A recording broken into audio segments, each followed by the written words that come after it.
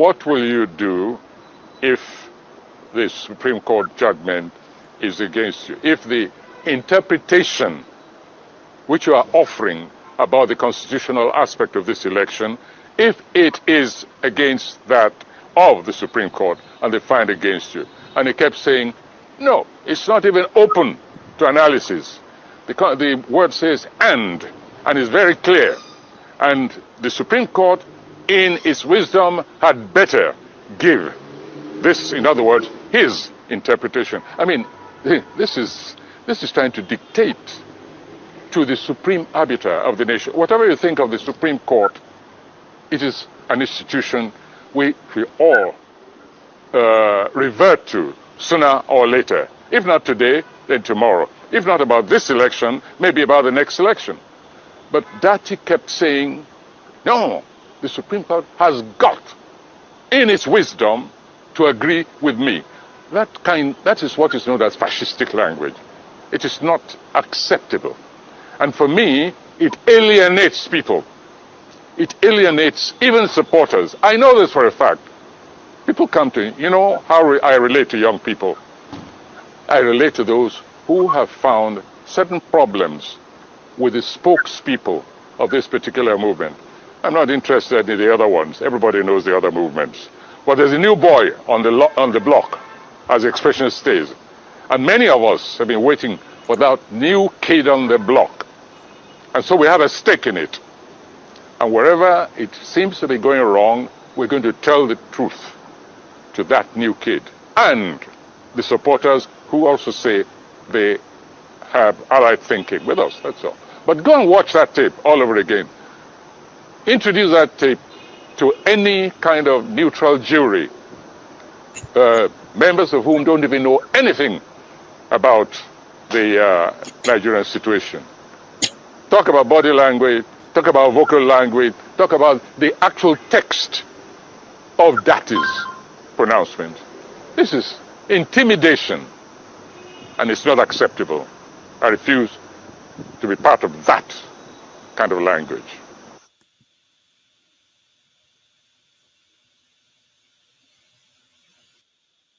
For Peter Obi is because I think that he will make a very good president. I'm an Igbo woman, and I am proud of him in the way that one is proud of a person who has achieved something and who also happens to be from one's place.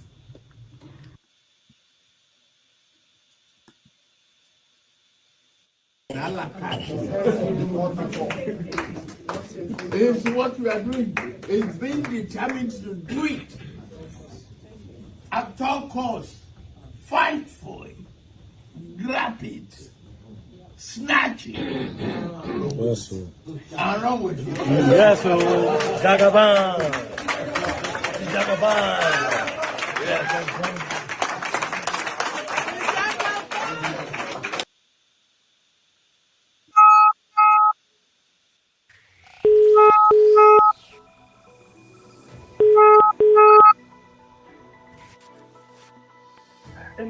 Good morning, Daddy. Praise the Lord. How are you, sir? Fine, Daddy. Good morning, Daddy. Amen. In Jesus' name, we are going to get a bright result. Thank you, Daddy. When I hear this your call and prayers, Daddy is very dear to me. God. And like I keep saying, if this works, you people will never regret this support. Amen. Amen. You know. We look forward to God's intervention. Thank you, Daddy. We look forward to God's intervention. Thank you, Daddy. We look forward to God's intervention. Amen, Daddy. Daddy, I need you to speak to the people in the Southwest. Your people in the Southwest and Kwara. Okay. I've been in touch with Kwara people. The Christians in the Southwest and Kwara. This is a religious war. I believe that. You know, I did the release, Nigeria Going Forward. Yes. And I'm coming out with the second one today.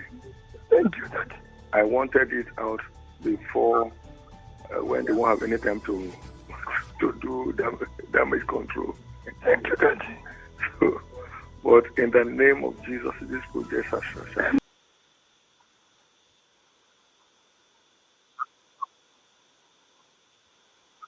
Tenure, because he's living on a very sour note, a note of sadism. I'm referring to the policy which overnight impoverished millions and millions of Nigerians. You know, the currency change, etc., etc. If he was hoping to go out on a high note, I'm sorry, he will find himself, he has disappointed. That single action has really wiped out the major part of his achievement, because to have embarked on an action like that and to have attempted, in fact, not just attempted, to have moved to disobey the judgment, the decision of the Supreme Court over the currency validity is for me a sour legacy to leave to those who believe in democracy and who believe that the primary duty of any leader, any national leader, is the welfare of the people. So whatever, if he's hoping history will be kind to him, his final act in office, I'm afraid, has soured the assessment, the possible positive aspect of the overall assessment. And let me use this opportunity, by the way, to go back to what I said about decentralization. You saw in what happened, the action, the initiative taken by certain governors, you saw decentralization is action, in action. I'm talking about when governors like El-Rufai, Akeredolu, Sanwo-Olu in Lagos, and some other governors, I forget which ones now, not only took the government, the central government, to court, but told their people, you ignore the center and obey the decision of the Supreme Court. They said, in our states, the old currency remains valid for as long as the Supreme Court pronounces it so. Said, so forget what the center says. Now, that, for me, is true federalism in action.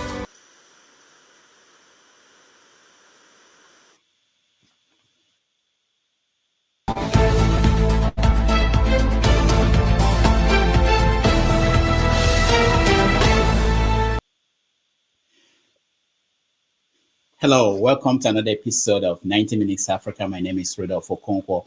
It's Saturday, April the 8th, 2023. Happy Easter and happy holidays for everybody celebrating. Happy Passover. And we are here today for a special edition of the show where we're going to talk about issues as they concern Nigeria. We have several issues that are of interest to us, including the entrance into the political arena of two prominent Nigerian writers, Wole Soyinka, the Nobel Prize winner, and Chimamanda Adichie, and the backlash. We want to talk about that. Where is Nigeria going? Where is the center? Why is everybody so angry? We want to hear from you. And already in the studio, we have some of our friends, and we want to invite them on to join us. Ngozika from Enugu, welcome to the show. Thank you, Doc. Good evening. Okay, Janaba, welcome to the show. Thank you for having me, Doctor. Paul, welcome to the show. And thank you, and good morning. Yeah, good morning. Let's start by happy Easter to everybody. You know, Janaba, I thought today you'll be busy with the church. It's a church celebrating Easter. It's a crime to be here. Everything about Nigeria is upside down. I wasn't expecting to see you. I thought you'd be trying to. I think where is Jesus at this point? Where is he in the process? Oh, he's keeping watch. He's in the tomb. Oh, he's buried. Okay, yeah. The Jesus of Africa is still on the cross. It's the Jesus of the Bible. But All we right. are not free yet. All right. So I can understand. I was just wondering, I think there are people who are waiting there. AB, welcome to the show. By the way, I'm not in the country, though. So give me enough time today. Quickly, then I'll leave. I'm not in Nigeria. I'm not in You're US. not in, okay, no wonder I've been calling you. That's good. That's true. Abby, welcome to the show. Hi, Dr. Damages. It's been a nice. while. It's been a while in the studio, but Yes, I never left you guys. I Hey, know. Paul, hi. And Ngozeka, my daughter said you are beautiful. Oh, thank you. Thank you. Yeah, Good morning. they know Ngozeka. They don't see Paul anymore. But they now see Ngozi. And Oga John Abba, well done. It's been a while. Brother, how's the family, sir? When I see the spoon going to your mouth, I think Jesus is still on the cross. Thank you, sir. You know, the funny thing is that people when I'm out there, people know John Paul, and they know more than they know. They remember that I there was something I used to do. All the question is, how about what is wrong with this John Abba? What's wrong with Paul?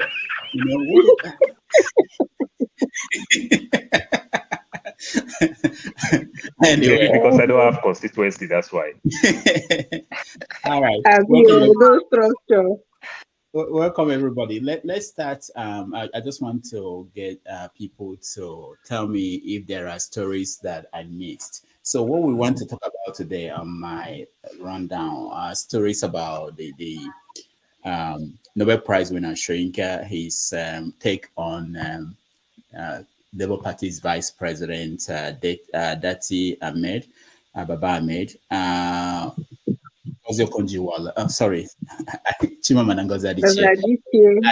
Her article in the Atlantic, and then we talk about Soyinka. He made a statement that he's no longer certain that he lives in Nigeria, which I think is dramatic.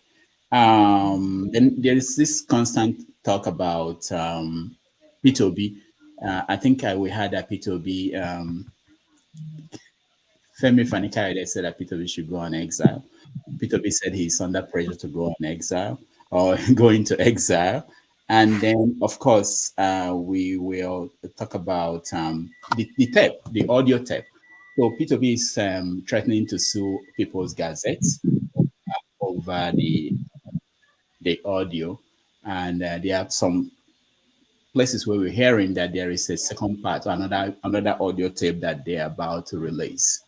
So these are what I have. So let me go to you, Ngozi. Is there anything that you are paying attention to not on this? Yes, the whole Buhaha, the Labour Party headquarters. Okay. I was following the story, and I heard that the state party chairman and supporters have retaken the facility back from whoever had it before, from the invaders. So I am surprised I'm not seeing that news. I'm not seeing that story in the mainstream media. Like I said the last time, the mainstream media leaves a lot to be desired about Nigerian news broadcasting. Most of the news we get it on social media, and that is why fake news is rife, because you cannot even filter.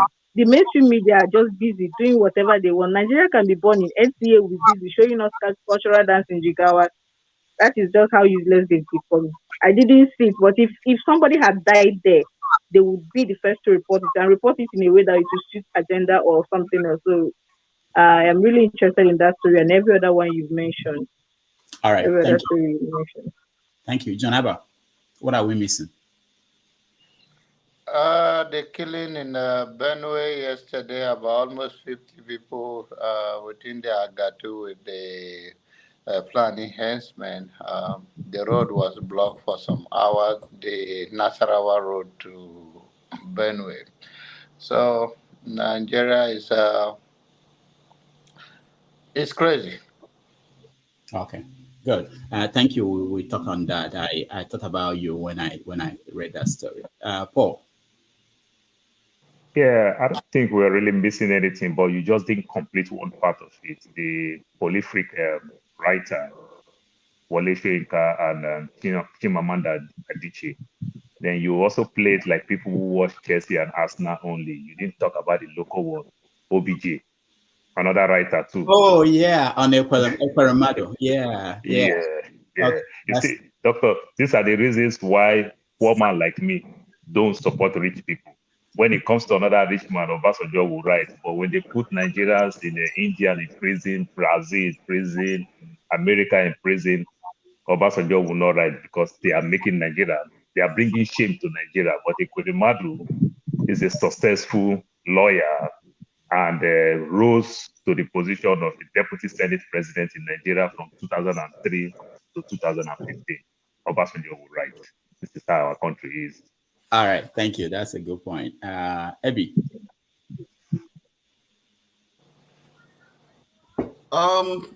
Yeah, you said it all. I think Paul spoke my mind a bit.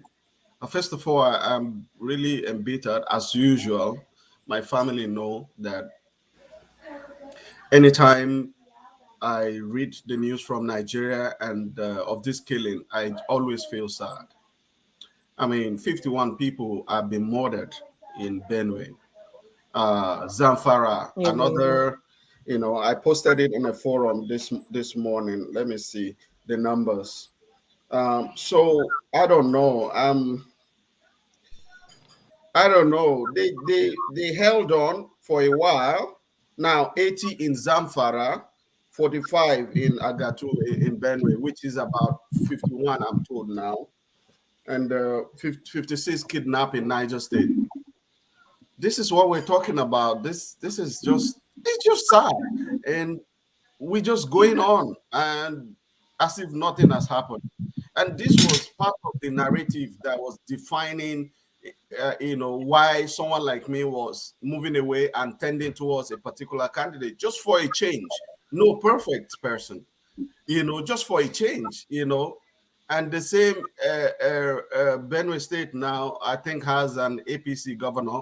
He's a reverend. I hope he can do something. I hope John Haba will give him support in the pastoral level discussion if he has access. It's just sad. I'm sorry. And for the letters, thank you, Chimamanda, wherever you are. I wish I was single. Oh, she's married, Ebi. Oh, okay. I thought she was still single, so I was wishing. One number caught you there.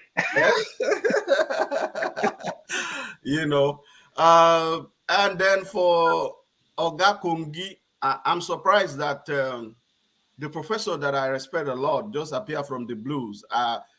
Amidst the barrage of things that to talk about that are really fundamental, that Baba Kungi is calling for Datis to come and do interview or challenge for whatever debate.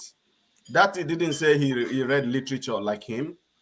He should face his thing. I'm a Yoruba man and I respect Wole, but on this matter of his of that he's talking about, he goofed, and I can tell him to his face, he goofed so badly, and he should make clear where he stands.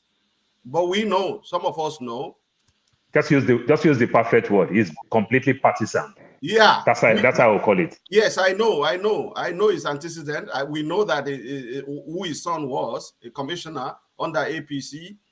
We know, so we know where he tends. I don't care what anybody says. That's a fact, And let's leave it at that. I think we need to also talk about.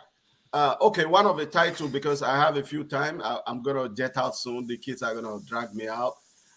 Talking about the Yes Daddy audio. I don't know. It's a mixture. I don't know. I don't know. I feel that it's a mixture of authenticity and fakery going on. And they had cut the message. And, there's a way, just like I'm speaking now, that you can pick some part of my messages, join it together, and it will be like Ebi said he likes Dr. Damage's wife, something like that. So it's a mix of genuine, maybe conversation and fakery. But fundamentally, somebody's right has been violated. I don't think it's proper to go and record somebody's message and, Hey, Kulata, go and sit down, my friend. All your analysis and bullshit, please take it away from here. And the next time you come on this station, I may not come again if Dr. Damages does not ensure that all of us, as we are seeing our face clearly, that Kulata show his face.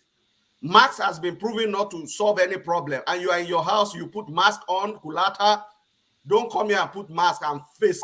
Come out like Ebenezer Komalafe, and speak. Stop dodging and stop sending $2. Send $200. Let's fight on this place with 200, like 10 times. I'm just kidding.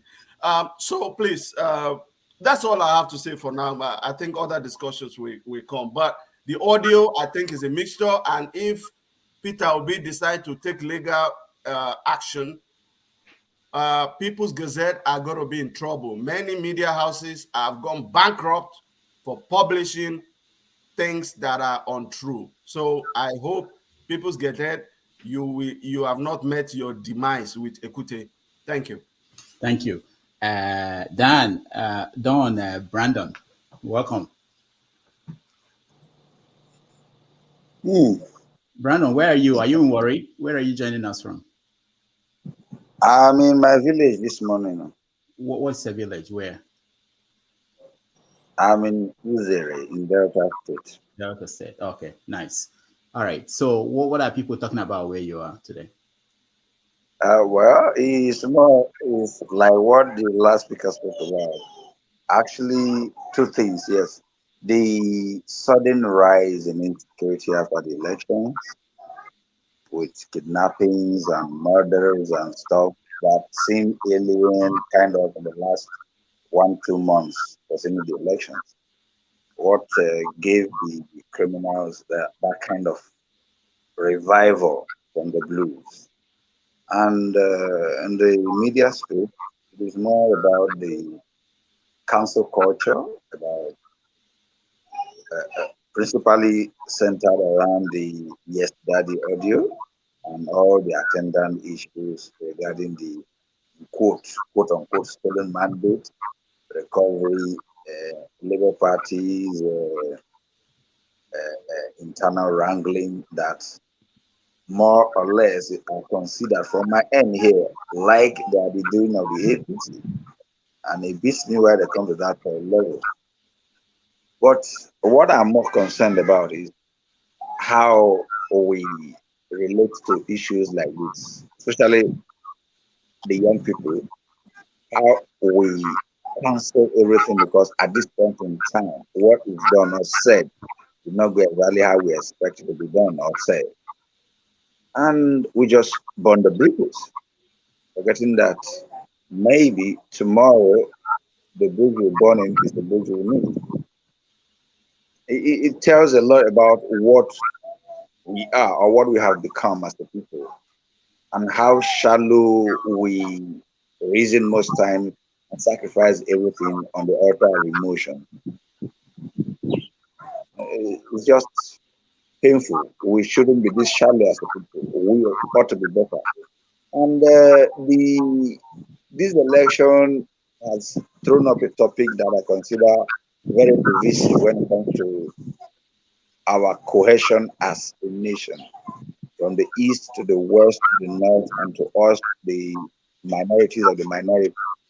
Because I'm an Isoko man, and I'm considered a minority within my state. But that doesn't make him less a human.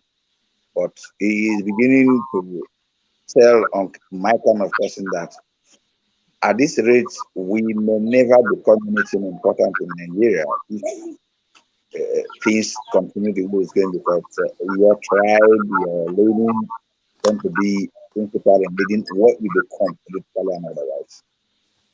Okay, Don, we'll come back to you when we talk on the topics. Let's go to Naija Go Better. We're counting on you, Naija Go Better, to tell us how, because at this point, I don't know anymore. Welcome to the show. Yeah, good morning, everybody. Yeah. And I believe that's everybody's prayer that Nigeria should become a better place, especially for most of us that are outside the country, that we'll be able to think, oh, I need to go for a holiday, or I need to go and relax. You'll be able to comfortably going back to Nigeria and be able to go back home, move freely, sleep, and have your eyes closed without any fear of anybody taking advantage of you. But going back to the conversation here, I think for me, lately I've been watching the drama, and especially like Senate and the House of Rep leadership tussle. Who's going to become the Senate president? Who's going to become the Speaker of the House, and all those permutations? I think it's going to be interesting this time around again. Outside that, I think Labour Party is also going through a lot of issues right now, which I told my friend yesterday that, most people and most of these big political parties, APC, PDP, they never thought Labour Party would be this successful. Even I personally, I never thought they would be this successful. Confirmed. But now they see them as a big party, a big contender. So now they're trying all sorts of things to destabilize them. So I would say they are marking them the way they'll be marking like the likes of Ronaldo or Messi on the football pitch now. No, they are no longer marking them as a rookie. So I hope the Labour Party will survive that.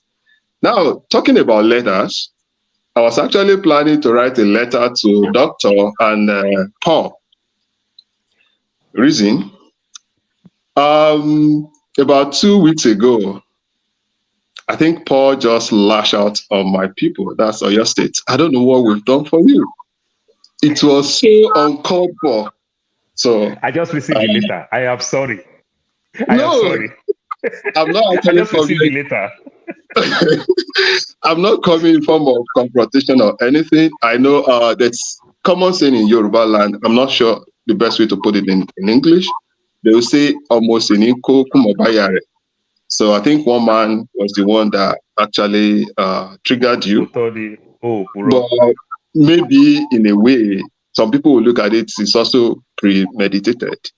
Because like doctor can correct me on this, there's a way some journalists will just come and get under your skin so that they will trigger you to say some things that ordinarily you wouldn't have said, and they will feel like that's what your innermost thinking kind of represents. So some of those things was so much that day, and doctor also didn't do enough to caution you to stop.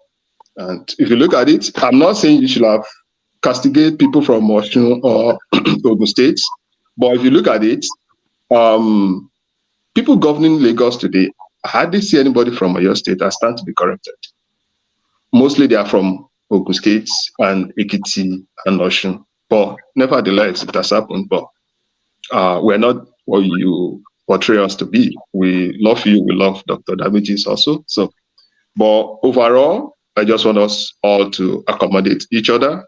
The ethnic tension in Nigeria, it's uncalled for. Most of us who are in a foreign land, we're enjoying ourselves. And I do tell my family that the freedom I'm enjoying in US today, I don't think I can enjoy the same freedom in Nigeria. Anybody can, for whatever reason, deny you your rights in Nigeria, and you just have to walk away unless you want to collect more than what you've gotten. So I think that's it from my side. So, I will leave. Nigeria go better. I am sorry. And on that same day, I think I apologize to the doctor. I am sorry. I will recommend a book for you by Mehdi Azan by MSNBC, Win Every Argument. So what I'm trying to do with one man went to more, I want to use his word on him back. But I think I generalize and use the word on your state.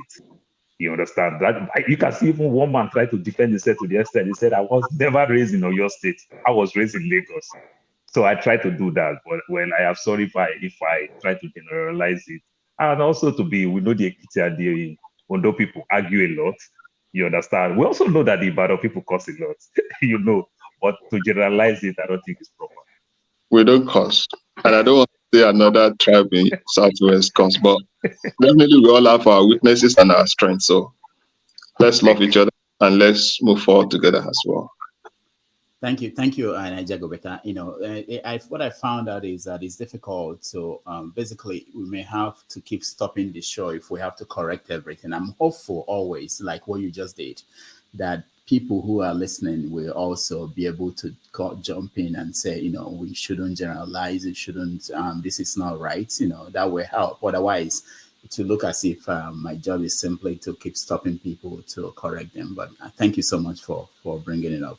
Prince Akwachi, what we're doing now is we're just saying we listed the topics we want to touch. We can't touch everything, but if there is anything that you think we missed that is important to you, we want you to tell us now before we start. Go ahead. Good morning, Dr. Damages. Though I did not see everything that we're about to treat. However, I think something of interest to me is, I would say, Donald Trump, you know, being in court, never say, never say die, or whichever way we can put it.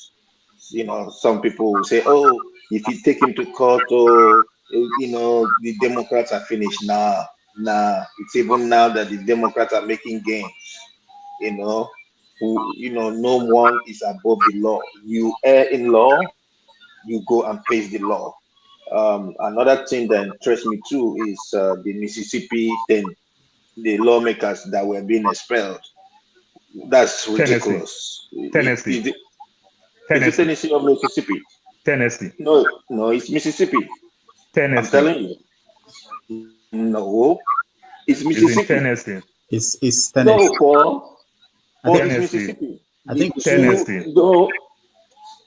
Where they kill the kids in school. No. Yeah, where the lawmakers that were that expect joined 2 black protesters. Democrats and leave 1 white Democrat. Tennessee. No, it's Mississippi. It's Mississippi. Okay. I could bet it on anything. Okay. When you finish your session, just go online and check. Wait, let's see. Let me see. Jones. I don't know what I'm talking about.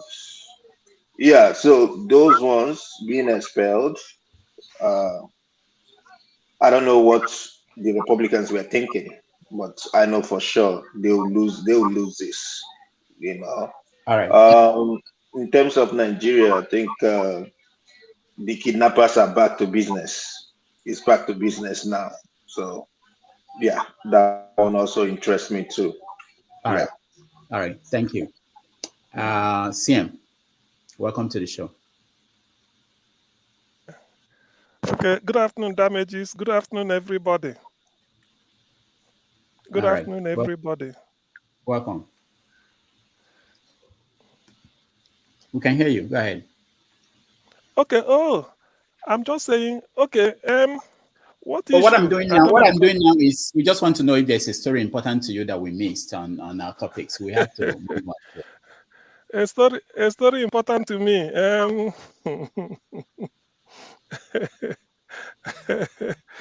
Well, I don't know. Which one do I select?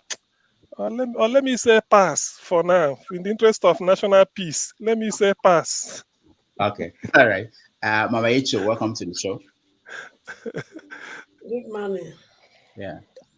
So we're looking at stories. You're the last person that will take your opinion, then we go into conversations. Is there any story that you are looking at that we didn't talk about on our topics? Now, my own story. Now, they bother me. Which is what? Nigerians, you sadden my heart. I'm only doing what I want to do to alleviate poverty. The assignment related to football, God did not ask me to collect money from you people. That is why I'm going to collect loan. I'm begging people that have collateral to give me their collateral to collect loan. And one of you has the audacity to call my agent Say make them work together, make them dupe me that money. Abba. Una no know who I be. Oh. Una come think say una plan go work like that. Papa God when he send me message, he dey my back can't pay. How dare you? Calling a Malaysian to work with you to dupe me of the money I am begging people to loan me to help poor Nigerians like you. To use your talent to make a legitimate living instead of living on Yahoo Yahoo. Hey, but you see this person when I do this one, I will use you as a scapegoat. I've already called my lawyer. We will investigate you neatly. People Gazette will work with me on this. Sahara Reporter will work me. We will make public disgrace of you. And I will see you nothing here. I won't let una know say, Abuna mama. But the teeth when dog they take follow picking they play. Now they take bite am.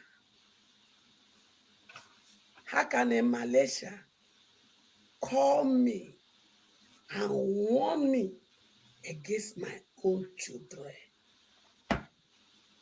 You see this one I said I not go leave.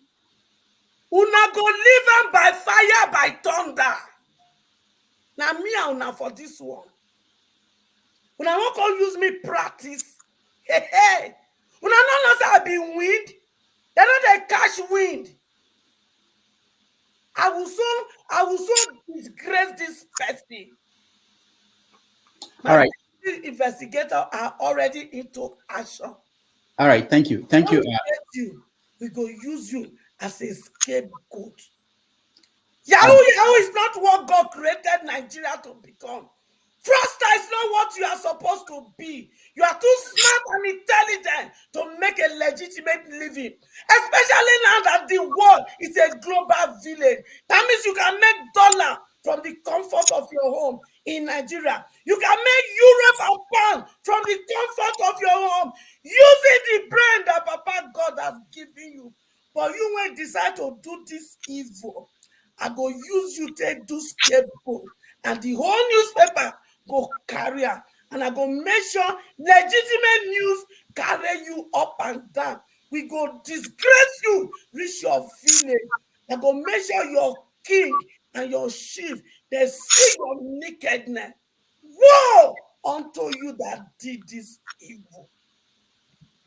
All right, thank you, Mama H.O. Let's go to the first conversation. I will, let me take out just anybody, and then I want to get John Abba involved because I want us to talk about the killings. I think it's important. Let's get it out of the way before we talk about other things going on in the country. So let me get John Abba. Oh, Mr. Scribe, I didn't get to you. Welcome to the show. Oh, hi, Rudolph. Yeah, I can give way for Pastor. Where is Janaba? Let me give way for Pastor. Oh, okay. All right. So what's happening in Benue? Someone said, I think two people raised the issue. It seems to be that there is another a return of the kidnappers and all these activities, and do we know why and what is the solution at this point? Are we just after the election we're going back to how things were? Let me go to Jonawa because he's outside the country. I don't know where he is. He's outside America. So let's hear from him, hear from Gozeka, and then Don, Brando, and then we go to people who are outside Nigeria. Jonaba, go ahead. These clashes between the Fulani henchmen in Agatu area has been going on for quite some times. And these the recent ones, about 50 something people killed. And yesterday, I believe, the road were closed for hours because there were protests over there. I hope that the incoming governor-elect will do something about it. I don't want to talk about some of the sensitive issues because of the way the structure of Benue and the people always think that Benue people are just thief and Idoma and Agadu people, but there are also other houses who are part of that land. So the crisis is deeper than the surface of killing. I think if we say it's just flood enhancements, maybe we are not deep into it. If we say it's just a kidnapper, we are not deep into it. It's a clashes of some of them want to use the talking point, thinking, saying that it's a reclaiming of jihadist movement and all of that. But I think it's beyond that. So the governor elect is a reverend, and I hope we are going to join him in this to settle the internal problem between the settlers and the indigenes of the place so we can rectify without other lives, losing other lives and properties. And like you know, it's not only just in Benue.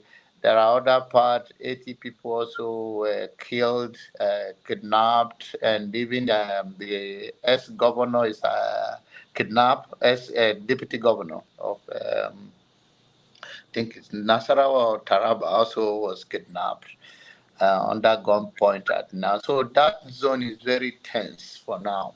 I hope with the incoming governor-elect of Benue State, we all join hands to see how we can settle this thing, the internal fight. And then, like you know, Nigeria is a very, very dangerous place because I always say that we all throw fingers of or pointing fingers, blaming people. But the people that we all serve us are our citizens.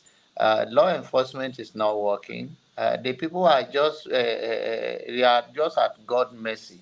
If you fly, you are on life support. If you go to hospital, you are on life support. If you travel on the road, you are on life support. I was in the airport in Nigeria the other day for 5 hours for a flight that is meant to take us in. It was scheduled for 5:55. I never take off. 5 hours later, nobody to talk to. No, you are just at your own. And then we blame government. Of course, there should be regulations, but then those people own those planes.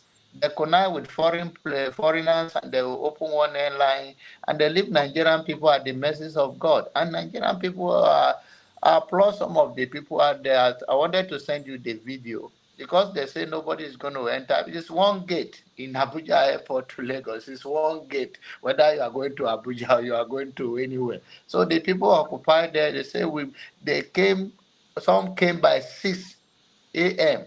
trying to make a flight of 8 o'clock. They stayed there 3 o'clock. No, was no answer. So this is the country that we are going through in every ramification. Nigeria is in trouble, and I think we should all turn the mirror on ourselves and look. Before you blame somebody, if you are in position of leadership, of influence, of anything, are you going to have a neutral mind and to speak to the need of the masses? Now I bought 500,000 naira for 40,000 naira from bank in Benue State when I went there. In bank, it's not POS that they say. This is in bank. Is that how we're gonna live? Is it if somebody get upset and started going crazy and do something crazy? That is what the news will carry, and then we're going to be shifting the blame who is that, who is not that. Why every Nigerians, we have a part to play. We have to be kind to one another. We have to have a conscience. How can you sell money? You are in the bank.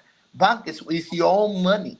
If you are doing it POS, whatever they call, it's a different thing. This is the country we are talking about. And we are talking about what about the masses? The only ATM is getting better in some developed area like Lagos, and not only all part of Lagos. When you go to places like VI and all those Banana Island, then you see that kind of treatment. You can withdraw whatever you want. The other remote area is 20,000 in ATM, and people line up for money till night. What a fight bust there.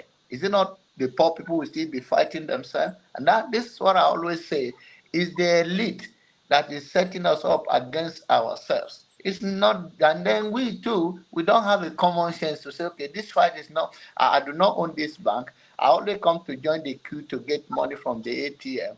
And that is the same pain I'm going through, it's the same pain, but they will turn against each other because we somehow, the value that we are raised with, enshrined in us, have been stripping off. You can see in Nigeria now, somebody can just kill somebody and walk away. Nobody will even run to say, what do you do? Somebody will just walk away. Like a human being is like animal. Is that the country? So the Benway issue is there, but it's beyond everywhere, political arena. I'm going to get off the So, line. Janaba, sorry to stop you. What is the solution? As someone from Benue, I'm sitting here thinking, if this were to be happening in a state like Lagos or Ogun State or Anambra State, I think people would be a lot more. Or no, I don't mean to say angry, but people will react more. I mean, it will be something that people will be talking about every day. If they kill 50 people and go away, the next time another 60 something killed. But in they Benue, it looks like it's protested. common. And what is happening? What is the solution? You can tell us. That is what I'm trying. That's what I told you earlier. That is between the settlers, right? The problem that I'm trying to tell you how the Benue. Oh, this is not the first time it happened in that Agatu. If you've been following it, that very particular area is between the Fulanis, henchmen, settlers, and the indigenous of that place. And that's why I say I don't want to speak to the sensitivity, but we are talking about the killing of 50 plus people, right? The solution is to have a dialogue with the people, with the community. How do we, because sometimes it's about testing of power. You know, this, since Nigerians, everybody threatening everybody. So Even why is that? Why hasn't that happened till now? I mean, this has happened for years. the governor, the governor also, the outgoing governor or two. I was saying it. People think it was like a joke. What the way he was approaching the issue of Benue was not the way. It's not leadership. It's causing more problems. Now, we in Nigeria, there's no. If you have power, you use it the way you want to use it. Until you have a power that is more than your own. So he was confiscating their cows that come around in the town. And he was used. It was a whole mess. We were in our own way and influencing this movement, underground movement. So you can't do that. Let them be fine. It's like police pull you over in Lagos, say you are on the phone, and then the next thing that you tell them, okay, give me a ticket, let me go pay my fine. And they say, are you crazy? You're going to go and stay for how many hours? So the people that make the law that say that if you get caught on phone while driving, it's a crime and should be fined.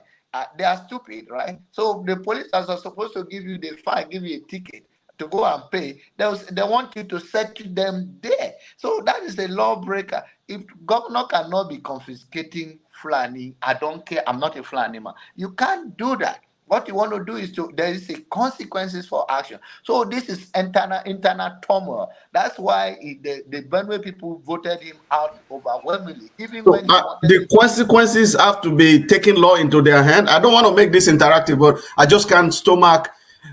I understand your perspective, John, but I don't think you're getting. I don't think you're getting. I've been following this for years, and I know you're from that state.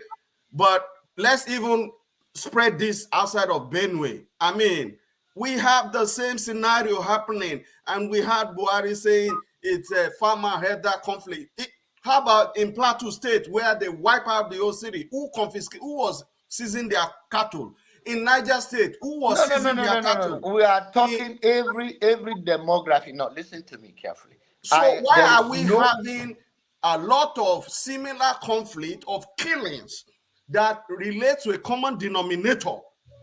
Okay, across different states. So I every don't know state their they are motive, confiscating but I'm people's trying to cows. tell you.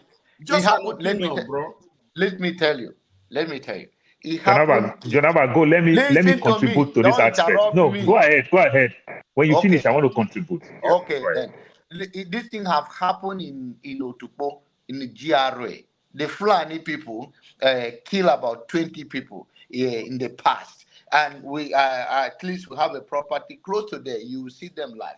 There is no excuse. I'm talking about the leadership of how do we stop this kind of thing? How do we rectify it? And I say to you guys, I'm not going to stay here and tell you who is wrong, who is not right. But it's all I'm talking to about who pour fuel in the fire. That it shouldn't have, it could have been done in another wise way. Then we talk. Let's talk about Boko Haram when it happened in Borno State. I grew up in Bama. You can't go to Bama right now. A tree grows on the street on Bama.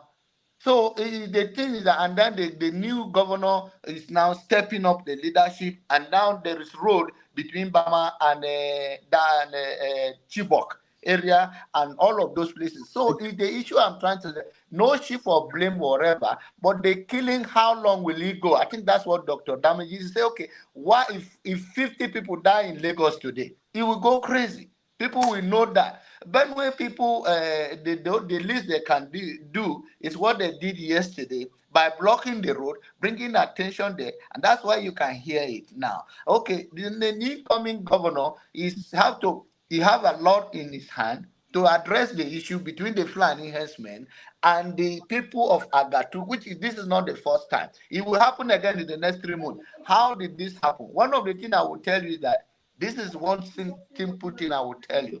There's no reason anybody should die. But what happened is that the local leader, it's all part of corruption.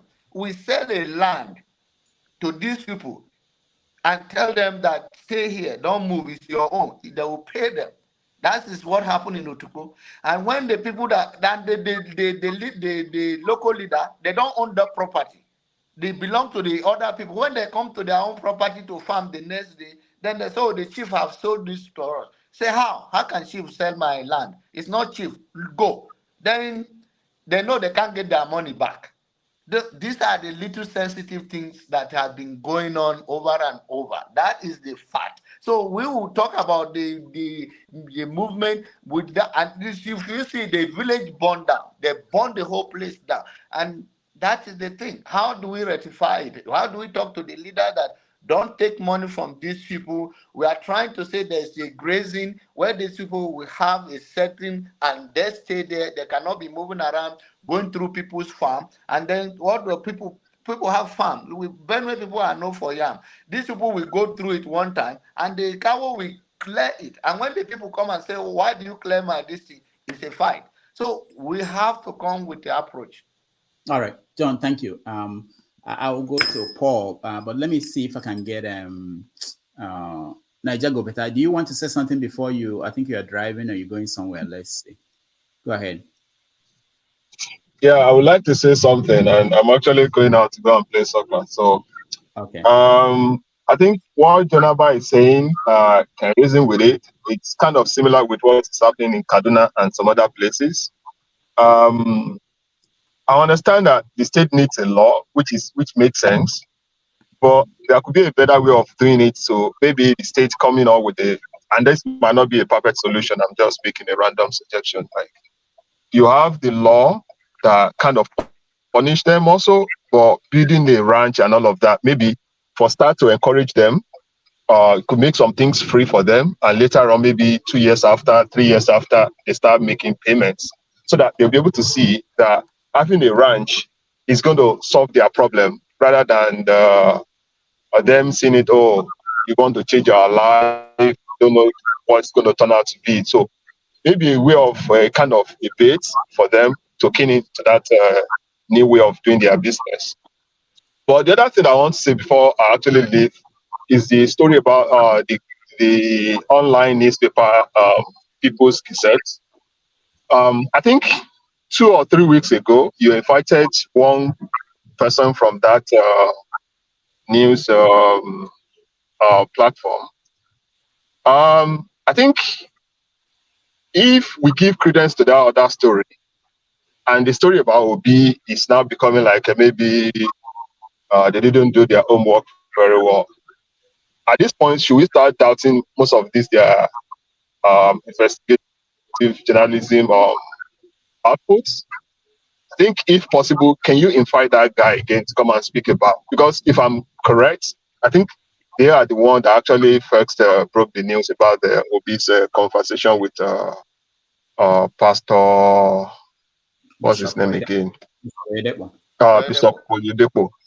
So I think we need to invite him again, if possible, to listen to him and see what he has to say to this one, whether they can come out again. If we expect our politicians to come out and apologize or to say I make a mistake, I think I will expect the same thing from a news outlet to be able to come out, hey, on this one, this is the fact, it was not doctored.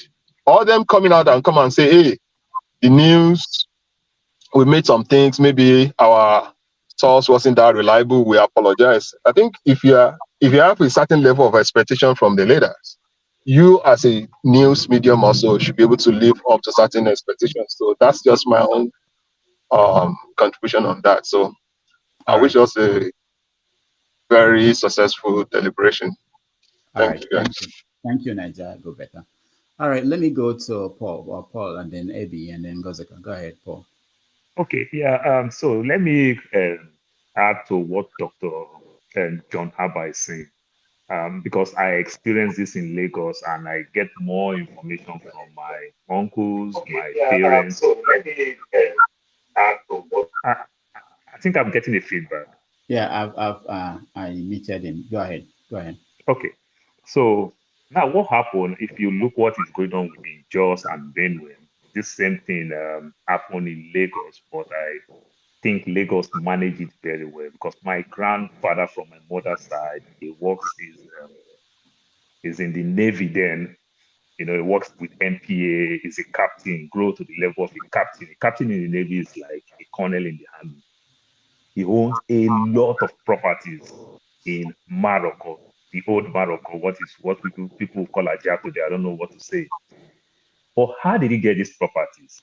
These are people, they come from waterlogged area in Delta State, so they like water. Owns a lot of property. When he started buying property, he initially bought a property in more of a land. But because of he love water, they started pushing them. So they give them a lot of property because as at that time, nobody in their right sense want to live around that area. This is what settlers do. Settlers will go to a place where nobody want to go and equally use that opportunity to enjoy vast land. Now, over time, when development started coming, you see people will start complaining. How would this person that doesn't belong to this place who own all these portions of land? That caused my grandfather a lot of problems. But luckily, the only one of his daughter who was educated, working in federal secretariat, that fought. He could be able to keep good portions of those land before Rasaki destroyed destroyed Morocco. And they still fight. Rasaki still even give them some portions of properties in Jakonde. This is how they achieve it. And when you look Lagos very well, Tinubu also pushed the Igbo people when they were selling parts in Idumota, pushed them to trade fair. Also waterlogged area. They use that opportunity to develop this place. Now in Jos, now in Benue, people bought this property for a very long time, where the so-called indigenes don't see themselves live. But when development catch up with those areas, then it just look like some people just say it like, these people just come here, just claim all our land. I don't think anybody in this right thinking will just go to another man's state, village, town, and claim land. They bought the land, they might enjoy all those things. Then, in the name of probably no good paperwork, nobody want to live there. The indigenous never live there. They enjoy vast land. But over time, then people start fighting. People don't know the history. Then they start fighting here and there. I think these are the things that is causing all this problem here and there. And it's time for government to learn how to do this same thing. Tinubu did something some years back when the traffic was in Lagos over these tankers. There's somewhere close to Badia. It's called White Sand. They play ball there, play ball there. Back then, Tinubu give the trailer people vast portion of land to build their trailer park and everything. And what the trailer people did, and they did the right thing. They said, give us certificate of occupancy. Then we're going to develop this place. But if you don't give us good paper, in the future, one government will come and kick us out. And that is the problem that is going on up to date with those trailer parks. Because somebody coming from Kanu, somebody coming from Nasarawa, from Gombe, from Bayelsa to come pick this thing, where this person stay? If traffic meets you on the road, you just stay there. So some extent, it's not even the trailers people's fault. They are coming from somewhere, they met themselves in traffic and they stay there. But if the governor has done the right thing, say, okay, I'm giving you people this portion of land, probably they'll pay and park in and park out, just like we do everywhere in the world. Things going to be solved. So I'm just using that as a more example because it happened with my grandpa in Lagos. And when you look Lagos very well, there's another thing they do in Lagos. You see a particular tribe, you see the Akwa Ibom people, what we fondly call back then the Calabar people, they group themselves in the Jesha area up to Lawansin. You see the Igbo people, they have their place where they dominate. You see the Hausa people, partly in Ajegule, partly in Alabarago, partly in Agege. You understand? Then one young boy come from nowhere, started fighting, oh, they've claimed all our land and everything. I don't think it worked there. When you find out the history of those places, they are the first settlers there and they bought some of those properties. So the government should find a way to manage it very well than creating more problems. All right. Thank you. Thank you, Paul. Abi. Yeah, thanks, Doc. Paul, I almost said, what exactly are you talking about? You know, with all due respect, okay?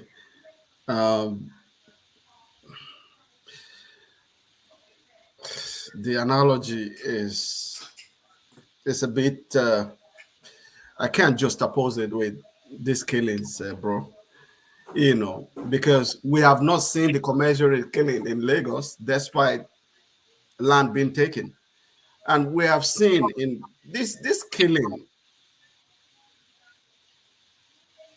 for me, is pre-planned, is purposeful, and is driven by an agenda. Every other symptom that you may be seeing are just coming as a form of excuse, as far as I'm concerned.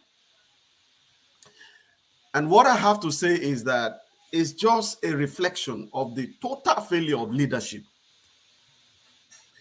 Let's close our eyes today and make John Abba the governor of Benue State. With his experience, with where he lives and where his children are growing up peacefully, I bet he will take a totally different approach and be interested in facing the actual problem where it's coming from. You will be surprised that you will you will solve the problem of, you will not seize people's cow like Autumn, whom we think has failed.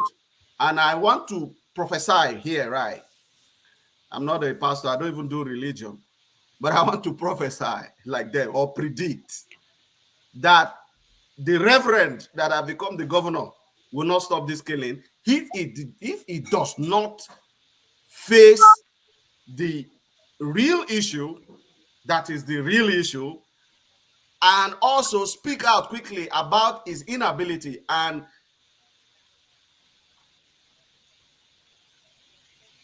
where his power will stop, because it will be beyond him.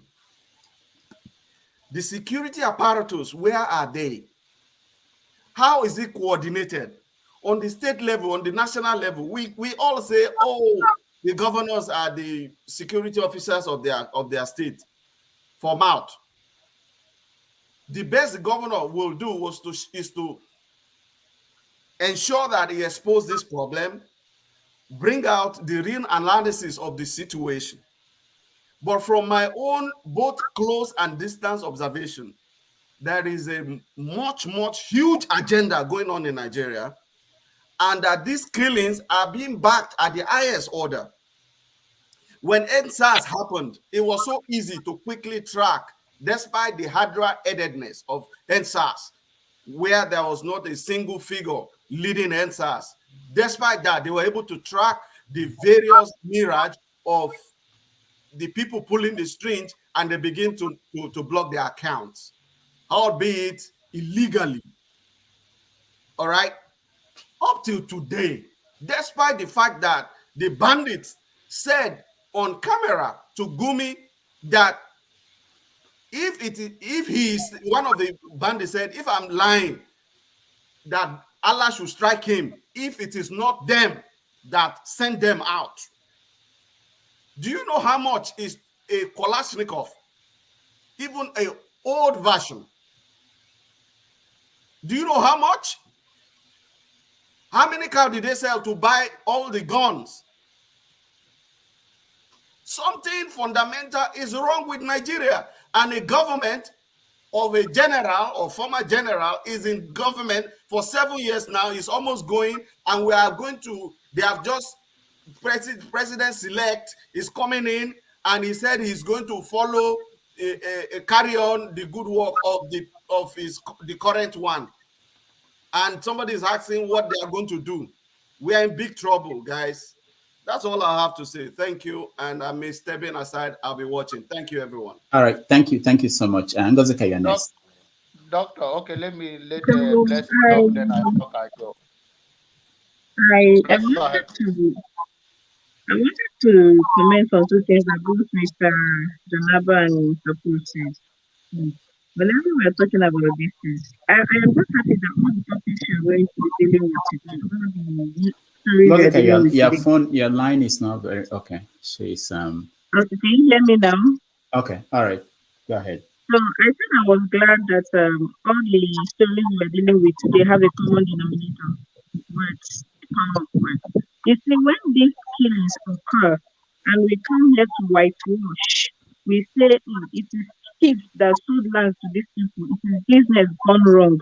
Oh, it is settlers, and now the indigenous are trying to reclaim after seeing that the police, we are not being sincere.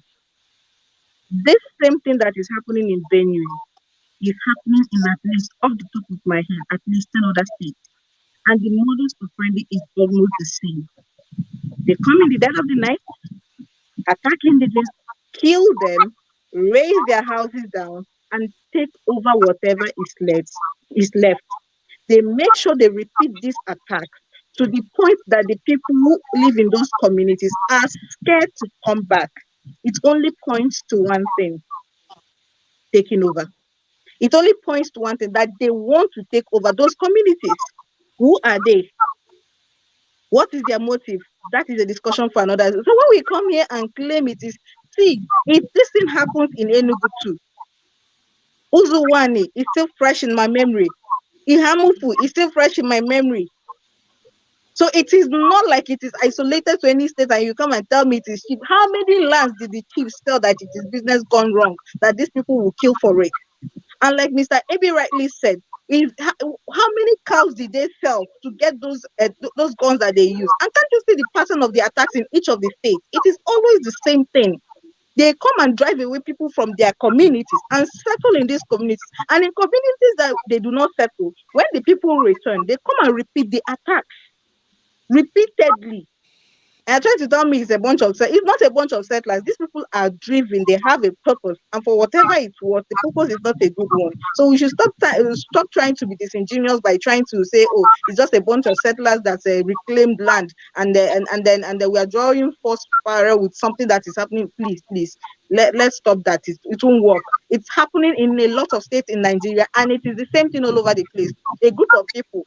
And it's always the same people. I don't want to call their name. I don't care whose ox is God. It is always the same people, always involved in this kind of attacks. Always the same people. Over in Benue, in Enugu, in any state they attack, it is always the same people that have been pointed at. Why? And and we are here sugarcoating words that they are chief paid what. The one that they did, okay, let me give you a funny story. There was a time these people started moving into my place. They started bringing their cattle. It's very close to our in every village, at least from where I am from, in every village you have a place that you have the settlement. Then you have farms that are close to the settlement. Then you have farms that are further from the settlement. Now, when people farm in those ones that are close to the settlement, it's usually vegetables. All right, Gozika is frozen. Let's go to. Let me talk and then I summarize. I'll go, doctor. Okay, go. No, everybody need to talk. God, John, before you talk. No, my Rachel, hold on. I want to answer that. So in the Benue, help me tell Oton. Tell her, say that shenanigan when he used 8 years do for Benue State, and they come for her. And maybe, settlement. See children. Mama Rachel, hold on. Mama Rachel, hold on. Let's be. Sorry. Point is that. Sorry. Hold on. Mama Rachel, let's actually moving forward. There's no way Jonaba is going to see Autumn and to talk to Autumn. So that's of the. Let's just, this is serious conversation we should be talking about. Jonaba is not going to see Autumn to tell Autumn anything, but you can say what you want to say in terms of this is what the governor should say. But let's go to Ngozika to finish up. Ngozika, go ahead. So, and when these people started moving in, they started with the farms that are far from the settlement. They started destroying people's crops in the farm, and my people mobilized, and they had vigilantes. Whenever somebody went to their farms and saw that their crops were destroyed, they called the vigilante people. They go down and inspect, and then if they see them, they tell them to move further away. Then they got bolder and started moving from those farms that were very far from the settlement to the ones that are closer, to the extent that you feel walk out from your house, come on, see them, they pass that road way the back of your house with their number of cows. And we did not sit back. This is where I'm coming to. You asked Mr. John for solution, and he just went on. I didn't hear any viable solution. And I'm glad that he has finally come to Nigeria to see, because sometimes when they are talking all these things, Mr. John will just be making jokes of it, and it's really irritating. We started by these people. When they come, they don't hide it. They don't hide it. They don't disguise. They come in the daylight. When you give them an inch, they take a mile.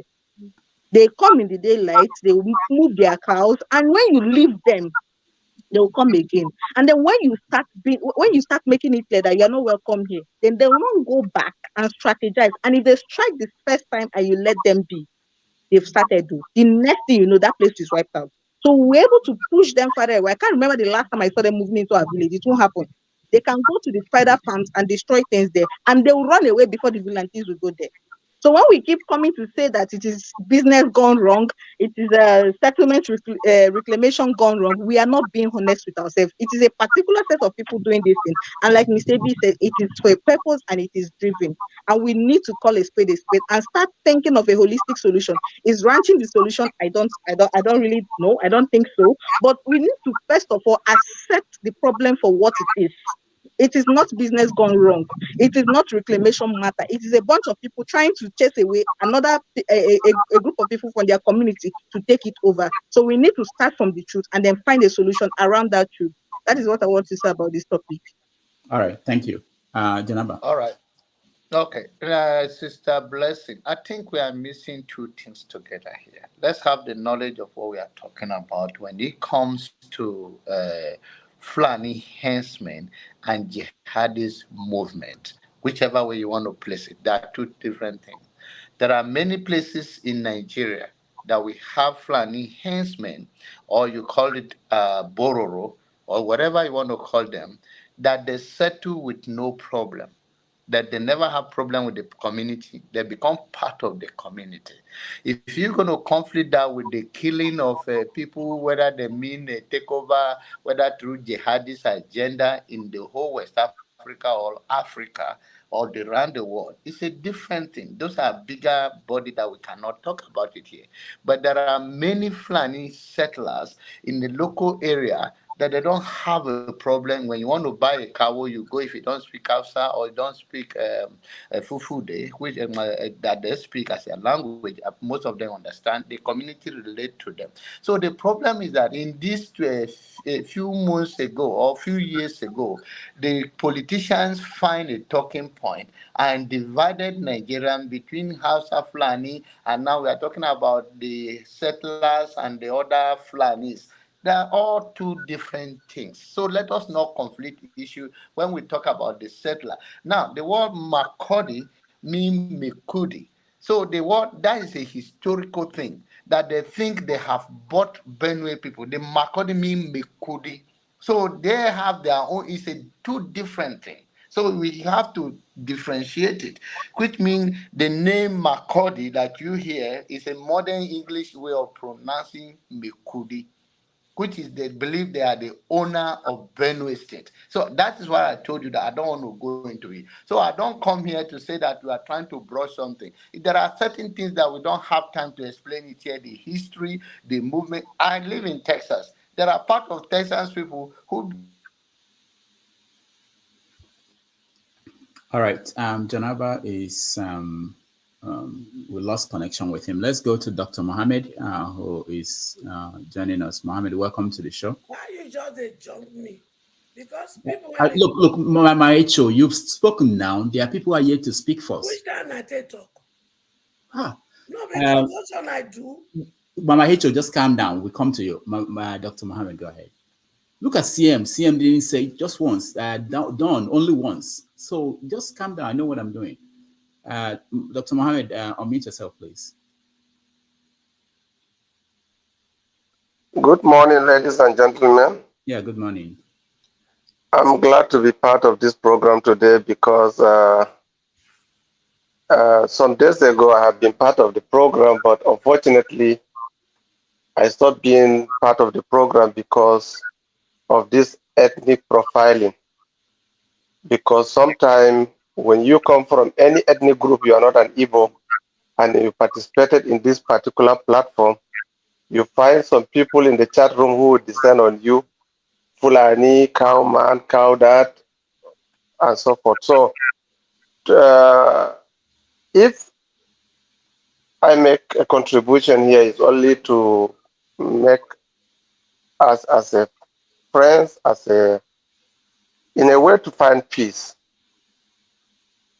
Like Ngozika was saying, is completely different. Simply because the Fulani people, I am one of them. I just came here just because I heard you people are saying something about Fulani, and I want to clear your doubt about who are the Fulanis and what the Fulani stand for. If now, for a few days ago, when this election took place, and we have issues regards to the election, this platform become a hot base for all obedience, where people pour their mind, say their mind, do all what they want to say. Because why? Because their ethnic group has been affected. Some of them because their religion has been affected. Now, to be honest with you, the problem we are having today with the Fulani people is not the Fulani tribe by se, but the politicians use it because they are a group of machinery that can be used to make impact in their own political situations. When Jonathan was president, his tribe, because of the Niger Delta Avengers, they tagged them terrorists, they tagged them everything. They try to deal with them in a way that you will never like them. But when it comes to the time Buhari administration, then they start now looking into the Fulanis, and they start grouping the Fulanis, and they link them up with even the group of West African jihadists that are not even, these people we are talking about, Fulanis that are cow rearers, are hoarders. They are people that live all their life in the bush, and they live with their animals, sourcing for their daily bread And let me tell you, those that sell cow in Igbo land, they are not even Fulanis. They are traders. The name Fulanis are not even selling their cow. The real people who move from village to village with their cows, they only sell their cow when they are in problem. Because most of them, they are not even the people who own the cows. It's the people in the city that buy these cows and keep them in the bush because they are no longer Fulanis that rear cows. They now empower some Fulanis that are living in the village to rear it for them. And those people now, their duty is to graze those, to rear those cows. They move from community to community looking for something to feed them. Over 100 years of their existence, this community clash they used to have between the herders and farmers has been existing. The only difference is that there was a true leadership. If anybody farm is being destroyed, they hold the person responsible and they get it paid and life goes on. But recently what is happening now is just like ethnic profiling. Simply because they want to take advantage of the political system to govern people within their own locality. Like we Fulanis and TVs, we are like cousins. Every Fulani man, when he see TV, he always call him like his cousin. They have some jokes we share. We have jokes we share. And now when John Abba was saying the founder of Benue or located in Makodi is Mekudi. His name is Audu Mekudi. He's a Hausa man. He's a trader. He only went there and he lived there, and the state was give that Makodi as a name. There's some little things that happen, but definitely it is not to generalize the Fulani people. It's just because presently now the few Fulani people who are living in the bush, who have been denied their civic right of movement, they are the ones that now having problem with their settlers and the people they live with. But whenever people talk in the platform like this, you feel that they will generalize the Fulanis. They will say all the Fulanis are bad, all the Fulanis want to claim land, all the Fulanis are moving to take over communities. If Fulani did not take communities in 100 years ago, they didn't take Igbo land. Is it now that they will take Igbo land? When every one of you knows the importance of land, knows the values of land. So please, I want us, when we are talking as a group, we should always consider to single certain fact that we are not generalizing everybody to be the same. We are Fulanis and we have linked with many countries. If you ask a single largest tribe that you can find anywhere in Africa, you find Fulani are one of the tribes. But you cannot just because one Fulani man went to Anacha and at that place he has problem with people of Anacha, then you now think that he want to take over Onitsha because he has the power of God. No. Politicians are using them somewhere for true, for life. But it is not every Fulani man that goes to other places just to look for land. No. The issue of looking for land is not their mission. Their mission is that whoever earn their livelihood will take the price of getting their rebellion. Because somebody have 10 cows and you matched all of the 10 and that is what he live on. And he don't have anywhere to go. What do you expect him to do?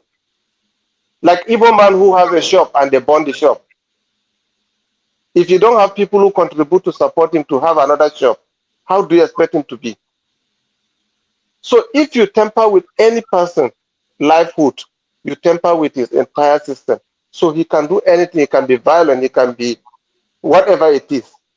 But I want us only to consider that it is not always that we continue profiling ourselves, that this group of people are not good, this group of people are better. Please let's understand, everyone's interest when it's been touched, you must be up to defend yourself. Now, Igbo people in Lagos were were attacked because of politics. But today, there's people who are coming out in this show saying that if you attack me, I will attack you. It happens. So please, let's always try to make peace out of any situation we find ourselves. If we say we burn Nigeria because Nigeria is no longer working, I don't think if we have anywhere to go. So we should try as much as we can to educate some other people about why we must be together, because we need each other in any way. We need each other. Right. I've been living in Aba for 15 years. Before even, by now I'm in Aba for 20 years before I came to US. So I have never seen this type of thing happening before. Thank you. Right. Please, if there's anyone that will add. Dr. Mohammed, thank you so much. I like that you are here and that you can give us a perspective that most people might not have. And I want to ask you, we're looking at solutions because it's so outrageous that this has been going on for a long time.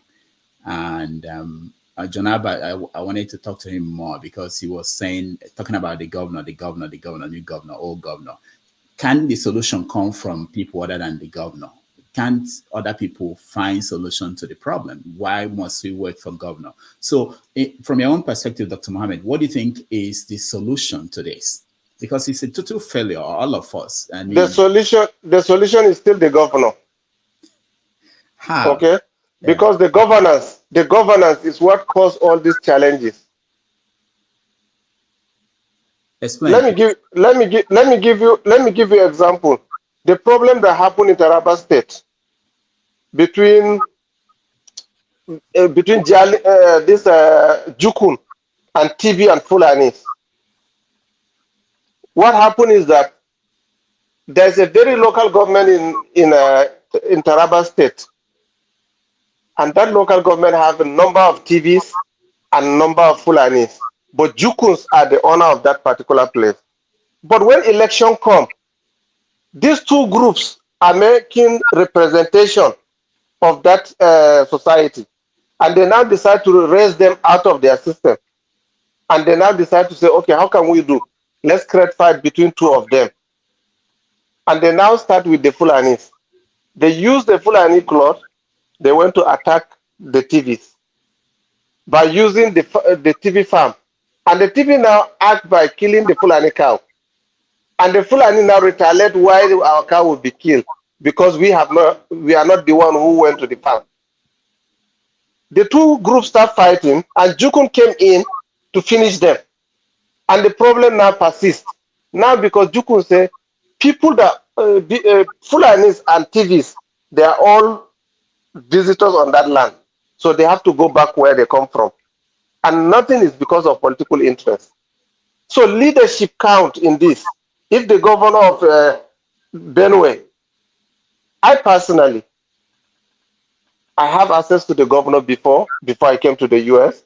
I'm part of the committee that settled the piece of this Fulani conflict with the information we share with the governor to be able to make that peace. The governor did not use any. Because what they need is just to remove those people out of their land so that they can continue doing their political things. And now the land, most of those lands we are talking about is just like what John Abba is saying. The example of it is that most of those lands were sold to the people who are settlers there. And imagine now when I was in Aba, I was given a land for 50,000 far back 1996. Had it been I bought that land that time, today somebody say I will not own the land. How do you think I will feel? That I'll be deprived from my rights. So this problem is with the politicians. It is not with us. It is not with our people. It's the politicians that are creating this problem. Now, if they did not get the solution from the governor, it's very difficult for the solution to be met. All right. Thank you. Ismail, welcome to the show. Hello, Dr. Damages. Hello, everyone else. Nice to see you. Thank you. So we're talking about the killings that started again in Benue and in Zamfara and other places in Kaduna. There were kidnappings all over the country. So what do you think is the solution? This is a very sensitive topic and issue, and it's personal depending on who is presenting the case. For me, I'm just wondering, during the election time, where were all the troubles? What happened? Why all of a sudden there was nothing like kidnappings and maimings, lands, and all that? I'm just wondering, why now? Why now? Nigeria is decaying, and I just believe that certain personnels in power are not playing. They're not doing their very best for the people, and we the people, there is a gap, a big discrepancy between the people in power, the powerful who are asking for respect, and the people. People want solution, and the people in power are not doing anything. They are keeping a blind eye to problems that are ethnic. And during political periods, they harness those political, ethical, and religious lines for their own selfish interests, forgetting that humans are involved. It's disheartening. Be it Fulani, be it Igbo, be it any tribe. I just want peace and the best for everyone in Nigeria. We want the way forward to solutions. I agree that if you come to a place and you bought the land in 500 years ago, there's no way you should be told to leave that land, whether you're Fulani or Igbo or Yoruba, regardless where you come from. I believe in justice. The Ezes, the kings, the people of authority, be it from the local levels to regional levels to national levels, should be involved and be fair. Kindly remove politics, if I would say, into things and factor the human lives. Be merciful, be kind. We should learn to be kind to our fellow human beings. You should not dream to have what is not yours. Fight for just. I don't know. I'm just tired of this Fulani kidnapping and all that.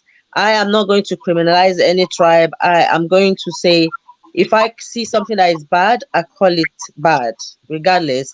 But so far, I want peace for Nigeria going forward. We are one big family, regardless our tribe and our languages. We should be. We should have open arms. We should show love. You know, in love we thrive. One day we're all going to leave these lands anyways and decay and go. I don't know. I'm just tired of all these qualms. Thank you. All right. Thank you so much. Man of Prestige. Yeah, good morning, good afternoon. Can you hear me? Yeah, we can hear you. Yeah, thank you very much. I greet everybody. Yeah, let me start my summation, beginning with what's happening in Nigeria. I think we're just talking about the killing, what transpired at, I think, someplace 80, 50 something or 100, so about 100 and something.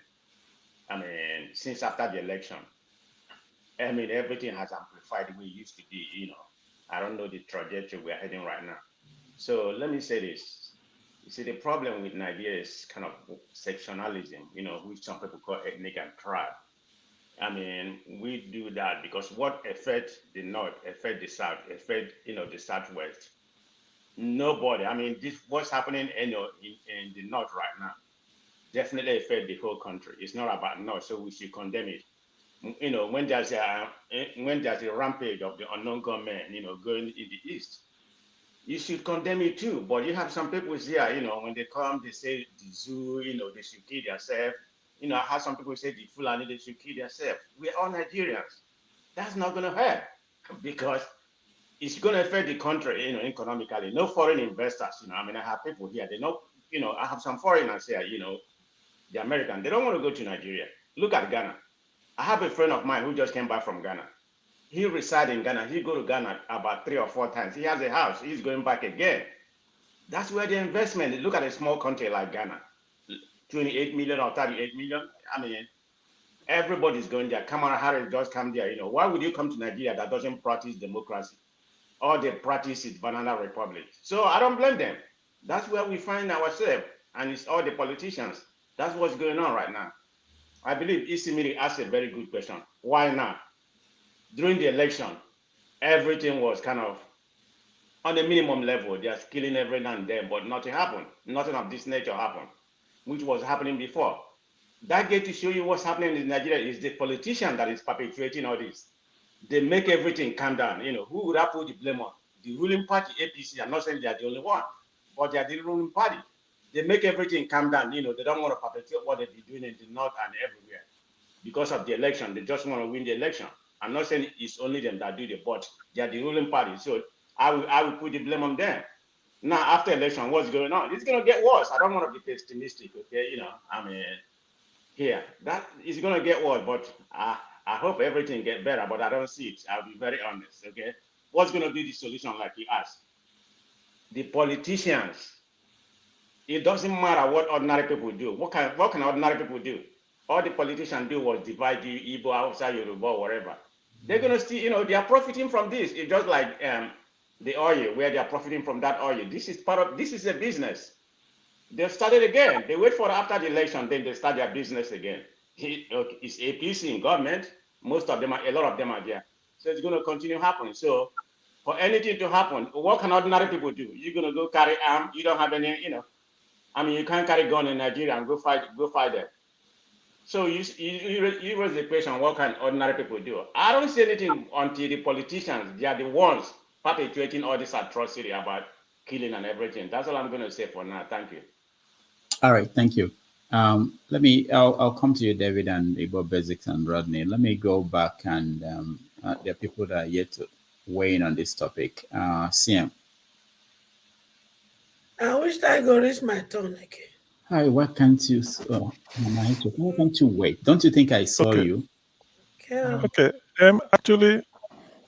Actually, issues as well as facts about this, maybe what people call cloud, whatever, is in the public domain.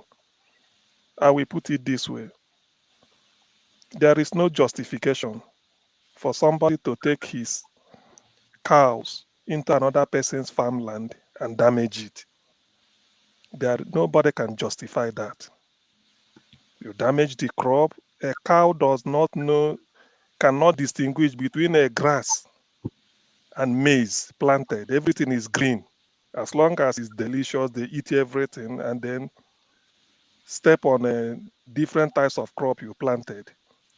Now, as the owner of the farm, you never invited them to come.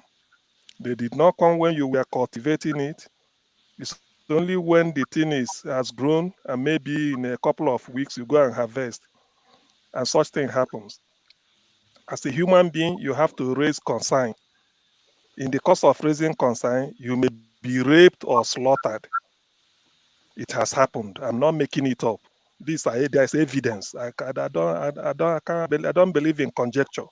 I state the facts. Somebody is responsible for that. And as a person, it's either they rape you, you keep quiet, or you raise your voice, or you fight back. In which case, the person you are fighting is armed. There is no law in Nigeria that permits anybody to carry AK-47. Even if you must carry it, it's hidden, but people carry it in the open. If somebody is doubting me, I can go back to my state of Anambra and then hire goats, because I may not need them, like 10 or 20, and carry them and carry AK-47 and pass through the street of Walker. Before you know it, police will arrest me. But some people else will do it, they won't be arrested. They move from the Sahel down to Bayelsa, nobody arrests them. That AK-47, when you now come to Bayelsa or somewhere in Owerri or Imo State, and you start to destroy somebody's farm, what do you expect the person to do? What do you expect the person to do? The person should complain. Let us leave out even Benue State, because this example abound in every state. Sunday Igboho became what he is, Igogo and the Barapa. Is it not because of this type of people can't go to their farm? Now people are afraid to go. Now you ask yourself, as at the year 1999, was it like this?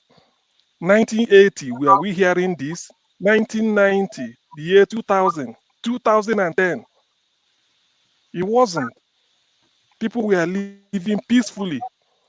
All of a sudden, 2015, they changed this evil government, and then everything changes. You see, why I'm not afraid to say it. If Peter Obi reclaims his mandate and the new sheriff is in Aso Rock, the body language will change. Because people commit crime if they know they have a godfather in Aso Rock and they get away with it. I do not see why. There's no justification for slaughtering people in their land. We all know, you go to any part of Nigeria, you find a Igbo man. But Ndi Igbo know where their credo is. If you find the Igbo man in Sokoto, he's there because for some time. Even if he's owning an industry, he didn't just acquire the land, he bought it with receipt. If it was given to him, he will tell you either the chief or the governor gave it to me. But he knows it is not his ancestral land. If you see a Yoruba man in Medugri, he knows where his ancestral land is. The same thing with so many ethnic groups. So this idea that it's not that you can't live, but you can't come and destroy somebody, destroy an economy in order to build your own economy. It doesn't work that way. Let's call a spade a spade. You should stop. The governor of Benue State, with all due respect, he lamented, he was even crying that they placed a bounty on his head to kill him. He escaped. One day he said he went to visit. He will just have to run it. So all these things, why we don't pay, we don't do. You see, there. Let us get to our feet and condemn evil for what it is. You can't be killing people because you want to do something. The only thing that pains me in all this, in terms of cattle business, is that my people in the Igbo that are billionaires, they are yet to realize the value chain, the money that could be made through animal husbandry, rather than importing spare parts that Yorubas will, that some people will burn down at the slightest provocation.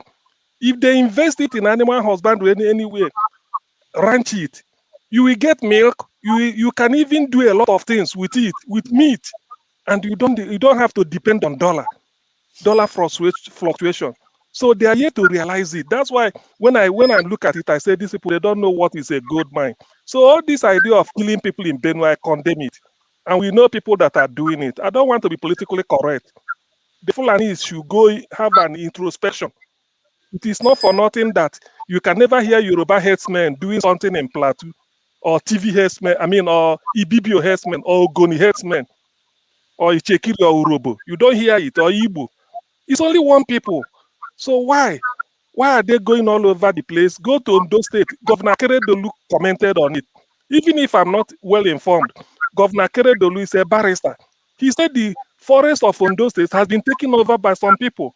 Their people cannot get there as usual. Even to go and do lumbering, to cut timber, they can't. Why should it happen? And yet people are making excuses for them. The president told Governor Tom, go and make peace with them. Is that the way to do it? Can I carry AK? Can any of us carry AK-47 openly and be walking with your dog? You can't. You will be arrested. But some people are doing it. Why? That should be the question. Thank you. All right. Thank you, Sam. Mama Echo, you're next. My sweetheart, collateral. You like say you love me well, because you always want to make I talk to you. You go the right rubbish. I'm not gonna answer you today. You only answer when I won't answer you. You'll be my honey pie. You'll be my sweetheart. You'll be my lovey. Also the same thing to Thomas. And you are not my bitter heart today. You'll be my sweetheart. When I remember you, my heart got a bit jicky. Having said that, you see, we know ourselves. All this pain we are causing each other, it doesn't worth it. And to my brother, Dr. Mohammed, some of your people are doing this thing. Let's call it spade a spade. Then secondly, some jihadi people They miss in your people to also do it. So the wheat are growing with the chaff. So let's look for the chaff and separate it from the wheat. We can't continue to fight ourselves. We can't. That's when they thief. Now inside house, they waka comot go thief. That means in our neighborhood, we know the thief. Causing each other pain will not help us. How can our mother farm crude way of farming that takes their energy, time? And some people can say they get coconut head. Waka jiggy with their cow, go destroy those. They don't know the difference between plant and weed. And must they eat in people's farmland? All of us need to call our people to orders. Because if we not do, we dey beat one drum of war. And when it happen, none of us go enjoy it. I want to ask the Fulani herdsmen, the time when I cross boundary for somewhere in Ondo State, if I'm not mistaken, when their Shakpana help una finish the whole cow, una go hold the gods, una carry gun and cutlass to that hill, go kill the gods when he help una scatter, finish the whole cow, dead. So if we must solve this problem, we must call ourselves to order. To the Fulanis, you know that some of your element of people are doing this thing. When I was growing up, now let's stick now they see with Fulani herdsmen. But this day, they carry AK-47. Is that what your tribe used to do? If they don't have interior motive to kill.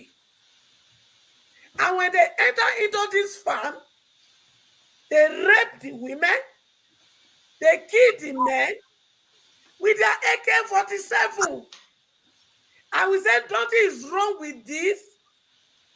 Something is wrong. We are the cause of this problem. We are the solution. Let no person be coming here and be painting it, twisting it like this. Let's call it the way it is. Because when you twist it like this, you provoke anger in the people that their farmland are being destroyed. We can solve this. Love will help us to solve this. I believe in one thing.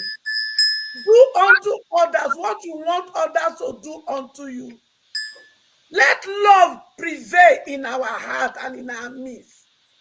If you own those farmland, will you like what is happening to happen? If the answer is no, then let's change the topic. Let's call our people to others so that we can know who our enemy is. But by the time some of us are perpetrators of the evil, we can't differentiate those who are the jihad in our midst. We can do this, my children. Let's find a solution. It is possible. Thank you. All right. Thank you, Mama Echo. David, you're next.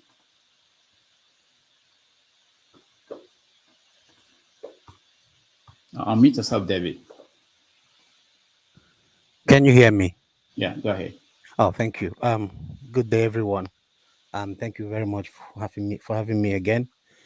I would just like to start to say my point in regards to the topic we're discussing about. And there's something man of prestige said earlier on, that we should all be able to stand up and condemn whenever anything evil or wrong is done.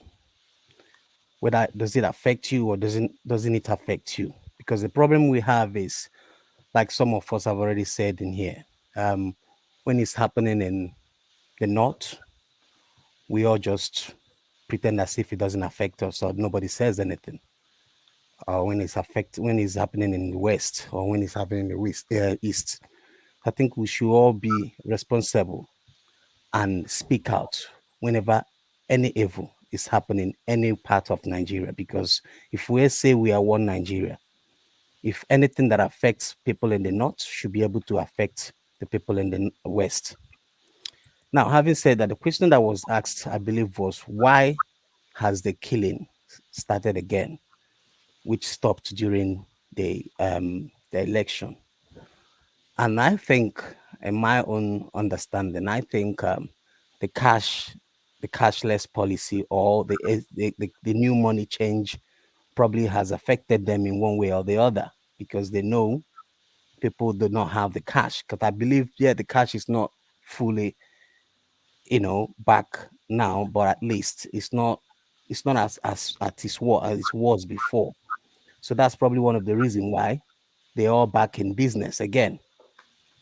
Now, another thing I also want to say is regarding what the governments are doing about the Fulani headsmen, as we all know them, or we all call them. Sometimes the actions or the inactions of the government makes people to think that the government knows what is going on and just decided not to do anything. Because if there's anything that will affect the government, particularly, we've all seen how they react. They will do everything to make sure that they put a stop to it. And I'll deviate a little bit. We all saw how Nigerian government were able to go to Kenya to pick up Nnamdi Kanu and brought him back to Nigeria. We all saw a couple of days ago how Lai Mohammed flew to America to go and tell American government that the election was free and fair. So if Nigerian government really want to put a stop to what is going on in Nigeria, they have everything in their means to be able to put a stop on it. Thank you. All right. Thank you, David. Thank you so much. Rodney, you're next.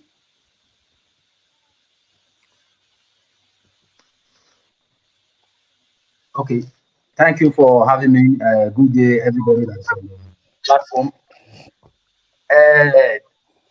At times, I see that when us are speaking, we are a bit not precise, or we don't want to call names because we don't want to get people offended. Those of us that read the Bible, it is very clear. It says, we shall know the truth and the truth will make us free.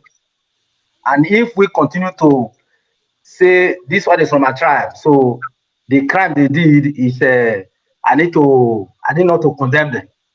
I will not speak against them. Nigeria is a problem to every one of us. And this is just the beginning.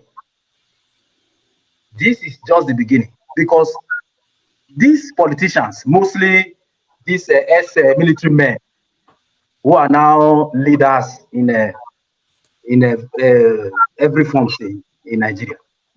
There's something Justice Ajibola, who was once in the World Cup, said about these guys who have military background, that many of these guys were not raised well. And their parents was unable to kind of give them a good education. That is why they push most of these guys to the military. And what Britain taught them in the military is how to kill us, how to kill our own people. So that character, we can see it behind these people who pretend that they don't know what the Fulanis are doing. When una they reveal how this how they went to Sahel and brought this Fulani to come and pollute our own Fulani to make them worse doing what they are doing. Una they was pick up and they dump in the jail. We should not continue to lament. Before colonialism, we were having a way of life. I think there is respect between Yorubas, Igbos, Edo, and so on. And after colonization, we don't have respect for each other. And I think the best answer to this thing is that Nigeria must die. That name must be erased. When that name is erased, Yoruba man can have a respect for an Igbo person. Igbo man can have respect for Hausa person. Edo people can have respect for Shekiri. So we need to go back, because if we don't go back to our ways of living or the way we were before this colonial enterprise that have confused every one of us, we are scattered abroad. We are engineers, we are mechanics, we are technicians, but look at where we come from. Nigeria is a shame to every one of us. Where I live in France, what is the political debate? The political debate is how we make free education better. You go to my children's school, little children, they are having what is it in their class. Go to their colleges, go to their polytechnic, it is free. How does France get money to sustain this? Are we not better off in terms of resources, in terms of cash, to finance our education? When I was little, I enjoyed little primary education with Shagari, free education, because Shagari was a bit normal. But these guys are not normal. What profit them is that when they bring the Fulani from Sahel to come and destroy our villages, and when somebody raise alarm, they said, "Oh, that person is is a tribalist. You should not talk like that." We will not have respect for each other until Nigeria is dissolved. And those of us that are still hoping that Nigeria will get better, that person should rethink. Let me come a bit about this Yoruba's part of Yoruba people that are born in Igbo. There is a setup that is going on. No, we should not. Rodney, let's stay on one topic. When we finish, you can. Okay. Let me go to. Don't go ahead. Okay. This killing is going to continue, because if we're to be APC do not win, quote unquote, maybe the tension will go down a bit. But as long as they are pushing their man to become the next president, their man was, when this killing happened in, I think it was Oyo also, this man, Tinubu, was asking, where are the cows? But he didn't ask about those who, their people were killed. He did not ask about how many lives were lost. He was asking how many cows died. So in Nigeria, cows are better than human beings. And you want us to continue to sustain and say we are the same, we are African people, we are blacks, we need to be one. We are not one, and we need to be clear about it. If that is the way of their life, that in 21st century, they can still carry cow from Kara to Lagos. While in Holland here, in France here, where I am, everybody do ranching so that your cow cannot get to the next compound. And people are saying, yeah, it is their way of life. How can they use their way of life to destroy another person's property and destroy another person's life? It is unacceptable. All right. Thank you, Rodney. Thank you very much. Thank you. Don. Yeah. Thank you for having me once again. First, I want to try and draw our attention to something. I think we started this on the note of what's happening regarding Chimamanda, Soyinka, and the likes, but somehow the discussion has tilted towards not just this is what happened. This is what happened. Let me explain to you. I come up with topics I want us to discuss, and then I try to find out from people that joined at the beginning what they are thinking about, what stories they're following. So we felt that this killing, especially the one that happened in Benue, should be the first thing that we should talk about and get it out of the way, and then we go to our topic. So the next thing we're going to talk about is Soyinka and Chimamanda. But I want to finish up with this. Three of you that are here, you, Igbo Basics, and Austin. Then we go to Soyinka and Chimamanda. Yeah. That makes a lot of sense. So it will be that time. There's something I want to say. Are we interested in solving this problem, or we want to win? I am the politician that is here. So when they keep saying the politicians, I think they are referring to.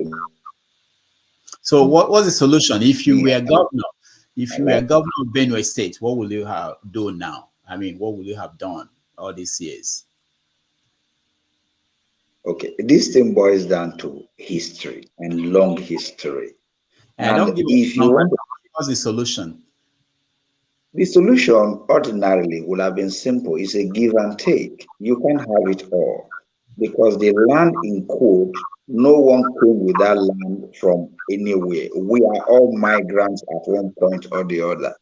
So wherever you came from at one point to become the owner of that land, someone came after you. And like someone rightly said earlier, the lands that are given to settlers most times are distant lands or marshy land or unused land because the community, as it were, then is cultivating and using the land closer to the settlement.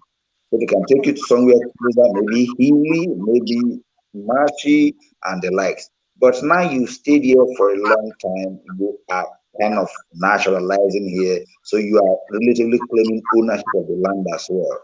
And we have all grown. The community itself has grown, the settlers themselves have grown, and the land is not growing. So the need to get more land increases.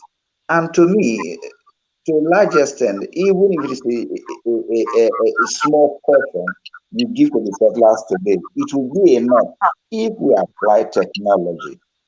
It is totally absurd that at this age and time, we are still discussing cattle being. So don't because you don't have time. Let me stop you. I want to know. So why are your people, your fellow politicians, why are you not doing it? If you have the solution, I thought there's no solution actually. Why are your fellow politicians not doing it? The other side of it, one thing I would say from the politician perspective is this: politicians do what works for them for the purpose of politics most times. If I have to speak to Autumn will keep the Fulani story on the top burner because it favors him politically, not solving it, but keeping it and screaming about it makes no political sense. So you're saying he would rather have his people continuously being killed because it will favor him politically? I am being blunt here because I am a politician and I'm a human, and I will tell you the truth. If Autumn has not sung the the Fulani Herdsman song, he wouldn't have been elected for the second term. He made a drama out of the event that happened, exacerbated it. Did you forget that Autumn is that man who said he went to his farm and Fulani herdsmen militia chased him and they were shooting bullets at his ears, fium, fium, fium. He was running and was able to identify those who were shooting at him as militia and Fulani herdsmen. And it turned out the next day that the people whose land he was taking were those who came to him, and they came out to say, "We came to chase you from our land. Fulani was not here." But he kept the song of Fulani herdsmen because it favors him politically. This is where it comes to a head. When we the people, don't you a politician? You're not part of we the people. You are a politician. So what should we the people do to you, the politicians? If you have the solution, what should we? Don't tell you're not part of us. What should we the people do to you, the politicians? The politicians are part of the people too. We are not aliens. The thing is, frankly speaking, I started by saying that politicians do what alien to us, not be alien to us.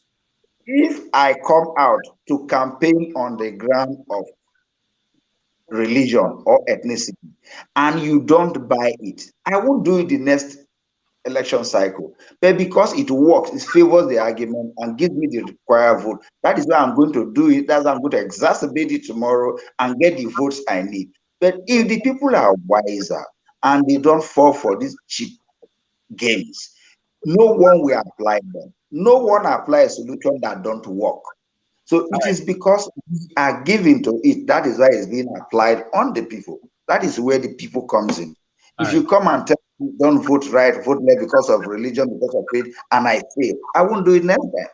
Thank you, Don. I have to go because we spent 2 hours on this. It's not even on our topic at the beginning. Igbo basics, 2 minutes. Yes, thank you, Dr. Damages and fellow panelists. Before the Civil War, before the Nigerian Civil War, seeing a herdsman or cattle rearer was almost a novel. Yet we coexisted. This whole issue boils back to land. Those of you and those of us who live somewhere, maybe in America, maybe in London or somewhere, you go into the supermarket and you will see Australian cut goat, Australian cut beef, and all the rest of it. And life goes on. And you see a cow on the street. It will take a whole authority to come out and chase that cow down, or any other animal that is not supposed to be on the street. The issue is back to land, which is FOC. When we say free of charge, the wrong stomach. Because people want to clear their cows free of charge. That is why they go on destroying crops and property. But who owns this cow? Some of the governors you are talking about are owners of this cow. Some of these governors are directly aligned to the source of the cow. You have organizations like Mieti Allah and other organizations whose job is nothing but cow and anything else that the cow trouble will cause. So, having said that, in solution to this, it goes back to our politicians. Some of them who own ranches and stuff like that as we speak. It's unfortunate that we are dwelling on this.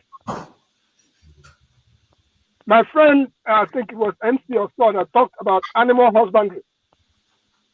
It's a whole industry. When you talk in America, you find these things that cows eat. You find farmlands where people go to buy beef, and sometimes they can even kill one for you right on the spot. It's a whole industry. My suggestion is the politicians, for heaven's sake, should stop using this issue to divide the people. It goes back to land. Land, even without talking about cows. In my village, this weekend, there is an issue of land in a place we call Ozara. Ozara is like an oasis.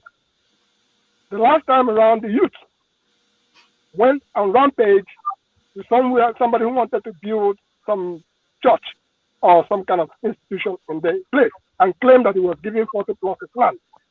The youth got angry and went and knocked the whole thing down. What are we talking about? It's all about land. And for those indigenous who give away their land or who sell their land either to visitors or to indigenous, they should be aware that it will come back to bite them. So as far as the whole cattle situation is concerned, let the Nigerian government, the institutions, be truthful to itself because they know the real deal. Let them be truthful to themselves and practice what they find in overseas countries as far as this whole Nama business is concerned, so we can have peace. All right, thank you. Austin, you're next. You know, I was doing something, but I said I should just come. In fact, good morning, everybody. Good afternoon, good evening. Yeah. I just came. I said I should come. Let me talk when I heard a man of prestige and some other people talking about the government. Even Igbo basis talked about the government. See, I'm tired of this government issue. I'm just tired of it. For me, I prefer finding solutions to problems. I've always said it. A leader is as powerful as the citizens. You people, we give these people power. That's the point. Just look at the last election. Who were the ones who fought for the politicians? And is it not us? Are we not the ones? Why are we blaming people all the time, all the time, all the time? We are the people who make them strong. Okay, all these people killing, are they the politicians' children or are they the politicians themselves? Is it not common men, you and I, who are doing the whole damage? So look, the average Nigerian, East, North, West, and South, any of them, averagely, we don't have good character. Let's tell ourselves the truth. If all of us are good people, we are going to do the right thing. Just take, for example, as I said, if you give power to the right person, all these things will stop. It's because when they come, they divide us and we do it, and we now say politician. Who is politician? Are we not the one who gave them the power? For me, the basic thing for us to do is this. This is the basic thing we just need to do. Stop working for them. Stop working for them. That's just the whole thing. When it has not affected you, you now start, you are happy. But when the day affects you, it now becomes something bad. So please, that's just the whole thing. All of us who are here, we talk to others who are there to stop working for them. And the more they don't have people hailing them, if I do something bad and you tell me it's bad, I rethink about it. As I said, even if there's a terrorist attack today, everybody says it's bad. It doesn't mean those who died will come back to life. No. It just makes the perpetrator know that I was not supported. But a case where you start supporting the evil, it's okay, yes, they are hailing me. It continues. So Nigerian, let's start the grassroots first. Let's start those perpetrating the crime. They are normal people. Let us start first from them and make sure that they don't send those bad people there who are leaders. And if the bad people are not there as leaders, they will never come back to haunt us. I remember, as I said, I don't know what I said. There was a time where a politician came to my place to bribe people. I refused the money. The man spark. The man spark. Who are you? Who is your father? Where are you from? The way I see the man and vex, then like say refusing his money was a big crime. So let us tell ourselves the truth. Let's first of all try as much as possible to be good people. If you are good people, look, let me put it straight to you. There was a time I posted something, I started laughing on Twitter. 85% of Nigerians can try to be good. They can try to be good. The remaining 15%, they do the worst things where even the whole 100% was supposed to do. So there's one thing we need to do. Let's start from the grassroots. There are some people who work for these politicians. They are normal people on the street. Let us start first with them. If they can do the right thing, then politicians have no power over them. That's just the whole thing. Let's stop this governor who will make person governor, who will make him president. It's not you and me, considering the last election we just had. Let's just do that in our deck. All right, thank you. Ismail, go ahead. What do you want to say? Hello, Mr. Austin. I just want to say something I'm not countering him, but from what he's saying and where I'm sitting and watching, is like during the election, the people came out to vote, especially people who never believed that their votes would ever count, that there would be a change. They came out and voted. And then what happened? Who rigged the election if it was rigged? Some people are going to wait. Well, let me finish. Some people are going to court now for what reason? There is something they call power. When people are in power, they do the undoables. Not that they can't be good, but if some people are good, say 85% people are good, and then 15 are in politics. Some of those people that are 85 will still go into politics, and then the bad eggs. So I understand where you're coming from. It's good to have the mindset is very important. Do the right thing, stand just. But evil, there's always going to be evil. People that go into politics, as we are human beings, why do they behave the way they behave? And then when things were happening and people were they captured someone now who is a criminal and submitted to people in power who's supposed to be good, and then one person, released. Do you know what I mean? They released the person. Then perfectly well, but I just want to make you know that the person who stole that ballot box is a common man. Everyone is responsible. Everyone is responsible in Nigeria. I understand you, but as long as we play politics that are not good, that good will not shine through. That's my point. Thank you. All right, thank you. We have to go. We have to change this topic. I want to hear from Osazele and two Niger forefathers. Then we move on to other topics. Go ahead. Doc, I have not said anything on this topic, and I've been wanting to say something. All right, well, I'll add you to that. Okay, Oza, go ahead. Ozazela. I don't know if I'm pronouncing it well, but Oza, welcome. Can you unmute yourself, Osa? Are you talking to me? Yeah. Osa Oh, I'm sorry. I was okay. Yeah, I have not been following the topic. It's not a long time. I just hook up here, but like what the brother just said, that is the responsibility of everyone, and that's a fact because what we have now, because we're talking about leaders. Leaders are taken from among of us. They are we. That is what we can offer, and that is why every great nations of the world always have the best of them to lead them, because we are all born the same, but we are not the same. The way we reason, the way we view things, our opinions are different. Until we understand that, so that we can be able to be giving platform and leadership to those who can lead us, who have visions and dreams for the country, we will never actually go nowhere, But because what we have right now are leaders that are who's supposed to be in the farms. Those are not leaders, but those are the people that we keep voting for. They don't know what it means to have virtue. They don't even know what it means to belong to a country. Can you just imagine Nigerian leaders? Every time they go to United Nations, they are fumbling even to read. They are fumbling to do anything. This is already an image for your people, because at the end of the day, everywhere you go, you are not actually going out with your house, your big cars. You are going out with the image of your country, and your leadership is your country. That is that image. Okay, so but look at Tinubu, look at the people that want to lead the country, and you just laugh and say, well, this is what we can offer. It's a shame, So I just want to contribute to that they are part of us, and we're supposed to be electing those that are very good, the best among of us. That's what leadership means, but we are not doing that. All right, thank you. Prince, you're next. Thank you, Dr. Damages. I have so wished that Dr. Mohammed is still on here, because most of my question or most of my comments was directed to is being directed to what he said. First, when he talks about how it is that the platform is kind of like majorly Igbos or whatever it is, I wanted to correct the notion to him that it's not. Probably he sees everybody as Igbos, and every time everybody make any comment, or it's always Igbos. It's not. Some people use fake accounts, they use fake names just to attack people, and that happens. However, that's by the side. To the topic we're talking about, Dr. Mohammed lives in US, and I wanted to ask him the state he lives in.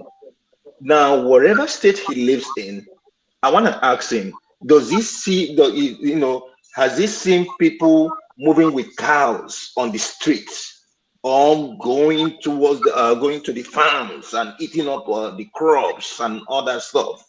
Has he ever seen that?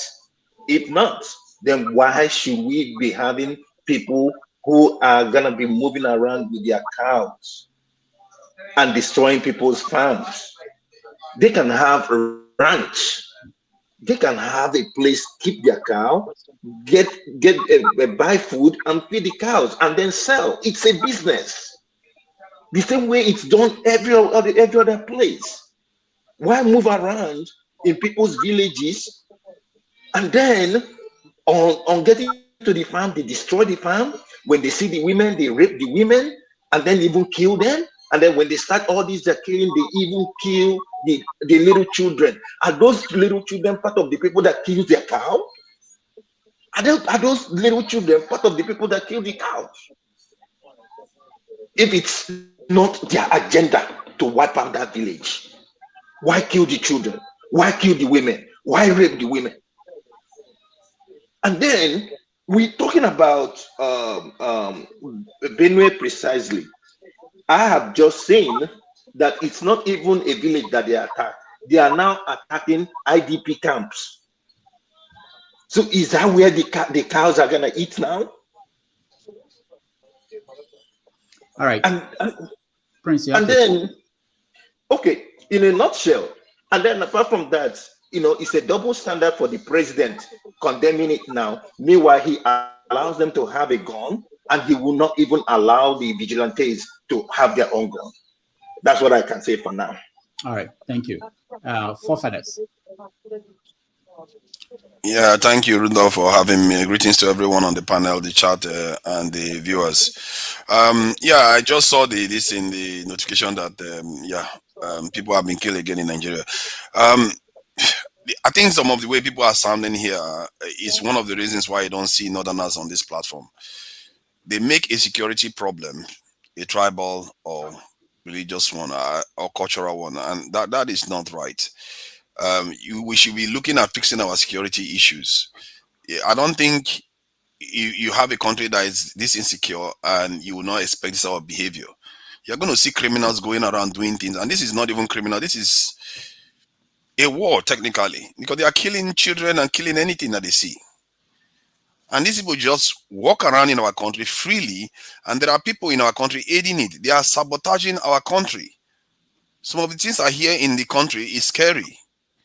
Where people are being incentivized to convert to one religion or the other, or being asked to do something and for shady reasons. And the people that are asking them to do this, and some of them think that they are doing the right thing by their people. They don't know the people that they are truly serving. They are not serving our people. They are serving other people's interests. If you kill your own fellow Nigerian that you have lived there with for more than 5,000 years or more, for the sake of what? Religion. For the sake of what? Some of the things we do is just, it's like this is one of the reasons why I say our leaders have failed us, and it's not just these current ones, the ones before now. 50 years ago, 100 years ago, maybe too. They've really failed us. And it's a shame, because just this week, when I was having a conversation with one prominent Nigerian son, just because I didn't know how to, because he has so many titles. I don't know how to say his title, and people go upset over that. As if that is going to solve our problems. Why should I even respect any of them? Look at the mess we are in. Do they deserve respect? They are running a country that has a life expectancy that is lower than a country that has been at war for more than 20 years. What, do these people deserve any respect? And is it not, many people have said it just now, we elect those people into office. So in other words, we too are tainted because we elect our inferiors. People will think that they should do better than us, but they are not, because it means that we too are compromised one way or the other. We are fighting a religious battle when you should be looking at our own people and solving our problem. We are fighting a cultural battle when it's a security problem. If you tell Nigerians now, go and recruit soldiers, because their memory of soldiers is a traumatic one, they don't want to. Because when they hear about police, their memory of police is a negative one. They forget that the reason why a nation even exists in the first place is because of these things. You can't ask a human being to exist and you skin the human being and say, go and work and survive. All kinds of infection will come on you and you'll be dead before long. Security is a form of immune system for a nation. If you hate it, then go and drink gutter water and see how far you survive. All right. We need these things, and we have to start advocating these things. We shouldn't make it about North and South. This is a security problem. Thank you. Thank you, forefathers. Mr. Scribe. Mr. Scribe, are you there? All right. I don't think you have anything to say, do you? No, I was. You brought me in. I didn't even know when you brought me in. oh, you didn't know you were in. Okay, all right. No. I'm enjoying the conversation and observing if there's anything to be moderated. So all right. Carry Thank on, you. please. All right. So thank you guys for this topic. It's totally it wasn't on our list, but we spent 2 hours and 20-something minutes on it. But let's move on to the first topic on our list, and I will get your view, everybody's view, and that is on Soyinka's intervention in the Nigerian discourse and the aftermath. So let's watch.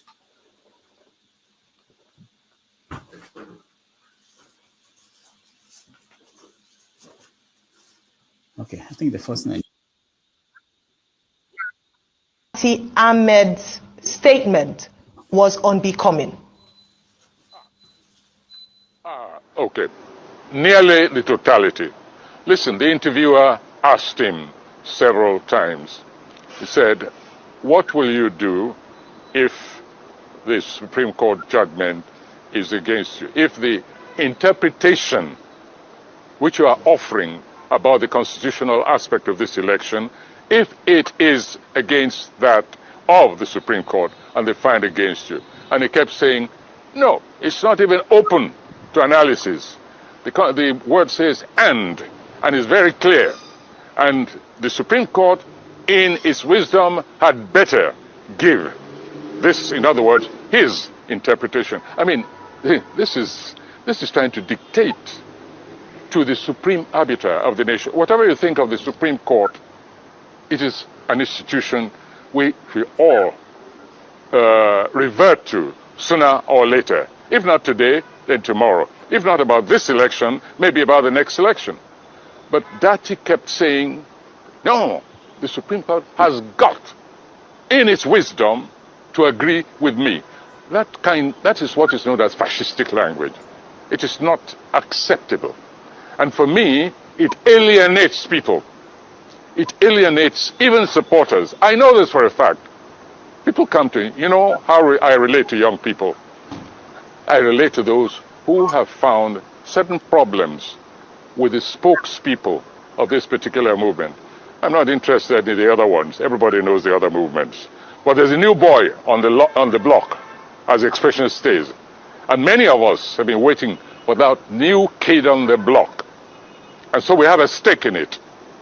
And wherever it seems to be going wrong, we're going to tell the truth to that new kid. And the supporters who also say they have allied thinking with us, that's all. But go and watch that tape all over again.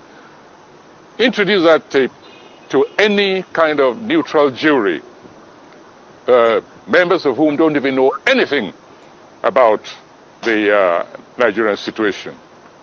Talk about body language, talk about vocal language, talk about the actual text of Dati's pronouncement. This is intimidation, and it's not acceptable. I refuse to be part of that kind of language. All right. I refuse to be part of that language.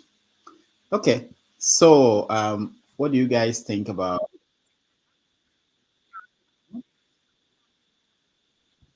What's going on? All right. Okay. So let me start. Okay. If you want to follow the algorithm, just go ahead. Okay, Paul, you can say it's okay. Okay, Doctor. I think looks like you know Soyinka very well. Go ahead. I've seen him several times, and you don't find trouble today. I raise hand. You use my talk. When Mama, I go first. Mama, well, it good. Mama, it did good. Make me and you the fight. At least people now gonna say no be Igbo. Now get this forum because we and you are not be Igbo, so it's even good to balance equation. It's good. I don't want CM and the Kennedy fight. Make me and you the fight. No problem. All right, Paul, go ahead. We don't have today. Hold on, we don't have time. We have so much to talk about. So go ahead. After this, we talk about Doctor. I just want to use that medium to point out that Mama Echo is not an Igbo person. I am not an Igbo from mother, from father. John Abba is not an Igbo person. So I don't know where people are getting all those things that Igbo or no Igbo and every other thing. It's kind of funny. You know, when I attack the Igbo people, they need to hear that. But the day I support the Igbo people, me self I be Igbo. So, Doctor, what Wole Soyinka did, I think Julius Malema said it clearly. You know, the coming of Nelson Mandela, the way Nelson Mandela left his wife, Nelson Mandela was living all around the white, Nelson Mandela quick to forgive the white for the betterment of the country.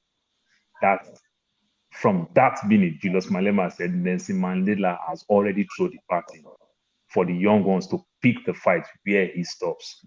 Then if it is Nelson Mandela has finished. The Wole Soyinka we know who went to exile, came back from exile, the then Ogun State governor renovate his house and everything. This is where he started falling in love. I saw Wole Soyinka, how former River State Governor Amechi flying with his private jet. I can say it for a fact. Anybody who know Wole Soyinka can say it. The Wole Soyinka is getting weak, is getting tired, and that radicalism is not there. I think he's biased with this one. He didn't play the card very well. Never talk anything that happened about the killings in Lagos. Didn't say anything about that. But he was so strong and emphasized about that is comment and everything. He's being partisan. He didn't do a good work there. And I know people will come for me because it's a noble laureate. But doctor, I will tell you, one of our biggest problems in Africa, it is still the old people. Funny enough, I am closing to be one of them. Maybe between myself now to Ekene, if I'm older than Ekene with 2 years now, I'll call Ekene, shut up. Wait here, they see, they see him. But we don't know where these old people took this country to. And everything. Wole Soyinka messed up with this one. He didn't do very well. And he's arguing, he's jumping from one place to another place, start talking that he is not here, it's not here. People said something, this is going to bring out $1 million, $1,000 and the like. But never address the critical issue and everything. That's not how, like they call themselves, elder statesman and everything. Then you see the way snowball Moghalu into the picture. You understand? To deceive people that he's not being partisan. You understand? I vouch for Moghalu. Just stop there immediately, but he's going back to blame one side. I don't think Wole Soyinka did well. In time like this, like they say, this is the healing moment. This is not the time that Wole Soyinka will start even eating the politics, because people who are being biased towards one direction will say, even a statesman like Wole Soyinka, well respected, but Wole Soyinka didn't do well as a statesman at all. That's all I will say for now. All right, thank you. Let me go to CM. CM. Everybody, 2 minutes. Go ahead, CM. Okay, yeah. Yeah, my take will be to say that, yes, I think I'm in tune with what Paul said. Wole Soyinka, it was a big time letdown from the high pedestal people placed him. This is not how we expect Wole Soyinka to react. Somebody who was in the forefront of Jonathan must go and all those things, and what is it called?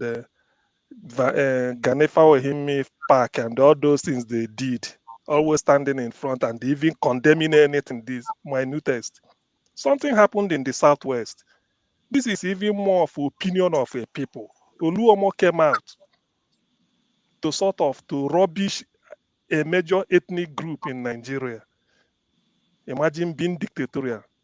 I never heard what Soyinka never said anything. Even in condemnation, the Oba of Lagoon 8 years ago did the same thing. I didn't hear Soyinka say anything. Now, after the election, people lost economy built over the years, running into millions and billions of naira. They were all burnt. Soyinka never said anything.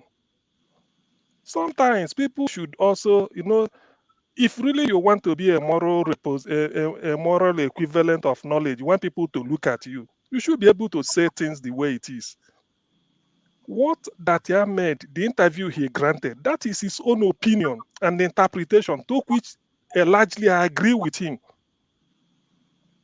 I've read what Ozekome, so many science said about qualification to be president. We all know that the election of February 25th was a sham. We all know it. The opinion of world press, when I mean world press, the people you invited to come and observe it, they all said it, even in writing, that this is a sham. And yet, that Ahmed is using it to interpret, to say, look, how can this Supreme Court uphold such a resolution? I mean, what INEC did, and Soyinka is taking him on, using words like fascist. What is fascist? When Oluomo was disenfranchising openly, he never hid it. He said it 24 hours later, people were slaughtered, people were disenfranchised. What is fascism more than that? People lost their business is worth millions of naira in Lagos. Soyinka kept quiet. What fascism is more than that? What is more menacing than Oba of Lagos summoning a people and say, look, unless you vote for the Ambode I pick, you can't have it easy with me. I push you into the lagoon. Soyinka kept quiet because he felt that those people can be deserve such treatment. To be honest with you, at the age of 88, if I'm to use a popular word that people normally use, let him enter house. He has outlived his usefulness in the public arena. Soyinka is of no more use in the public arena. Let him enter house and wait so that when he dies, they give him the burial that he may deserve. All this idea of coming to come and preach morals, when people are losing their businesses, are become pauperized, impoverished, for no just cause, not earthquake, no hurricane, no natural disaster, business running into hundreds of millions of naira, burnt, people slaughtered in Lagos, made people didn't vote, which is the tenet of democracy, the right to say what you want. Soyinka kept quiet. And a whole ethnic group threatened. Soyinka never condemned it. Whether I think he can write, let him write a big essay and publish it. I will help him to put it in New York in Time Magazine or Newsweek. Let him publish as a Nobel laureate, like Chimamanda Adichie did. That's what we expect of him. Then he's coming to one channel and be throwing challenge. If he can up his what is it called, debate to $10 million, then I can take him on. What is $1,000? That is useless to me. $10 million, I can take him on. Let him bet a better money. What we want, what $1,000 is not enough to set up a business at Ladip or in Mushi. $10 million can help me set up a motopass business for my people that lost their means of livelihood. That is my take. Thank you. All right, thank you so much. Let's go to Austin. Okay, I was thinking let Mama H go first because she indicated, then I'll come later. Oh no, I'm going to Kenny actually. I thought I've not spoken though. Okay, if that's the case, then let me say what I wanted to say. Okay, go ahead. The point is this: when I look at, I like X-raying the sentence itself. According to him, he tried to say that Ahmed was harsh by saying that the judge must take my side. Generally, it is not wise to dictate to the court that way. But I think this is a situation where you slap a child and prevent the child from crying. You could have looked at the background of what Ahmed was talking about as well. I expected him as a Nobel laureate to have also criticized the process, because you don't slap a child and tell the child not to cry. Even though the way Ahmed was speaking, if you want to face it, I like to face everything the way it is. I don't like bending the corner. He was dictating to the court, and you don't dictate to the court. You don't tell the court that this my interpretation is right. And that's why sometimes I always say on this channel, don't use your standard as the baseline, because somebody's own thinking may be better than yours.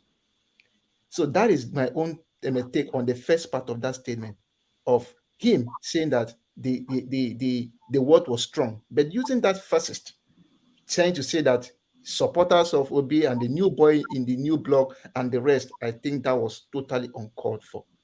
For me, I'll tell you the truth. I don't know. You go talk to us now class would like to this stay. He disgraced for some of us waiting for class. It no make sense. Because in this election, things were not done well. And as a Nobel laureate, I expect him to have criticized the process even before trying to throw too much stones on Baba Ahmed's Dati's words. The one I don't like, which I think CM mentioned, which I think for me, I'll tell you, Baba, Professor, you don't disgrace yourself. You cannot tell Baba Ahmed to come for a debate with you. You cannot call Mike Tyson to go and fight with Mayweather Holyfield. They are not in the same weight. But Mike Tyson is a heavyweight. Mayweather is not in the heavyweight of Tyson's category. So you claim you're a professor. How will you be inviting a politician for a debate? If you want a debate, go for politician of academia. That is the one when I read, I said, no. This guy don't misbehave like my guy Soludo. Don't misbehave. That one means I'll tell you, I criticize that one to the fullest. You don't invite that. He's not an academia. Invite an academia when we talk book. Or if a politician talks to a politician. So then there's one thing I always say. If you hear people, that's why sometimes when I hear people want to lie, When I'm talking to you, I will not instill that it must be like this. This is how it must be. No. One thing I don't like about Soyinka, if you say somebody wants to lie or maybe something is going wrong, you see the person, it's my time to talk. I must say this. I want to say it by force. The way Soyinka was trying to, when I read that statement, trying to intimidate Dati for a debate, I felt that no, you don't need to say something. If you know you are right and you're okay, as you have said your mind, say your mind, smile and go home. Don't call people out to say, come and debate with me and don't debate with me. That's the one I think I really cancel Soyinka really off. Baba, Professor, fuck up for that one. He fuck up. Go meet your academia and talk with them. Leave politicians, may they talk. If you want academia, when I talk book, don't call an academia. It's not your category. And you, he's too, he's a politician. It's not in your category. He'll be Oga for inside. You will be Oga for your own side. So I don't see any reason why you could have told him to come to a public debate. It doesn't make sense to me. All right, thank you. Kene, you're next. Yeah, thank you, Dr. Damages. I actually called in because of some things going on, but I think you've passed that topic. But let me just touch light on those things. Mr. Paul, I greet you, sir. So, last time, that was last year, we were having a conversation about, what was going on in the Southeast, how the Igbo people were being killed by the Fulani herdsmen. And Mr. John Abba said something that really, really touched me. Since that day, I tried to, take my mind off of that, what he said, but it was so very difficult for me. And this was what Mr. John Abba said, not literally, but he said that he was happy how the Southeast people were killing themselves politically is to his own advantage. And I wonder, why? How would anyone be happy for killing another, whether for political reasons or whatever reason you think that is of your advantage? But he said that. And today, the people of Benue State have been killed. I would never be happy when a life is killed. Even animal, I don't even stand where animal are being killed. Not talk of human being. This is something that everybody must condemn. And for whomever that is trying to play smart, and I'm referring to Dr. Mohammed that came here, and I expected Dr. Mohammed to first and foremost condemn the act of killing innocent people. But he didn't do that. He only came up here to defend his Fulani ethnic group, which is very, very wrong. And this is the problem with Nigeria. You are only after the interest of your people and not for the collective good. And when you talk about your own people, they will tell you, oh, one Nigeria, one Nigeria. No. Condemn the killing first before you maybe defend your people. What are you even defending? You are defending the same people you claim that they are being used by political rascals. Why wouldn't political rascals use Yoruba to champion the killing? Why are they not using the Igbos? Why must it be Fulani herdsmen? And I expect Dr. Mohammed to condemn his people perpetrating this evil act. The Fulani herdsmen. Nobody is generalizing. Nobody is saying that the entire Fulani are doing the killing. It's a group of the Fulani people, which are the herdsmen, are the ones doing the killing. You don't take your cow to my farm to destroy my crops. And when I kill your animal, you will not kill my people. And then somebody like Dr. Mohammed will come and defend his own people and give reasons, because his reason will be because the cattle of his own people were being killed, and that is why they are angered. No, that is not the way to judge. And for forefathers, please, I beg of you, please, just give me, for forefathers, you stated that people are not coming on this conversation because of ethnic sentiment or whatever, or trying to make it look like Igbo. Please, I want us to take a census here. How many Igbo people are on this platform right now? How many non-Igbos are here? See, when IPOB... Father, whether is an Igbo man. Thank you. You see, when IPOB or when Simon Ekpa was being discussed on this platform, everybody was into that conversation. Everybody was eager to say something. Everybody descended on Simon Ekpa. Today, if we are discussing about Fulani herdsmen, then people are leaving the conversation. No, I don't want us to push that narrative. whether you like it or not. If any ethnic group is doing something wrong, we should all come out and condemn it, be it Igbo, Yoruba, or Asa. Last time we were condemning Yoruba Aboros here, nobody left the conversation. The likes of one man were even coming to push some narratives here. Even last week, So, people condemn my brother too. exactly. So today we are talking about Fulani herdsmen. Nobody should, if you are sincere to yourself, don't push that narrative. It will not work. Now, to the topic about what they call it. Wole Soyinka said. See, when you're talking about Nobel laureate, I always ask myself, when I read about Wole Soyinka, who actually nominated this guy for Nobel laureate? This is the same person that went to a radio station, held radio station hostage at gunpoint without license. That's criminal act, criminal offense, number one. Is he calling for peace? For owning a gun without license, for holding a radio station on hostage without due process? Who gave him the right? This guy, I didn't know how he earned that Nobel laureate. And he's talking about what Dati said. Whoever that is condemning what Dati said, I'm not with you, man. Whatever that Dati has been saying, and he will continue to say, I'm supporting whatever that he's saying. Because he is not in the court. He is only on the TV. You need to work for Tinubu, Ekene. No, God forbid.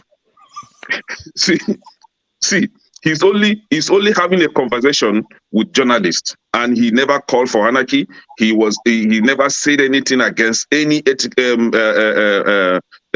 government. He was just condemning what the government is doing. We all know that the courts are being used by the government, or is being used by the government.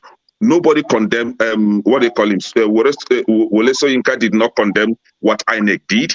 He did not condemn what Tinubu and his boys did in Lagos State. He did not condemn how the election was rigged in Rivers State and in the northern part of Nigeria. He's only there to condemn what that he said. And this will tell you where Wole Soyinka is pushing his net on. No, Wole Soyinka is Tinubu's boy. We all know that. Let us not claim that we don't know that. Tinubu has been sponsoring these guys. That he's eating today is because of Tinubu. So we all know he must support his master, right?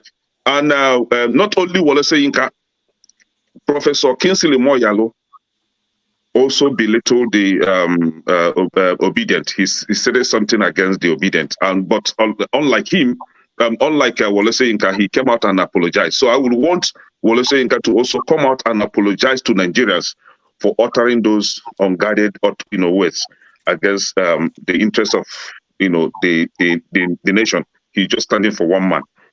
He should come out. If truly he is a Nobel laureate, he should come out and stand for peace. He should come out and stand for the right thing. Thank you. All right. Thank you so much. Ngozika, you're next. Thank you very much. I have to take a break from the whole ranching thing. Please, everybody, like the video and share so that more people will get to see it. I've been waiting for this topic because, Doc, I think we're in a season of war of words from Chief Odeluwa Wanaba to the Nobel laureate to Yes Daddy. I think it's a season of words. I'm getting some echo. Is it from my end? Yeah. Is it okay now? Yeah, we can hear you. So we are in a season of battle of words. Some of the words, especially that of the Yes Daddy, you can hear lots of buzzwords there. Somebody was so desperately trying to push it out there. It was consistent. Every few seconds in this conversation, you hear Yes Daddy, thank you Daddy. It was intended for a purpose. With Wole Soyinka, you hear he used words like fascist, menacing, threatening, a lot of words. And when you look at the intentions behind the usage of these words, it's clear. It is to label a certain group of people for what they are not. And if we are being fair, when we define fascism, you will realize that he is indirectly talking to the APC guys. He is it's in no way what everything he said about everything he said in that interview that the Obedients were was actually in truth talking to the other camp, but he needed to use those words so that he would create a picture, especially to the international audience, that these guys are this, so these guys are this, because those words will always ring in these people's ears. He was intentional with the use of those words. Make no mistakes about it. And that is why I'm so grateful that somebody like Odeluwa took it, Chief Odeluwa, please, Chief Odeluwa took it upon herself to sort of counter. I mean, it's pen for pen. The Nobel laureate took his pen and then tried to push some narrative, because that is what he did. Let's not even pretend. He took a pen and tried to spin a particular narrative about Dati, about the obedient movement. It was at this same time that somebody else was in the US. The guy that is known for lying that his name is also a lie was also in the US trying to do the same thing the professor was doing, only this time in a more political manner. So you have this camp constantly throwing words around, and when somebody decides to checkmate them at the use of words, they are all over the place crying. Come on. They did not see Odeluwa coming. They did not see the chief coming. They did not see what she would do with the pen. And she did not even need to spin any narrative. She was just saying it as it is. She did not even need to stir up to go sourcing for words to describe what was not. She said it as it is, and people could relate to it. Don't be don't be surprised that people are getting angry at Wole Soyinka. No, it's not his attack on Dati that is making people angry. It's the intentionality to spin narrative. A whole professor descending that load. That is what is getting people riled up. He has his opinion. He's a private citizen. He can have his opinion about anything. But to come on air and deliberately use words that you know will categorize a certain kind of people for to be what they are not, it is totally wrong. And I am glad he was checkmated by Odeluwa. And for the other man in that went to Washington to do his own, I'm glad nothing came of it. I'm very glad nothing came of it. At least now, we, instead of talking about his political jamboree, political jamboree went to do there, we are not talking about fascism and menacing, and then how Odeluwa has come to counter it. And this is where I'm coming to. Let's be careful how we use words. Let us be careful. When we started, when I remember when we started, somebody came on this show sometime last year and said that what was happening in I remember that time I kept traveling. The person told me every time you were saying there were terrorist attacks in Nigeria, but you're always traveling. You were always traveling, and you people are using the word terrorist, and you are always traveling. If there were terrorists in Nigeria, how come they have not killed you? And I said, so because all of us in Nigeria are not dead, you do not want to believe that there is terrorism in Nigeria. Is it when all of us are dead and you are coming and you come back here and you see a bunch of dead bodies that nobody wants to believe before you? And the person was like, why are you using terrorism? Why? It is the same people that are defending Wole Soyinka for calling obedient fascists. The same people that had issues with describing when they were trying to give bandits a naming ceremony, when they were trying to give them baptism, you are calling terrorists bandits. Who does that? When all of us were screaming that these people were not bandits, they were not robbers, they were not highway robbers, they were terrorists. The same people that were saying, no, don't call them terrorists, oh, it's wrong, oh, they are just misguided you, too, they are just this one. It is the same people that are coming back to follow the prof behind his back and then throw words around again. So who is doing who? Let us be careful with the use of words. And I'm happy Odeluwa did her thing. I can't even hide my joy at it. I'm just happy she checkmated the professor. Thank you. All right. Man of prestige, Ernest. Okay. Thank you very much. Can you hear me? Yeah. Yeah.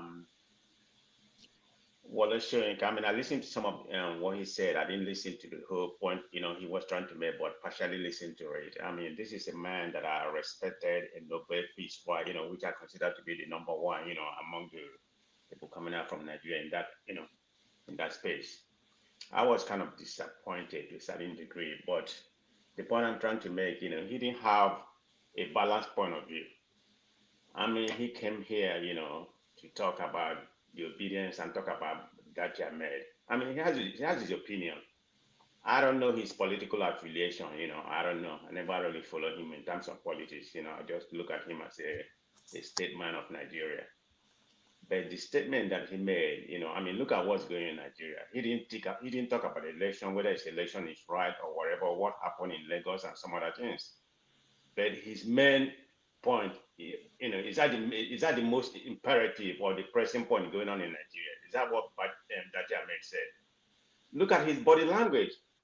I mean, he seemed very upset about that. Like that's what's, holding Nigeria back, or the issue we've been discussing. Yeah, he can talk about it, but he didn't have any, balanced point of view, to come there and talk the way he narrated and everything that he said. I mean, Dachi Ahmed, he made, the word he used. I may not agree to a certain degree what he used, like, that the Supreme Court must do this, but that's his own opinion.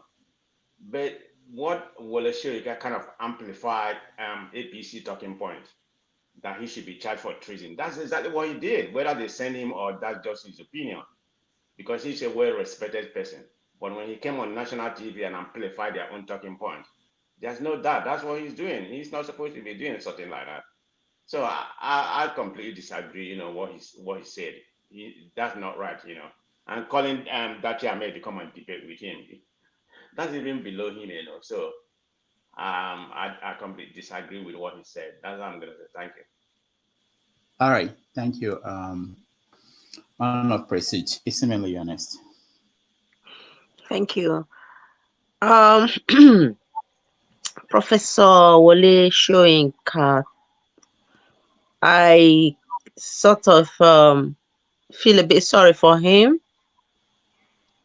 He's a man who had built a reputation for himself, and no disrespect to him,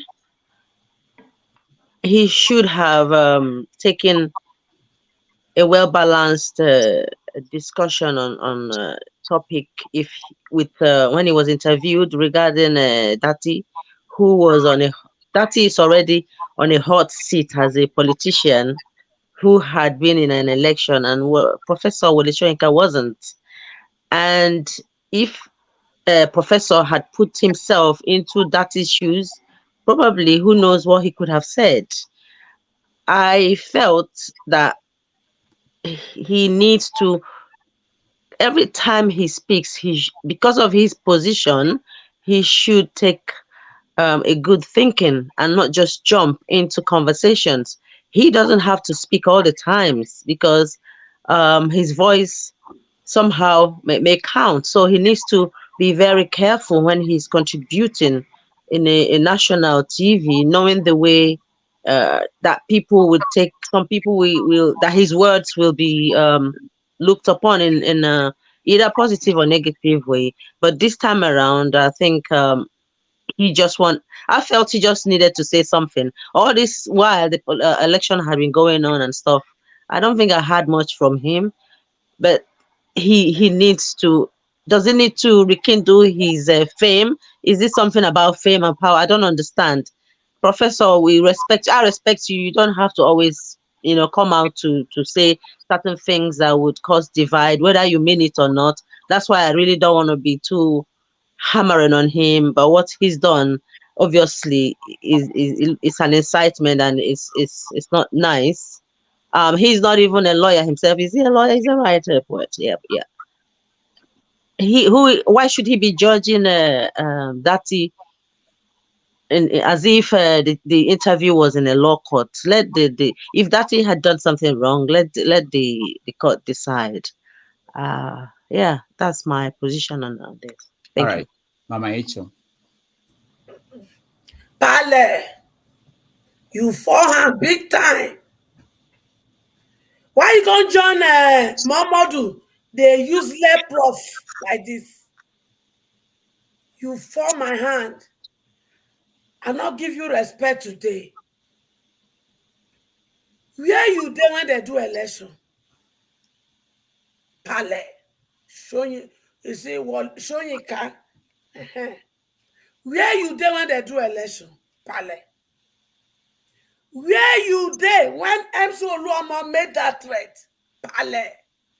You want tell me say you not see the video, you not feel comment, Pale? You don't dey form my hand to that go tell you the truth. You start a court group. You say na for waiting. For waiting I call her when you start her. The time when they come turn out to bloody occult group, you keep quiet and they key. So now lie now you tell us from the beginning. You be set up for the bloody assignment when they do today. And as they buy themselves up and down, they go to buy your occult group when you fall. They go to buy, go disgrace on need. They go Istanbul, go disgrace us need. You know they talk. You can't get audacity. They can't condemn waiting that he talk. Who give you that moral audacity to talk? When the court group, when you form, they disgrace us left and right. That means they give us red card for Dubai. Not be your court group. Not be your fraternity. They do all this evil. You never want the corrector. You tell us enough for good, now you start her. Now we don't know enough for evil. And they don't display the evil. Where you there? When two talks say they collect election for her to become president by all means. You keep quiet, Pale. Soyinka, be what they call you. See, you form my hand and you lose respect. The only thing why going to make you get this respect back, you must come and apologize to us. If you don't do it, we go take you drag ground until you payme. You don't hear me? Because you are nothing but a disgrace. Your white hair, what do you mean? Wisdom. Instead of talking with your wisdom, you can't begin to segregate. You are part of our problem, Pale. Soyinka. Èmi ò jí sọ̀rọ̀ ẹ̀. Tó ti gbọ́? Èmi ò jí sọ̀rọ̀ ẹ̀. Ẹ̀yin bàbá àgbàlagbà tó ti dàgbà yà. Tẹ́ ti da ilé rú. Tẹ́ ti pa wá. Tẹ́dẹ̀ ń pa wá lẹ́kún. Ó sọ̀rọ̀. Wọ́n ń jí ìbò àwọn ọmọdé tí wọ́n ń jìyà fún. Ó sọ̀rọ̀. Ìwọ́dẹ̀ ní audacity máa sọ òṣù fún wa. Níbo ni wọ́n ti ń na ọmọdé? Wọ́n dẹ̀ máa sọ fún ọmọdé kó máa sọkún. Where do you beat a child and you tell the child not to cry? You beat dirty and not they labored for with your obedient children. And you are asking him not to cry. You are nothing but an evil man. You are wicked. If you don't receive this statement, we would disrespect you until you go to your grave. This is not normal. This is no longer business as usual. Pale. Me and my children, we did first. And we did first because we don't do disgrace us. We not make us or become what we not be. Enough is enough.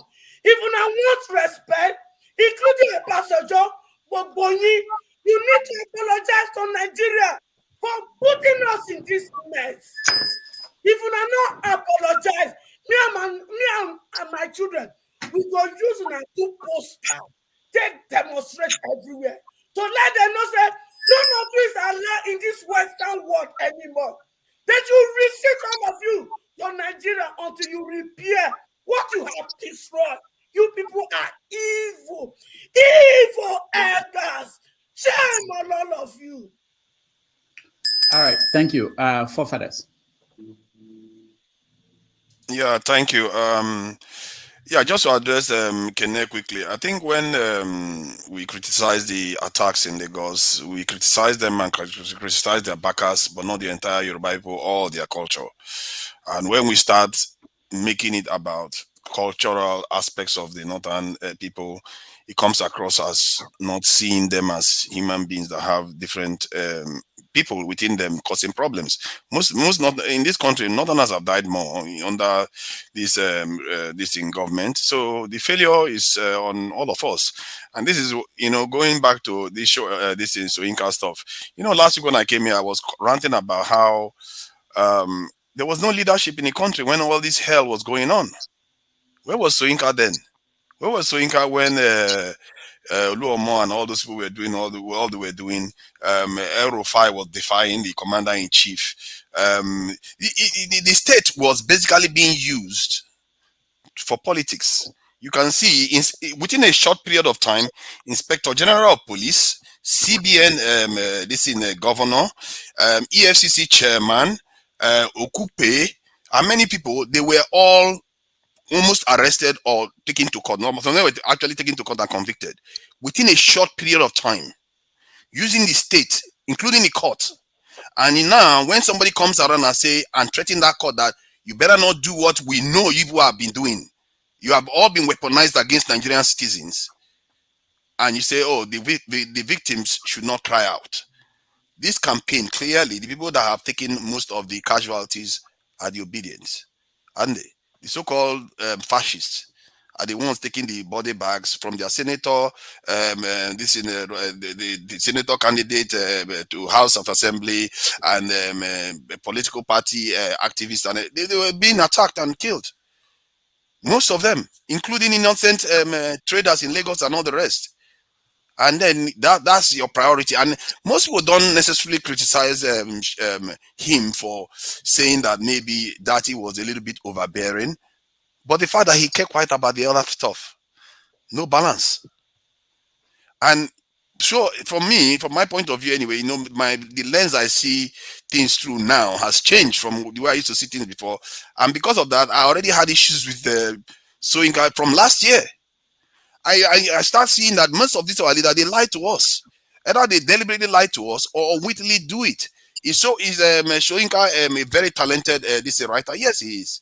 Is he a very courageous man? He probably is. Carrying a gun to a radio station, whatever license he needed, he didn't need. He was courageous. He did what he did. Does he have this thing? Does he deserve respect? Maybe he does, but I don't think he has enough vision for the future. The future that the Nigerian people need. Because where we need to go is a place where we really need to be a sovereign people that are strong and able to work with each other instead of being blinded either because you support this person or the other person. He came in, he didn't weigh in a balanced way that look at what is happening to the Obidients and the way he even addressed the Obidients, calling them boys, and Ngozi addressed some of the languages that they use. Those are language he's smart enough. He knows this is kind of language white supremacy used to address black men in America. Boy, all kind of you are referring to a whole campaign. A man that has advocated that everybody should play fair with everybody else. He didn't even send his supporters to go to the street.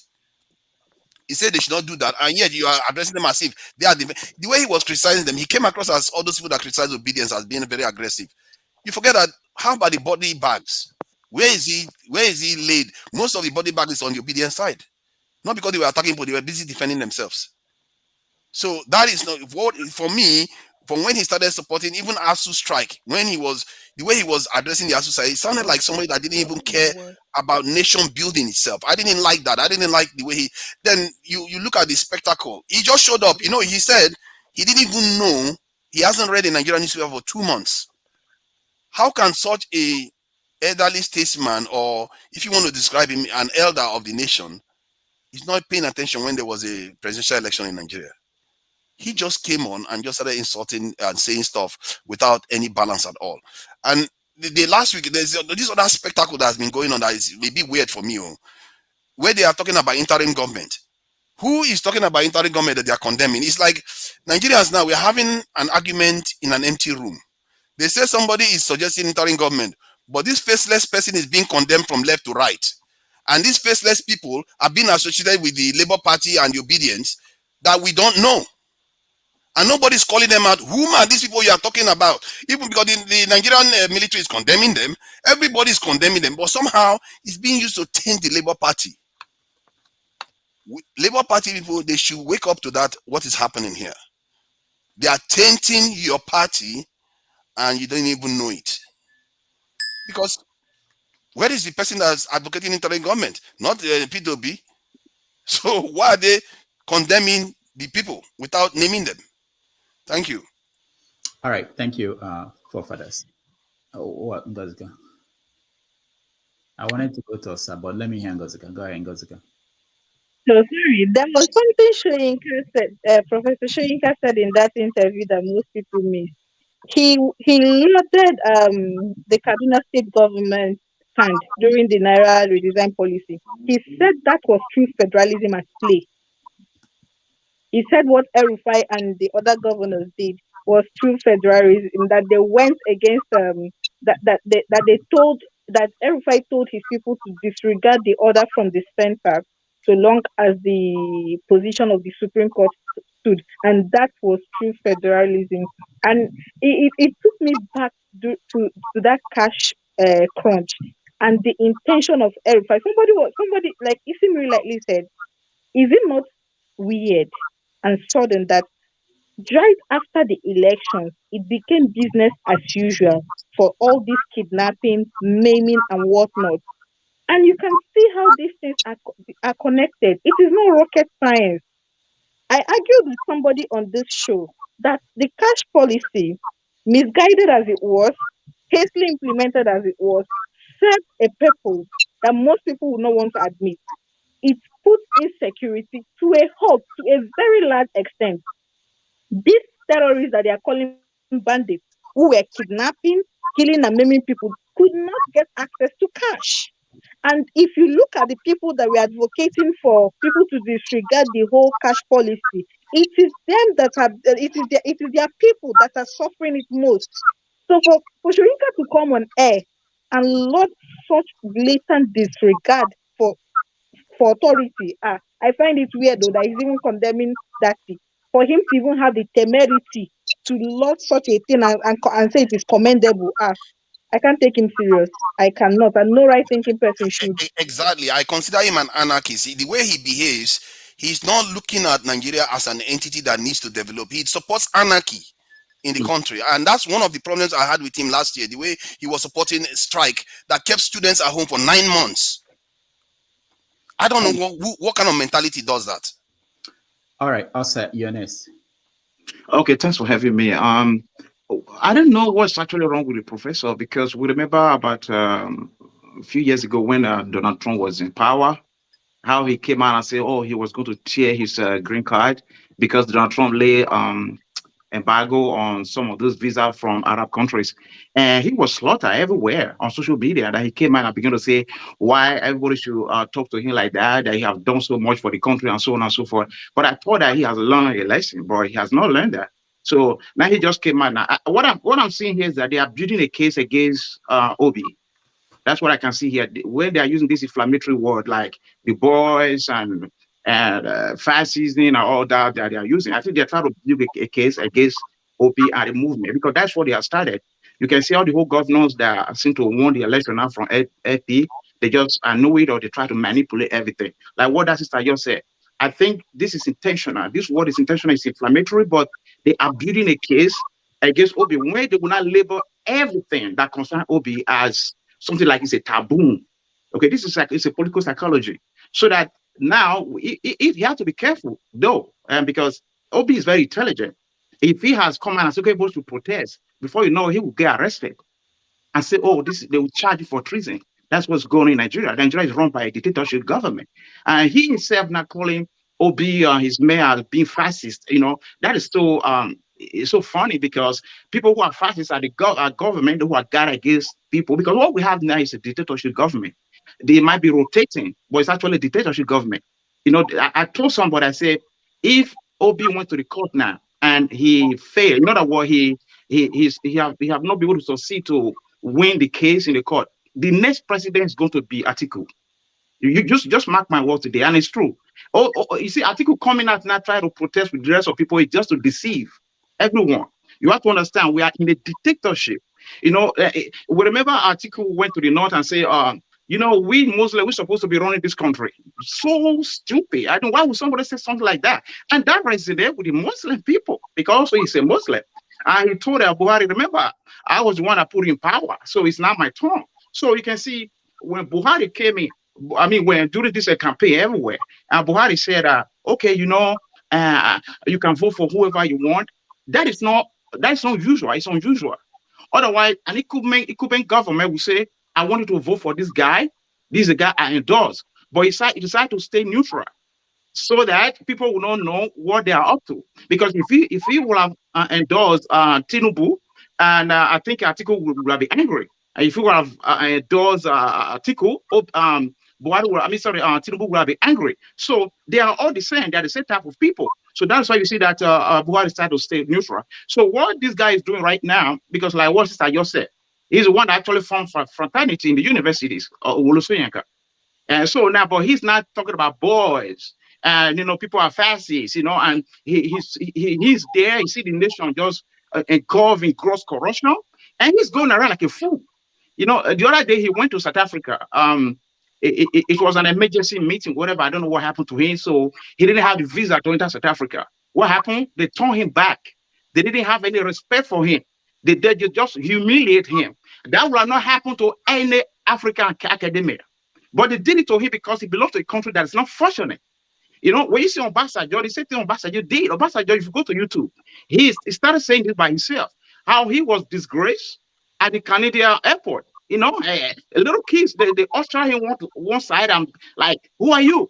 They don't even know he was the former president of Nigeria. For you to know how low this country has become because of the leadership that we have, like people like Wole Soyinka and the rest of them.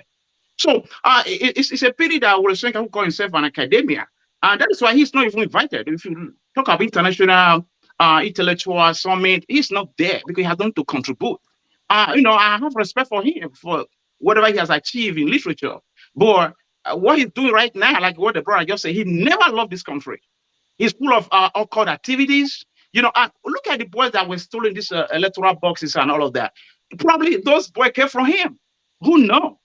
Because all those boys, they're from him. They're from Tinubu. They're from him also, from the university or from whatever, from the Agbolo garages and all of that. So his hand is not clean. He never loved the country, and he's just a gangster. And he's about to just, expose that more and more to everybody to see. It's a shame that someone who calls himself an academia is behaving like a gangster. And he's not different from the Nigerian politicians. And he's not seeing what the, American intellectuals are doing. They're ready to die for going against their government in the United States. They come in and begin to criticize their government, what other governments are doing. But Wole Soyinka instead, what did he do? He started with the Nigerian politicians. A few years ago, right, a big party was held for him in Delta State by former governor of Delta State. Millions and millions were spent for him. And this is a man, you call yourself someone who's supposed to be an educated person. You see, this is like educating the fool. You become so dangerous for the country. That's what I can see with Wole Soyinka. It's a shame. All right, thank you. Let's go to Ugo Beke. Welcome to the show. Thank you, Mr. Rudolph. I think, to understand Wole Soyinka, we have to look at, this is the guy that endorsed Buhari. He brought Buhari. During the time, all of them were like, Buhari is better than Jonathan.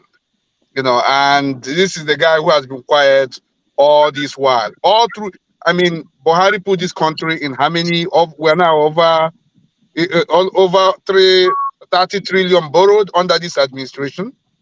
We see the death of infrastructure. We see the killings. Where has he been? He endorsed this government because they knew their agenda. And I'm sorry to say, this is not about Yorubas or this thing, but this is about the Yoruba oligarchs and the Northwest oligarchs who actually and also Muslim who actually seek to control this country. And it was so funny to me. He was taking credit for the Obidients movement. He said that it was his advocacy that gave birth to the Obidients movement. So I was reading that and I'm like, is this guy really nuts? So a lot of you have done justice to Soyinka and all that, and we cannot transport his achievement in literature to politics. It doesn't work that way. So if he wants to keep his excellence and integrity, let him keep it in literature. When it comes to that place, we can actually, those who still value old literature can talk about him, and can also give him that respect. But in politics, he should be out of it. And even in modern literature, I think he should be a little sober to learn from the new writers like Chimamanda and co. Thank you. All right, thank you. Let's listen to Sydney. Sydney next. Thanks, Rudolph, and hello everyone. Quite interesting topic. What I want to say is that all this is just the drama that is being created to deflect Nigerians. Immediately after the election, the APC had a press conference, and all these words they started spewing. The first one, I noted it, I said it. They first talked about insurrection. And then even P2B had not made a statement, PDP had not made a statement. And he began to wonder, why is it that Ashake and the guys, FFK, we created a press conference and talk about their victory that has been announced. And the first thing they say is that they will not tolerate insurrection. So it tells you that there's a grand playbook. The truth is everybody's eyes must be on the ball. The judiciary is the focus. All this other thing is a distraction because they have few days to put in their response to Obi's petition. Obi's petition is strong and they have few days. So they are creating all sorts of propaganda. They told us earlier on that they will match propaganda with propaganda. They will set everything alight. So what we are seeing is a typical playbook of what is going on. Soyinka is unapologetically part of the Bat army. That's fine enough. That's fair enough. He's made his own statements, what he wants to say concerning different things, Obidients and all that. I listened to the whole interview, and he tried to balance it by saying, okay, he understands what the Obidients are trying to say, but he's against the vice presidential candidate. And that's just being unnecessarily not truthful. And he's been unnecessarily untruthful. And so, because if you look at what APC had done, the vice president Oshibanjo said that they will create a parallel government. He never made a statement about such. So there are real issues here. But I think the most important thing is for the Nigerian people to create focus. Focus on what is the next thing. And Obi is quiet and is focused on what the next thing is, no matter the distractions. That's why you are seeing Labour Party issues, they're trying to distract it. Everything is a distraction. And so we must rise above it as a people and understand that the focus now is the judiciary. The petitions are on the line. In the next few weeks, we need their response. And then Nigeria will start seeing more things. So all these other things are going to be massive distraction. But the truth is that those distractions have failed. They have really failed. So Soyinka is a very celebrated writer, but that's where it ends. Nothing more than that. It's not that he has contributed so much that he cannot be questioned. Nigeria has changed. People are questioning everything. The Nigeria of 10 years ago is different from the Nigeria we see now. Young people are asking questions. Why? Because their future is at stake. So anybody that comes out must be sure of what to say. And I'm not saying that Obidients cannot be criticized. No. But if you're making a criticism, it must be balanced, it must be clear, it must be about issues. There have been a lot of wrong issues about this election. And none of these guys have come because they gain from the establishment. They gain from the system. Soyinka gains from the system. So, and he's going to gain from a bad system, because Bat supported him during the Nadeko years. So I think it's important for these things to be reflected. I think that's where I will end for my statement. Yeah. All right. Thank you, Sydney. Henry. Yeah, good evening, everybody. Good evening, Mr. Rudolph. What I wanted to say about this Wole Soyinka, he made a big mistake for opening his mouth to speak like that. For real. Every Nigerians who were born in the 60s sacrificed a lot for Nigeria too. I sacrificed a lot too in June 12th time. I was born in 1968. I sacrificed a lot. I lost 2 friends during June 12th. So she should not come out and start ranting. His time is over. His own son was the Minister of Earth in I think Ogun State. What he did there, he stayed their money and went back and run out from the state. So he should not come out and criticize Dati. Dati made a statement. He's saying if they cut nominate what they call him Tinubu, then we are not pursuing democracy. How can you nominate somebody who did not win the election? That is wrong. That's what he's trying to say. But for politicians to come out and start criticizing him, it's so quick for him to come out to criticize him. But where was he when the Oba of Lagos was saying some bigot words about the other tribe? Where was he? Where was he when they were killing people in Lagos, stopping them not to vote?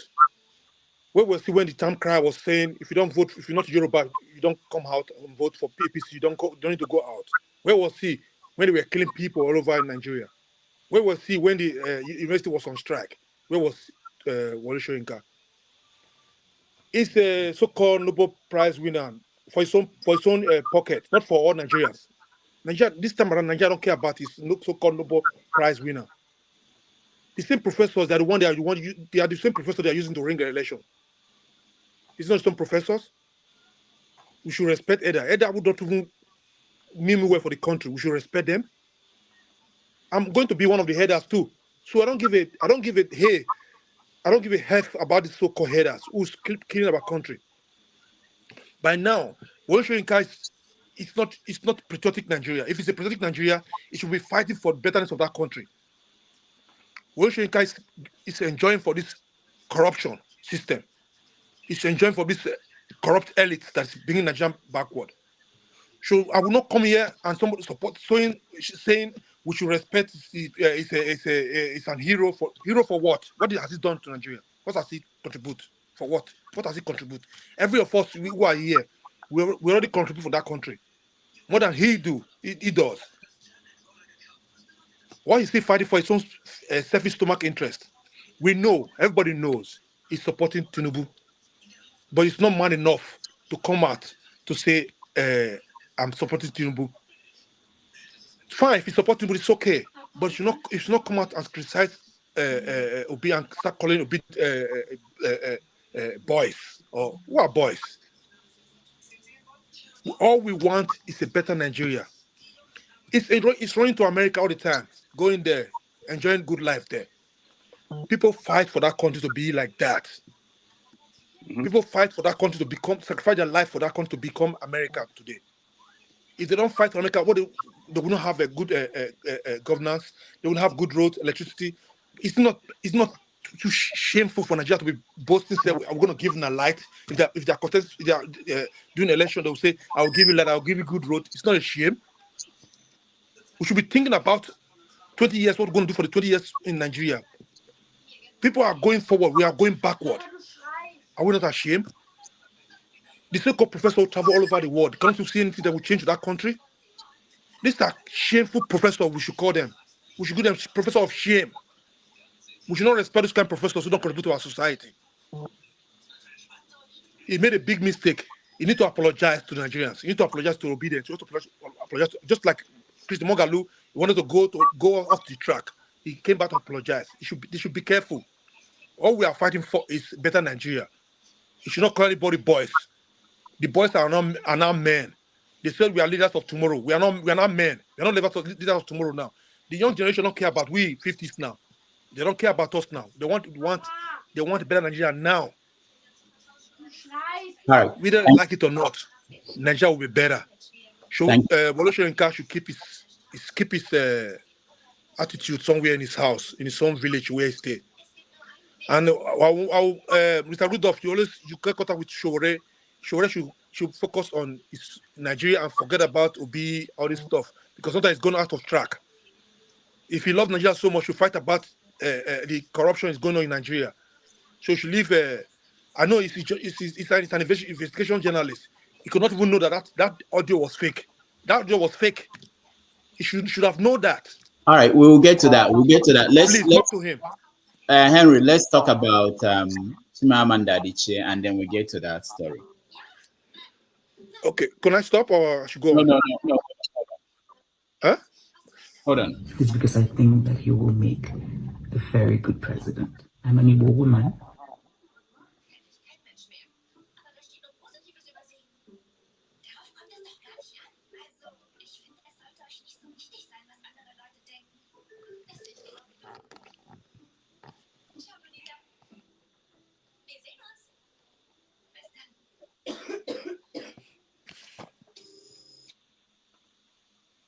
All right, that was Chimamanda. This week, she wrote an article for The Atlantic, Nigeria's Hollow Democracy. And just like Wole Soyinka, her article has received a lot of criticism from the other camp. Now we have two camps in Nigeria. We have the Obi's camp and, of course, the Tinubu's camp. And her article has received a lot of reactions from the other side. So I want us to have a conversation on what this means for conversations and for people's right and ability to air their view in discussions about Nigeria. I know that some people have mentioned here that Soyinka has a right to speak, and some people believe that he should not speak. So what does this mean for the right to speak and for us to have a conversation? Let me start with Doctor, please, can you just give me so that I can take a bath? I'm about to leave. Okay, Paul. Yeah. But at the same time, I still want to beg you. I want to deviate a little bit. After Mr. Paul, can I go next? I need to go and prepare for church. Okay. So, Doctor, I want to talk a little bit about my industry. I'm an aviator. I believe you saw what happened when the Minister of Aviation said the new airport, they're going to demolish partly the old wing of the airport to create a room for the jetway so that they can use the new airport that they commissioned February of 2022 that cannot be using. I know this topic before, we raised it some months back before. This is a shame. You can see the type of money they're throwing away because of a dictatorship government. Like quote Julius Malema again, when we have a governor, when we have a president, they are more powerful than the state, than the country. They do things anyhow and everything. You can see the way the airport is so messed up. Nigerians, people are going to that airport, are going through pain and agony because of the way the government is doing. It's just a shame. How do you commission an airport but you can't use the airport because you want to invade on another person's property? Now they are choosing to do the right thing by creating another big mistake instead of you to just go settle out of court and pay this man what they deserve and let things work. Talking about Wole Soyinka, Chimamanda Adichie, what Chimamanda Adichie did, there's nothing wrong. You understand? We still meeting in Turkey, Spain, England. Tinubu travel here. I don't even know whether Lai Mohammed is still in the US right now. I don't even know. And everything. So what did Chimamanda Adichie did that some of them are talking about? She writes an open letter like OBJ used to do. She writes an open letter. And then for that thing, she has not even started going to Congress to go and brief the people how the country is being run and everything. This is the step we need, because when we carry those things and raising our hands to say we want to protest and everything, I think they don't really listen much. It's time for us to start going to Congress so that all those funds that they get from the US government, will start stopping them and every other thing because of they're doing the wrong thing. It's just a shame. What she just did the right thing. Like they say, he that goes to equity must go with clean hands. If you feel your hands are clean, what you're doing is a just cause, is right. You don't need to talk anything about Chimamanda Adichie. Is she an obedient? Okay. Is she the voice? Okay. Did she insult anybody? Because they will find all type of excuses here and there and everything. She wrote a good letter, an open letter for all of us to read, for all of us to see. Where did she go wrong about that? It's just a normal thing. And truth be told, you understand, that is what they call seasoned advocate. And these are the purpose of why we have embassies all over the world. Some of us may not really understand that the position of embassies is to represent their countries and talk what is going on in our country. We our Nigerian embassy cannot represent us. I've flown 5 hours, 25 minutes to New York to go renew my passport. Check in an hotel, check out in the hotel by 9 o'clock because I have an appointment for 10 a.m. Only for me to go to the embassy. They say, well, system are down, there's nothing we could do. And I asked the director over there, this is the Nigerian embassy. Put me here as an asylum seeker because I don't have anywhere to go. I'm coming from the West Coast to the East Coast. It's like Lagos to Italy, 5 hours, 25 minutes. Everybody started laughing. This is the height of stupidity. You understand? I want a whole director in the embassy cannot represent a citizen. Do you want to put me out as an homeless person? So if this lady is writing as a citizen advocate for the country and for his people, I don't see anything wrong. That's my take, and thank you. I'll join you guys later again. All right, Ngozika. So let me just say this. Just to go to the comment section, yes, Lata is blatantly lying that Chimamanda says she's supporting Obi because he is from her ethnic group. Lata, that's a blatant lie. You cannot lie so blatantly and nobody will call you out. Chimamanda said that she is proud of Obi as someone will be. She said that will be and somebody will be with someone who is from his place. And she's supporting him because he is competent. When would they fear God? No. When would they fear God? Not in the name of propaganda. You come to the comment section and lie so brazenly with your full chest. Now back to Chimamanda's letter. I think when I was talking about Soyinka, I have no issues with a Nigerian having political opinions. I have no issues with a Nigerian. I made a motion for it, but it should not be an issue that a Nigerian is supporting a political party. I might not like the party you're supporting. I might not like the candidate you're supporting. But as long as you stay on the issue, and I am an advocate for staying on the issue, we won't have problems. And that is the difference between Soyinka and Chimamanda. Soyinka was just spinning a narrative. I'll keep saying it. I'll keep hammering on it. He was deliberate with his choice of words to paint a certain picture. And that picture is false.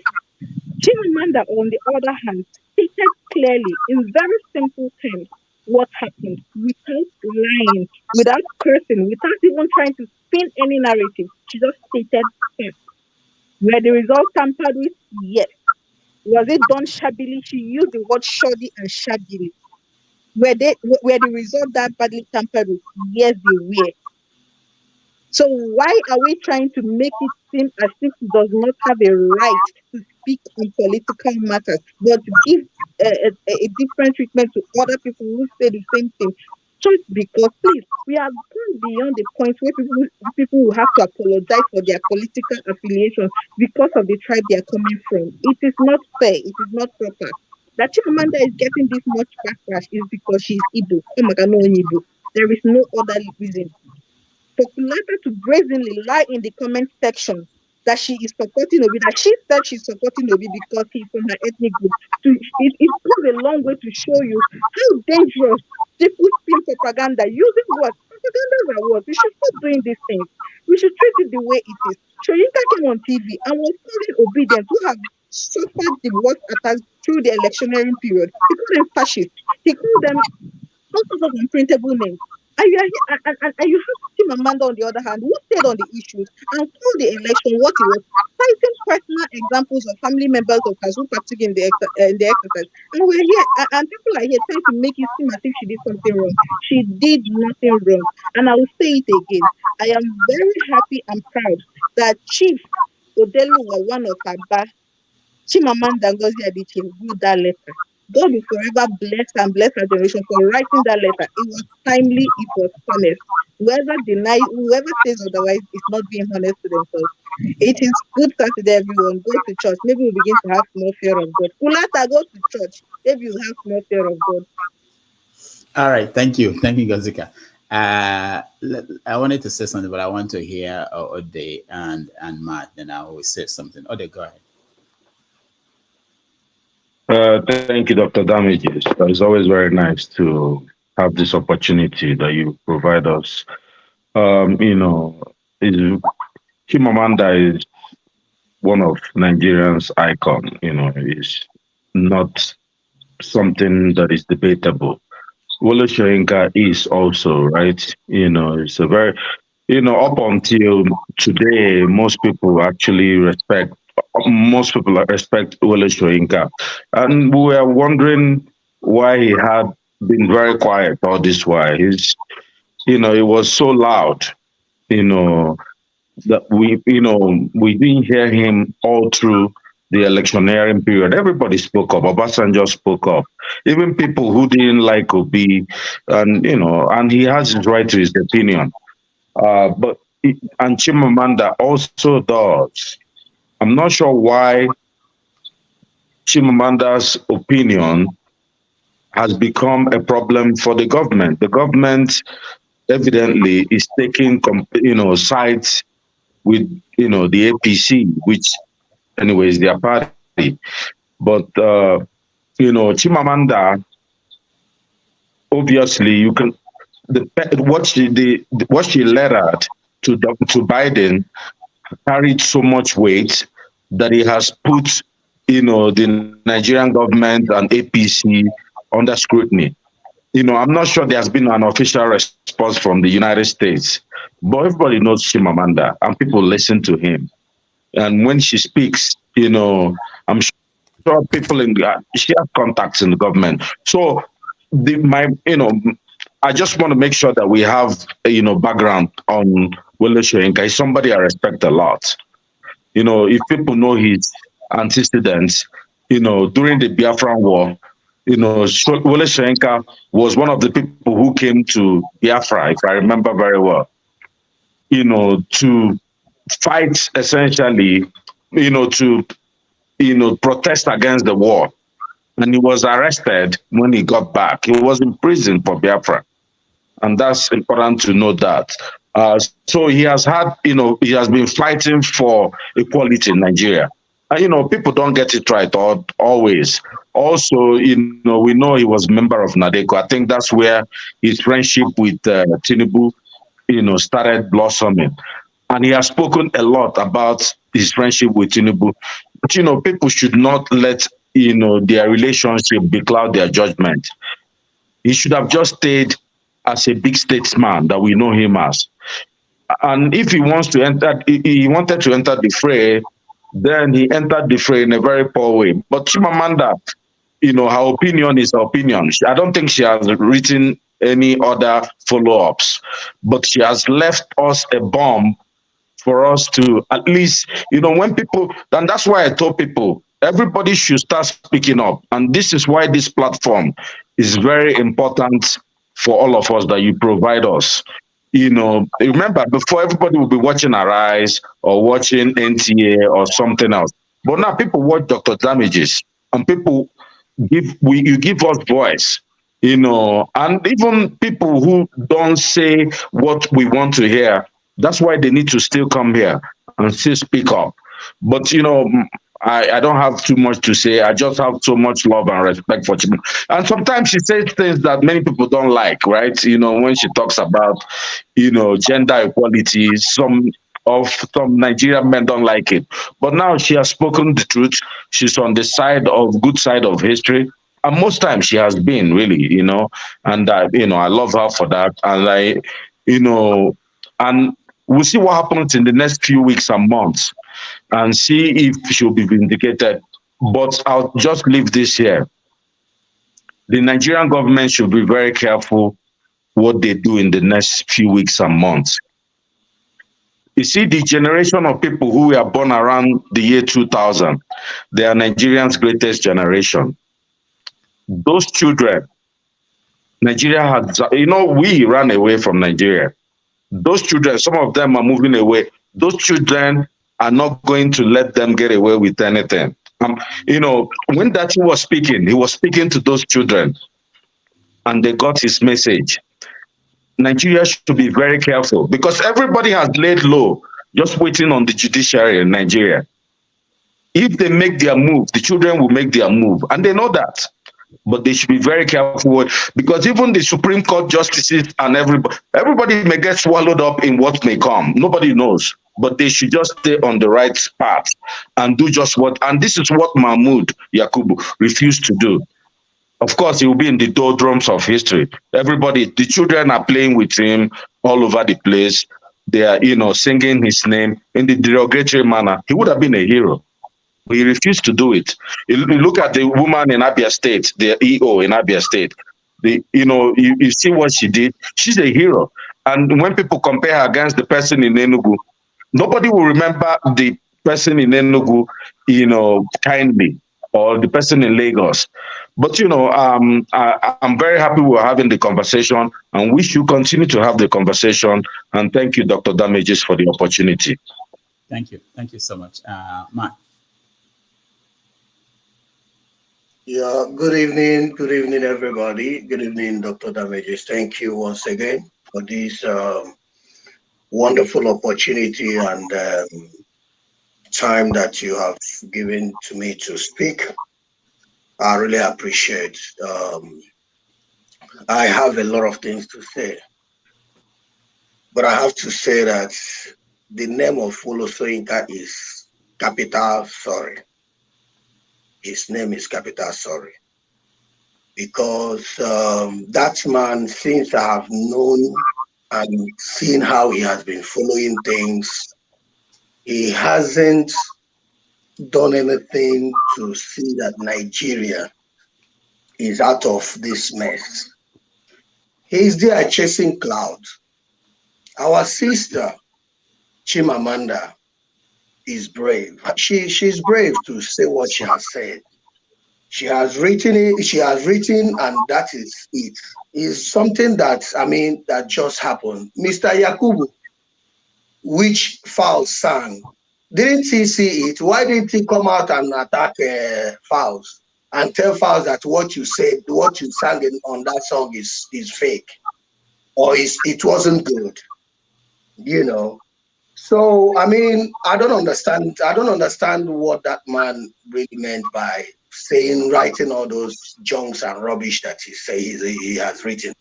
Anyways, it's still that thing that we are saying. That man is not a patriotic Nigeria. He's just like forming what he's forming.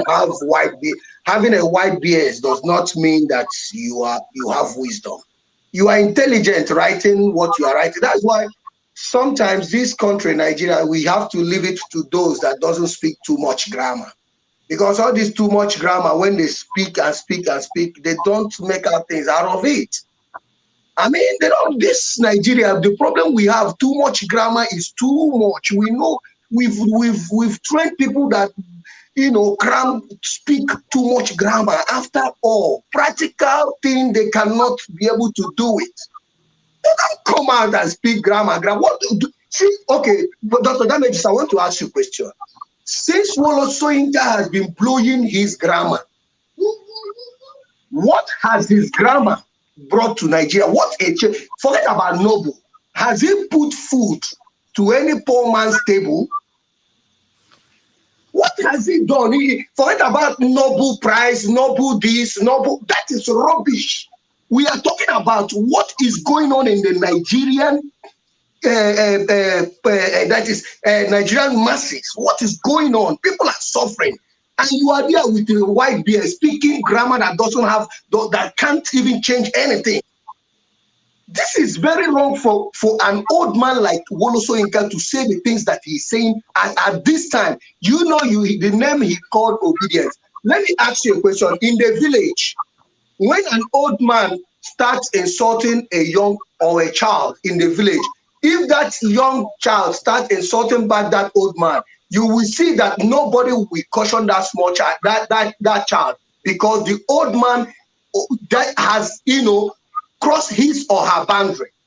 That man shouldn't have said what he has said. I'm an obedient. What does it? You are Wole Soyinka. You have your novel, whatever you have. It is your family and it's for you. It's not for me. Not for me. It has never changed anything. What we want is somebody to be where we can change things, where the masses can breathe. The masses cannot breathe, for crying out loud. Look at the media, whatever they call for APC. Look at the kind of insult they are, unleashing on Chimamanda. What did Chimamanda do? You know why? Our brother just said, the person that just, finished speaking right now, he said something. You know what Chimamanda did? I just learned something. If Nigerians can just learn this thing, that when you close your mouth in Nigeria, say, oh, it doesn't concern me. These people keep doing that evil they know how to do. But if everybody starts speaking, anywhere you are, speak. Anywhere you are, speak what, in fact, speak anyhow it is in your mind, whether you are saying it the other way around, as long as it is something that can change Nigeria, say it out. Because they don't want us to speak. They want to shut us up so that they will keep doing the evil they are doing in Nigeria.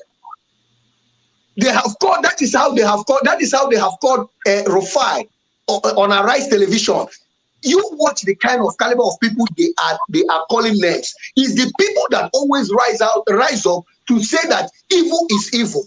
But whenever you are supporting evil, you will see them, they can never come out to speak against you. We have to start speaking. For Wole Soyinka should go and take his nap, sleep a little bit, stay with his parrots and whatever he has in his bush, and speak to them, not to Nigerians, for crying out loud. Thank you. All right, thank you. Before we continue, let me just say a few things. My thoughts are not well articulated yet on the conversation going on. I think there's something that fundamentally changed in Nigeria. Maybe the election and the way it happened made it worse. And maybe we're getting to an epiphany. But I have to say that I'm not comfortable with the tone of conversation across the board. I don't think that someone like Wole Soyinka, whatever you think about him, and someone like Chimamanda, that they should be attacked the way they are being attacked for whatever view that they're airing out there. It troubles me. It troubles me that there is no middle ground in Nigeria today. I belong to that, to some extent, the group of people who are trying to write and trying to use that medium as a way of communicating, as a way of interfering or getting involved in the conversation. And I know, and I can tell you this, that Soyinka did not wake up one day and say, I want to go on TV and talk. Or that Chimamanda decided that I have nothing else to do but to write an opinion article for The Atlantic. Sometimes people, regular people like us, approach these people and say, you have to get involved. You have to say something. Something is wrong in the country. And it doesn't matter who you are. I can open my mouth and say, this is what I think. And people will disagree with me. Nobody will say everything you like. Everybody will not. There will be something that people say that you don't like, that won't support your own idea, your own understanding. As someone who I would say I try to write, I'm worried at where we are and where we go next. If this country, Nigeria, gets into trouble the way I think it's going, we don't have anywhere to run to. We don't have anybody that can say that everybody can listen to. And I don't think we're aware of that. So something is wrong with the conversation we're having, how it's going. It may be a generational thing. It may be that we've reached the peak of injustices that were not dealt with. I don't know what it is, but hopefully I'll be able to articulate my viewpoint. But I just want to say that as we continue this conversation, it's important to say you can disagree with Soyinka, you can disagree with Chimamanda, but it's not right to say they've not contributed to the country in so many ways, especially someone like Soyinka. It's totally not right. I will not stay here and say that Soyinka has not contributed to Nigeria in so many ways. And the same thing with Chimamanda. And it's totally not right to say that they don't have the right to air their view. You have the right to respond to them, but also everybody, we all have the right to respond to them. But the way we're responding to them, the way we are responding to people, not even to ourselves here, shouldn't be that way. It wouldn't lead us to somewhere beautiful. Anyway, I'm still thinking about it. I said my Dr. Darajis, let me just say something before you cut off. Has Wole Soyinka responded well to Chimamanda? Has Wole Soyinka responded well to Chimamanda? Has he responded well to Chimamanda? He deserves no respect. Hold on, Matt. Hold on. Rudolph, 1 minute. Hold on. No, hold on, Henry. Let me just say one more thing. There was something that Moghalu said that troubled me. When he didn't get the nomination of his political party, he said he was leaving the political arena. He was totally disappointed, disgusted, and something like he was leaving. I didn't like that. I didn't like that we'll get to the point where people will say that they are leaving because we are the ones begging people to come and change this. And something made him to say that. And then he came back during this Soyinka event and said something where he said that uncultured and unlearned people. I didn't like that. It was troubling to me that he could think about some people. I believe that every voice is needed. That's why I feel like everybody should be able to say what they want to say. But it has to be presented in a respectable way. That's all I ask for. But I'm happy that Moghalu came back and apologized, because that was not acceptable. You can't say, everybody should be able to air their views. I can say to you, try to be respectful of people you are talking about, but I won't say that you should not air your view. Okay, so we have to think about this and think about this in the sense that we don't want a situation where the UN will be the ones that will now come here to Nigeria to solve our problems, because we've the legit, how do you say that? We've basically decided to disrespect and everybody's at the edge. Either you're on this end or you're at this end. Nobody's at the center. Nobody's thinking about. Look at what Soyinka said after all this. He said something like, "I'm no longer certain I believe in Nigeria." And there are a lot of people who are there now. They are at the point where they are saying that they don't believe in Nigeria. I don't know if it's a good place. Doctor, can I just quickly say something? Okay, yeah, let me go to Scribe. I'll come down. Scribe, go ahead. I apologize, Henry, but I just came in for something very specific. So to Soyinka and Chimamanda, I think with what they are doing is not wrong. It is expected that you would always protect your own. And I think that's what they're generally doing. They're protecting their interests. And it could be ethnic interest, it could be whatever interest. Because if you want to throw stones, even at Chimamanda, you can also might as well throw many stones. You want to throw stones to Wole Soyinka, you can also throw stones. But I don't want to go that way. I want to go back to what I've always said, what is the meaning of Nigeria? There is no real confluence spots that we go to that brings up certain ideological commonalities that we don't that have not been espoused enough, in my opinion. Nigeria is just there, nothing, we don't feel anything to associate ourselves to Nigeria. And then when these kind of conversations or comments being made by Soyinka, and they say it's very difficult for people to decipher it. Another thing, with respect to what you said about Moalu's statement, and I feel like, yes, Moalu did well by apologizing, but I take you back thousands of years ago. Pluto, what did he say about democracy? Pluto said democracy should not be practiced by the unlearned. Quotes. Now, I'm not going to apologize because I'm metaphorically speaking here. But what Moalu was espousing there was the word of Pluto. And this is the fundamental problem with the obedient movement. Because the obedient movement refused to see something. And that is that whatever your opinion is, yes, you say, NSAS, everything, you're annoyed.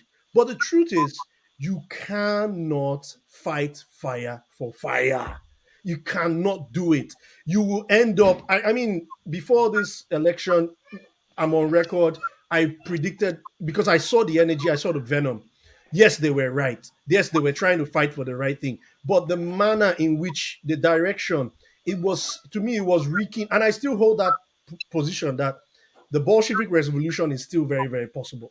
Because if you look at the way the venom that's coming out, it does not make sense. Yes, you might be right, but the veracity, the energy that you're pushing behind this, it's bereft in some ways of kind of a direction. And that direction, I still hinge it on that our founding fathers, yes, they espoused the idea to be liberated, but they never had the time to harness and hone in the identity, the ideology of a Nigerian.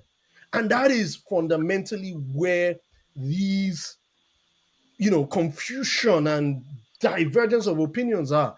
Because everybody's going to, everybody's, to me, the two statements are just basically two people protecting their interests or in any way. But to Soyinka, what Dati was saying, he was expressing his opinion. And technically, what he said, is the way is based on his understanding. So for Soyinka to have gone in and just pick one thing, and he didn't go in and talk about all the myriads of stuff that built up to the election. You see, where Asina, okay, so, but to Chimamanda's own side, I want to also throw some stones at her. Where were you when the IPOP guys were your brothers were being killed? Where was that letter? Where was that letter, Kebino? Where was that letter when women in Umuahia were grieving of their children? Email letter. Where was that your letter? So you see, this is the fundamental thing. There is no confluence point to that identity of a Nigerian.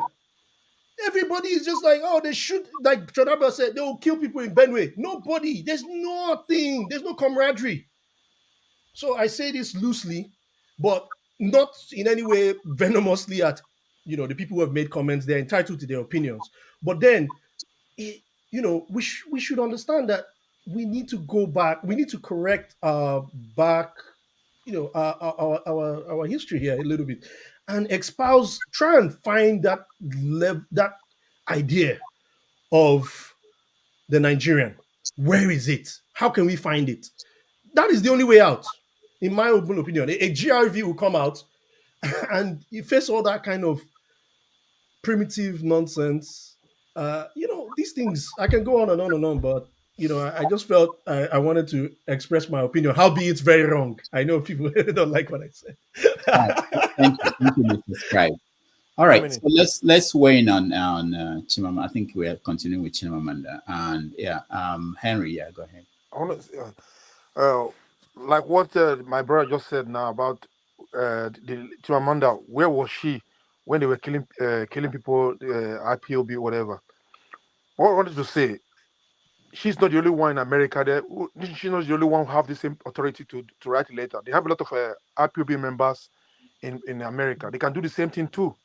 Do what she did now right now. I don't think she's happy that way they're killing people in the East either. Me, I'm not an Igbo, but I'm not supporting the way the Nigerian police, the Nigerian authorities think killing people in the East or the IPOB members. Those people have right to say they want to go out from Nigeria. Everybody have right. So what I'm saying, what the lady did, Chimamanda did, if I be in a position, I will do this. I will do more than that. I'll write more than that, because we cannot compare what she wrote and what what do you call it? Wole Soyinka said. Wole Soyinka said he could not even go deep to the ringing of election, the killing of people in Lagos. He could not go deep on those issues. What he just go deep on this. That he said. That was what bring this talk about Wole Soyinka. He should have think twice before he opened his mouth to say something like that. Like, I support what Chimamanda did in America for this letter he wrote to Joe Biden. If the government of Nigeria don't know they are doing the right thing, we should not have this conversation right now. If Nigeria was working for a very long time, we should not have the conversation we are talking right now. Because we need voice. You know, the voice of this lady now is going further. That's why you see the Lai Mohammed use taxpayers' money, fly to America and start debunking the letters this lady wrote to Joe Biden. If they are doing the right thing, we should not have the conversation right now. We'll be talking about the future of Nigeria, the betterness of Nigeria. But now we are thinking about how to survive, how Nigeria to survive. That's what we are talking right now. Nigeria will never work. Nigeria will not done anything for me. Never. I've sacrificed a lot for Nigeria.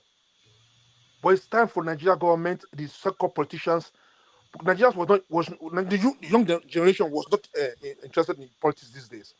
Since Obi came in, every young Nigerians are interested. They're interested in better Nigeria. That's why the elite could not withstand this pressure, this force. That is why they could not withstand it. Whether they like it or not, Nigeria will work. And they will go to exile. All these corrupt politicians will go to exile. Thank you. All right, Doctor, let me just make this. I want to leave now.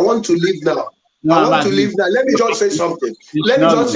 Just short, in a short, please, I'm sorry. Let me just say something. I'm going now. I'm going out to do something. I will just want to be watching, but later I will come. Okay. Please, I want to ask you, because all the time I direct my question to you, because you know you are in the media.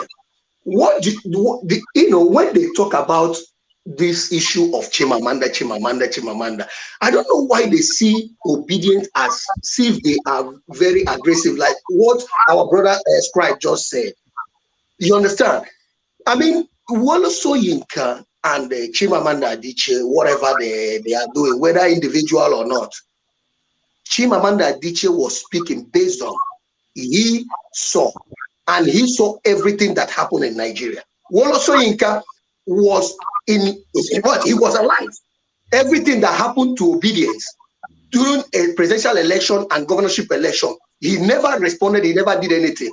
Look at Lai Mohammed. What did Obi did to Lai Mohammed, who went to US to speak against Obi? Now, if Obi respond to the way he will respond to Mohammed, what is his name again? Liar Mohammed. People will say Obi is arrogant, Obi is this, Obidients are arrogant. All these things, they are the one going step ahead to provoke us. And when we respond to them, they will now tag us with one useless name. But let me just tell you one thing. They have managed to divide Nigeria. It's a good game for them. Let them continue. Because what I'm telling them is that anything they do, any outcome, they will use their head to carry them. We are in Nigeria and we are not running. We are Nigerians, we are not running. Anything they cause in Nigeria, whatever that will be the outcome, they will use their head to carry them. I have said something here to you people, Igbo people.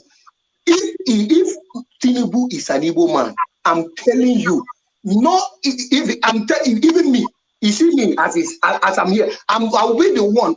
Bring what do you call it, Ojo Zokano, to represent Obi, to see. You will see what I will say. You will marvel.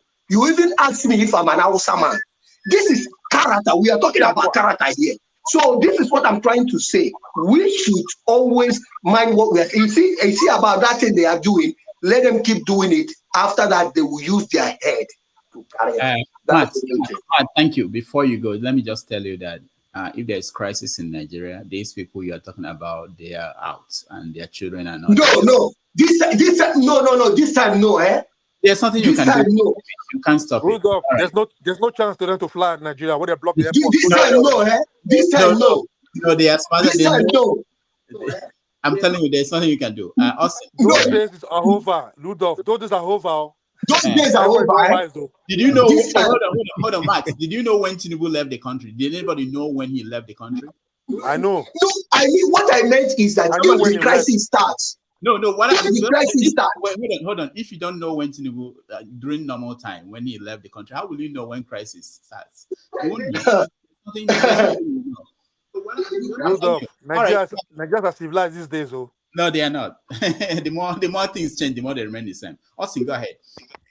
I thought it's my turn. Yeah. No, I'm not going in a particular order. Go ahead, Austin. Okay, no problem. I just wanted to, maybe I'll just say my own thing and go. Now, the point is, for me, I try to look at the statements. I read that letter. Okay. So I went through the letter, see what was written there.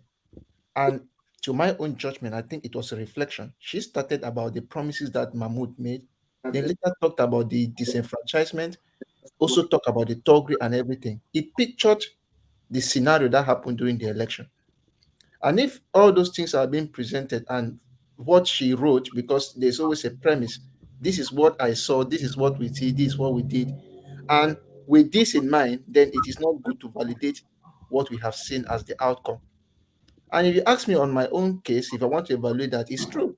That is what happened, because I even saw a tweet from Chatham House that criticized the election, that Mahmoud came and promised in Chatham House that this and this will happen, but it was not done. And if I try to put that side by side, then I think what she said was somehow to an extent correct. But somebody said here, just about both sides of the divide. Somebody's okay. I'm support you. You think I'm saying this because he's my brother, or he's my sister, or he's my this, or maybe Soyinka speaks this way because Soyinka is Tinubu's brother, or Tinubu's this, or Tinubu's that. But I think we should just learn sometimes to just say the truth the way it is. We saw all what happened, so I don't think the criticism towards her is anything. For me, I don't even see that as any problem, because your own is say your mind. Anybody wants to say anything he wants to say, go ahead and say what you want to say. I don't even, I don't know if I was in their shoes, because sometimes when I post things online, I'll see people come and talk up, down, left, and center, insult, and I behave as if I don't see those things. I'll just keep on laughing. Somebody posted and said that the Obidients and everything should disappear from the surface of the earth so that Nigeria should regain its lost glory. Now I just can come post on Nice, DJ. I call it. I said, brother, no vessel. Nigeria get the glory before. I started laughing. So back, I was angry. So, but the point is this: I don't care what people say. When things like this, I should expect people to get angry with Soyinka. Expect people to get angry. There will be always both sides of the divide. So for me, it's not really a big deal. But I don't think when I read Chimamanda's letter, it was what happened. That was just the truth. That's just the truth. So I don't see any problem where we should think of throwing stones or not throwing stones, even though there will be throwing of stones. But I think what she wrote was right. It's not only her case now. Other people, as I said, I've read from Chatham House, I've heard from independent reporters who came for the evaluation, and they almost said something which is similar. So it's not like something that is hiding. It was just the truth. So, Austin, are you concerned that I could read you some things that people wrote about Chimamanda, where your people will essentially say, basically discard all her works because of one opinion she expressed that did not agree with their own opinion of what happened. Good. And then where people call names, where people say things, and that's what happened to Soyinka, basically because of maybe one interview or one that you did not agree with what he said. Then everything, all his life works became useless and nothing of no use. And he was, especially things like he collected money from Tinubu. That's why he's. I mean, No, I don't think I agree with that. I always try to pick the substance of the word. This one you have said. I will always say we should be objective. The A you said is correct. The B is wrong. The C you said is correct. The D is wrong. It doesn't mean because somebody gave his opinion that is what I think. You just decide to say everything you said is bad, is crazy. I'll give an example. Before, people can say a lot of things, but one thing they will say is correct. I remember there was a time where in an organization, we wanted to do a particular project, and people were talking. This small boy wanted to, then I was the president. So this small boy wanted to talk, and they said, "Come on, what will you say?" And he was just about 8 years old. I said, "No, give him the opportunity to talk." And he spoke the best thing that we did and were very, very successful. So it doesn't mean because this one he said now is bad, all the works are off point. No, Wole Soyinka is a Nobel laureate. Come on, easy to read book now. We know, easy. He don't read and he don't write, and they don't appreciate and say don't do and well. Chimamanda is also a great writer. She don't write out. They don't appreciate and say yes, this person don't write well. This is not like Nigerian standard. This is global stage. The person don't do the job. So I don't think their whole works is supposed to be out of place. No, but this particular part, if you say, okay, I don't agree with you, fine, or I agree with you, fine. But I will say this so that I'll smash people's tools too. Let me smash some people's tools. Most of the people who complain about their own works and say that you have not done anything, they never do anything for their own life. That is why they always throw stone on those who have had a great repute in the international community. Most of them talking that everything you don't write is your rubbish because of this one you just said now. Most of them never do anything, even to win state, not to talk of federal or go international. Most of them have not. So not just jealousy. So I don't criticize all those. I don't talk about all those things. They have done well. They are good members of the academia. They have good academic prowess. But if you don't agree with this particular one, fine. My conclusion is that Chimamanda, what she said, it was apt. I read it very, very well, and I know that it's true. That is what happened. Wole Soyinka is very, very okay. He said the right thing because that he was commanding the judiciary. It is true. You don't need to do that. But the point is this: he also did not. He was very one-sided in his judgment, not knowing that bad things were done before somebody got angry and spoke. And you're trying to say that obedience and fascist is crazy. Let me. We don't. I don't want it to be between me and you. And I want. No, you can ask your question. Maybe I'm the yes. In what Chimamanda wrote that people are picking on, and I know she wrote that. I wish I'm looking at it. She's something like that. She believed that the polls, that the polls said that Peter Bill in the election, something like that. The polls. And yes, people, the polls before the elections. Yeah, before the election, people kept talking about that. It's something technical that I don't know if it's good for conversation for this kind of platform. But one of the things that happens when you write for international media, unlike when you write for local press, is that everything you are saying, you have to basically give them proof. So if you say, for instance, that that you this person's supposed to win, they will say, why? How is the person supposed to win? So you have to show that this is what you are basing. It's not about step in, Dr. Okay. Damages, please. Can I for Koro? Can I step in, please? Oh, maybe you can't wait for us to come to you, Chief Okoro. Can you wait just a minute? Okay, please. Yeah, I'll come to you. I know you're there. Go ahead. Okay, now the truth is that most of these polls are samples. We make hypotheses during scientific research, and those hypotheses we are validating them when we do research, and they may be wrong. When they are wrong, you can now say my hypothesis was wrong because this is what may have happened in biology. We are in the biological science now. I'm not talking about statistics. So it is very possible that what the polls predicted may have not come true in the elections. It's very possible. But see, the second part she was trying to back, she was saying that these things may not have come true because there was thuggery, there was not uploading of result from the polling booth, that the forms, the result forms were manipulated and it was visible. So that was the backing now from it. And somebody who is scientific will say that yes, it is true, because these are very weighty allegations that, as I said, it's not only Chimamanda's pen that said so. International observers also said so. So that is All a right. point which can be listened to. All right, thank you, Austin. I'm going from. Let me go back to man of procedure. I'll go I down. want to go now, please. I check with mama. All right, Austin. Thank you. Everybody wants to go, so who do I go to? Yeah, can I come in? No. Man of procedure. All right. Nah. Let me. We should queue up now. It's similar. Go ahead. Let me start from you. I'm going to Hey, you see me, position young Kenny. myself What's wrong? in a different perspective. Is it just Chimamanda and Professor Wole Soyinka that have written something regarding this election? Or why is it that they are being picked upon somehow? I know I've spoken about Professor Wole Soyinka. Is it because of the shoes they are wearing, their popularity? Does it mean that people who are more popular should not have a view in anything in Nigeria, even political? I think they should have views. What I condemn is things that are not facts or incitement that are negative for the society. Chimamanda is a human being. Apart from that, she's a writer. She can air her views, and I believe in facts. From my own field, we go by evidence.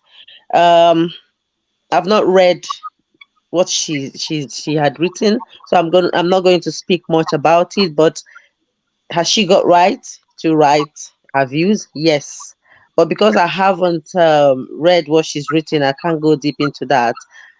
And I would go against anyone, regardless who, that writes an inciting statements.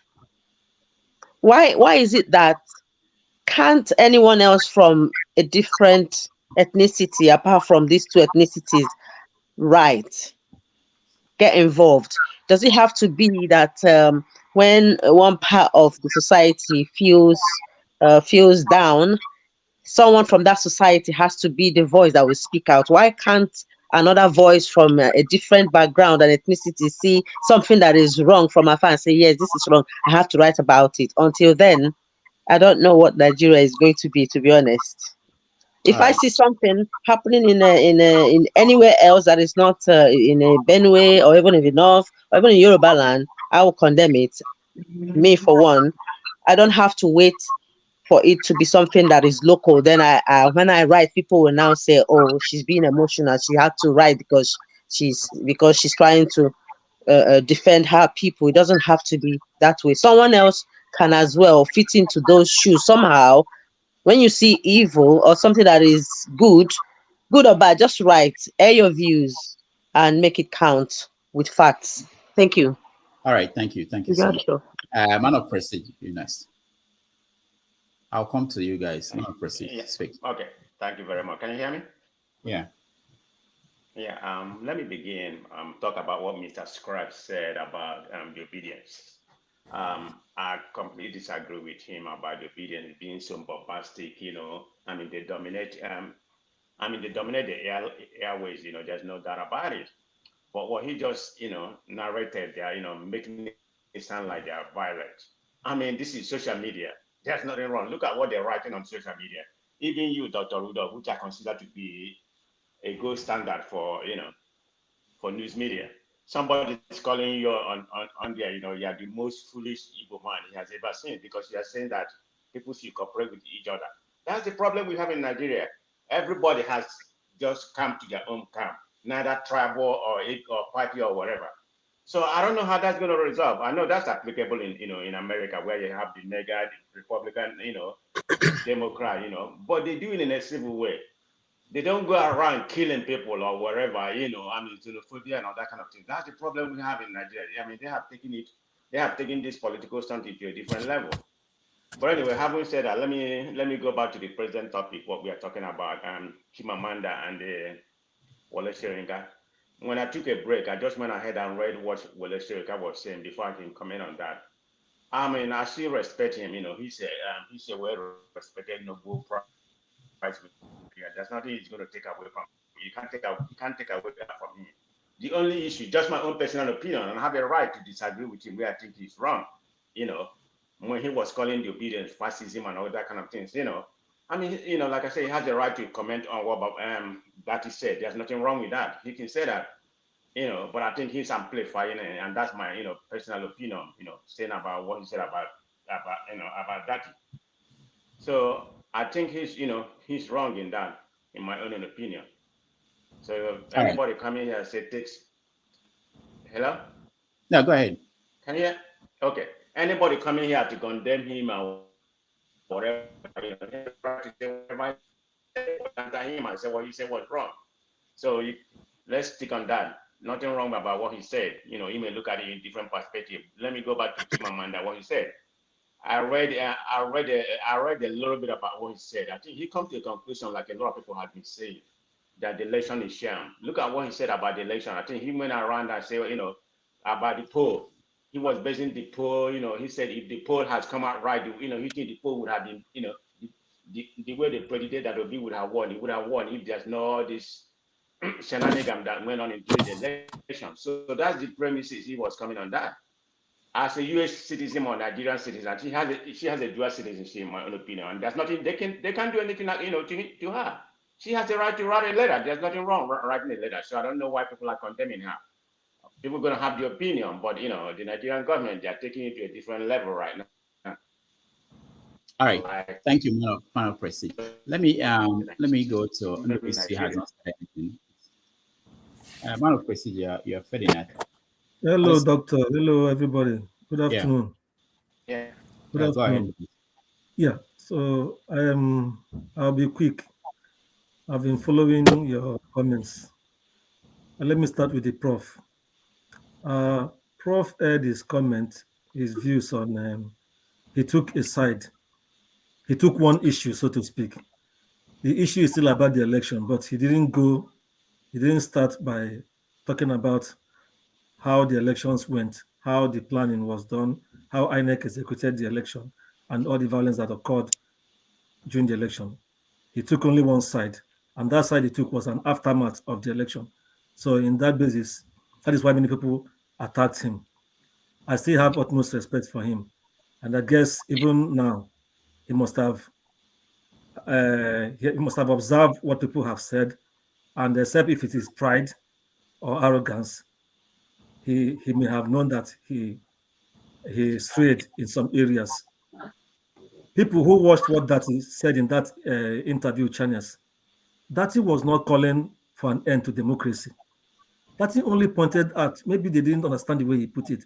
Dati was only saying that if they didn't follow the provisions of the constitution, where, according to him, the constitution said 25% must be received by a candidate in Abuja to also be declared winner alongside 25% in 2/3 of the states.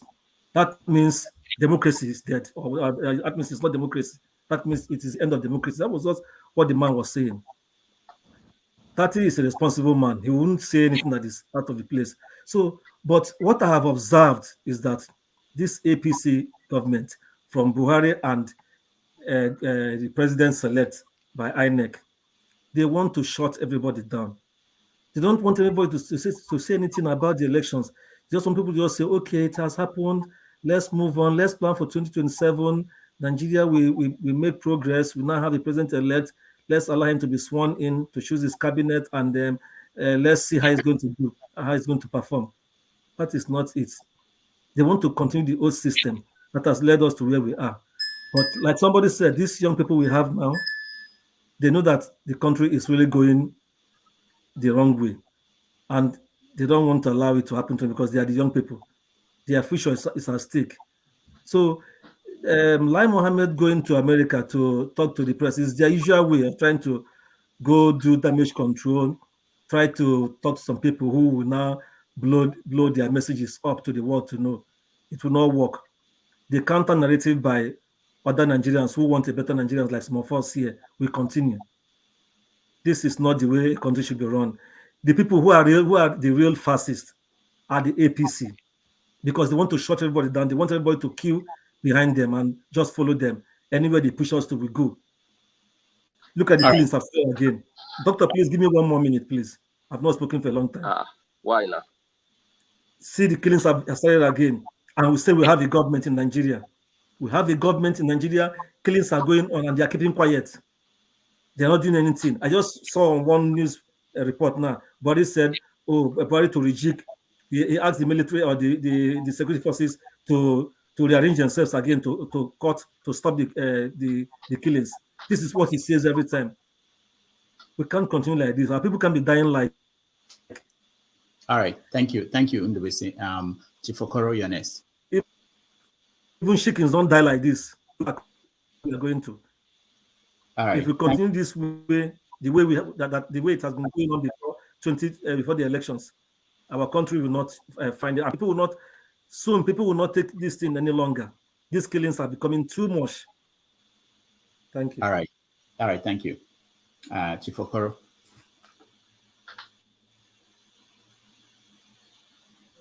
We can't hear you, Chief Okoro. We can't hear you. Unmute yourself, please.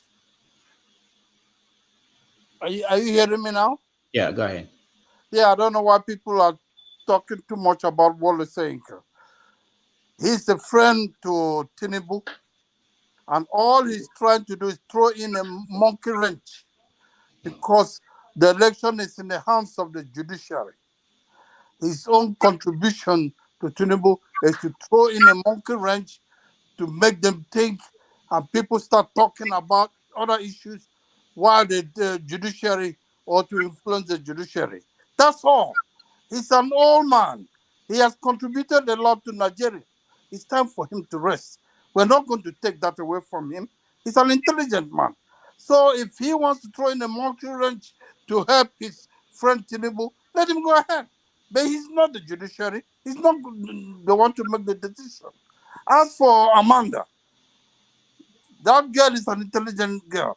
Everybody knows that the Tinubu clan, APC, they have been waiting for approval from Washington. They have not heard from Biden.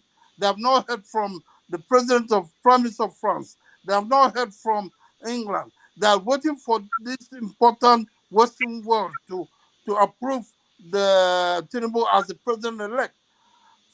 So when Amanda wrote what she wrote about hollow democracy, it reinforced what the APC have been thinking. Why are these people not calling us to congratulate us? That's all. Both of them are writers. They are doing their own contribution by throwing in monkey wrench. Wole Soyinka is there helping Tinubu. Amanda is there helping Labour in their own way as writers. It's left for us to think and find and absorb what they're saying and then come to a better way to resolve the matter. Not to spend the whole time worrying, I don't respect Tinubu, I don't respect Wole Soyinka, I don't respect them. It's nothing. Everybody's trying to contribute in their own way by throwing in monkey wrenches. That's all. It's politics. Don't take it personal. Thank you. Not going to change Wole Soyinka. It's still going to be Wole Soyinka with the gray hair. Amanda is going to write another big important article tomorrow, and people are going to praise her. But they're all contributing to the same thing. How are we going to come out of the mess we're in? The country called Nigeria. How are we going to come out? That's what we should be talking about. Not worrying about Wole Soyinka, not worrying about Amanda. Well, who else are you going to worry about? Me? I hope not. My children worry about me.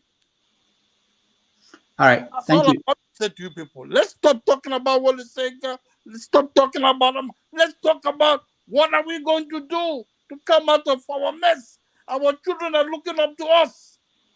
I'm an old man now. I'm 70 years old.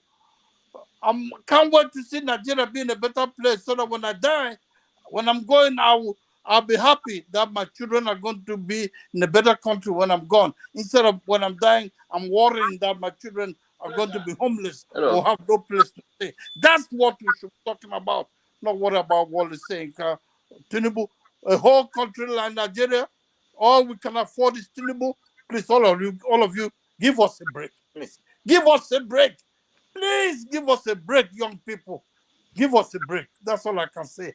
Thank you very much. Thank you, Chief. I just want to applaud him for saying something. There's something he did here that people may not acknowledge. He said that Soyinka is a friend of Tinubu, and that Chimamanda is a friend of P2B. Sometimes some people here will just see one side and won't see the other side, and that's what I'm really trying to make sure we see all the time. Mazio Bonnia, you're next. Brother.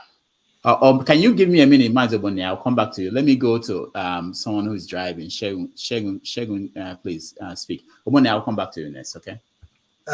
Good evening, everybody. Can you hear me clearly? Yeah, we can hear you. Okay. Good evening, morning, and greetings to everybody in the panel. I'll just make it quick since I'm in the car. Personally, I think we have been unfair to Wole Soyinka. Based on the interview that he has provided. It may be because we probably haven't listened to the totality of the interview or the context which he had said it. And thanks, OD, for pointing out the contribution he made during the Biafra War. Whether we like it or not, these men, both Chimamanda and the Prof, have collected accolades for themselves, but they have also put the name of the country on the world stage. So we can't take it out from them. Their contributions have been quite enormous. Now, I just want to pick on the interview, and we should also understand the context of it. Somebody mentioned first that he didn't condemn what happened in Lagos of the targets of the Igbos. I will refer you back to maybe 21 or 22 minutes of his interview to 25 minutes. And you listen to what he said. In his own words, he said a real targeting of certain sections of Lagos where the Igbo populations were prominent, and that is disgraceful, most condemnable.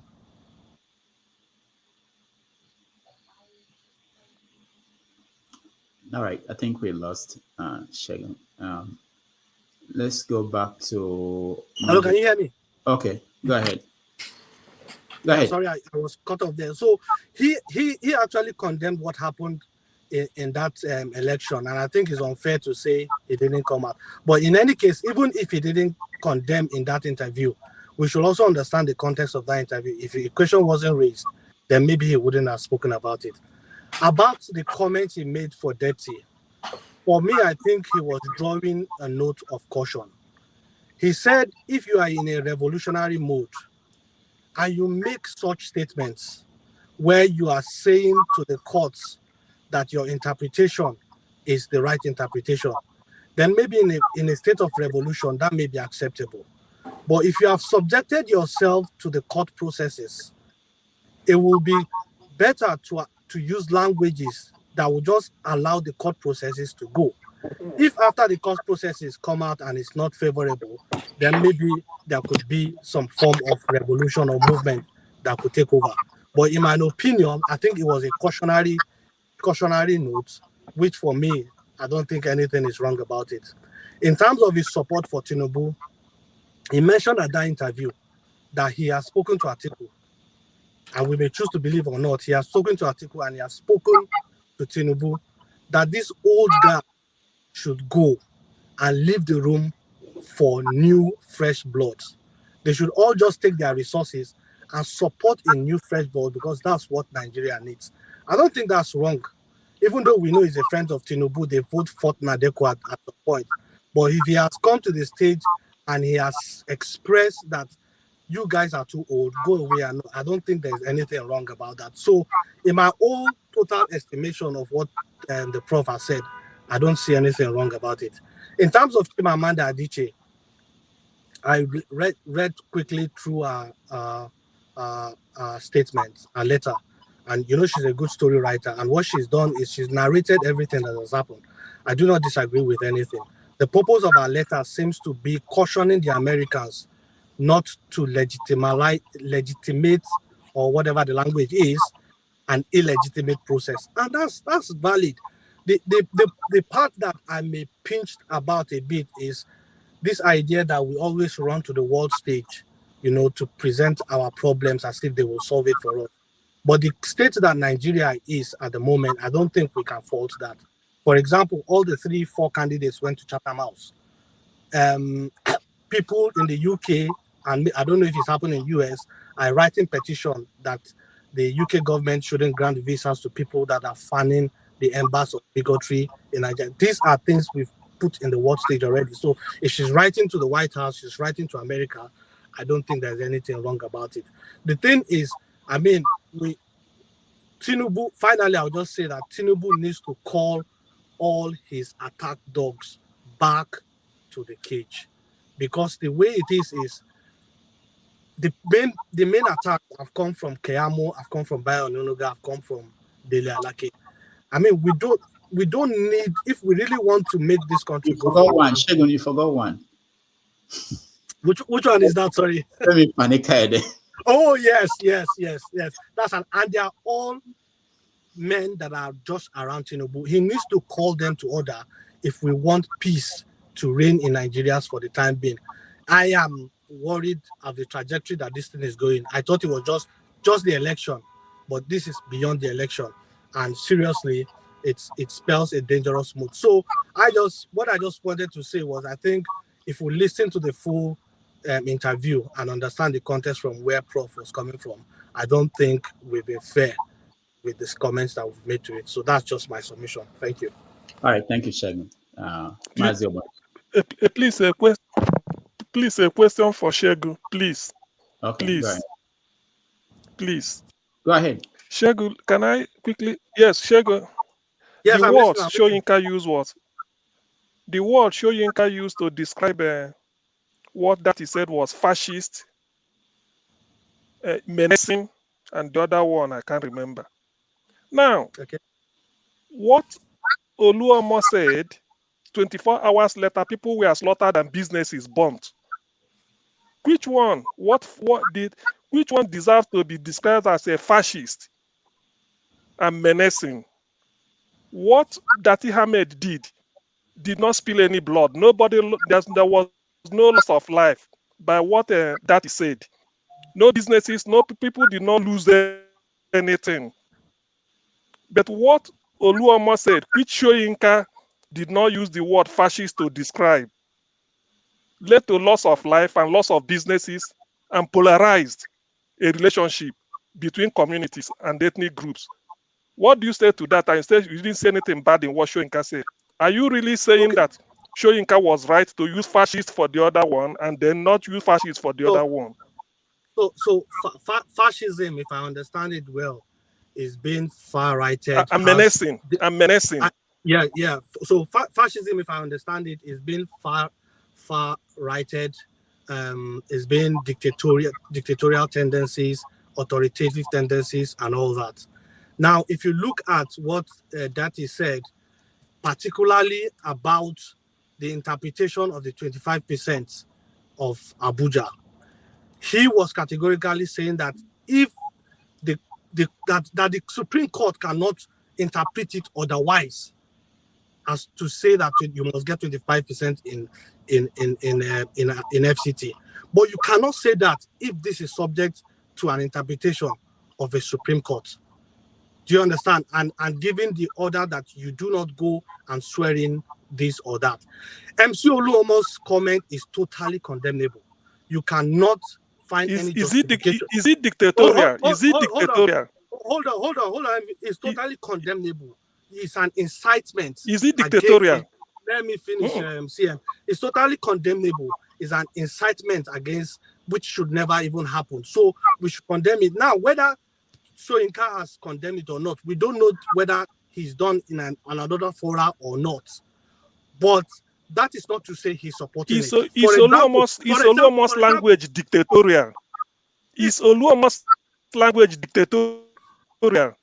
What do you mean by is it dictatorial that is dictating to some people to carry out violence? It's inciting people. That's the best word. It's not about being dictatorial. It's an incitement. It's an ethnic bigotry, and that is wrong. That doesn't have any place to find. What I want to say, for example, is I know because what happened in Lagos had an ethnic coloration to it. There was also something that happened in Abia State, if I understand, that a PDP man was saying to some people, if you won't vote for PDP, don't come here and vote. Have we condemned that? If we have not condemned that, does it mean that hold on? That's a lie. Nobody. You can't provide evidence of that. That's a lie. I'm telling you that if you like, provide evidence. Not say a lie. There is a video to that effect. You shouldn't come here and say it did not happen. If I dig the video, send the video. It did not happen. That's a lie. That's a propaganda. You don't know. Don't send the evidence. Oluomo is on tape. I know. Yeah, you that know. Send evidence. Shego is correct. Shego is correct. Allow him to speak. Where is the Allow him evidence? his time, please. Let me finish. Shego is correct, please. Don't interrupt, because if something doesn't favor you think everybody's against you, against the Igbo. That's not wrong. So what I'm trying to say is somebody has done that somewhere in Abia State and said, if you are not voting for BDP, don't come here and vote. Have we condemned it? No. If we have not condemned it, does it mean where is the evidence? No, we don't support it. So what I'm saying is, if we have not seen Wole Soyinka come out to condemn what Oluomo says, doesn't mean he supports it. His statement in that interview, for me, is all encompassing. His words are clear. He said they are disgraceful, they are condemnable to every serious thinking person. And what form of condemnations do you want apart from that? The thing I would say, and just like I tried to round up my thoughts, is that Tinubu should call all his attack dogs back, because they are the ones that are putting more fuel to the fire that is already brewing. And that's where I stop. Thank you. All right, thank you so much. Okay, I think it's okay. I will address when it comes to my turn. Yeah, no, you. Mazi Obonia, next. Yeah, good evening, everybody. Good morning, good afternoon, whatever you may be. Me, I did for Nigeria. As you can see, there's no light. We are using chargeable land to. Where in Nigeria? Where in Nigeria are you? I'm in Ibadan, State. Okay. So, I greet all of you now. Where the panelists. I greet Mr. CM. Thank you, my brother. We're not jam again for another platform. CM, can you hear me? Yeah. So, go ahead. Okay. All right. Like we are talking, Soyinka said this, Amanda said this, other people say this. See, we are talking about Nigeria, where we say now all of us get up. No one person get Nigeria. Me a day here now, they bring a light last on Tuesday. They bring it today now, in no 30 minutes, they take it again. And you're telling me, all of you now, they UK, they US, where you are enjoying yourself. Soyinka himself is in UK, in US. Amanda is in US. They're all talking about Nigeria. But the word will come out from person's mouth, that the thing where they inside the heart. At this country, they move so. You say it good so. When somebody will come, they talk, say somebody they talk against the law of the land. And the waiting me mean for English, ordinary English, me when no go school. And when they say and, when we say that you talk for Arise TV, Soyinka come attack them, a professor for that matter. I don't blame them now, because they don't chop belly food. They go stay outside. We there here, they suffer. No problem, but what would they take? What would they talk? We say the person where even if to say Tinubu win this election, clean and clean, where we say nobody die, nobody say don't vote for, want to vote for APC, don't vote. I will not mind. We go and rest and let the person win and go and rule Nigeria. But this one is not win. It did not win. I'm telling you.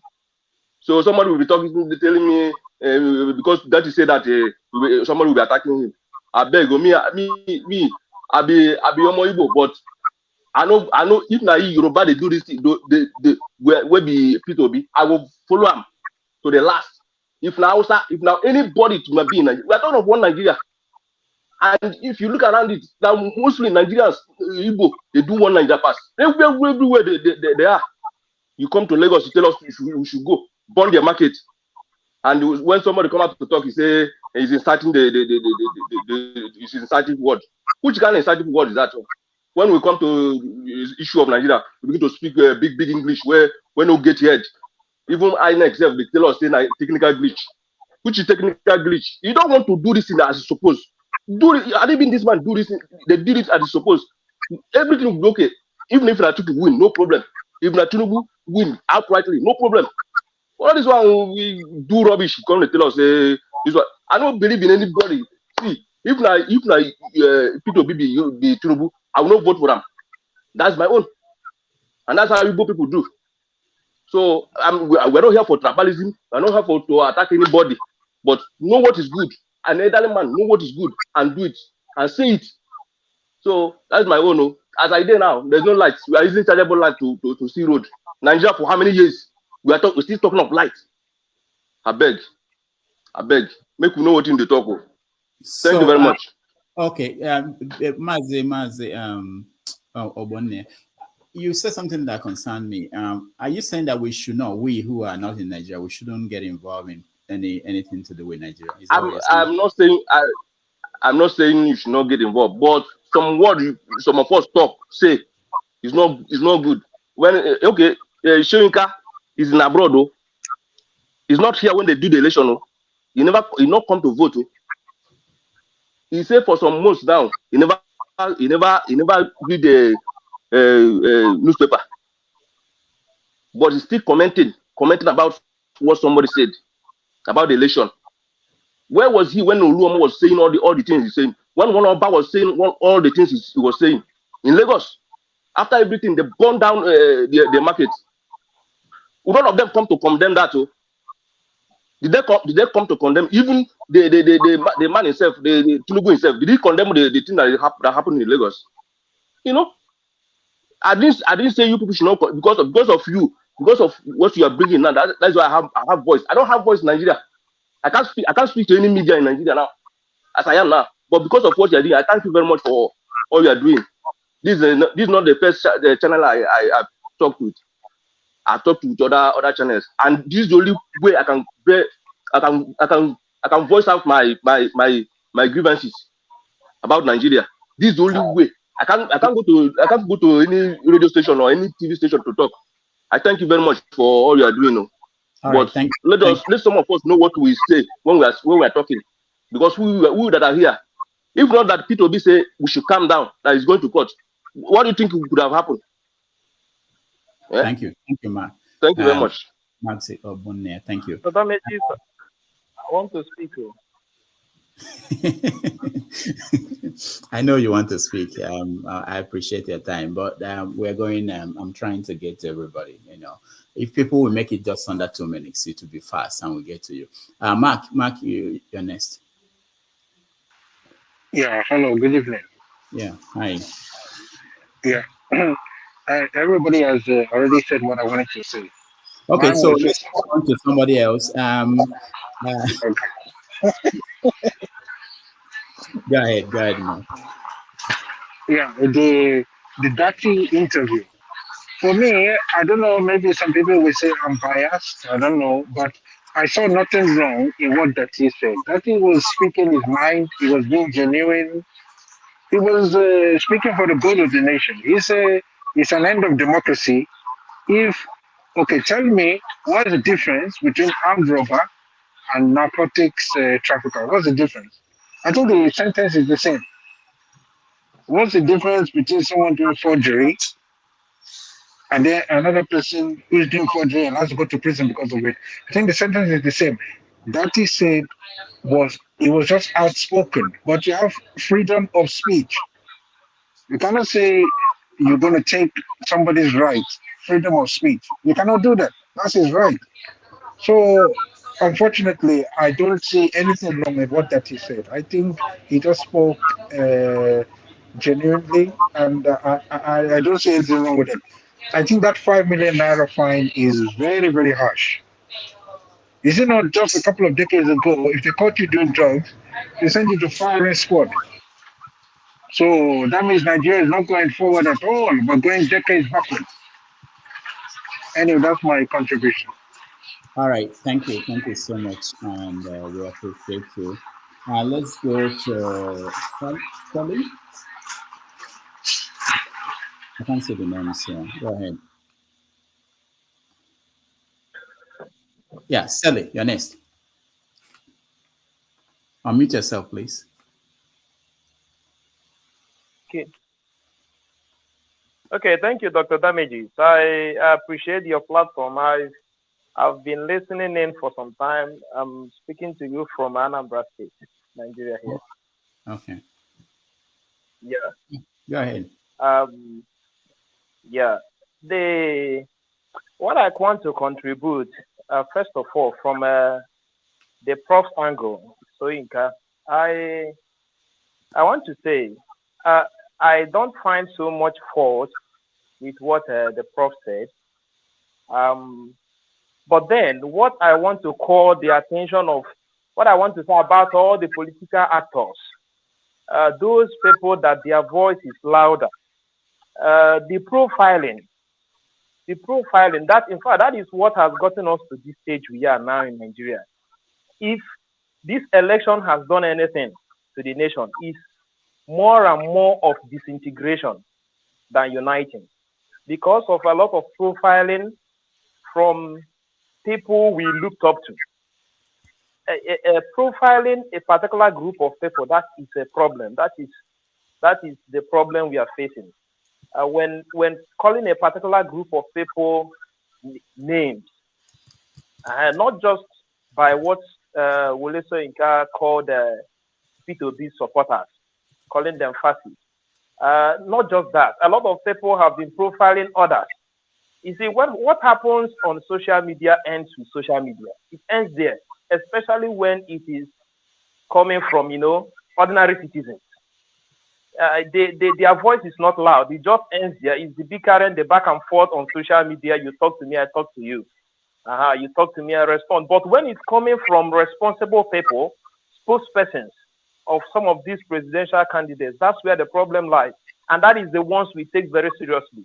And that is why it is important that those, I think I buy the idea of Shagin when he said those spokespersons should be called to order.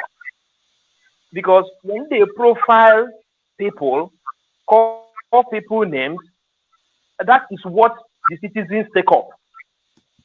If for example now, what the interview by Wole Soyinka, if not Soyinka, if it came from another person, we wouldn't be discussing it today. But Wole Soyinka is a person of high reputation. We respect him so much, and that is why we are discussing him. So those people whose voices are heard in the nation should be very careful with what they are saying. That's my point. They should stop all the profiling. That is very bad. That is what the ordinary citizen, the man in the street, takes up, and they start fighting his fellow man because he had it from someone he's respecting. That is it. So they should be called to order. That's my own side of it. Thank you. I appreciate your contribution. Maazio Bonne, I sent you a message on private chat. Can you look at it and respond to me? Okoye, welcome to the show. Rudolph, good evening, or good afternoon, or morning. I don't know the time in New York at the moment. Yeah, I think it should be afternoon. But anyway, I think with regards to the discussion of today, Chimamanda, there's nothing really much to say with regards to what she wrote, because she just narrated the events of what happened in the election. So there's not much discussion about that. However, I felt that the Nobel laureate Wole Soyinka was a bit disrespectful, and for a man of his intellectual sort of capacity, should weigh his words properly before he sort of utter them. I believe he just was a bit flippant on that day, making all sorts of all manner of statement, calling people fascist and all that. There's no need for that. There's no need for such, harsh words for kids that that don't have a future in Nigeria, that is fighting for their own existence. You call them fascism, call them repulsive. That doesn't make sense. That does not make sense. I mean, for an old man, for a father like himself, he should have been, a peacemaker. But he came swinging and as if he has a dog in the fight, which to me is a bit, insensitive. He should have, acted like a true statement and call people to order. The way he went for Dati is completely unnecessary. It's completely unnecessary because Dati, did not say, something that, people hasn't said in the past. APC were making far worse comments 2011 2019 when Buhari was, contesting. So I don't know why they're singling out, Obidients, generalizing so much because Soyinka, even directed the comments to even responsible Obidients, calling us repulsive. That is harsh words. Well, I'm not repulsive. I'm obedient. I'm not a fascist. That is a big generalization, from somebody intelligent like himself. So that's why I think it's very disrespectful of him, because you can't just disrespect somebody and then expect respect, regardless of who you are. You got to respect people, even if a child today deserves respect. You live in the Western world, you can't just disrespect anybody and get away with it. You have to respect people for you to get that respect back. We know that his achievements and everything that he has contributed to Nigeria, but that doesn't give him the authority to just, shout people down or call people names and names that don't even make sense. And fascism cannot thrive in Nigeria. Nigeria is not ideological. Fascism is an ideological way of life, and people should just leave such big words and try to scare people with words and all that. We should be telling politicians to do the right things for these kids, for these children that are agitating for a better Nigeria, for a better nation for themselves, a place where they can call home, a true home. Not all these names and trying to bring people down, trying to knock heads together, which to me doesn't make sense. I'm sorry, Rudolph, but we must, like you said, we must try to find a way of using words properly, not you know setting the house on fire. We must try to find a way to speak each other, with some kind of decorum, with some kind of respect, with some sensitivity. Because what I found in this whole conversation with Nigeria is that a lot of people are insensitive. A lot of people have become indifferent to anything that goes on in that country. It's like anything goes. Even laureates are swinging from their chairs in their homes. Everybody's just swinging left, right, and center, which to me, it's like everybody wants to burn the house down. Even the people that should know better, they're not even, hiding it anymore. They're not even, trying to be reasonable and rational anymore. These are people that is well read, well traveled, well exposed, saying all manner of things just because of, bare power. What is the power they are really fighting for? What are they going to do with it? Is it not, to do the right thing? That's what power is there to do. The people has the power, and people are supposed to, exercise that power. So, Shoyinka should just please just leave those names that he's calling people and calling us repulsive. That I find disrespectful. You can't call people names like that and expect people not to reply, in kind. So I respect him, but as an old man, he should also understand that us, as his juniors, also deserve respect. Because I mean, in the world today, you can't just disrespect people and expect for people to just leave it to go like that. Everybody's words has weight. Shoyinka's word may have more weight than my words, for example, in certain circles in the world. But my words have weight also. So things I have to say matters, and you cannot come and rubbish my sensitivity. Call me names, and then I'm fine with it just because you're a Nobel laureate. That is disrespectful. I'm so sorry. Thank you. All right, thank you so much. Okija. I know all the okay. I'll come to you. I'll come to you and CM next. Okay. Hi, Okija. good day all. Um, Professor Denta, he was on a rise, and he was saying something about the cloud of doubt, before Soyinka, and Rudolph, Dr. Damages, he said something that I think you were echoing what a contributor said. He said that something about these people are protecting their friends. Soyinka protecting his friend Tinubu, and Chimamanda protecting his friend Obi. But I want to ask you, will Chimamanda be a friend to, say, Chris Ngige, or to Nando Uzokalo or Josokalo? So you have to differentiate, friends. I don't know if Tinubu, whatever, Soyinka, I don't know if he's the only person in Nigeria who doesn't know, the antecedent of Soyinka, and he became friendly with him and became pally with him, and to the extent that he has to defend him. I don't know, like I saw a video like 9 years ago. Soyinka was talking about how they, he wrote a letter for Tinubu and they went into rice business. I don't know how the rice business turned out, but they went into rice business, and then his house was being renovated.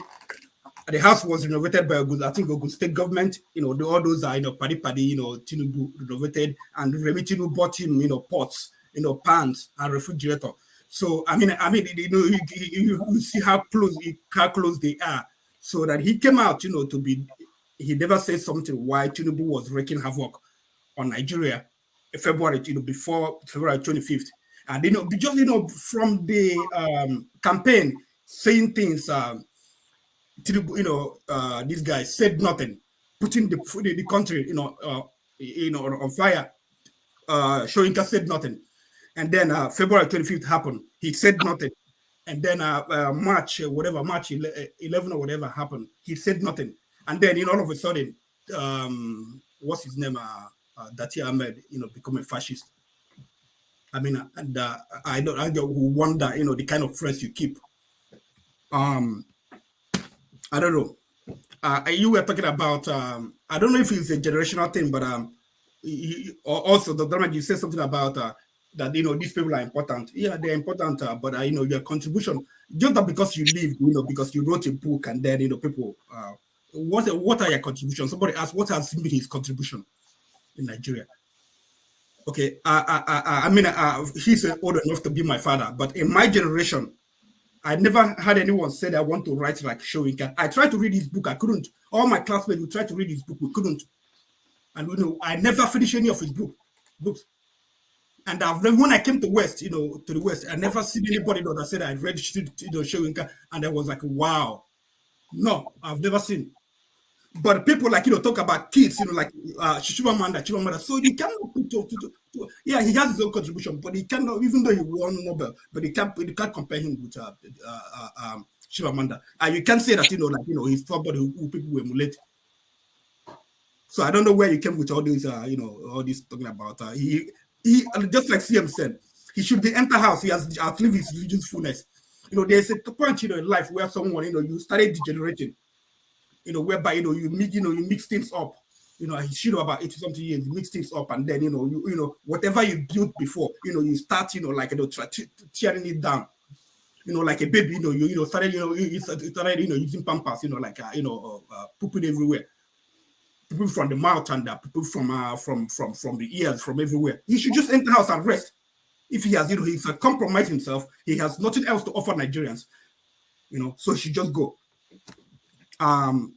Lai Mohammed, he's talking about tourism. 2011 election, people killed for Bugari.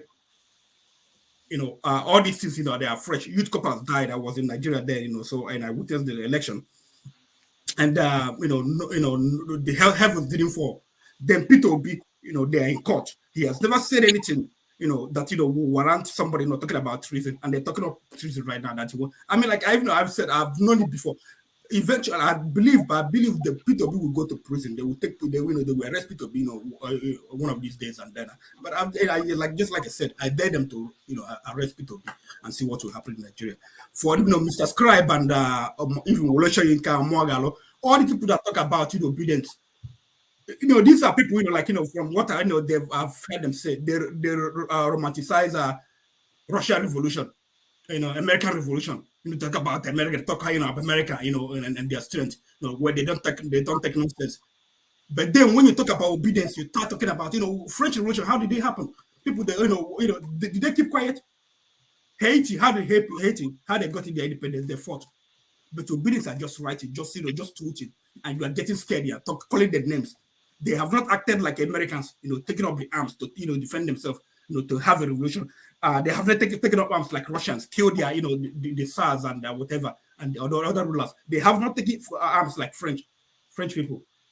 And now you're just talking about, like them. To be honest, they are tame. Obedience, they are tame. They haven't done anything. Tinubu supporters are people that say that they're beatified or whatever. They're taking up arms, killing people in Lagos. And people are not saying anything. All the time, people just talk about obedience. Why? People in the media, they just, they don't try to push back. Rudolph, you don't push back. It's to ask people that say these things, ask them questions. Why? What have they done? Tell us what they have done.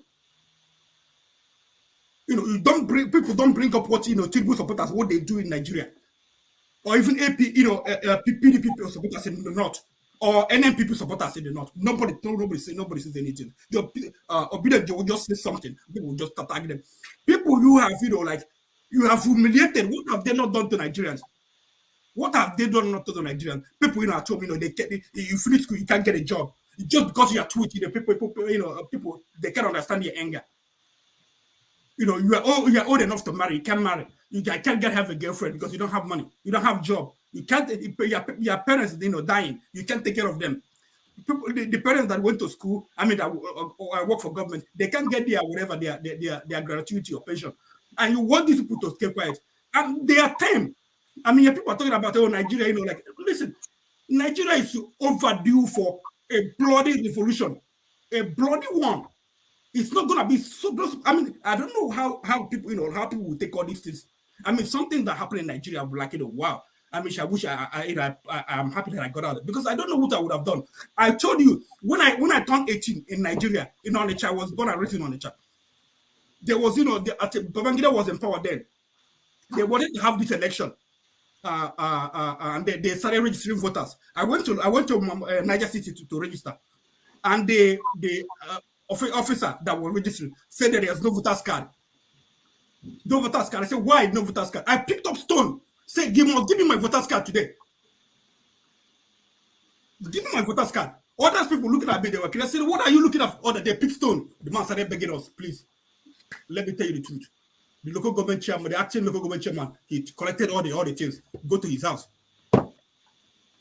So, if I were in Nigeria, I wouldn't be taking that. Maybe any cell would have been one of those people that are burning things. Just because they tweet, you just say, you tell them to keep quiet, give them names. I don't know. They have patience. Obedience, if you're out there, other Nigerians who are suffering, you are patient. But continue. Let's see what will happen in the court. And if it doesn't have, if it doesn't favor you, if it doesn't work out the way it's supposed to do, justice, do whatever you want to do. Thank you, guys. Okija, I just got a text from Asorok that they were happy that you're in America.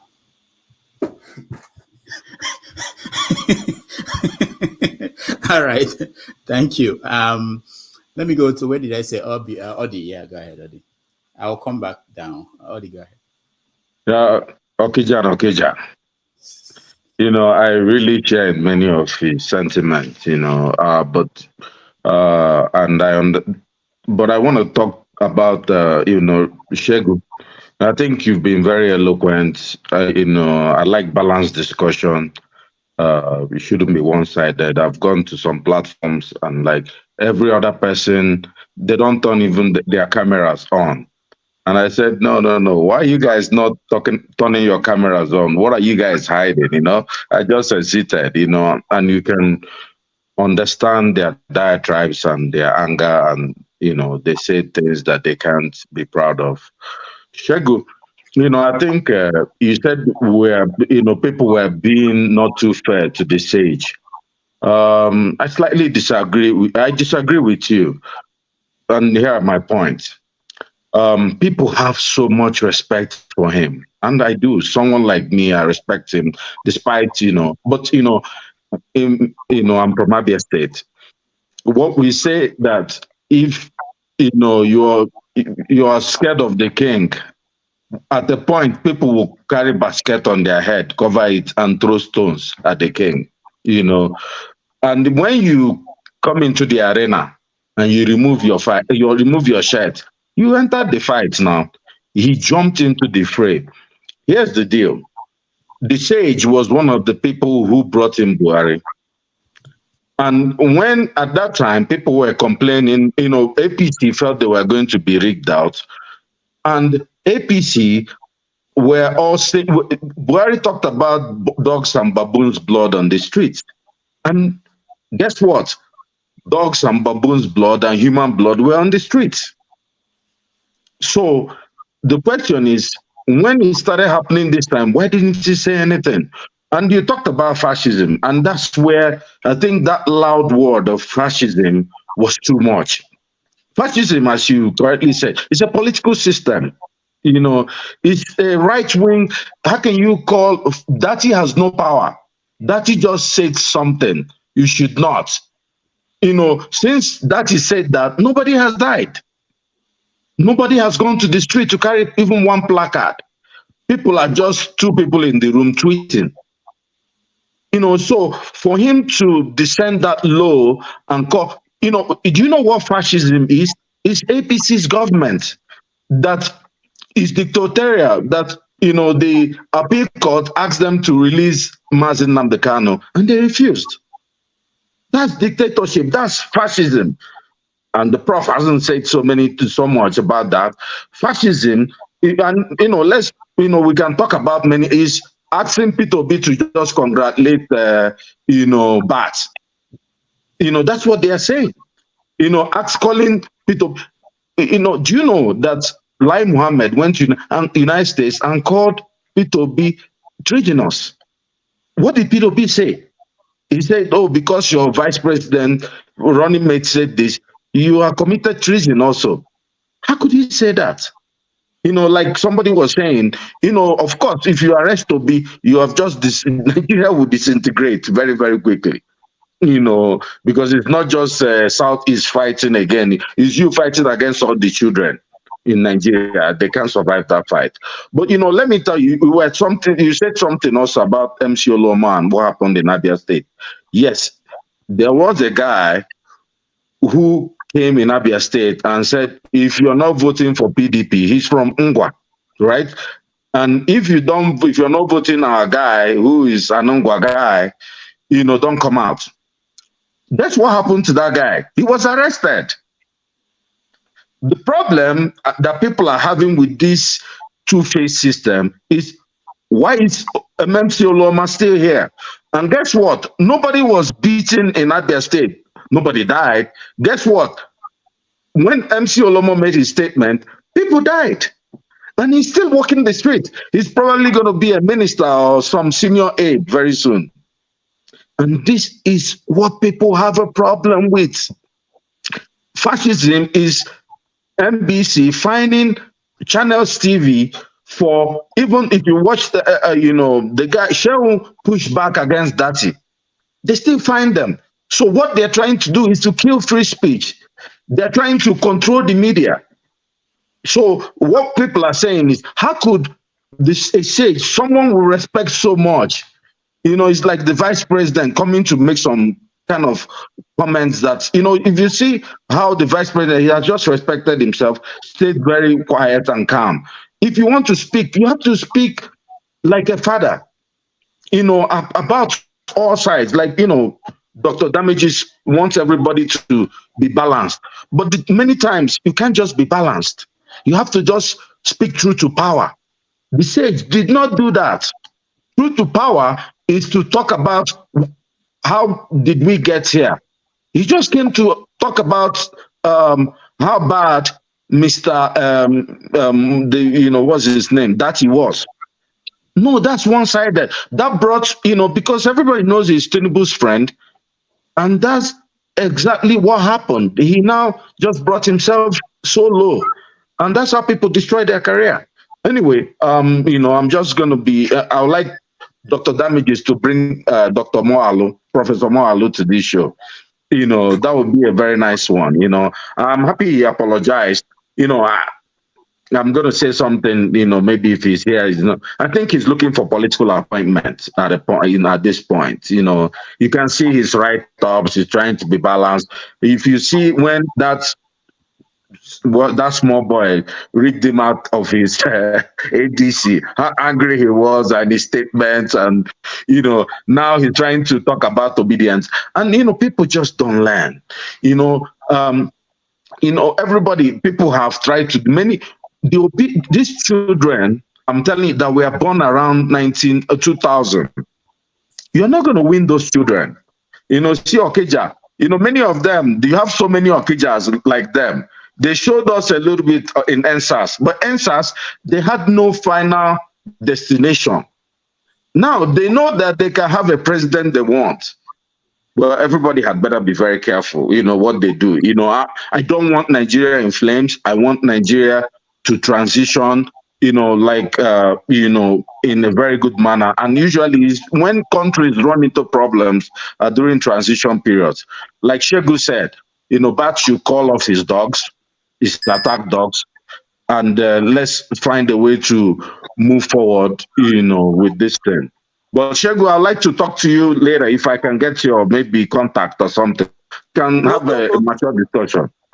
No problem. Can I respond?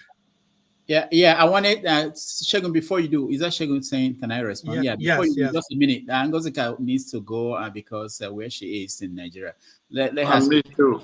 Then Shegun, you go. Okay, go ahead, Ngozika. Ngozika, go ahead. Okay, so can you hear me? Am I audible? Yeah. Because it's a bit noisy. I had to get to the church early because in a few minutes it's going to become really crowded.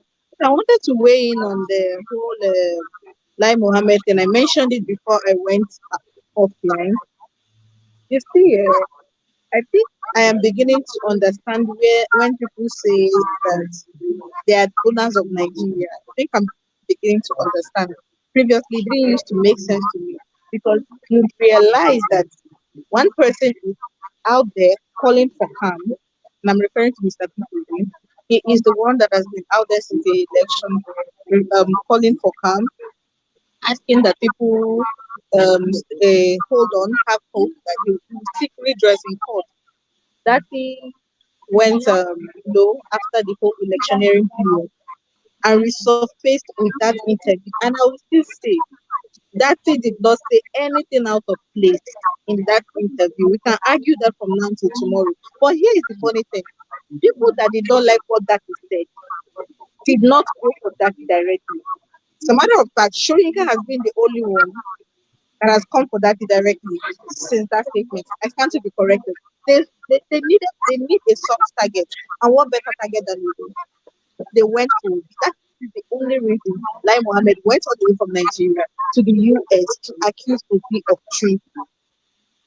Obi that has been calling for calm, Obi that has been suing for peace, Obi that has been generally minding his business and suing a petition of 5,430 naira is the man that is suddenly taking the hit. Why? Because he's the soft target. And that's the issue. These are the issues. There are people who, by virtue of the place they come from in this country, they can do no wrong. They can do no wrong. Even when they do wrong, you cannot touch them. Even the seeming opposition, the people you think are against them, will not do anything to them. It is playing out before our very own eyes. And it is not funny. The little faith some of us have in this country is dissipating every single day. And I wanted to quickly comment on that. Yes, that everybody that listens, I refuse to listen to you say it was trending. Dr. Damages, it was this evening when you played it, was my first time of hearing it. And please, which Christian start a phone call with let's pray in the name of Jesus? Yes, daddy, yes, daddy, yes, daddy. It's just when you feel like this, you don't want to go church. You actually believe that Obi was the one screaming, yes, daddy, thank you, daddy. And these are the buzzwords I talked about earlier. It's so easy to plant these things in people's minds. It's so easy. Like, it's a thing with Pentecostal churches here when congregants call their GAs yes daddy. So it's easy. It's like a catchphrase. Let's say yes daddy at the beginning of. Let's just keep saying yes daddy, thank you daddy, so that it would sink in. And instead of dwelling on whether it was right or wrong for somebody to go invading his privacy, and which, by the way, let me say categorically that audio is fake. Even before this said it, I knew it was fake. But let's just assume for the sake of argument that it was real. That means his privacy had been invaded. And these are the same people calling Obidients fascist.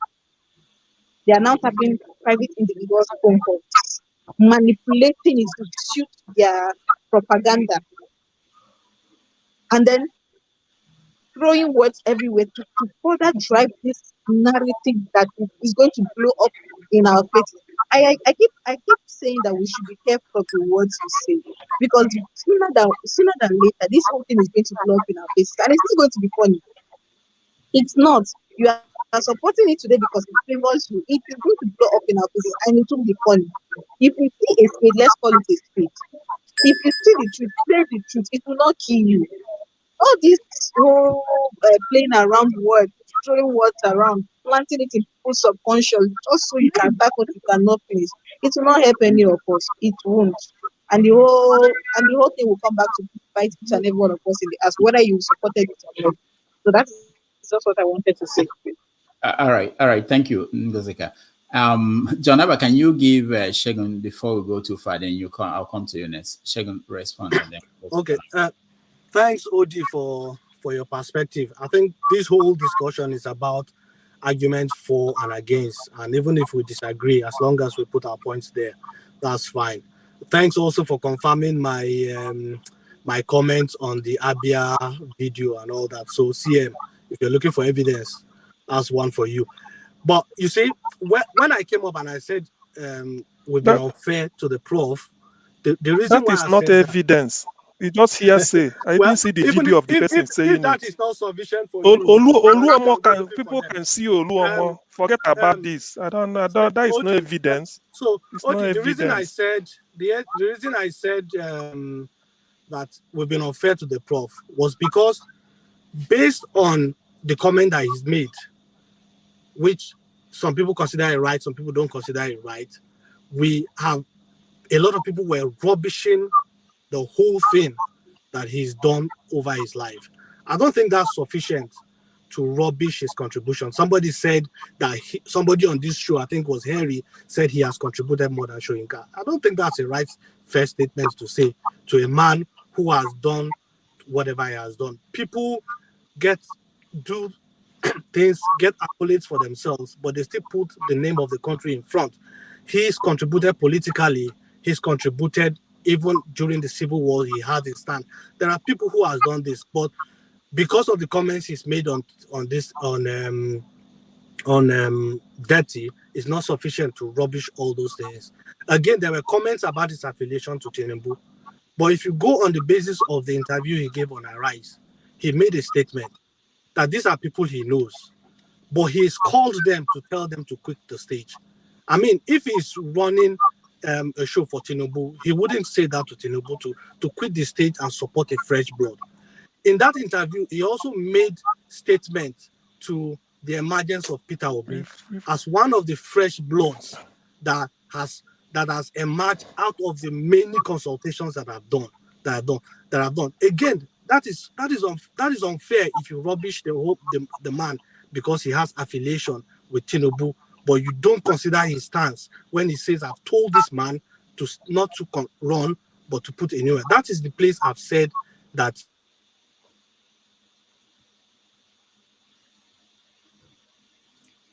what happened to Shegun? He disappeared. All right. I want to go to CM because CM has not said anything. Yeah. Sorry, I think I was cut off. Thank you very much. On Can I just round up? On Chimamanda's letter. Oh dear. On Chimamanda's letter to. Sorry, Rudolph, can I just conclude? Okay, CM, can you hold on? Let him conclude. Okay, so I'm sorry. So that is one thing or the other. And then when I mentioned the word fascism, and I was specifically referring to the statement about the 25% of FCT. There are different lawyers. Some have said 25% in FCT. There are other lawyers that have said FCT is just like a state, so all you need is 25%. So there are different school of thought. But what Detty has put forward is that the interpretation is that you have 25% in FCT, and that is it. But this is before the Supreme Court. We are all subject to Supreme Court. These things are, once the Supreme Court pronounces, it becomes the law. So on MC Oluomo, that's not fascism. Okay, but on MC Oluomo, obviously he shouldn't be walking the streets. Not him alone. Even the people in the circle of Tinubu that have been fanning this embalm of bigotry also should not be walking the street. They should be cautioned. They should be arrested. These are straight facts. So if somebody has not come out to actively condemn it, does not mean he's in support of it. So those are the points and the angles from which I come. Thank you. Thank you, Shagun. Sorry. I want to ask him a question. Why did you said during his interview he talked about new blood, whatever. Why didn't he say it before the election? How am I supposed to know? How am I supposed to know? Yeah, after the fact. Okay. It's not necessarily after the fact. It's always been saying it. It was one that brought it after the fact. Show me the video. Show me the video of the interview. Just post it here. You are in the chat in the here. Post the video, the link to the video here, or the chat, or the interview. Post it here where he said it. Where he said what? Where he said what, Okija? Where he said that he was supporting fresh people that he told Tinubu to support. Oh, let me. Listen to his interview on Arise. Listen to the full interview. No. 29 minutes. I'm talking about before the election. I'm not talking about the interview after the election. I'm talking about before the election. Does it matter whether he says it before the interview or after the election? Does it matter? Yeah, no, it matters. Is he going to reveal all his engagements? It matters. It's supposed to show your stand. It's supposed to show where you are. It's supposed to show your stand. He has been saying for 5 years. So you can't not be a man to dodge his stance. You know his stance per time. Before and after, there's a cloud before him. There's a cloud of doubt. We're just being pedantic about the situation. That's just what it is. Yeah. No, there is old Soyinka and there's new Soyinka. We don't know what's happening. No, that's not right. Soyinka is Soyinka. Whether he gets it right or not, Soyinka is Soyinka. You can't take it away from him. Hold on, guys. We also have to. There are two things that are very important. Sometimes we don't. I think I mentioned it, but it wasn't very clear. So someone like Soyinka, and there are so many people like that in the country. Sometimes, and I've known some of them. Sometimes they want to take themselves out of the situation. They don't like to just bump in and try to control things. But when things are going wrong, like they are going wrong now, I'm sure, I don't know this personally, but I'm sure based on my experience with other people like him, they are pushed really to come out and intervene because they could see that the country is going down. It's not every time that they want to be out there talking. I'm not speaking for Soyinka, but I know 3 or 4 people who are highly placed that way too. So it's always important to understand. So like what Okija is trying to ask, why didn't they talk before the fact, or why this? They don't really. People run to them because situation is bad. So and then of course the other thing that I needed to point out is that when you bring somebody on for an interview, they technically answer the questions you ask them. They are not going to answer questions you did not ask them. And I've had that situation with several people where at the end, the question is they did not say anything about this. And maybe it's the person interviewing them that did not ask them about that. I don't think, so that's also something to bear in mind. I'm not defending Soyinka. I'm just saying that when we analyze issues, we have to also have that in mind. There's no interview where somebody will sit down and they will be able to take all the questions that are possible. A lot of things go underneath. But anyway, sorry, can I add quickly to what you just said? To be fair to Okija, the Shegun was trying to say that Soyinka was saying that new blood should be coming in. And regarding the timing when to come out to say something, I would have thought this is too late. If there was, this is a very late time. He should have come out, It should have come out during the time when people were being attacked on the streets of Lagos, when Oluomo was making those statements before the governorship election or before the presidential election. He was quiet throughout all that period, and that is scary for our leader. Even Obaseki now is saying, "No, let's bring the country together." How many weeks after all the elections? Where were all these people? Was he obligated to come out? Is he like does he have Yes, a kind of actually, position in the country? yes. What position did you appoint him to? Because he's part of the country. If your country is having problems, if I was the one, I would be out. If you care about your people, other professors in the I'll be country? out.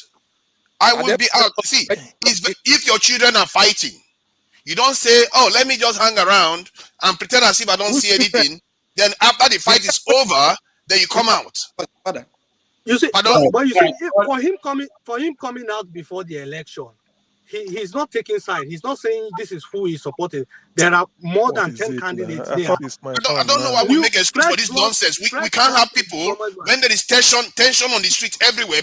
There is ethnic tension. This is a problem that has plagued the country for a very long time. And you say, "Oh, it's okay, let him just sit down." And what is the point of leadership? What is the point of your respect? Okay. Hold on, guys. Everybody, hold on, everybody. I'll go to CM. I don't subscribe to that school where we just sit down because I saw it happening. I don't like it. That is how the civil war happened. Leaders will just sit down and watch it happen, and then they wait after the event, then they will show up and start protesting and talking nonsense. Is not a leader. Hold on, guys. Nobody said he was the president.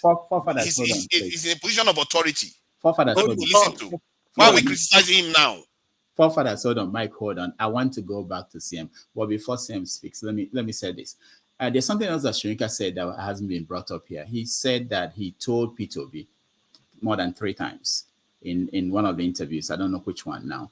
More than 3 times that if he should lose the election, that the blame should be on his supporters. Now, why I brought that up is that this is something that we didn't hear during the election or before the election, but this is something that he revealed during the election.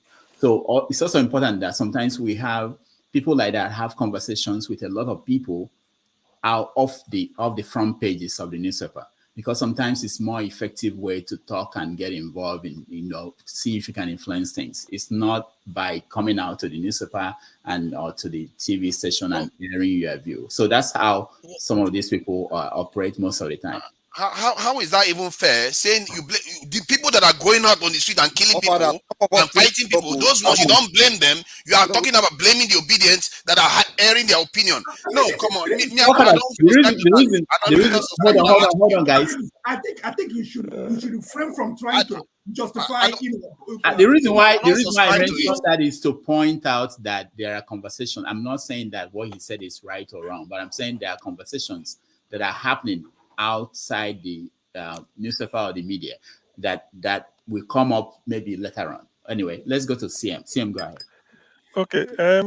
Thank you, Rudolph. Rudolph, if you notice today, I've been quite well behaved. I didn't jump into anything. I've been waiting, so I should be rewarded somehow. So at least I know. So I'm being a good boy. Anyway, the thing is that on Chimamanda's letter to Joe Biden, let us know that this is a personal letter from somebody to somebody. He wasn't addressing the world. He said to Joe Biden. You see, the central point of what Chimamanda was saying was, why would the United States, which prioritizes the rule of law, endorse a president-elect who emerged from an unlawful process? So that is the central point of what she wrote. I support Chimamanda 1,000,000%.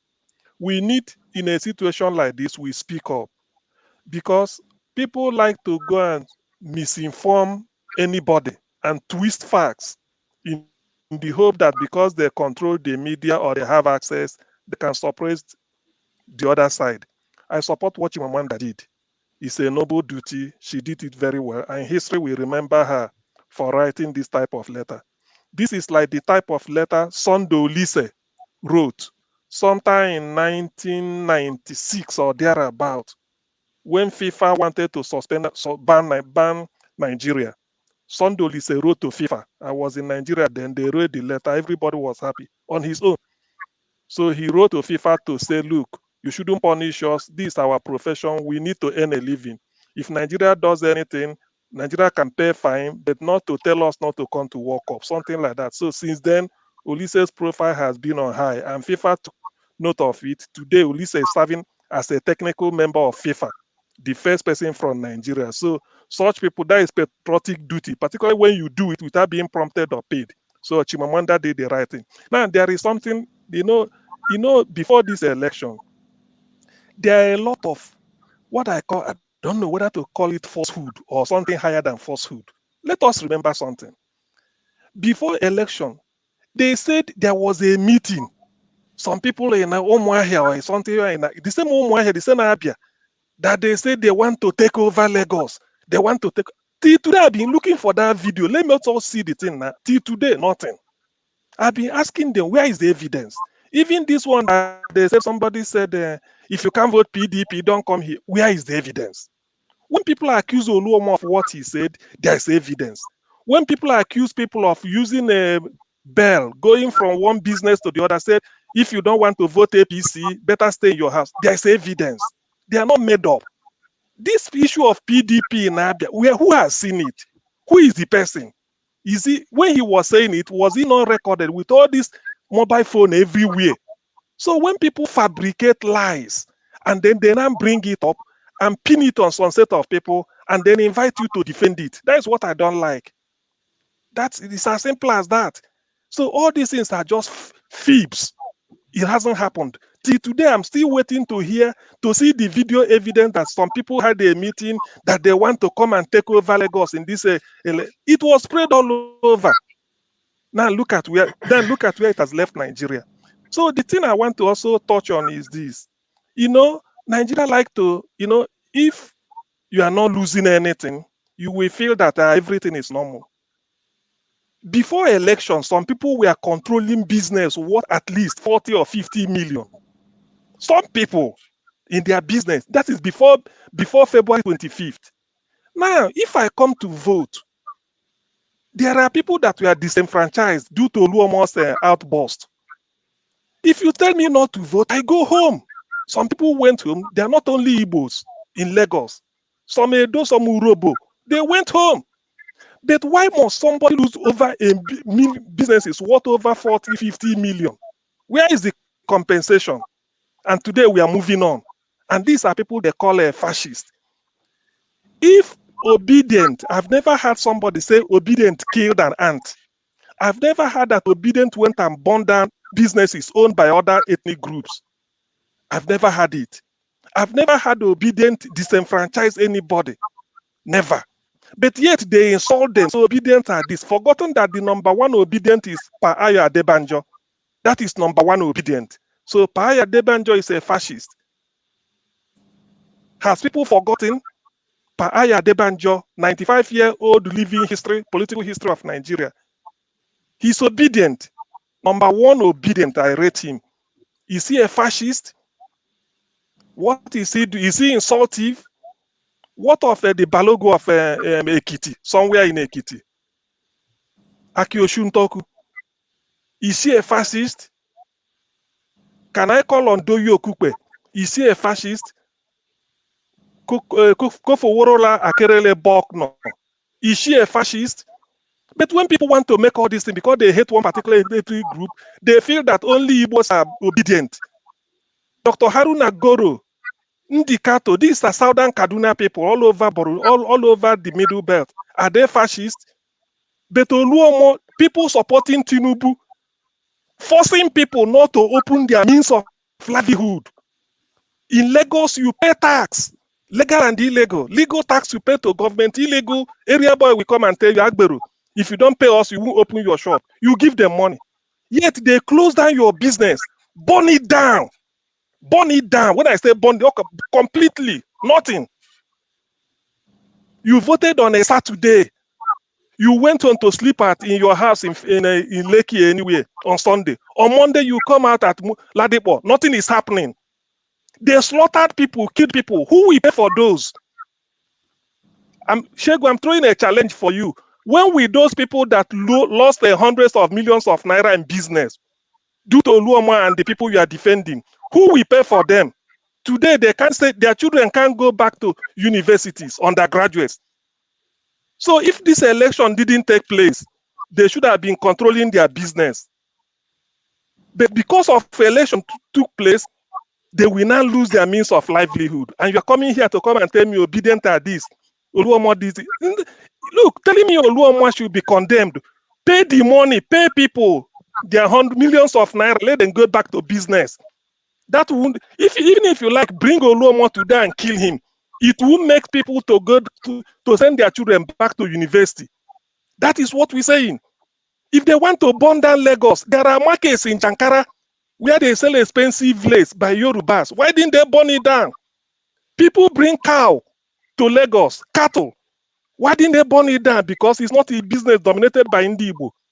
If you go to Tejuosho, you know Lagos very well. Go to behind Tejuosho market. They say timber. It wasn't burned down because it's not controlled by the Indibo. You go to my 12, they bring trailer loads of beans. It is not controlled by Indibo. Why wasn't it burned down? Telling me Oluomo apologize or something, that is badadash. Who will pay for the millions? Who will pay? How will the children of those people go back to school? Shegu, I'm challenging you. Tell me, who will pay? It's not enough to say you condemn it. Where is the money? Where is the money? Pay them. It's not enough. You don't go and steal somebody's goods and say you apologize. You have to return that first. So I'm telling you now, Shegu, who will pay for those things? Those people are crying. I have their numbers. I can give you some. You talk to them and pay them so that they go back to business. That is the rating we are discussing. Thank you, Sia. Shogun, you shouldn't answer any question. No, let me just respond. The reason I want to say something. Dr. Damages, the reason I stayed behind was to respond to CM so that I can just shoot up. Okay, you will. But let me first of all get to CM. CM, there's something you said. That was where I stopped observing how you are saying. You said Shegun was defending MC Oluomo. I don't remember him defending him. You can make your point actually without, so that's the only thing. At that point, I felt like you went where you shouldn't, If he had defended him, of course, but I don't think he did here, at least here. I don't know whether there's somewhere else. So are you taking that back, or you want him to respond to you? Because that will color whatever he will say to you. And another thing is said, Dr. Damage, another thing is said real quick. He was talking about when they make a or someone said something in the East, he was asking for evidence. Where's the evidence? Where's the evidence? But when it's time for him to accuse that the market are caught on fire, that it was Yoruba people that went and burning people's business, he didn't come and give us evidence of that Yoruba person that went there to burn it on fire. I'm not saying whether Yoruba person did it or not, but he didn't say where's the evidence, because we don't know who did that, who caused that fire. Yeah, it's likely going to be argued. It's a lie. It was them that did it. They came out to do. It's even on video. Didn't you even hear the journalist saying it? Didn't you even hear the journalist saying it? Didn't you hear them saying it? It was on network news. Did you not hear it? Did you not hear it? Is it you that did it? Is it you that did it? How can they arrest them? Has Oluomo been arrested? Oh, it was Yoruba people that are burning Igbo people's business. That's what you are coming to tell us, right? Okay, Mike, hold on. Let me hear from Shegun. Shegun, go ahead. Yeah, okay. So I just stayed behind because I knew CM was going to say something. And CM, Dr. Davidge has given you an opportunity to take back the words that you did not hear me say. I didn't see your language, your import, the one you said before when you started earlier. You never found something. It was later. It was an afterthought. So you defended Oluomo when you started. The first thing you said, let me play it back. I'm not taking anything back. What I've asked you was, those people that lost millions of naira, emotion, everything, are you going to provide the money? Yes or no? Let me go on. CM, and I'll put it to you that every Yoruba person should not be on trial for whatever ills and wrong that some set of people have done. And that is what you are putting across to me, because you don't know me, you only know my name as Shegun.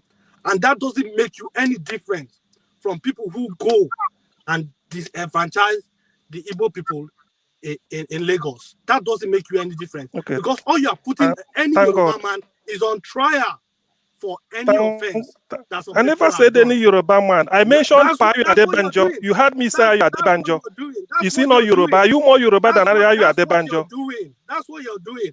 But I won't go to Are you that more level. Yoruba than Ayu Now, Adebanjo? one Let thing, him finish, and you can. one thing.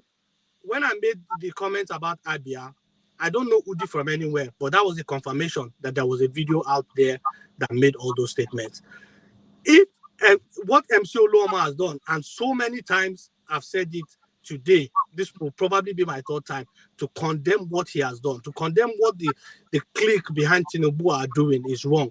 What should be the next thing following this election would be for people to seek reparation as long as there are evidences, and to get all those people who have incited people to cause all this violence, to bring them to book. It's not the process. So you can't come to me and tell me to give them money for what? What have I gone down to burn any places or something? So you don't come out to people and start telling people that you're supporting when you have not seen any words from them saying that they are supporting anything. Things have happened in Lagos. It is quite unfortunate. It shouldn't have happened. People should have risen and stopped it, but it has not been stopped. It does not mean that justice can still not be done. So don't come and ask Shegun to go and pay millions to people whose parties are born, because It's that's all not good what that he's you are done. calling for it. It would have been good for someone like Soyinka to say all those people that did this thing, they should be arrested. That is where accountability comes from. That's Soyinka. We're talking about what we're discussing here at the moment. And if you put it to me that I've done something, I have not done it, and you cannot come here and say that I've supported Oluomo. I do not benefit anything from them, and you cannot make that statement. That is a statement you should I'm take asking back, you. whether you like it or not. I'm asking you. It is not enough. Where will those people feed? Why wasn't Yoruba businesses burnt? That's what I'm asking you. Why? Justice should be Why fought was for. it selective? Justice. Why was it fought for. selective? That is what it is. PM, who burnt Hey, why forget about justice? Justice is later. That's what Justice. you should It's a ask what for. has happened. Why wasn't that done bomb? I gave you instances that you are being selective. I gave you instances of different markets in Lagos. You had me mention different market, different areas. I know Lagos very well. Some areas were not touched. Why? That is what should worry you. Please excuse me. That is what should worry you. That is what should worry you. If your conscience is clear, you should have asked yourself, why was the burning selective? That is what should. If you have a good, if your conscience is clear, if your conscience is clear, you ask yourself, why was it selective? Why was it selective? It's not accused. It happened. It happened. CM, it is obvious why the selection, the burning was selective. The question we should be asking ourselves is that why are the elders or the leaders of Lagos not saying we are going to investigate this, we are going to find out who did all these things? None of them. They just say, you just said they should bring at first you said they should rein their dogs in. Okay, then later on you qualified it by saying they should go and try them, they should find them. If someone like Soyinka, someone like the governor of Lagos, all of them come out and say we need to find this. Hold on now. 100 million naira. He came out. No. He didn't say he's going to chase those people. He didn't arrest Oluomo. He didn't do anything. All he's just saying is he gave them money after the event. This is not good. We're not because there are casualties to this, and don't blame them for crying when you have attacked them. And the worst of it is that then they blame the other side that has been attacked as the one being violent, as the one being very, very, negative all the time. First of all, you have to know who did what before you jump to the conclusion. They have we know who did what. People were there when they burned that place down. Wait. They have to arrest who did the crime, know who his identity, who he is, and then they have the. Are they even looking for them? Say, okay, imagine. They are not even looking for them. That's the problem. Wait a minute, man. Don't be the conclusion. Imagine. Who's going to arrest them? Mike, who's going to arrest them? Can you imagine? The APC government that sent them there is going to arrest them. You don't know what to talk about. Do we think that? Do you listen to yourself? To justice? People lost their means deliberately, And you are coming here to say who did it? Brought to justice. Is Do you know what let me just say something. Let me just say something about our history. Something that has resulted in serious problem in our history. Like when the first coup happened, before it led to the bloodshed in the north, Agui Rosie didn't respond the way so people that killed the first prime minister of Nigeria and all those people should have been treated. They didn't punish them enough. They just put them in prison and that was it. And the North got angry because of it, and it resulted in a lot of bloodshed on the street. This type of behavior, when you've seen people die on one side and you pretend as if, oh no, it's just no problem. Let's move on as if nothing happened. That's the kind of stuff that leads to division. Leaders should be leaders and be impartial and say, you know what? People died here. We need to investigate this. We need to compensate these people, not just compensate them and say, oh, let's just go home. And then you blame that side for being the most vocal, violent, and very, very passionate people. While the ones that are killing people are not passionate, are they not? Come on, let's be fair here. This kind of stuff that leads things to be spin out of control. Have you heard what CM is sounding? The way CM is sounding. CM is one of the calmest people I know online. Not like me. He's one of the calmest people. But look at CM now. Nigeria has basically broken him. You people have done so much damage that you don't even understand. When people start reacting to this now and start killing people all over the place, then you wonder why it's like we are cursed. People like Soyinka, this is why I'm angry with them. People like him, they should have come out on time and said, this is unacceptable. We've seen this in Nigeria before. We can't have this happen in our country again. Sorry, this also annoys me. All right, thank you, forefathers. And hold on, hold on, Dr. Damage. No, man of Presi. You said something. Hold on. You said something earlier. Hold on. What? I said, hold on, man of Presi. Hold on. So I think what we don't do well here is to put the conversation together.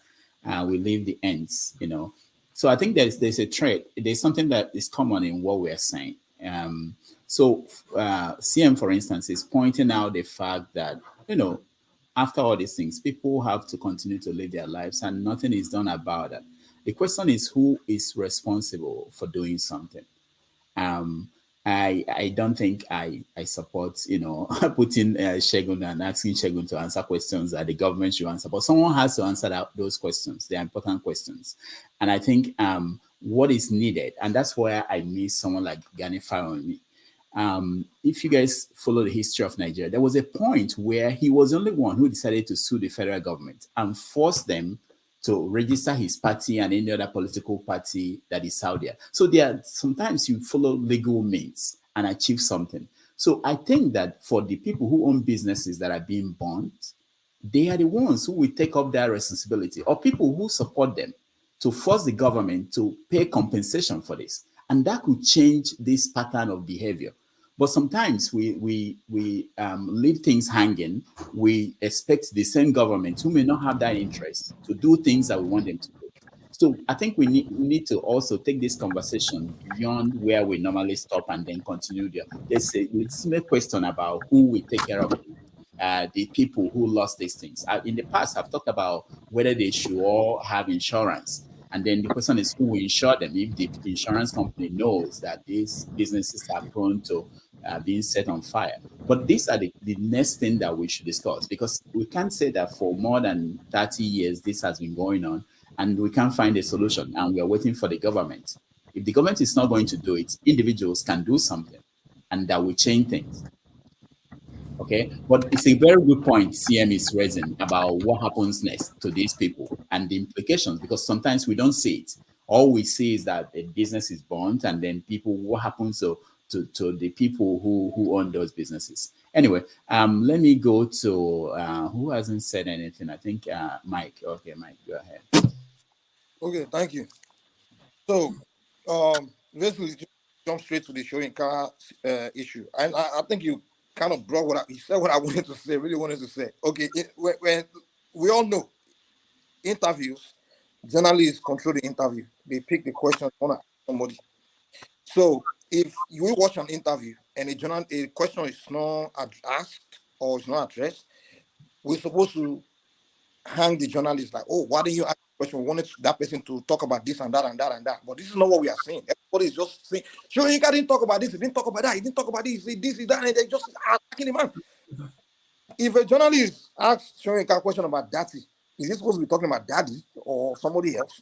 The journalist was going to ask him a question. It's not like Soyinka went on his own kind of started or something and started talking about daddy. They asked him a question about the man. That's why he answered the question. Now, people are accusing him of being Soyinka's supporter or boy or something. It's all clear. In the same interview, he said it. He told Tinubu, you are too old. He told Atiku when he met him there, too old. He said it, made it clear. And when he met Obi, he said, hey, you are young and things like that. It's very clear.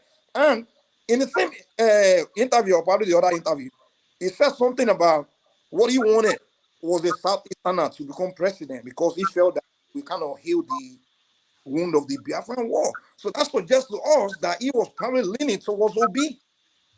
And within the same interview, he said he felt like the Obidients cost him the election.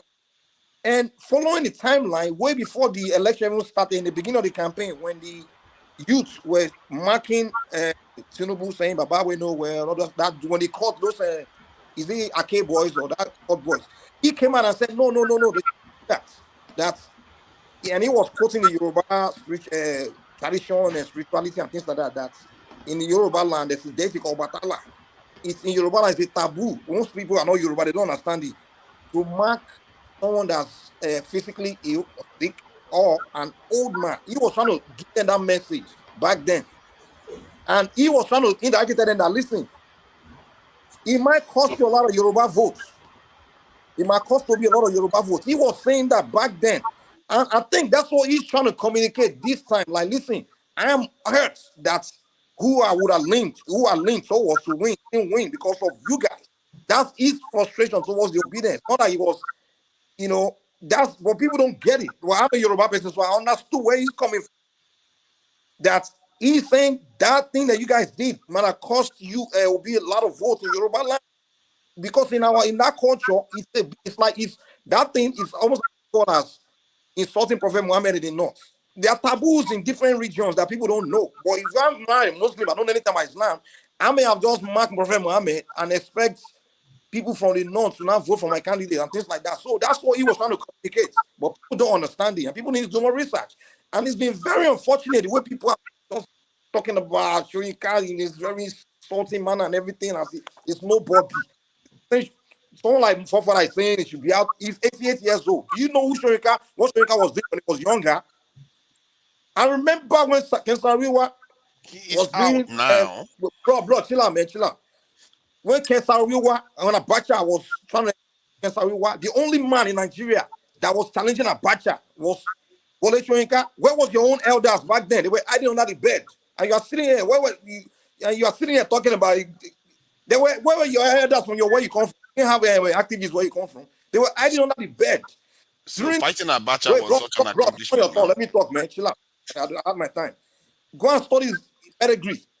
During the Biafran War, when innocent children, women were dying, the only man in Nigeria that's not even from the Southeast that risked his life to try to intervene, do something to stop it. That's so evil.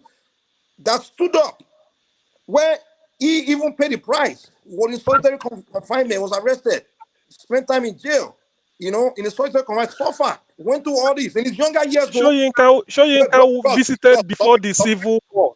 It was before the Civil War. Don't tell lies. You are a liar. It's before the Civil War. Soyinka went to Enugu. Not during the Civil War. Before the Civil War, children were not starving. Let me talk before now. The Civil War, nobody was starving. Soyinka went to Enugu to see Ojugu. Allow me to talk. That was when he was detained. Not because children were starving. Don't tell lies. If you don't tell lies, you're a liar here. That's why I call you a liar. Soyinka visited before the Civil War. Not when children were starving. Don't tell lies. Thank you. Okay, well, at least you agree with me that towards the end of the war, when the Red Cross approached Ojukwu and told him that, hey, if you don't end the war now, about 50,000 children will starve to death. So it's either you stop it now and save these children, or you continue and they die. Ojukwu chose that the children die. But I will not come here and start because he's someone that is very respected in the East and his worship. So the fact that you guys respect him so much, I will not look at those kind of things and come and be insulting him and be talking about him the way you be talking about Soyinka. Okay, so at least give honor I don't think Soyinka has said anything that evil about anybody to deserve this kind of insult that I'm seeing all over the place. I was watching Nigeria was yesterday. This one girl just insulting the man. What has it done? It's like obedience. Like when you guys sense that somebody doesn't support Obi or something, it's like you just have to take off the glove and go raw on that person and just rubbish the person to the. What is wrong with you guys, man? Hey, it's freedom, but He was calling them fascists for crying out loud. Brother, When one side is killing the other side. Listen, man. Listen. All right, Mike, you have to round up. I have to go to someone else. I think it's my turn to talk now, Dr. Damon. Mike, yeah, let me go. Electricity just came. Yeah, Please. that's why he has to talk. He has to Yeah, no. I've been here before. I went. I came back again because I went to attend the meeting. Please. Can you? I will talk before you. If you like, bang your head against the wall. I'm going to talk before you. Elder, I will not fight you. You can go ahead. That one is Thank you very much. Thank you very much. First and foremost, thank you. First, let me apologize to Man of Prestige. Man of Prestige, I lost your number. I didn't get it right, so I couldn't drag you into the meeting we had this evening. So my sincere apologies for that. So I'll get it tomorrow anyway. CM, with due respect, I was there earlier when you were telling somebody they are liars. Again, you're telling somebody there's a better way to go about telling somebody that either their statement is incorrect rather than outrightly telling somebody they're a liar. We are all adults here. Yes, somebody may make a wrong statement or even lie. There's a better way to go about it. You can take the admonition with a pinch of salt or the other way around. So that's just what I'm going to chip in for you. Now, the issue of Wole Soyinka, I listened to what the man said. I will not. I don't think it's something for us to argue about. That is for me. I think he said, from what he said, he told Tinubu, he told Atiku, it's time for you guys to go. And I think I respect him for that. Now, he may have said other things that we don't like. He's entitled to his opinion. To the issue of this P2B calling Oyedepo, I wasn't here when you brought up that. We've not talked about that. We've not. That's the next topic, but this one is dragging. You've not talked. So can I say something on it, or I should wait? Are you leaving? Yeah, you can wait. That's the next one. After three of you speak, and we go to that topic. Okay, I'll wait there. So I don't have much to say in respect to Wole Soyinka. So I just think we should just leave that matter and let the man be. All right, wait for that. Thank you're next. Go ahead. Thank you. Mr. Electricity, when you were just speaking, I was so surprised that look at Mr. Electricity, telling somebody how to address the other. See, it tells that we are really, really learning a lot and adjusting on this platform. And I like that. This is it. Mr. Mike, right? Thank God for Dr. Damages. I would have said that you are lying too, but let me correct myself. Let me put it politely. What you said was not the way it happened. Let me put it that way. So this is it. Nice way, Yeah. And it's so politely. Hold on, especially if it's about history. People know what they know, and line is intentionally. You are saying something is correct. Not. Maybe that's all you know. Go ahead. Correct. So I think Mr. Shegun has left. I agree partly with what Mr. Shegun stated. Said about Wole Soyinka. But my concern is this, right? There is a saying in my place that Okenyada no ewa mwanobule. I don't know how to translate that in English. So if anyone can help me with that. But is it an elder will not sit at home and watch evil keep happening or keep repeating. Dr. Wole Soyinka, I don't think he traveled and I don't think he was sick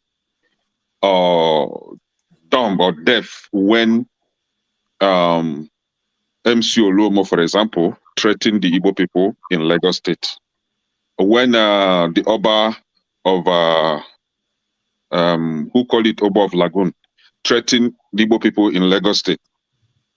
I don't think he was unable to speak when Igbo people or P2B supporters were being attacked in Lagos State or disenfranchised from casting their vote in Lagos State. He did not go to any news platform to say anything against that.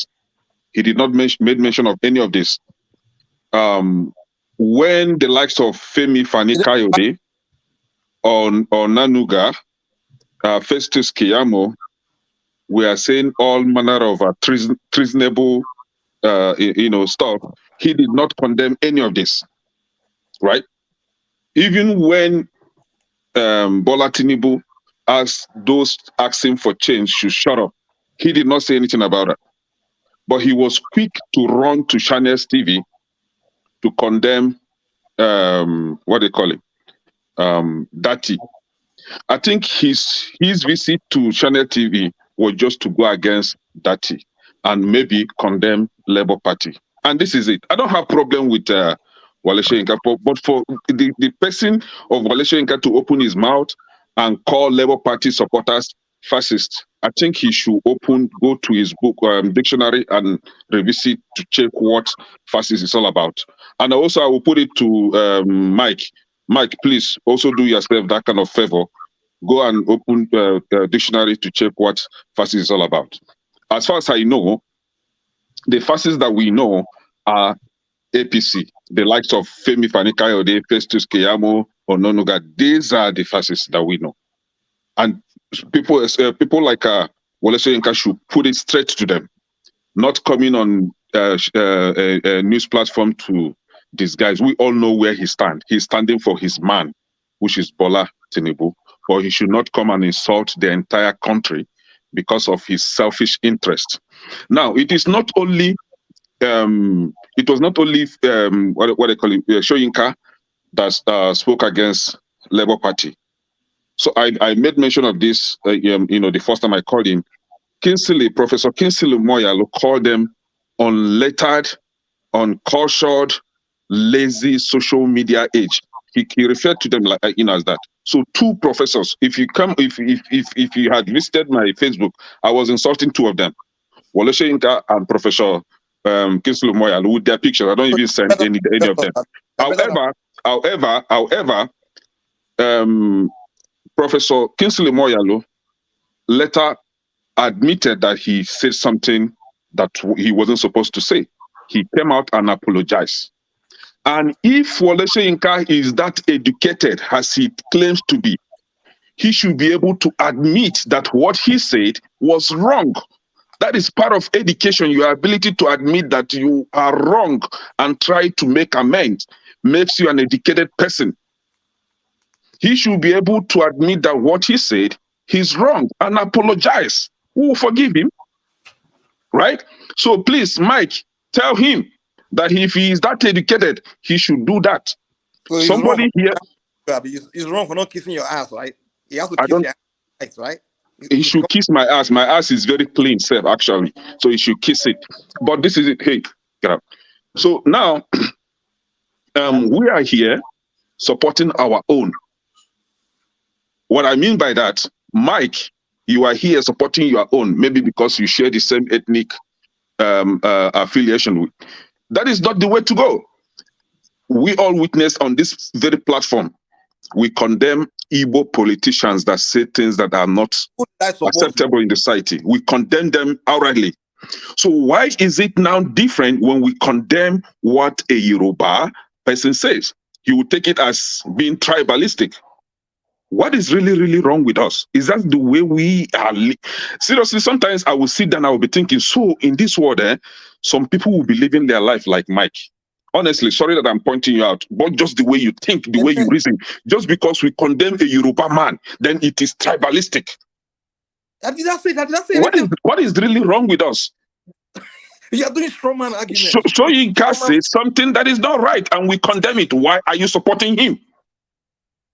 Why are you attacking others for condemning Wole Soyinka? Who is Soyinka that we will not tell him that what he said was wrong? Who is he? Okay, I just told you who he was. Okay. As far as I know, it's only God that you cannot challenge. But any born of human being, man, is not above being challenged. Who is that person? He carried 30 heads, right? No, this is it. We should be truthful to ourselves and begin to condemn evil when we see one. Let us stop all this tribalistic card and all this. See, I'm trying to not to get so high, but it's okay. Thank you. Okay. All right. Thank you, Kenneth. You're lucky I stepped out, so you spoke longer than necessary. But thank you. I like your contribution. I like that people are evolving on this platform without actually knowing it. Everybody. And sometimes I think my job is done. Kenneth will just moderate this thing and telling people to behave well. So that's good. Bolade, you're next. Yes. What I like to say about Soyinka, good evening, everybody. It's Wole Soyinka is an old man now. He's an old man. And I think listening to him, you would, if you watch the interview, you observe that he keeps saying, repeat yourself again, repeat yourself again. He's an old man. And the way old people talk at times, it's different from when they were younger.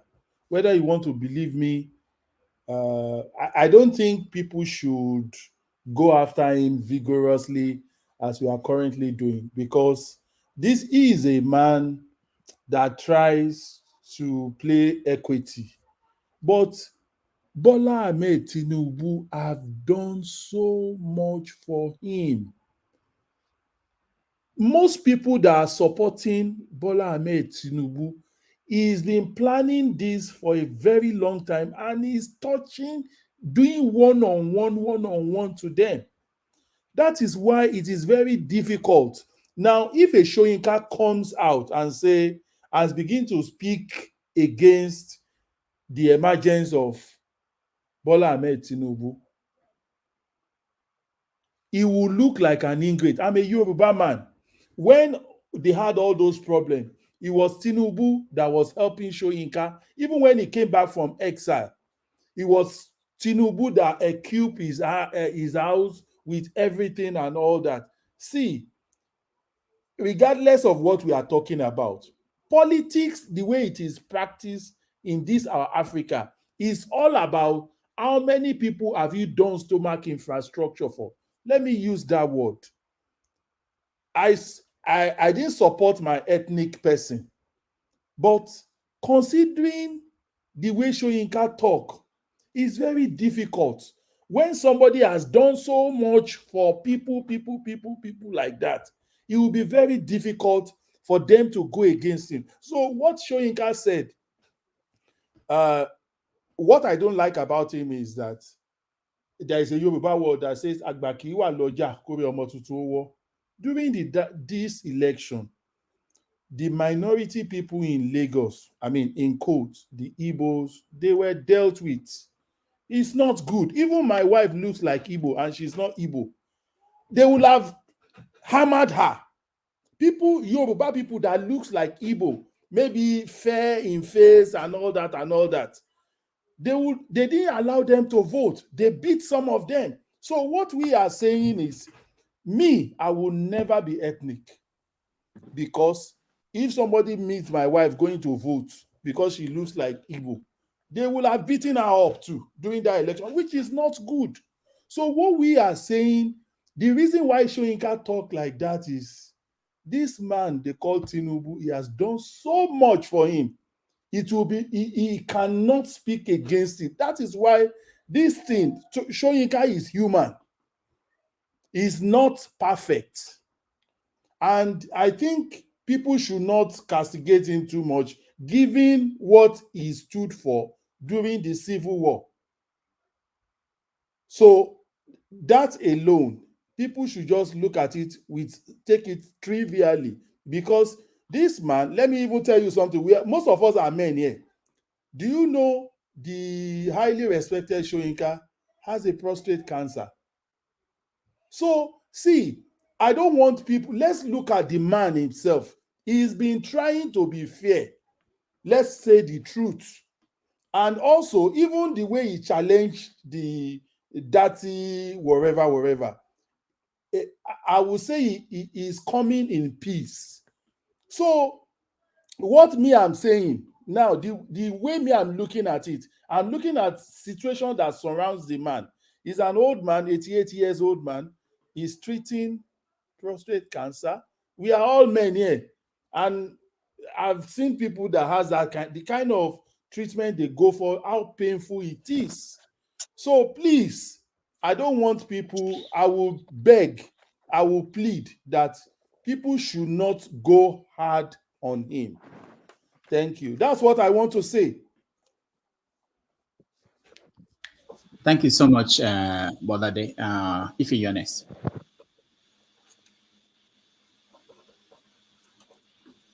Hi, good evening, everybody. Hi. I don't really want to talk on this Wole Soyinka issue. I want to comment on the next topic. I mean, you see, the truth of the matter, I don't want to say anything. But in fact, let me not say anything. Let me keep my comment to myself. Let's get to the next topic. All right. Thank you. And we can get to the next topic by actually playing it.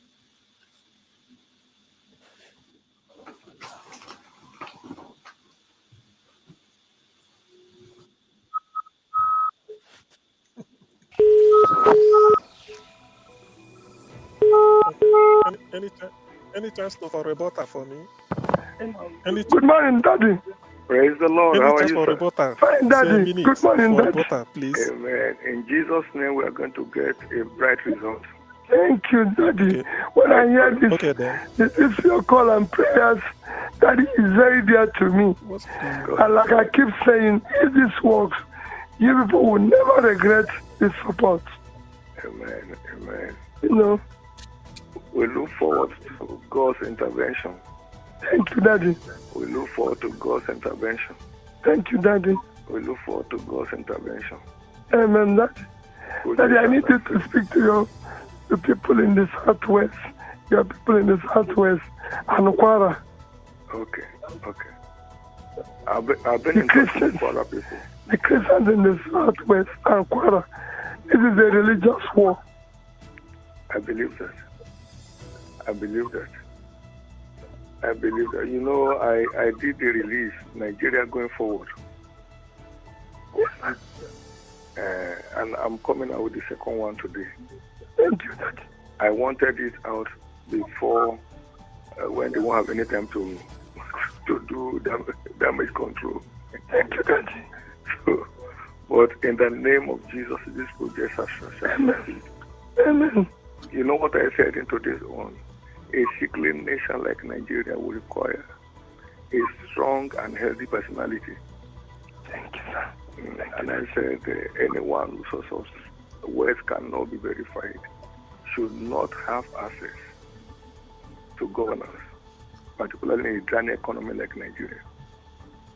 So all we are doing is appealing to the wisdom and conscience of people. Thank you, Daddy. To know where to go. Thank you, Daddy. But I want to assure you in the name of Jesus that the result shall be favorable. Thank you, Daddy. That the result shall be favorable. Thank you, Daddy. That the result shall be favorable. Thank you, Jesus. In Jesus' name. Amen. So relax yourself. Don't be apprehensive. Are you in Lagos or Abuja? I'm in Onitsha now. Good. So you'll be there for the election? Yes, sir. Very good. Yes, Daddy. That's where to be.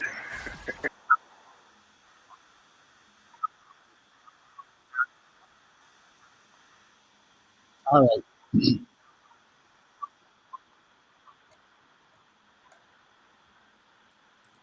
All right, guys. That's the audio, and let's start from Ife. Go ahead. Okay. Good evening, everybody.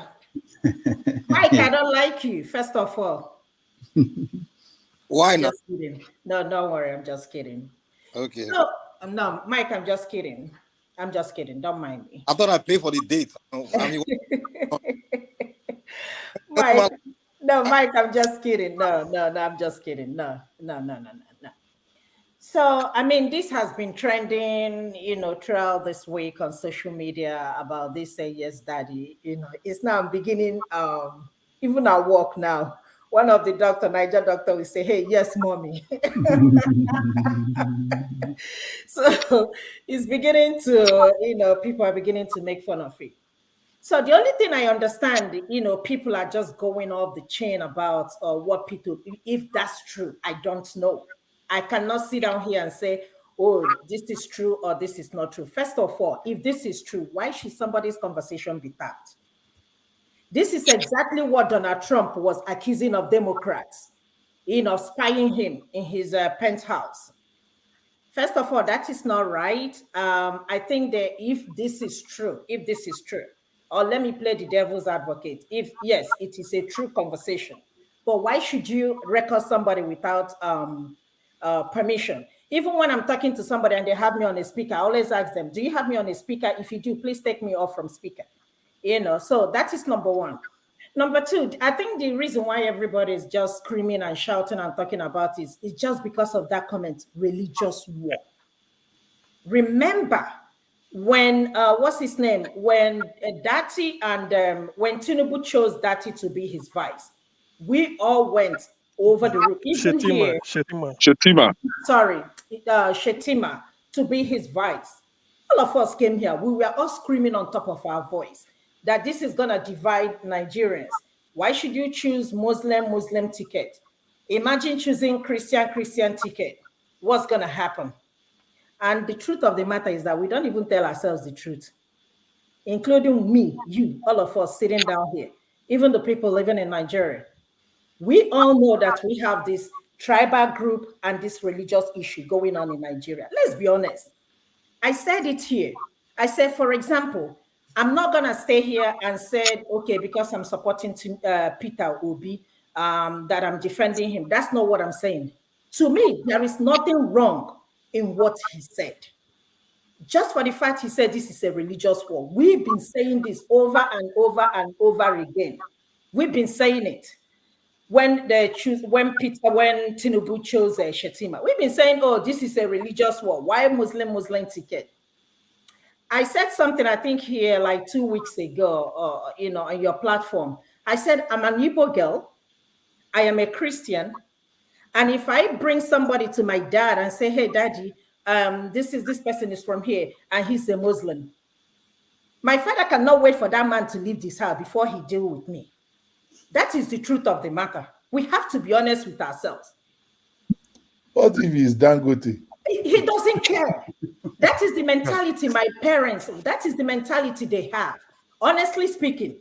So let's not make this thing as if he committed a crime. He did not commit a crime. I did not see, honestly, I did not see, I don't even know why this thing should be a conversation. I don't even see why this thing should be a topic. Yes, daddy, this is a religious, is it not a religious war? Let's be honest with ourselves. This is Muslim ticket, and a Christian is campaigning and asking for Christian votes. I will still do the same thing. Let's be honest with ourselves. No matter how much we want to die down and cover it up and make it look as if there is nothing wrong, there is something wrong. There is nothing wrong in it. All right. A Christian will tell you, hold on, do not be whatever with an unbeliever, because you'll be on unequally yoke. I have a friend, my co-worker, very dear to me. She's Yoruba. She's Alhaja. And I was talking to her the other day and I said, hey, Alhaja, I know, let me ask you a question. Will you let your children marry somebody that is not a Muslim? She said, no. She told me, she said, no, I will not. But if that's what they're going to choose in future, that is up to them. I didn't pick offense. Because in my head, I said the same thing. I will say the same thing. So what is the problem about yes, daddy, yes, daddy? Is it because it's Peter Obi? I bet all of us we should all go and take a chill pill and stop all these, all these arguments. All right, electricity, you're next. No, I want to go to him because he has to go somewhere. Go ahead. Yeah, thank you very much. If you said something that I will just speak on. Why should this be a topic of discussion, which is you are absolutely right. Now, I'm not going to weigh on the issue of religious world. The topic that has been going on is the yes daddy. Yes daddy.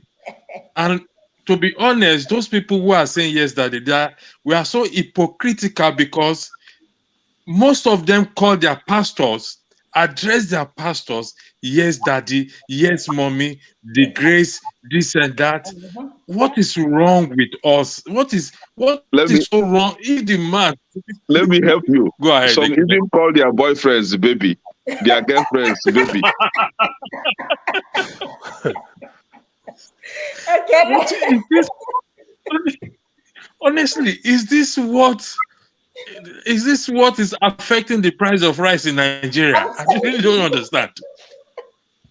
Honestly speaking, people, their wives, their husbands calls their pastor, yes daddy, yes mommy, yes daddy, yes mommy. They use the best plate in the house to serve the pastor than I really don't see. I listen to it, I say, why are we, honestly speaking, Dr. Damage, I don't have anything to say, to be honest. All To right. be honest, it's All just a waste of time. Personally. Yeah. Bolade. I think, yeah, I think is you see, Peter Obi is a very gentleman. He's a sheep among wolves. He's not a thug, and he's not a. You can't compare him to Tinubu. So, because of his uprightness, you can imagine MC Oluomo. MC Oluomo made a lot of bad. I mean, look at Sanwo-Olu. Sanwo-Olu claims to be a Christian. Then MC Oluomo claims to be someone working for Tinubu and Sanwo-Olu. And MC Oluomo, let's look at it logically. MC Oluomo asks people. He said it in Yoruba now. When you see all those people, they are winning you, and you see that this thing, he spoke Yoruba. He spoke in deep Yoruba called Eno, like the way our parents used to talk to us. There is a way they say it. He said it in Eno that once they are counting the vote and you notice there is a mistake, I know the mistake is Eno. Mike, you understand me. There is what they call Eno. He gave them express authority to disrupt it, even if it means fighting. These are the people gentle Peter Obi is contesting with.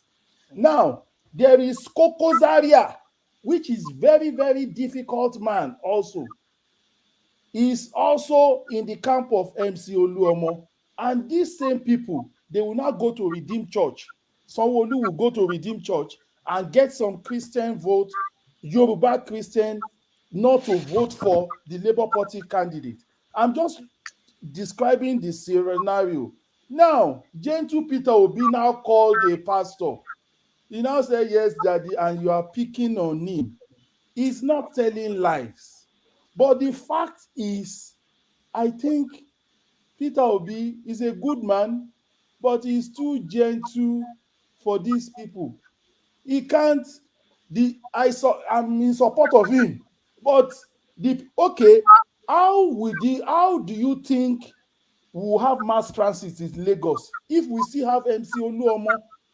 So those are the kind of evil he's going to fight with. It's like Ajebota, somebody that is well brought up, go to Catholic, go to school, and is now fighting somebody that grows up in Mushin, is ready to fight with charms. And these people also, Remi Tinubu, the wife, who are the people paying all these people, carrying Oro everywhere? So those are the things. It's a very complex thing.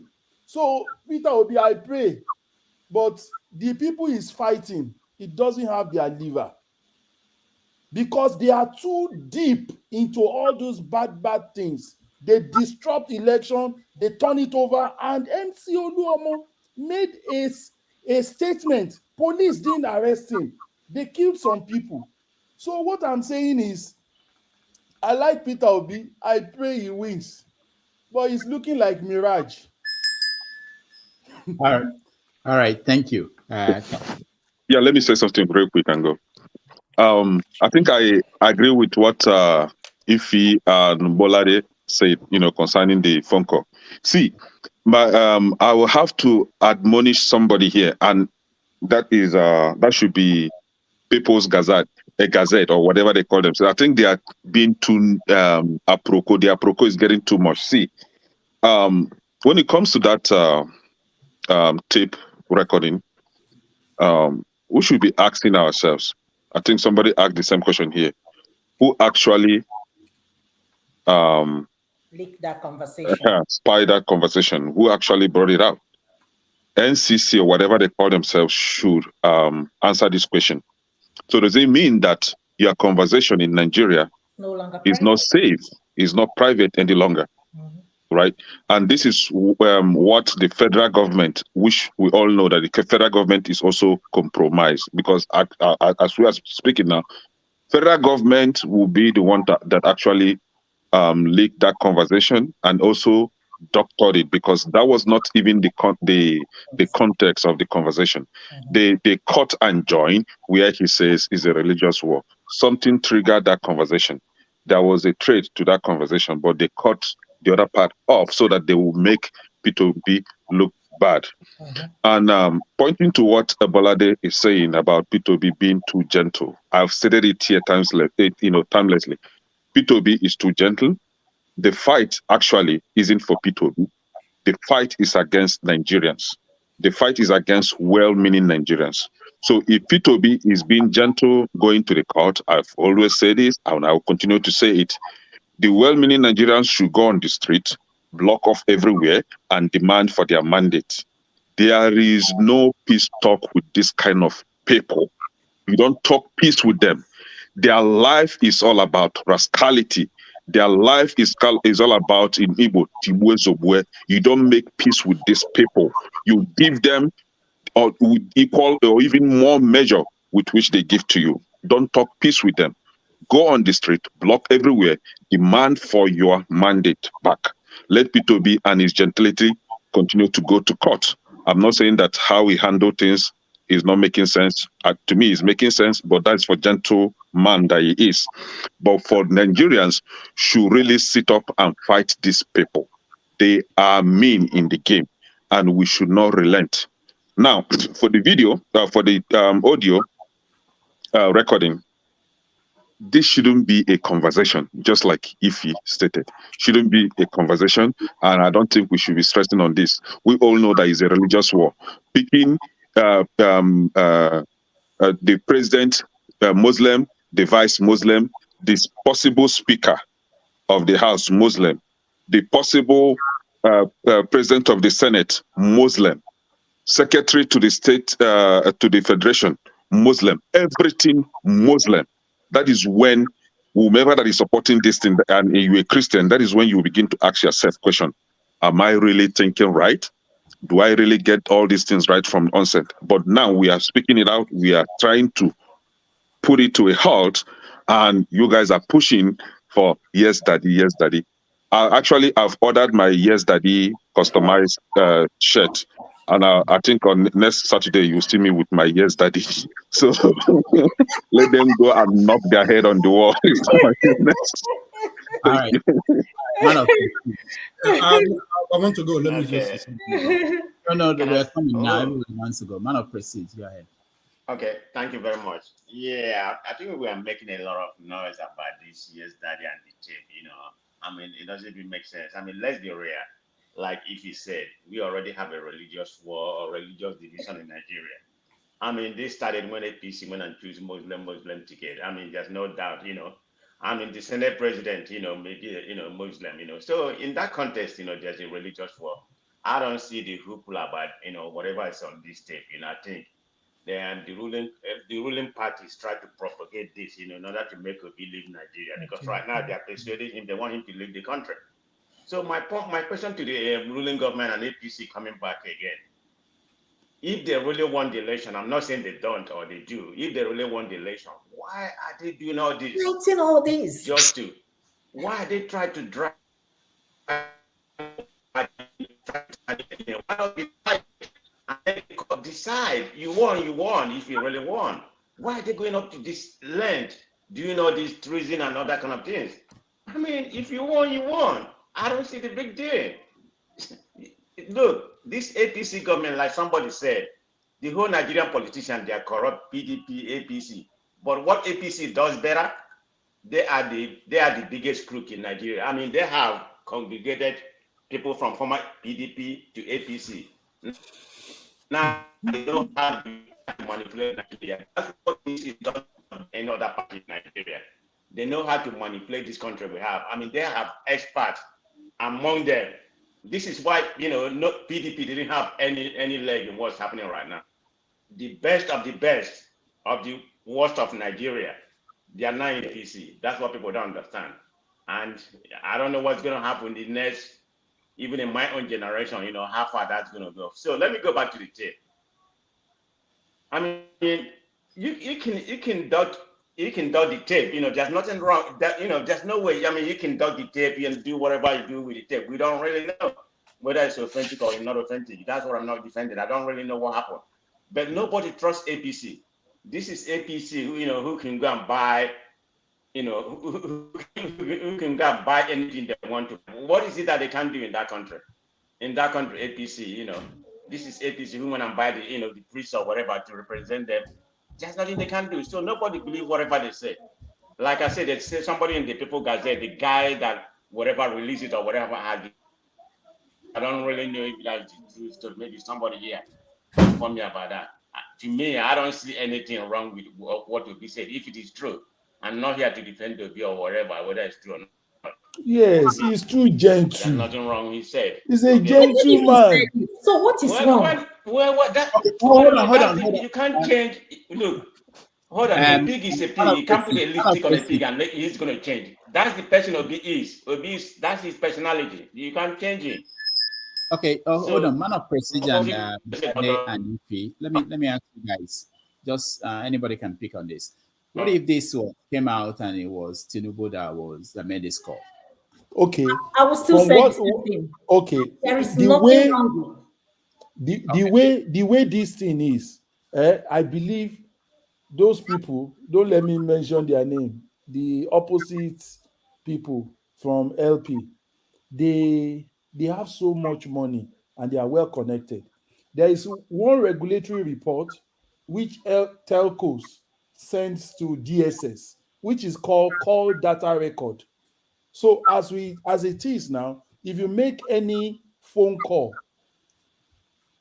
MTN, Econet, all GSM company, they send call data record to DSS. Now, when they sell call data record to DSS, that is the power of this network of people in that APC. So they have so much power. They know Agberu. They know people doing Oru. They know a lot of things. So that call data record could have been from the regulatory report that have been sent to regulatory body in Nigeria. And they can easily get it. There are software that looks for words like religious war. It's just because when people make conversation, it is good not to use. There are some words that they've put in the dictionary in the software system, such that if you encounter that within a call data record, they can fish it out even to different circles. I've witnessed this at MTN. So back to the authenticity of the this thing. It might be authentic. I mean, it's about 80%. The chances that it's authentic is very high. And these people, they are fighting. Sorry, let me round up. They have so much connection. For INEC to give flimsy excuse, shut down server, and they resort to manual and all those things, for anybody that knows the nitty-gritty of what happened, they must have doctored it again. All right, man of prestige.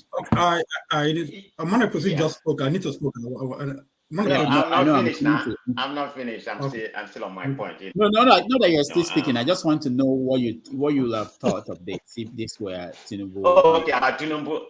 If it has come from APC, I mean, they are the ruling power. I mean, they have the power to subjugate everything. So it probably wouldn't have been a hoopla, right? Because Tinubu has already chosen a Muslim ticket. So it's going to be on that narrative. It wouldn't have been a DD. It's because it's coming from a Christian point of view.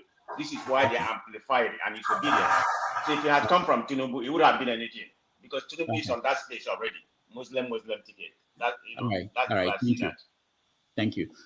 I'll go to Mike. Can you let Okija speak? But let me just point out for Ify and everybody here, anywhere you are in the world, don't ever assume that your phone call is not being listened to or it's not being recorded. That's the safest thing to assume. It doesn't mean Nigeria or in America, all phone calls are recorded and someone can listen to it and they could use it. They may not in America use it because it's illegal, but they could use the content to now do things that, so don't ever assume that. Go ahead. Okay. Okay. In 2020, there was a report Nigeria bought Pegasus spyware. The Nigeria Defense Intelligence Agency, they bought Pegasus.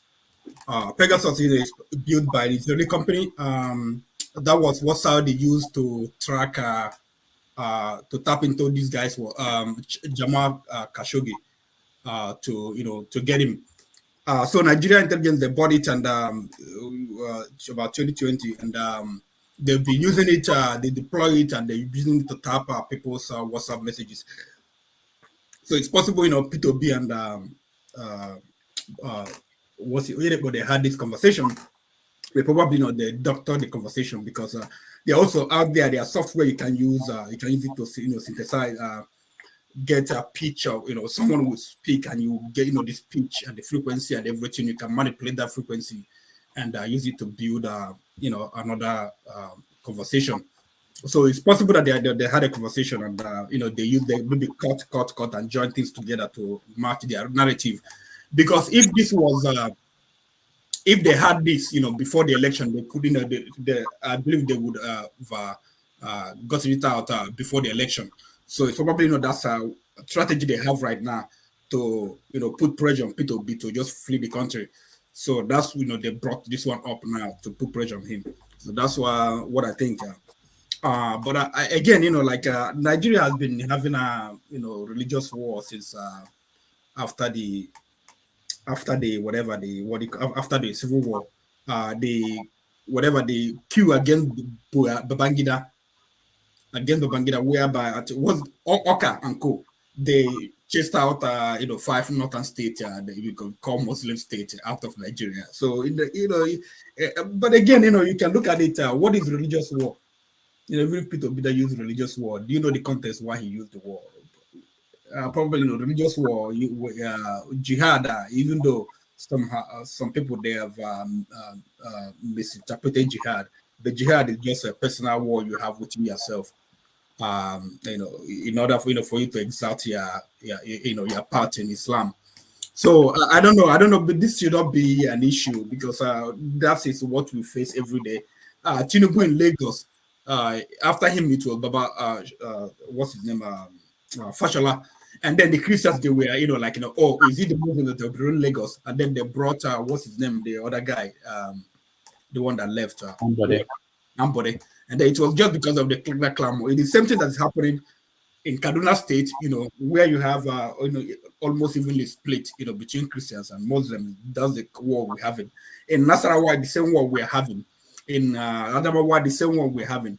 If you look at this whole election, P2B, the places he won, places are mostly controlled by Christians, from southeast to Abuja to Nasarawa to Lagos, predominantly Christian. So basically, the country we don't want to accept the fact that these things are our reality. I don't know why some people it's not there. It's there. So it's better we deal with it. But I believe, I'm hoping that the next census in Nigeria are going to have, and that we have to, the people will ask about their religion, people will be asked about their ethnicity, so that we can just get this figure, because these figures are important. These figures are important for business purposes. For instance, if I want to advertise for a Christian show, where am I going to target? I need this figure. If I want to have an Igbo event, where do I target? So we need all these figures so that it will settle everything.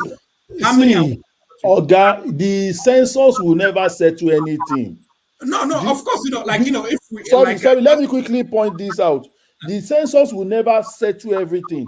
What happens to birth and death registry? What happened to all these other identity that they've created, driver's license and everything?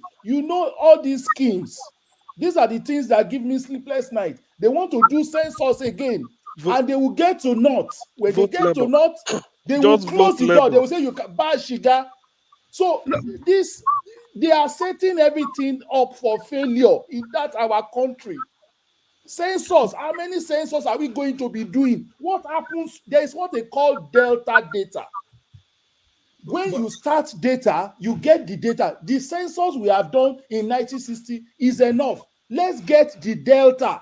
The delta data is birth registry, immigration data, fuse everything together with the voters' data. They will never do that. So, all these northern countries, Arabian country, Bahrain, Oman, UAE, they've moved from their data into blockchain so that the data will never be altered. It will not be you can't delete it. You can't shut down the server. Rwanda is in Please, I caught him. So this is another fraud again. They are about to do it again. We got to go. There's somebody. But eventually, hold on. You know that there is no question about religion in the census. I don't know why you brought it up. And the census is happening next month. I don't know. We should have it. We should. Why are you saying should? We don't have it, and we are not going to have it. So let's move on. What are you thinking? That's what we are talking. We're having a discussion here. We're having a discussion how to build a country. What are we not talking about how to build a country? If we want to talk about if I may come in, if I may come in, we are here for solutions. Okay, we should, but it's not happening. That's what I mean. But Sam, hold on, okay, because after Okija, we'll go back to Mike and then come to you. Go ahead, Okija, finish up. Yeah, I mean, you guys, you just stop my chain of thought, and yeah, I mean, okay, all right, I have to go and do and take care of a lot of things, Bye, guys. Okay, take care, Mike. You're next. Okay, all right. Okay, Mama. Mike, go ahead. Okay, regarding the audio, I agree with Man of Prestige that people are overblowing it, people are overreacting. And I also agree with Golade that Obi is too much of a gentleman to really be someone that wants to push religious war, anything like that. To me, the way I see the whole thing is just his political strategy, and it's a private conversation as well, because it's not something I think he would have said in a TV or public. It's a private conversation. I say things that I don't mean in a private conversation as well, or things that may be tough in the private. So I don't think I think people are overblowing it, and unfortunately, we are overblowing everything, just like we are overblowing Wole Soyinka's comment. We just overblowing too many things. And to me, what I see is just political strategy. What I see is the same reason Tinubu pick Muslim guy from the north, because his strategy is to win the north and then win the southwest, and then he think that, and then Obi's strategy was to win the middle belt, which is largely Christian, and then win southeast, south side, and then get a lot of votes from the southwest. So it's just strategy, and there's nothing wrong. You have to be strategic in politics anyway to win. So what I see here is political strategy, guys putting strategy together to win election. So people who are overblowing our recording, I don't think people should take that seriously.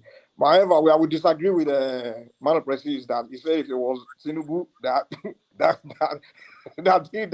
had that kind of leak, that it wouldn't have been nothing. I disagree with that one though. I know for a fact someone like CM, Ekene, they would have burned this place down. Right now, like I don't agree that if it was Tinubu that made that kind of comments, if it was Tinubu that made that comment, I would have still believed that it's not serious. It's a political strategy, it's a private conversation. Same way I feel like about Obi, So to me, this politician, I don't think they really want to burn anything down or start a war. Why would they want to start a war when they want to rule?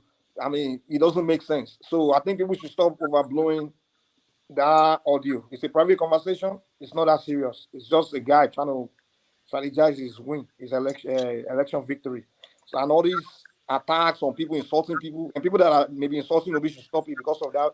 I'm insulting him over that tape. They should stop it. The same way I would say people should stop insulting Soyinka over petty comment. It's not worth it. I don't think those guys have committed that big of an offense to be insulting them over comment like that, But I do disagree with Man of Prestige again. If it was Tinubu that that thing, oh boy, it would have been fire. I know that one for a fact. So let's be fair. But that's what I have to say, Sha. Thank you. Thank you. Sam. Can I add something quickly? Because I've really never really spoken. All the interjections I've had. Oh. So let me interject one more time, since it's only interjection turn I tend to get. See, I think clearly the damaging aspect of this is that Peter Obi didn't market himself as a religious candidate. So, and I think this is our favorite sin, or hypocrisy is our favorite sin in Nigeria. And I saw Ify nodding her head while Mike was talking. You should really be careful what you nod at when somebody like Mike is talking. Why? Because he knows full well the damage that would do to Peter Obi in the north. He knows full well. No, did. Yeah, no. Mike understands that recording, if it is authentic, would do a lot of damage to Peter Obi in the north. No, we're not even talking about that. That he has already done damage to. You've probably already done damage. But if it's not true, the truth will come out eventually. It will be. And I'm a little bit surprised. A lot of people are just saying, "Oh, it's concluded it's true." No, there's something like deepfake. There is something like this software that they use to manipulate this in recording. It's very sophisticated. They can tweak it. Let's talk about that. I think that debate should end about whether it's true or not. It's actually true. For many reasons. I see a lot of people who are still saying this is not true. Okay. And I will tell you, I have both inside information and something that is in public domain. Okay. So, for instance, when People's Gazette, when they got this audio, they reached out to Peter Obi, they reached out to Oyedepo, and they gave them 2 days. They gave Oyedepo the audio to listen to, and he didn't have anything to say. Peter Obi's people said, "Give us some time to respond." They didn't get back to them before they published. And if you listen to what Kenneth said, or what Val, these are Peter Obi's people, what is their reaction? They are not saying that that wasn't Peter Obi. So the debate about whether some people want to believe that these people are wonderful people. Politicians, you can't trust any politician, anybody. I don't trust any of them personally. I don't care who the person is. But the point is that it's true. There's no debate about that. He stated it exactly the way it is presented in that part. That's very interesting. That part, let me tell you that what is in that one. That one, the people before it was published, they actually pass it through the technology that we identify whether it was cut at one point, whether it was edited. From the report they got, that there was no tampering on it. There's no something imported into it or anything like that. So, but I don't know. That's the report they got. I had from different sources. Other people have tried it too, because they can take that video now and subject it to that audio and subject it to this text. So, but the point is that is true. The conversation happened. So for those people may not like it, but it's just what it is. And then Peter B is saying that he's going to sue. First of all, he said it's fake, but he did not define that fake. He said it's fake, and at the other point, he said it was doctored. Now, if the idea is that it was doctored, which means that it could be that something was taken out, that's enough to say it was doctored. So let's say I'm talking to you now and you take out what I said before I said the other thing, it could be that what he meant. but he said he will sue them, and they are waiting for him to sue, but it doesn't mean he's going to sue. I think what the P2B's team, what they are doing is they just decided that they have to do damage control, especially when they don't know what is out there beyond this one, because there is some places they are saying that there is actually another audio that is out that is more damaging than this one.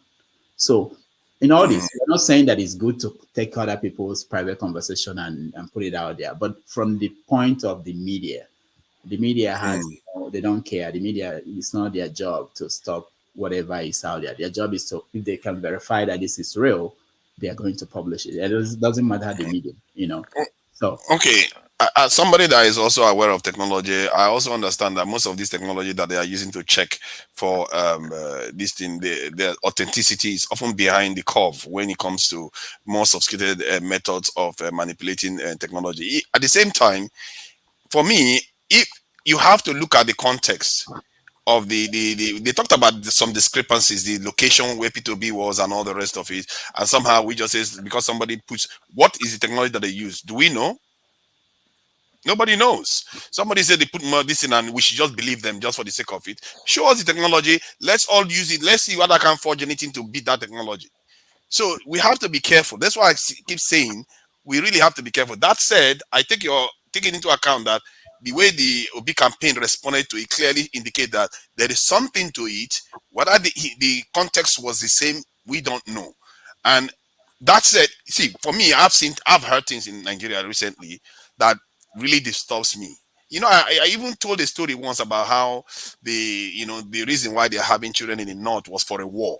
Then the guy asked to go and ask the guy why, and this is something that goes on the street. So this is a young guy riding a car on the street making this summation, not an educated person. They are having children so that they can be prepared for what? A war. And I say, which war? The guy that I was asking to go and ask him said, I cannot ask that question. Then more recently, I've heard of cases where individuals of one religion is being paid money to convert to another religion because this person that knows this type of thing shouldn't belong to this religion. It should belong to our religion in the country. There are things that are going on inside that country that some people are working against the stability of the nation itself. And those are, for me, they are my enemies, because these people are fighting for a religion that their forefathers didn't give to them. They are willing to do anything to destabilize the country, to kill our own people for religion. I mean, I don't understand the mentality that does that. I don't see Arab people killing themselves because of us. So we go there, they treat us like trash. They treat us like trash. And this, our own people keep doing. I don't understand the mentality that does this. You go to North Africa here, they are killing us. Look at what happened in Tunisia recently. They are kicking us out. And we are here fighting each other. I don't understand that. And regarding the so many accusations they be laying towards this LP, from treason to interim government and all kinds of stuff. If their case is not so strong in court, why are you bothering with all these tapes and all this nonsense? Just focus and go to court then. The reason why I think they are worried is, one, there was a judge that came on this that was on TV. He said something about a judgment of 2008 that said that Abuja's case was conjunctive, and I took time to search what that meant, and I went to ChatGPT. I went everywhere, and it says it means you have to. When I say and, it has to be linked, so it has to be a condition that has to be met. So they are worried. Even Tinubu's this TV, which is TVC, was like, even if Abuja is required, P2B is third. That's true. What if they find out that there's rigging and the numbers are not the same and it ends up second? Guess what? You have a second round on your hands. This is what they are worried about. This is what all this noise is all about. Not about whether, because if their case is strong, they will just ignore P2B. They will just come out and start parceling out positions. That's all. So let's be careful when we start believing only these people release. Personally, until I see a more convincing evidence, somebody can just tell me that I tested it, then I believe you. What did you use to test it? And I also take into account the what he said about census. When we keep saying that, some people say, oh, the North is not this population. This one is not. Look at the number of accounts in the country. We know the number of bank accounts in the country. There are so many things. We know about the PVCs, who has got PVC and who hasn't. You can use that to extrapolate the population of a country.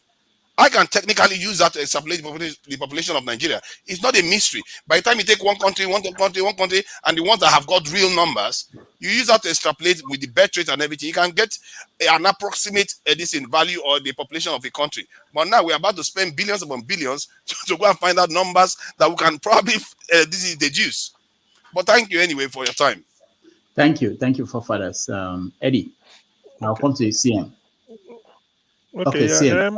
What I want to say about okay, yeah. Can you hear me? What I want to say about that video is this. If you listen to it, just let me take it on face value. He said, talk to your people about people in Kwara State and all this, all that, about voting. And then at the end, Oyedepo said, don't worry, you will be all right, all those things. Meaning that this took place before the election. It took place before the election, before 25th February. Now, why they didn't release it then was they felt that there is no need for it, that on the outright of the deal they did, APC did with INEC, that presidential results will not be uploaded. That should be enough to satisfy everything they need. It is now because P2B has gone to court to challenge Tinubu's election. They now feel, how do we distract them? By bringing this type of thing to paint him bad, and then by trying to say that maybe Lai Mohammed will now go to New York to go and tell them that, okay, we decided to shut down the server for presidential because it's gonna be hacked, all those things. So all this is because they have no case, the leg to stand on. Even Abuja, before even they said it, everybody knows that Abuja is 25. I think what Fofana was referring to is Andoaka, the former Attorney General, who said it in 2008, Yaradua versus Buhari. It was said that 25% of Abuja is a condition for you to be president. So they are now trying to, all these are rigmarole. There is no way you can avoid it. So to that extent, this video something, I don't attach much importance to it because it could have had a damaging effect probably if they had released it before the election. Yeah, but CM, then people will not. CM, the video was, the audio, I think it was either a day or two before the election. And even if they were recording everything P2B was saying and listening in, it takes time to get to, depending on the process, to get to what they think will be damaging and to get it out and, the process. And it's not easy, the people to trust. What I'm saying is this. I'm saying that I'm just saying that the reason why they probably did not release it may not be, if they get anything that I think will make Obi lose some votes, they would use it during the election, before the election. So I don't think they kept it. Anyway, let me just play. Let me look at it from the other side. This manipulation, if they had known that Abuja is important, why they could have done the rigging exam to include Abuja so that they will say we satisfy them, but they didn't know. Sometimes when that is the fraud. So all these things they are doing now is just like with the benefit of hindsight, we could have done the damaging because they are afraid of going to the tribunal to go and defend their case. So all these things coming up now, I don't really see it as anything. A lot of people have thought about religious war or whatever. I don't even regard them in anything. But one thing this thing should tell us is that the question is, but why? Why should somebody's private telephone conversation be bugged? Like you said, Dr. Rudolph, it's done all over the world. But until you present, even if I bug your own, I'm holding it. But until I present it, that is when you will now take action. So if they had bugged everything and kept it to themselves, no problem. No, I wouldn't know. But for them to bring it now to cause maximum damage, that is when that is when the law will cut up with you. They say the law punishes action, not the intention. If your intention is to kill somebody, there's no law against that. You haven't committed any crime. We commit a crime, but you haven't committed. The only thing is that you are drawing police attention to yourself for people to look to keep you under watch. So what they are releasing now is because they felt is late in the day. The impact, the devastating effect it would have had on P2B is no longer there because they are now nobody is interested in any more you cast out on P2B. Call him a treason, whatever he says he does is nobody is interested. So personally, I'm not interested. However, to summarize, if regarding P2B's personality, that is what the people wanted. Because what I'm saying is that if you look at the people that ran for this election, there is Showore, who is more of a revolutionary, if you want to say it this way. People did not listen to him. There is Atiku, a perennial emeritus, who has been contesting. They know about him. Maybe it's not warlike. There is Tinubu, who is practicing criminality all since God knows when. People rejected him. But when P2B came out, people felt, yes, this is the man we want. We've been trying criminals. Let this man go. So coming to tell people that they made a wrong choice in voting P2B, most people won't listen to you. Although the likes of Uluoma will tell you P2B is a wrong choice. But majority of the people will always tell you that, look, this is the man for the moment. This is the man we want. He's speaking the language of the street. He knows what we want. He's with us. He's sympathetic to our cause, and he's saying exactly what we want him to do. So the rest are just money. And again, he's not interested in money. So this idea of bringing this tape, I mean, it's even making people be more popular because he won't add value to whatever APC, the other camp, want to say. The horse has already bolted. The people have already voted. They're only waiting for INEC. I mean, they're only waiting for the tribunal to correct the mistake that INEC did, and then P2B sells in. Then But CM, if the it is journey true, to reform it will Nigeria. be damaging for next time. That is the problem. If it is true. Yeah, all right. Hold on, guys. Is it admissible in court? Do you think it's admissible in court? Why the case is still going to tribunal? Is this admissible? Whether they will not at admit all. this thing in court. It's not about the public, the court. It's about the public. They want to poison people's mind against P2B. The thing is that people will still believe what they want to believe. That is one thing unless uneducated people, that's who you'll be talking to. All right, Austin, let's hear from Austin. Austin, go ahead. Eddie, I'm coming to you, I know. Yeah, can you hear me? I'm having an earpiece now. Yeah. Can you hear me? Yeah. Okay, good. Now let's start this way. The first thing I want to say is this. I have some 3 things. I'll respond to some people's submissions and the rest. Look, let's put this straight. Let's assume that this conversation took place. Let's just assume that everything is correct. If P2B says this religious war is wrong, because I know that if Tinubu says such a thing, it will be a big backlash. Let's tell ourselves the truth. Obidients will alarm it and it will be true. Because you have given us Muslim tickets, we said it is crazy. You now went back to say that you are now making it a religious war. So that is, if you check very well, if this video, this audio is doctored, the part they wanted you to hear more is religious war, which they are not even highlighting it online. They are mostly talk of yes, daddy. Somebody like me, they talk to me, how are you? I'm okay, sir. We always talk about this, sir, and always say, sir. So I don't see anything wrong with the yes, daddy or the yes. I know that the part they wanted to talk about was the religious war. So if it was the same thing that happened, it is wrong. Let's tell ourselves the truth. It is wrong. You don't take 2 wrongs to make it right. That's just the truth. If this could have been done by others, it's bad. If it's done by Obi, it's bad. Now let's look at the whole thing. Let us now try to analyze it. If you ask me on based on my own conviction, did it happen? The truth is that it is very possible that conversation took place. You can call Oyedepo. You can call Oyedepo. You cannot tell me you have never spoken to Oyedepo. Yeah, you are a big politician. Oyedepo is a big man of God. So somehow this discussion must have taken place. But the point is that I feel, if I talk from my own conviction, I feel that there was some cutting and joining or editing that may have happened.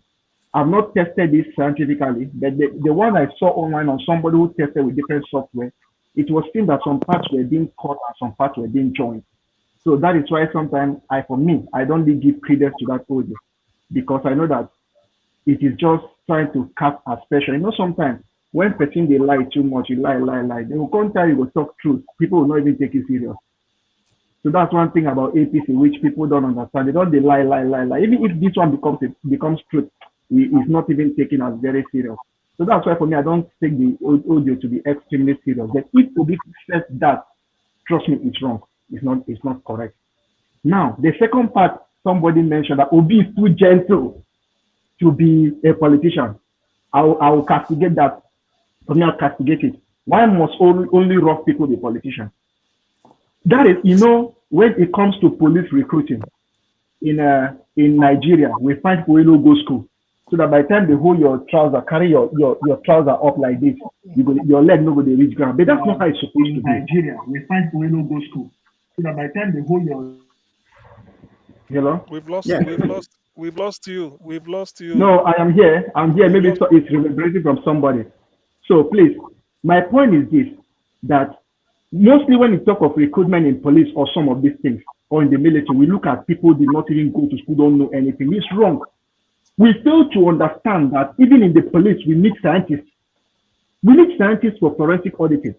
That is why I've checked how these people in this part of the world do their things. They have biochemists who analyze blood samples in crime scenes. They have a lot of forensic science who do a lot of analysis, DNA sequencing and the rest. They will not get that for Nigeria. If you tell a biochemist to join the police, he will say they insult them. It's not true. You're supposed to have scientists in the field, doctors in the field who should need to analyze samples. So that by the time I'm talking to you that you committed the crime, I am giving you scientific proof that you did it. You were there at that crime scene and you cannot deny it. So that issue that gentlemen know they join police or gentlemen know they be politicians, it's not true. We are leaving it for the bad guys. We are leaving it for the bad guys, and that's not okay. For me, it's okay. May go down. Let him join as if he already did politics. May him do the politics. If he gets there tomorrow, let the gentleman start from somewhere. He will appoint more gentlemen, and the gentlemen will increase until maybe you reach the grassroots and things get better. That is the second part I wanted to say. Let's remove this issue that gentlemen know they do politics. No, I don't think so. Gentlemen supposed to do politics. If I see more of them, I'll see gentlemen enter politics. Let us do it all together. So that's the second part. Augustine, do you know that the reason why we don't have light in Nigeria is because of all those people that do rituals? They need to do it in the dark. That's the kindness.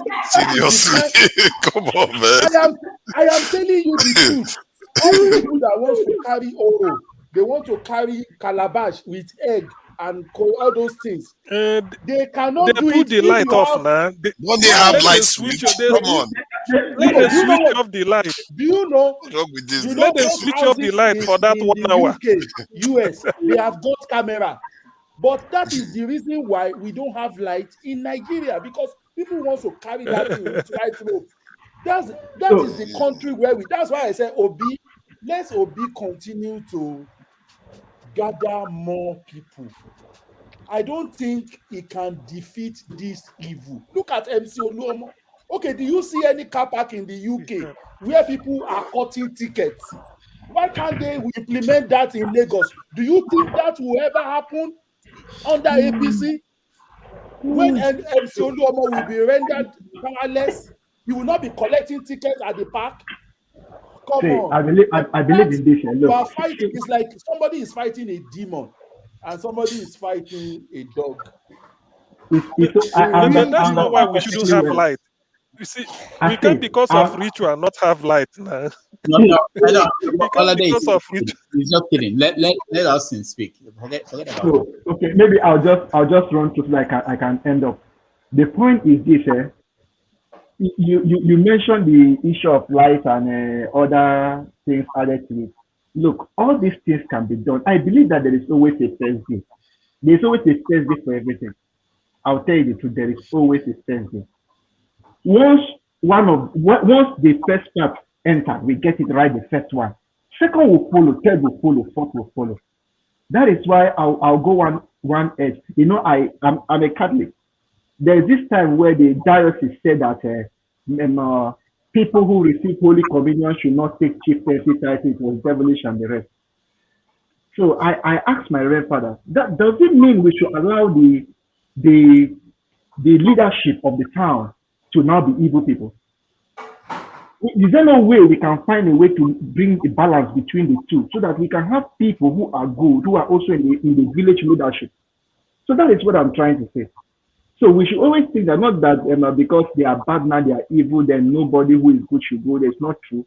One person one day will change it. If we go back into history, the 1848 revolution, unifications, and all these things, and all independence, we'll see that good people someday come up. And that one good people can cause a lot of changes. Let me just end here for now. Maybe I'll still talk more later. Can I just 15 seconds just to acknowledge I know I'm just acknowledging what he just said because I think when I hear Augustine speak, he doesn't seem to suffer from that infection of hypocrisy that many Nigerians suffer from. He tends to call things the way he sees it, and believe me, there are few of you around, and I think you should, people like you should be coming out more often to be, championing the cause, because this is a cause we have to fix our country. All right, Eddie Olomo, welcome to the show. I'm sorry you've been around for a long time and you didn't get a chance to speak. Go ahead. Doctor, it's Oluomo. Oluomo. So Okay. I don't send somebody to. I don't send Obasanjo to write you a letter. Oluomo, thank you. And I need to be careful of what I'm saying now, because this is the season of letter writing. So they don't send the letter to my wife. You know what I mean?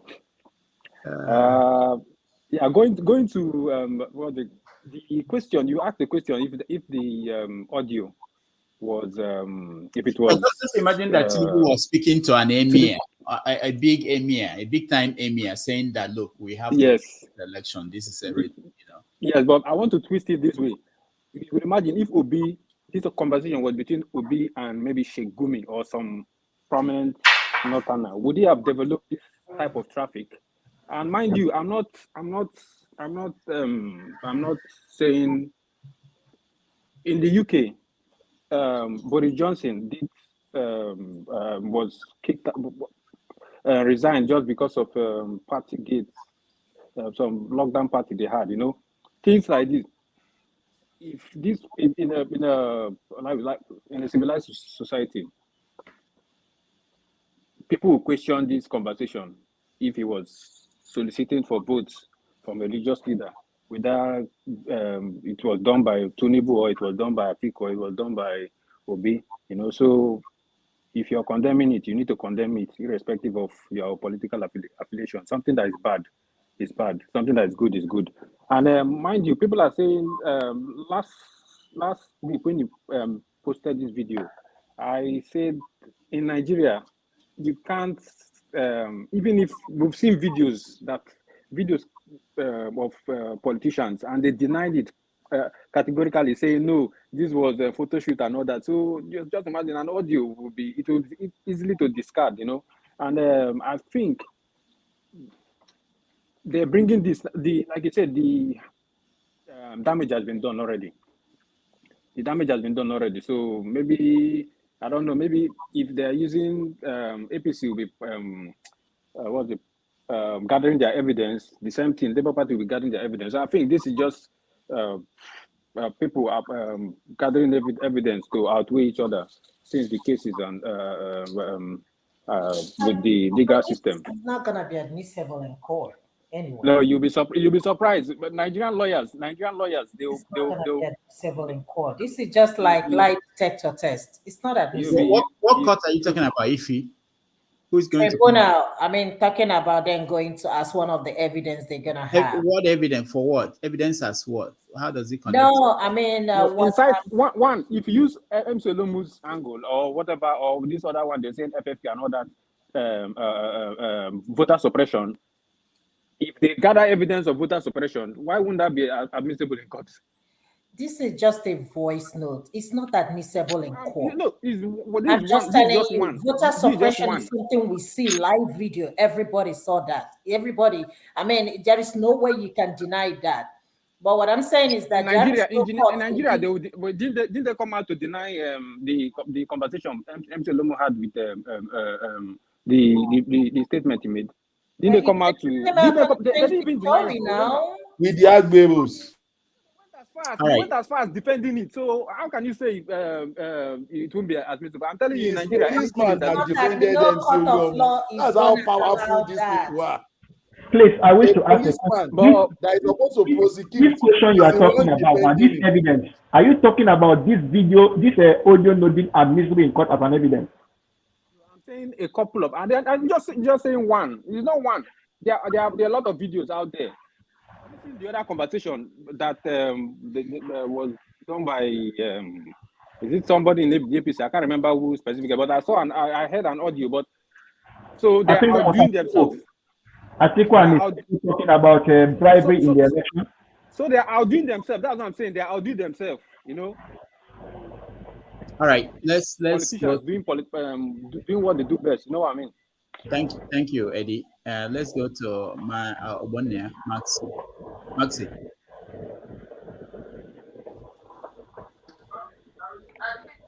Please, there's noise at my background. I beg, call another person. I'll come back to you. You come back to me, please. All right. Okay, Chi, next. Oh, okay. We can't hear you. You just muted yourself. Can you hear me now? All right, good. Go ahead. All right. Thank you so much for the work you're doing. I've been following for a while now, for a number of years. Thank you. Right from your days in Hints. I'm still here. Too. Hints? Hint. I wasn't there, but I know Hints. Oh, you weren't there? Mm-mm. Okay, then it's a different damage then. Yeah, there was no, it wasn't me. Okay, I'm sorry. Yeah, okay, I've followed your program for a while now, and all that's going on. Okay. And you are doing a lot. First of all, I want to say all you have been saying is quite correct. Before I jackpot, I was among those people who were monitoring the buying of the equipment used to monitor people's phone in Nigeria. So I want to say right out here, even your program is being monitored. So I'm sure you know that before. I can even tell you that. The situation we are in Nigeria, some people are making it look as if it's not important. They are playing with it. I don't want you to get in. Come on. So, sorry for the distraction. My son is just trying to distract me. Okay, now the issue that is going on is not one to be played with. Really, I'm serious. And some people have made some comments, and I don't know. I don't know how to think. I don't want to say I'm annoyed. I don't want to say I'm sad. I just want to say it's like we're not taking into cognizance what is happening in Nigeria. We don't have a country. That's the truth. At 50, I had to run from that country. I was a journalist for 17 years. I mean, I'm not talking about being just a journalist. I was a journalist of international standard. Okay. And I worked with an American organization for 17 years. But I had to leave because now reporting your story and being an Igbo person, everything you say or do is looked at from a point of the fact that you are Igbo, and this cannot be correct. Even when your stories you are writing or reporting about is not about your people, it's about people in the north who are being massacred, okay, on a daily basis. Nobody says anything about that. So to come back to our topic, you see, there are many ways that this can be discussed. For instance, before Obi's case, these guys have been going to the mosque and they've been holding meetings with their people on Fridays in Jumat prayers, even in the mosque in Abuja, and telling them what to do at elections. They were using the mosque to do registration for their people, even while we were still struggling to get PVCs. And that didn't make issue. It wasn't a problem. They have been campaigning in mosques and all the distant in Malam and all those places they're using as points of getting people registered, and even taking those the BVNs and all that into their environment, in their residence, to register people to vote. It didn't make sense. It didn't. Nobody talked about it. It wasn't a big issue. Okay, they've been telling them. Okay, let's not even go too far. when you say that Christians in the north didn't make any, they don't have any electoral votes, electoral mileage, and you said to say, okay, they are not important. So you went for a Muslim ticket because you are going there to be able to win the election. Because you know that when you get Muslim ticket, you'll be able to win. Okay? What are you telling the other people? Are you telling the Christians now in the north that it's not about Christianity and Islam? Can you confidently say that? No. You have already defined the ground for the competition. You have said, look, you guys in the north are not important. And I can say that because I've lived in the north all my life. Okay? And so, if you are saying they're not important, then what makes you think that you now deserve the right to call someone to judgment when the person says it is all about religious war? What's wrong with that? If you are saying because it's wrong because it's an Igbo man, don't an Igbo man have the right to express himself whichever way he wants? Or is it that every time he makes a statement, he should be taken to the cleaners because he's Igbo? I decided to leave not because I got tired of the nonsense. Okay, you can't be an Igbo man and no matter how good your intentions are, there'll not be read otherwise. Somebody wake up and find out that, oh, even the way you swallow the eba, there's something wrong with it. You shouldn't have swallowed it that way. Why? Because you are Igbo. How long are we going to keep doing that? How long are we going to keep accepting that? Look, Rudolph, I left that country because I said to myself, I am over 50. I've seen this thing all the way to this point. Is that the same thing I want to leave for my son? So that tomorrow when he gets up to get to a position, and then you won't give it to him because he's an Igbo person? When I was serving NYSC, I served in Abuja, I wasn't given a national award because why? They felt I was Igbo. The director even forgot my name. It was a big issue in the secretariat because the rest of people say, come on, this guy trained our media team. He did all this and you can't even remember his name. Say, can't remember my name. This was somebody I worked with hand by hand. Okay, we worked together for 1 year. I covered all the activities they were doing. I trained the staff in the secretariats. I got all of them trained. I taught them how to shoot. I taught them how to write their scripts. At the end of the day, the guy said he didn't remember my name. So he didn't write any award for me. I don't want to go that deep, but I can show you I was one of the first person who got to whom it may concern because the whole secretariat insisted the man has to give me some form of certificate. So it was written to whom it may concern. This to state that so is merited this position. What am I trying to say? So it goes down the line, just like Telo's gone with every other Igbo man. That when you make a statement, if it was the Southern of Sokoto that said it's religious war, it's not a problem. If it was Ganduje who was called to dollars into his pocket, it's not a problem. But if it's an Igbo man, it becomes a question of debate. It becomes a question why we all need to debate and find out why should he make such a statement. So the Igbos are no longer free. Before you say anything in the public, you need to find out whether it's going to be read the other way or otherwise. You see, so it's not the same nation. If you don't want them to be part of Nigeria, allow them go. Look at it and look at it properly. Which tribe has contributed more to Nigeria than the Igbos? There's no part of Nigeria you go, you don't find Igbos developing property. Don't care whether it's their land or not. Living freely, not minding who is their leader or whoever, just making sure that life goes on for them and their family. Is there any place you can find such things in the East? And then a friend of mine the other day was talking to me, who is not even an Igbo person, said, he had looked at what I've been saying all these years and discovered that all of the Igbo land, you can hardly point a federal presence. You can hardly point something that this is done, for the federal government, because those of them who fought in the war knew that everything was destroyed. So what am I trying to say? Let me try a round up so I don't hold everybody. I'm just simply saying that the statement that Peter Obi made, whether it is real or not, because I don't want to go into that. I edit, I produce, I edit, so I know what they've done in the audio. Whether it is true or not, what they are trying to hold to him is the fact that he said it's a religious war. These things are said almost on every Friday prayer meetings in Nigeria to their members. Why have they not brought it? There is somebody who is in Kaduna who is always cursing and abusing all the Christians, okay? Who is always saying that they're not going to give up until they take over the whole of Nigeria and Islamize Nigeria. Have we gone to war? Are we debating it? Are we saying bring the man and kill him? Okay? But once is now, just like somebody was saying earlier on, we are apologizing to the Igbos. We are saying, hey, Igbos, don't do anything. But every day, the Igbo man pays a high price with his blood over Nigeria being one.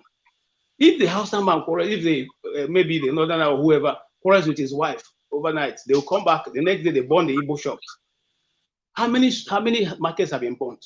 We're not talking about the ones that were born in Madogri or in the north. We're just talking about Lagos alone. How long shall we continue if we say we're building a nation? Does any nation go in that direction and succeed? No. I just want to say that I like what you're doing and I like the minds. I mean, we as people who have come to some form of understanding and civilization, we think otherwise and see whether we really need to be together or not. For me, I think I've hands up, really. All right. Thank you. Thank you so much. Ike, welcome to the show. Thank you, Mr. Rudolph. You can hear me? Yes. Okay. Greetings to everybody and happy Easter to all of you in the studio today and those at the comment section. Yeah, I've been listening to the program since morning while I'm walking, going out and coming in at the same time. But I just want to say God bless the last brother who just spoke now. I want to speak from the perspective that I lived in the North for 7 years. Not that they just said, but I lived in the midst of them for good 7 years in Kaduna. Like my brother just said, it is in every Friday that they decide what they want to do, the Igbos in the North. Every Friday. Even the Elijah who gave you kola nut to eat in the market on Thursday will be there, will be watching the Alamajeris. They will come to your shop and destroy your shop and kill people. I did say here one time that I had a friend from Kano who used to give me information whenever they go to mosque and plan anything against the Igbos. And I will pass it the information in the central market. And people will close their shop and go home. I am a living witness of what the religious we are talking about has cost the Igbo man or people from the South. Nigeria has been fighting religious wars since 1960. Is this just now that it started? No. We are just here deceiving ourselves, pretending as if we don't know that it is happening even every day in our lives. In the federal appointment in Nigeria, there is religious war in the federal department, in every federal department in Nigeria. And someone who is a primary 6 person will become a director of a graduate from the South. You will teach him the job, and they will make him director of that department. Why they are using your brain, and they are collecting the whole money. They make you a minister. They make you. They bring an Hausa and make you minister of state. What is it? They are checkmating you. They don't trust you.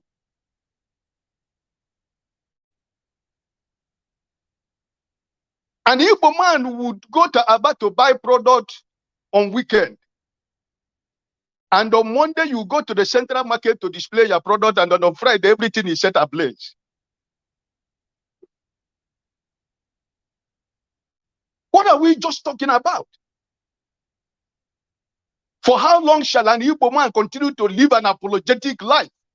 Just trying to be a true Nigerian. They don't want you to express yourself of being a true Nigerian. What does the Muslim ticket? What is the meaning of the Muslim ticket? Why are we trying to be selfish? What was the reason of Muslim ticket? The Muslim ticket is what has it got to do with audio video? Which one is more dangerous than the video?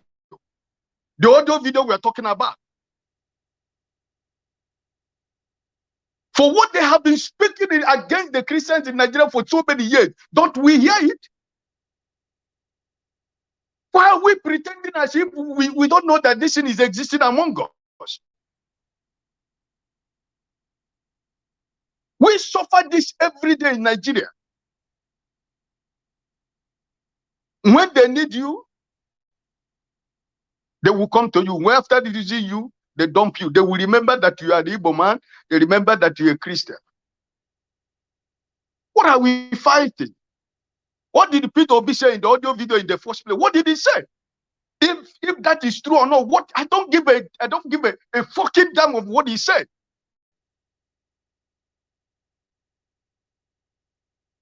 What is happening in Nigeria today, the problem we have in this election is caused by the voice of political element in Nigeria. Few people. Nobody said anything. I was watching the video of what Professor Chimamanda said in 2015, that they are going to form a parallel government if PDP wins election. None of you saw that. None of you here saw that video. The problem we have in Nigeria since February was caused by only few people from the same political class, the same ruling class of APC. Fani Kayode and his group. The fire that is trying to burn Nigeria today was caused by these people, and nobody called them to order. And we are here defending indefensible. If you want to know what we are talking about, go back to Nigeria and live in the north. Spend 1 year in the north. You will discover what I am telling you. I live among them for 7 years. There are people who live among them more than 20-something years that are still living. But you are not sure of tomorrow because that business you think you have, they can decide in the morning after Friday that that business is going to go down. And there is nothing anybody can do. We finished just the election. And the kidnapping and everything has resumed. And DSS doesn't know the people that are doing it. How many people have been killed in Southern Kaduna? How many people have been kidnapped? The former deputy governor of Nasarawa State was kidnapped. There are killings everywhere. Why did he stop before the election? And why has he to resume after the election? Can't we just see it on a black and white? What is so crazy about the audio video of what Mr. Peter Obi said that we have never had before from the mouth of few political elite in Nigeria that think they are above the law and nobody will do anything. The governor of Kaduna State, vilify, what has he never said in Nigeria? What has he never said in Nigeria? Because he's above the law.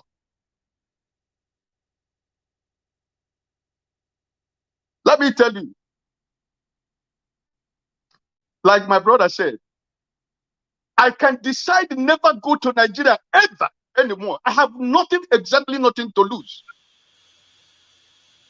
But let truth be told. This election of February 2023 will determine whether we are going to have a country called Nigeria. I don't care who wins the election. All I want that let the vote of the people that cast their vote, let the vote be counted. If Atiku wins, we congratulate him. If Tinubu wins, we congratulate him. If Peter Obi wins, we congratulate him. But we want the vote that was cast on 25th of February to be counted. That is just the problem we are facing. Because they know. They never thought about Abuja. The evil that men do lives after them. It's no more your children. No, the days are gone when it is your children. No. So let us stop deceiving ourselves. MC Olumo said what he said. Nobody said anything. Up to today, he's walking about a free man. Election has come and gone, but the Igbos are still losing their properties in Lagos. Nobody is saying anything. The man who said that he was elected by INEC has not even said anything. And he is the king of Lagos State. We come here, we begin to pretend as if what Peter Obi said, nobody have said it in Nigeria. Listen, let us stop deceiving ourselves. This is a pure truth, what is going on in Nigeria. I have suffered it. I lived in the north, and I paid a heavy price of living in the north. So don't come and tell me about this. We have been fighting the religious war in Nigeria since 1960. In federal appointment, if you are not a Muslim, you don't get where you're supposed to get. Look at what your brother is telling you. When he finished his National Youth Service Corps, did you hear that story? What story can be so painful? What story can be so criminal like what he just said? Somebody said he forgot his name. Do you really understand what that means? But because all of us are living in a developed world where we're enjoying everything. When we talk in Nigeria, they say, who respect you where you live in America? Who give you respect in London if you don't respect yourself? Whether you're an old man or a small man.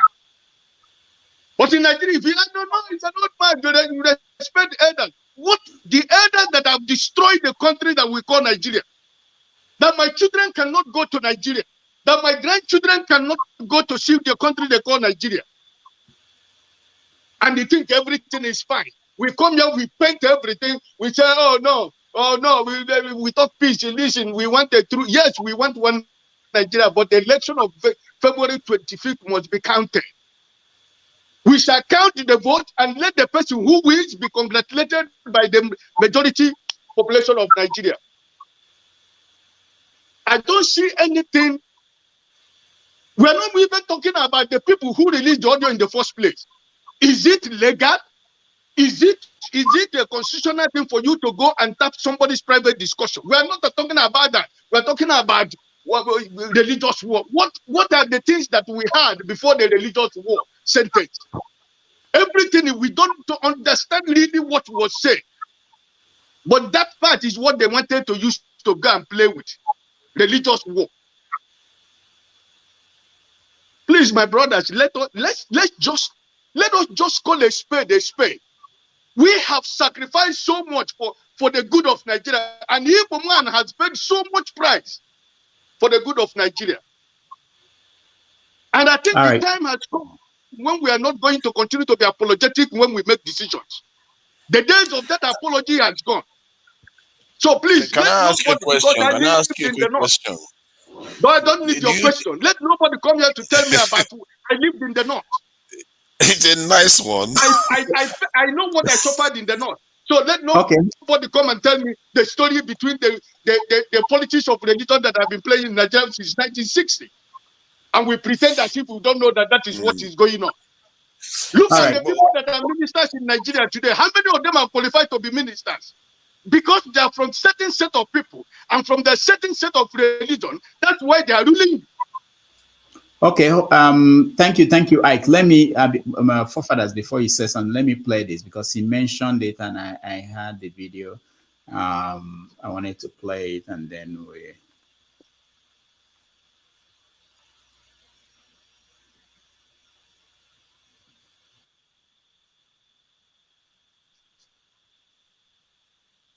Oh.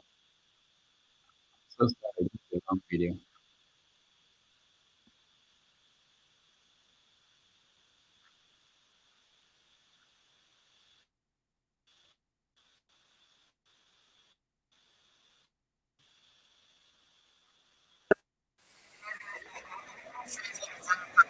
That looks like mine. You are doing a good job. But I would like to remind you where you come from. You are just from here, Kenya. Okay? And where you come from, you know you don't ask such questions to the government. So I will give you another chance, Larry, and please rephrase your question and ask with a bit of decorum now, knowing that you're addressing a government official. You said that everybody is free. That was the wrong one. There's the right video. I just got it. Let me play it now.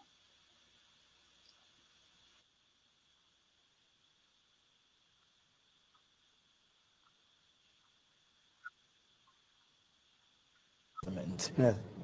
What do you make of it? Well, that is a position. Do you see it as inciting? I don't think so. I don't think it's inciting. Why is that inciting? There's nothing that incites about that. I don't think that will necessarily lead anyone to violence or lead anyone to do anything. Forming a parallel government, that's not calling for anarchy. Not necessarily. Not necessarily. But it could be. No, not necessarily. Look at cases. Look at cases. Let's look at political history. Look at cases where persons, where the government, for instance, has decided on where the government decides that they're going to ignore the wishes of the electorate and simply override the wishes of the electorate. What the opposition has usually done in such cases is to reject the results of the elections and to say that they will constitute their own government, that they will constitute a government. That is simply a way of taking a stand. It simply is taking a stand against the government and putting the government under pressure. That has happened in several places in Africa, several places in the world, where people have said, on account of electoral injustice, they are going to do certain things and all of that. And if they do so, so long as they do not call anyone to violence, all they're saying is that we are also going to constitute ourselves into a government. If you fail if you are unjust, or if you ignore the wishes of the electorate. Personally, I don't think that that's necessarily inciting. Because I mean, the fabric of our. Did you all see the body language there? Yeah, hypocrites. I say it's our favorite sin. Yeah, you only use such language when it's convenient, right? So, yeah, but the internet and black and white print media never forget. So, Ike, I wanted to ask Ike Ike a question, because I think I said it before the election. Do you think Peter Obi should take the bull by the horn and make a speech about our religious and ethnic divide? I don't think any leader has ever really tackled it like the way Obama did with the American racist situation. I think it would be beneficial for Northerners to hear him talk about these raw issues, because just like you are saying right now, it's a good thing that we speak openly about these type of topics. After that, it's medicine after death. I said it before the election. But most people didn't listen. I said maybe he should have, because people keep saying he's a religious candidate. Then I said, I think there was a time something happened during the contest when I thought that was an opportunity to come out and say, you know what, let's talk about this, because it will give people an impression of where he's at in terms of the religious issues in Nigeria. But he didn't, obviously. I remember that there was a time he talked something like that before the election. But there is something you have to understand. I don't want us to drag this too much, but if you want to go back to the beginning of the campaign to the end of the campaign and watch every statement, every video, everything that Peter Obi made throughout the whole campaign, that is enough to convince you where he stands. You know, it's not something I remember when you said that before the election. It wasn't a good suggestion. But look at from the angle he came when he started this campaign, even before he left PDP to Labour Party. So that's enough to tell you that this man is a detribalized Nigerian. He's not talking about you. He doesn't see you being a Muslim or see you being an atheist or you being a traditional. He just see you that we are Nigerians. There was no time he was playing that kind of tribal politics or tribe. Peter Obi was the only presidential candidate who almost went, and nowhere any of the presidential candidates went in the north. He went. That is not a man who is playing on a sectional politics or a tribal politics Moderator, or a please, religious can I talk? Max, go ahead. Thank you very much. Please, I'm thanking everybody. Please, I went out because we have a meeting, so there was a noisy here, so I don't want to disturb you people, please. So, and now I'm about to go to my house. I still and my shop now. I want to go to my house, so you can still give another person a chance. I don't know when you're going to close. Okay. You have spent 7 hours plus. I'm in Nigeria. I'm in Ibadan, those states. So please. Thank you. I'm on with you, but I don't want to. I will be going on the road now. I don't want to make noise. I don't want to disturb anybody. Please. Thank you. Thank you. So Anytime you're going to, if whom I reach my house, I will be with you. Please. Thank you. Please, I beg Are you. you safe? Be careful. Are you safe No, walking on the road this night? I'm no problem. No problem. No problem. I'm safe. Okay, okay, Thank you, okay, Matt. Yeah. Thank you okay. so much Thank you. for Thank God. joining us. We All appreciate right. people in Nigeria, especially. Let me Yes. throw Thank you this very much. out for people who might take on this. So during the conversation on Wole Soyinka, a lot of people said things like, "Why didn't he say something when this was happening?" Has anybody here wondered where the vice president, the elected by? I'm not talking about the president. We know that he doesn't care. If he doesn't care, he doesn't care. And that why is the vice president not weighing in on any of these things that is going on? Especially if you want to, Yeah. is the intellectual in the administration. Does that bother people the way? No, but he has not. He's not been in the campaign team. There hasn't been any So this is designation not about given to campaign anymore. This is about running just the as country. a We are, public and intellectual. actually, Buhari during the campaign, Buhari said he was the one running the country. That was why he didn't go into the campaign. So the country that they are running Mhm. is in this shape, and we're not hearing from the people running the country. There could be some internal mechanism that he has to respect. We're not privy to You see, what these things you are. see, I suspect that internal, he's seen something and he feels it isn't appropriate for him to say. Mr. Scribe is not seeing anything. He's just licking his wounds, and DSS is running the Oh, country. what do you mean he's licking his wounds? He's licking his wounds. What is he going to say? What is he going to say? I think we're saying the same thing, because maybe I'm looking at it from a different perspective, but I feel like if he maybe somebody saying Sorry, go ahead. Dr. Damages. This is just part of what I was trying to highlight the first time. You see, some of us who are in that system have been reduced to a point that we can no longer even confidently make assertion, because of our position, either because of our religion or because of the part of the north where the country we come from. I have a sister who works in Aso Rock, and she was told, look, you aren't going to get any job except you start dressing like a Muslim. And I'm not trying to offend anybody who is not a Christian here, but she's a Christian. So she had to now go to the office covering her head, okay, and wearing a jalabia across her, her chest to be able to be accepted by those who she's working with, even though she's a principal senior officer in the office. Now, in the person of Oshibajo, what is he going to say? The Aso Rock church that was being used before he come was turned to a store. What did he say about that? Did he say anything? No, he just simply kept quiet. He's really? not going to say anything. Even when he What? was simply For reduced to, real? excuse me, hold on. Even when he was simply reduced to a vice president going about in the market and commissioning toilets, did he refuse the job? He didn't refuse the job. So some of us lost hope, whether he's going to make any meaningful statement before now. We have just given up on him. Okay. And so he's just also waiting out to play his time. The truth still remains, my brother.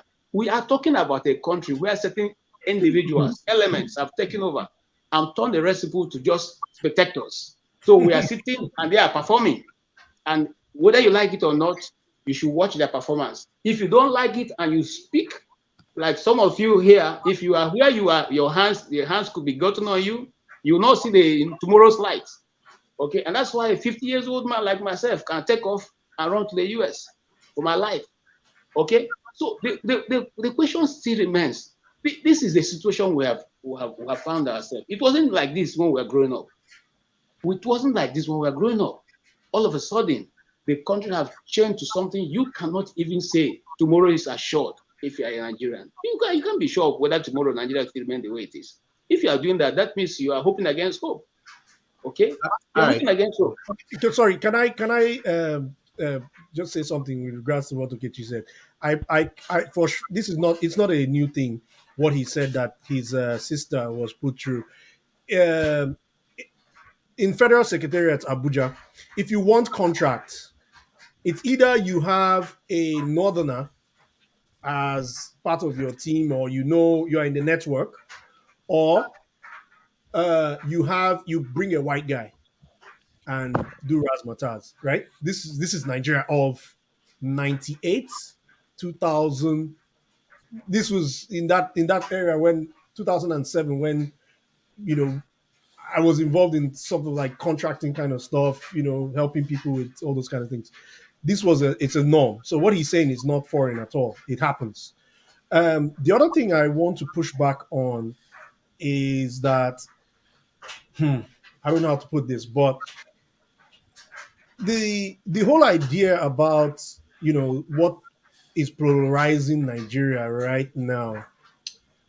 How do you guys look at it in the sense that isn't this can we ju- I- isn't this something that has to do with a mix of ideologies, the feudalism in the north, the socialist tendencies in the west, and the very egalitarian republican nature of the south and south, because I just feel like it's still going to continue to fester. Yes, we're intermarrying, but that intermarriage is not really working in the sense, it's not really working. I don't want to espouse like personal experiences, but even when you go to marry a Yoruba person, there are challenges. So what is going on here? I don't understand. What do you guys think? Hold on. Let me hold on. No, This for let's get back to I want to get on this topic before we move away from it. The vice president and people like that. There's something that the Mogul wrote. He said that the best thing that the Buhari and the federal government could do is to remain silent. Whatever he says can and will be used against him. I know that, and we know that. But if we can connect it to what conversation we had today about Soyinka and Adichie, do you think that they did not know that whatever they say, that some people will use it against them? They were aware. Of course, they know. Yeah, but they had to do it for the sake of what they believe in. I mean, the country. No, their interest. Sorry, Dr. Ramis, I disagree with you. No, it may not be interest. It's their interest. You say interest. No, I don't. You can't. How do you know both of them? The commonality between both of them. Read into their statements. The commonality between both of them, and this is why I will take an exception. I don't have anything against Chimamanda. My first daughter is named Chimamanda. I'm a big fan. Okay, I'm a big fan. Okay, but let's be very, very fair. When you listen to Chimamanda's Hard Talk interview from many years ago, they asked her a question: which comes first, your Nigerianness or your Igbo-ness or whatever? She said, I'm both.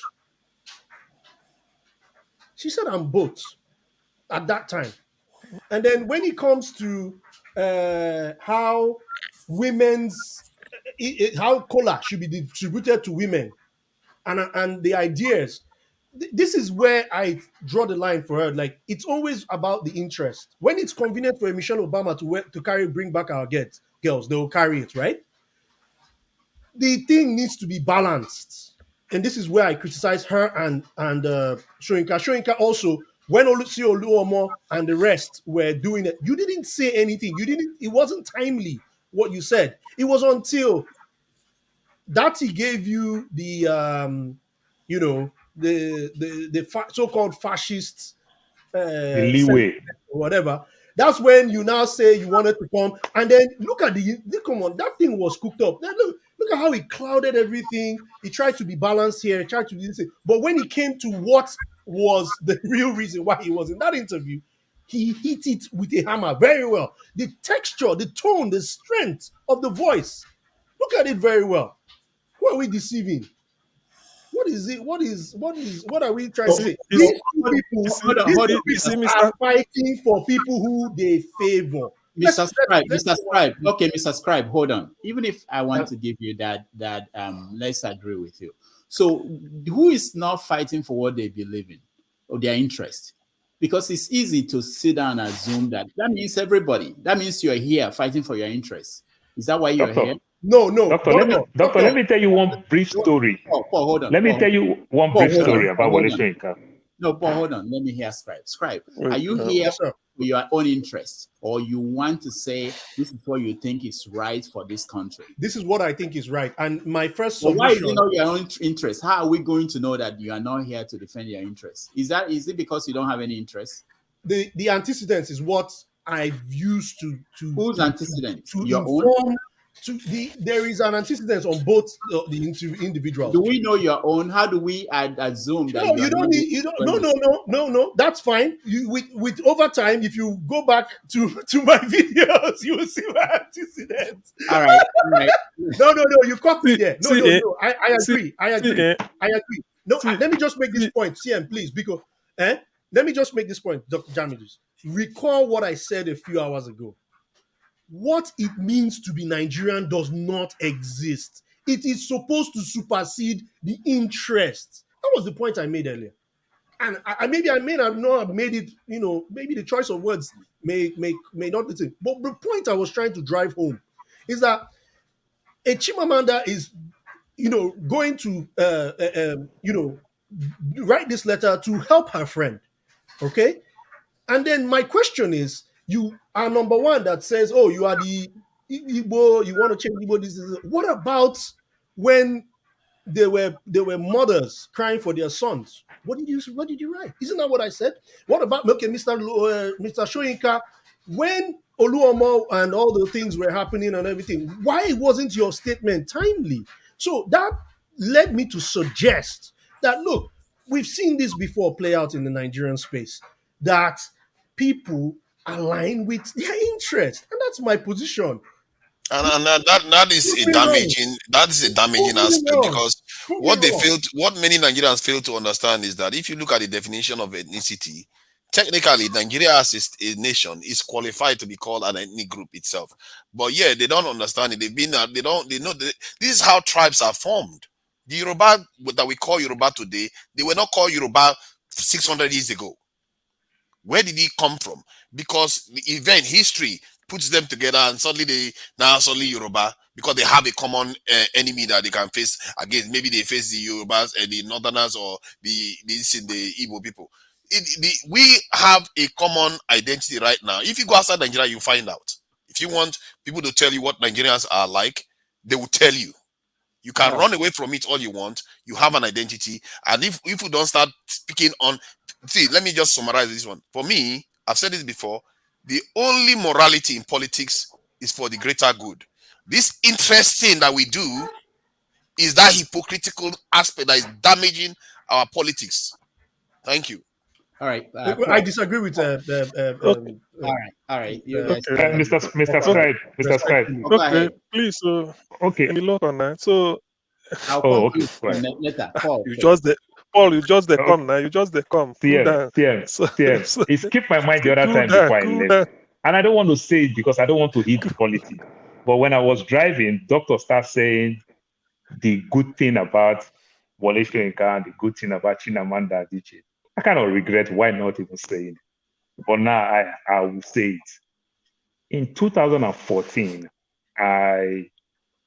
from New Jersey, I flown 3 hours from Jersey to Austin, Texas. Austin is the capital of Texas. The secretary of Ogun State governor, then his name is Adeoluwa. I forgot his last name, Adeoluwa something. He was a secretary to then Amusu. The daughter was graduating. I was in that graduation. I slept in the same house with Professor Wole Soyinka. Ruleba of AIT was there. Louis Odion, back then, I think he was still in the Sun newspaper, was there. Thought we were expecting Amusu, but he didn't make it. He came to US, but he couldn't make it on that day in the graduation and after graduation party. Adeoluwa's daughter was graduating. So I had the privilege, I was there. Like I said, I slept in the same house. Adeoluwa owned that house, massive house. That's like an 8-bedroom house, massive. Wole Soyinka flown to the States with a private jet owned by River State Governor. Amechi gave him his jet. That stuff cost like $40,000. Flying with private jet, and I stopped twice in 2 different countries. the money you pay to buy gas, the money you pay for the airspace, and you fly, then get to the US again, still stop in the US again in Atlanta, then also flown from Atlanta to Austin, Texas. That's a trip like $40,000. Now I'm in the midst of good percentage media guys. This is not my word. They were shocked. They started saying, "Do you know that Wole Soyinka fly this jet like it belongs to him?" That was Amechi was the governor of Rivers State then. This is like shocking to me. So just suppose when Wole Soyinka came back from exile after 1999, when he moved down to exile, Olabisi Onabanjo renovated his house with $400,000. He was actually staying in Lagos. By his own word, I think it was Tinubu or somebody that gave him a place to stay in Lagos. So when I just opposed this word to what Julius Malema said, when Nelson Mandela got out from prison, he was living in the midst of the whites. All he see every day is white. These white people have access to him and everything. You just see Mandela keep on protecting the white, supporting the white in the name of peace. So I think Wole Soyinka have fought a good fight, like Ebube Dedike. You understand? It's time for him to take a bow. The Wole Soyinka, we know who fought this fight for democracy, who fought all those fights, who was one time a politician because he almost want to form a party. I think Wole Soyinka today, I can confidently tell you that he have a party. He may just be an elder statesman, but he has a party. What he did on this one, I can confidently tell you, he is completely partisan. Nothing anybody will tell me that I won't say he is partisan. Doctor, I have a app on my phone that I have over 50,000 radio stations. I listen to radio stations, couple of radio stations in Lagos, radio stations in River State, radio station in Delta State, and everything. Wole Soyinka is a statesman. If you say you travel to Qatar, you are lecturing in Qatar. Come on, Qatar is a developed country. Right? You can't say you don't have access to Nigerian newspaper. Doctors, nearly all of us here that argue our points here, probably will wake up in the morning, we'll watch channels. We'll quote Rufai, we'll quote Okimbaloye, we'll quote this, we'll quote that, which means we read the newspapers, we watch the media and everything. So why would Wole Soyinka be in Qatar that is doing very, very well? Then you say he lost track of during the election. Wole Soyinka play is a script. He played it like Amino said, people use my name wrongly, people use my name wrongly. I don't know what is going on. But when it comes to Dati, now Wole Soyinka is in Nigeria. He saw that one clearly. He watched it himself and everything. We cannot continue like this. And I think it's also welcome for you to be partisan. In America here, Fox News is completely Republican. You understand? We see CBS News, we see CNN, we see MSBC. They are plain Newsmax, Republican. We see Democrats. It is easy. So why, if Chimamanda Adichie choose to take the part of Obi, I don't see anything wrong. What can be wrong is that question anything that she said that is wrong. Then let us equally question anything that Wole Soyinka said that is wrong. And we are not blaming Wole Soyinka, we are not causing Wole Soyinka, but we are just being saying that he's completely partisan. You understand? He couldn't see fault from the other side. He didn't see any fault at all. Yeah, yeah. And doctor, you asked one question before I leave the stuff. Vice President Osibanjo is trending everywhere. How come he can't even come out and say anything? People are using him now as a reference case. If this case were to go to court, Osibanjo will use as a reference case. How come he can't come outside? He started behaving like a Jehovah's Witness. The last time I checked, he's a pastor in Redeem. Don't form this quietness. Doctor, I know it's your church man, I know, but don't worry. Subject for another day. Go ahead. Oh man. Anyways, so let's round up on that topic. Can I? Which is, go ahead, Okay. CM. Let's, CM. okay, yeah. You know, I wanted to touch on what Ike said and everything. Is like all of us, let me just assume or make a generalization, but I don't want it to be offensive. If it is, let me upfront, let me say I apologize. We all know the problem of Nigeria. We all know. We all know the devastating effect of religion and ethnicity. We all know this. We all know what it's been causing us. It is even a miracle or something commended that we do come here once in a while to brainstorm over it. Most people, let me now add this, most, not all, most people have given up on Nigeria before the arrival of P2B to the scene. The little hope some people are having is because a character like P2B came on board and they're saying, okay, let us step back, let us see. P2B, I keep saying it anywhere I am, is Nigeria's last chance. I know a lot of obstacles are placed on his way. He does not need anybody to validate him because the type of followership he enjoys among the demographics that matter. Because when I say this, I have to define it. I know there are still Buccaneers that don't want him. But the people that are mostly at pains, you see a graduate, 10 years, no job, 5 years, no job, no future. And they are going about. They are in every ethnic group, in every religion. So when they had Peter Obi saying what he's saying, they felt he's another politician. But when they checked his background, he was not found wanting. In terms of the commonest offense Nigerian politicians cause, which is stealing public money, Obi never stole anything. Till today, he can beat his chest. I can also beat his chest for him. So people are willing to give him that chance. That's why people are still hanging on hope. If all this nonsense APC is planning, they maneuver their way and then feel that they've rigged out to be. Nobody knows what will happen to Nigeria because people have given, nobody can put up with this mess anymore. The greatest insult they gave to Nigerians, I keep saying it, I'm not alone, is for you to promise them free and fair election, for you to commit money to change card reader. You know what is card reader in those days? You bring in beavers. You tried out these beavers in 4 different states and they worked.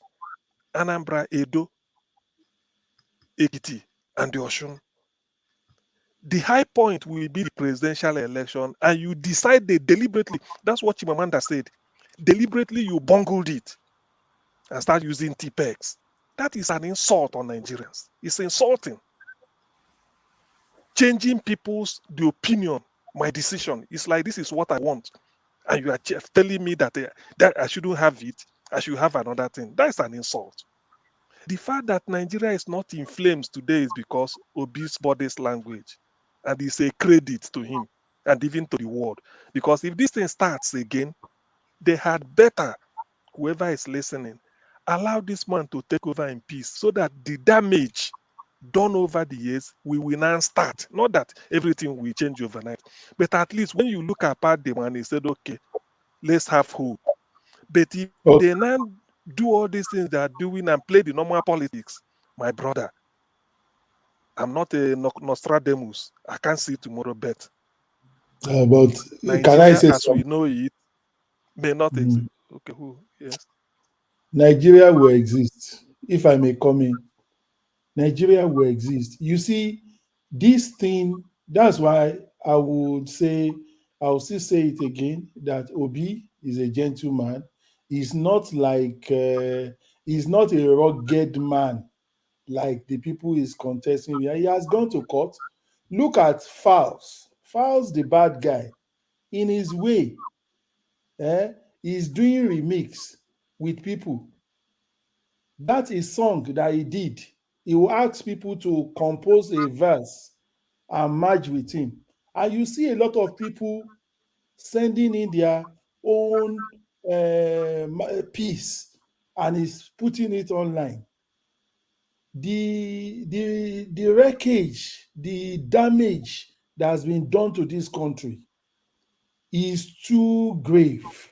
By the time you go to court, the way they are doing all these things, I know the judgment will not bring Peter in because all these things, they've brought another one now, which looks like is like a terrorist, he's talking about religious war, blah, blah, blah. There are a lot of things they will bring up against him just to make sure that they perpetrate this thing. But one thing that is good about this Peter Obi's movement is that he has he got some set of people, some strata of the population that is reasoning well. We can build on that. And what is painful to me, if he had to wait for 4 years, he will have gotten old too, because of the enormity of work to be done in Nigeria. By the time he becomes 66, okay, let's say worst case, after 4 years, there is another election and he got in. He will be too old to undo the work. What I'm saying is, these people that is fight, I've not finished. The people is contesting with, is like you enter university. We all went to university in Nigeria. You are a gentle boy that goes to Catholic fellowship. You don't have girlfriend. You don't do all those bad things, and you are contesting SUG president with Alaye that knows art boys, yeah boys. There is a way they will do this thing. He can't get to, because now America has sent their congratulation message. What are they trying to say? To who? To who? I read in one of those online news that America See, are Bolade, I've had you, but let me drop my line and go. So listen, Bolade, the Obi movement, you see, do you know my fear? It's not that Obi can always tell people don't do anything by his nature. Are you telling me that the people will keep quiet, even if all this Gbologbo we are talking overtake Obi? Are you telling me the way it is now, the people will keep quiet and say, since Obi gave up, let us give up? Can you assure me of that? Can you assure me that, okay, they rig but they Obi are out at the doing it. court? See the way they are doing it. Okay. They are doing it the Well, subtle good way. luck. Good No, what I'm luck. trying to That is say, what I will they tell are you. doing this thing. Yes, what I'm trying to say That is is it, though. they are doing it the Good luck to subtle you. way. Obi doesn't have the people that will do it the bad way. That's what I'm saying. Huh? There are Obi people has, that oh. are reason, that are You supporting. see where we People get that it can wrong. fight. See where we get it wrong. Hold on, let's say See where we something. get it wrong. Are you saying, sorry, sir, are you saying that at this time of Nigeria development, 61 years, we should keep quiet? Even if Obi is No, not going to say anything? I'm not saying we should keep quiet. So Look at where we look are at right us. now is See how us is protesting I'm his own. coming. Listen to me, sir. We have been listening to you. Now, where we are right now is not a place for gentlemanness any longer. We also know that even if Obi takes over tomorrow, he's not going to be able to change the situation that's on ground. Because to change Nigeria, to get Nigeria working, there's so many variables that needs to be changed. One of which is the constitution of Nigeria. Second of which, we from the East were demanding, why are the ports not working? Why do we have to have central electricity line? Why can't people have their own railway stations, this thing? Some of those things, why can't the states have their refineries? Some of those factors need to be checked, and it has to come from the constitution, which is beyond the presidency. Obi is going to come in. If I mean, I don't know to think that's going to come in, but I'm hoping, because I have hope that things will get better because of my parents and because of my relatives and friends who are still, some of them, in government. But what we are looking at, my brother, to be honest with you, nobody, my mom used to say something, nobody gathers money, you gather your one kobo and then you throw them away and you get rich by doing that. No, you gather them, you keep them, you gather more and keep. All we have been doing in Nigeria is we destroy, we start, we destroy, we start, we destroy. It doesn't work that way. You know, the question that Dr. Damage asked, he said, what are we talking about? You know, Shibanjo, and then, sorry, about Amanda and Soyinka. You see, like if earlier a woman, somebody spoke and said, let's cut some cheese for the prof. And I accept his explanation. Let's give him some space. because it's a bit old now, you know. Kongi harvest have Kongi have danced out of the forest. You know, Kongi is no longer in the forest; he's living in the city now. For those of you who read Wole Soyinka's book, you understand what I'm talking about. Okay, so what we are saying now is that his era, even the reason why he's getting all this bashing, if were people I see on this Zoom call, this Zoom time now, if you guys were the ones writing, I'm sure that none of us will write anything bad about Wole Soyinka. But people are talking about don't even know, they don't even read his books. How many of you have seen younger people reading Wole Soyinka's books? All they do, they just go to Google and put his name, and so he's one professor of Nigeria, and they can from there blast whatever they want to say. And for me, Chimamanda is somebody who have all respect. I respect her writing. Okay, I respect her writing, and I think if I was in her shoes as a person of influence right now in this world, I would probably take the same position. There are so many documentaries I did on the killings of people in Benue, in Agatu, in Dogona Hawa, in part of southern Kaduna, and all around the north. I'm not a Muslim. I'm not even from the north. I'm from Abia. But I did those stories because they were things that you couldn't just watch and let them pass. So if I was in Chimamanda's position, from where she can now speak to world leaders, I will do the same thing. In fact, I will personally go and visit them and tell them the story of what's going on in Nigeria. I won't even write, okay? Because you want to save lives. The more people you can save, the better. Doesn't necessarily mean that she's doing that because she's Igbo and she's fighting for Peter Obi. That's the way I see it. But because she wants to prevent more deaths, which is going to come if we don't take the appropriate steps now. Okay? Thank you. Forefathers, are you a scribe who is taking over? I want to say something before I go to workers' meeting, please. I think Rudolph is still around, so hold on. He's coming, he's here. Okay. Rudolph, please, if you can allow me, I want to drop my last comment. I want to go to workers' meeting, please.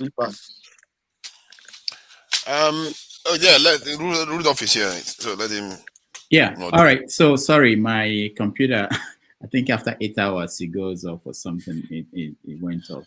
Yeah, I said I want to drop my last comment. I want to go to workers' meeting so that you people can continue, please. If you allow me to. Okay, go ahead. Okay. There is something I want to leave in the mind of every one of us before I go. I don't think that any of us that are in this platform ever envisaged or ever thought, based on what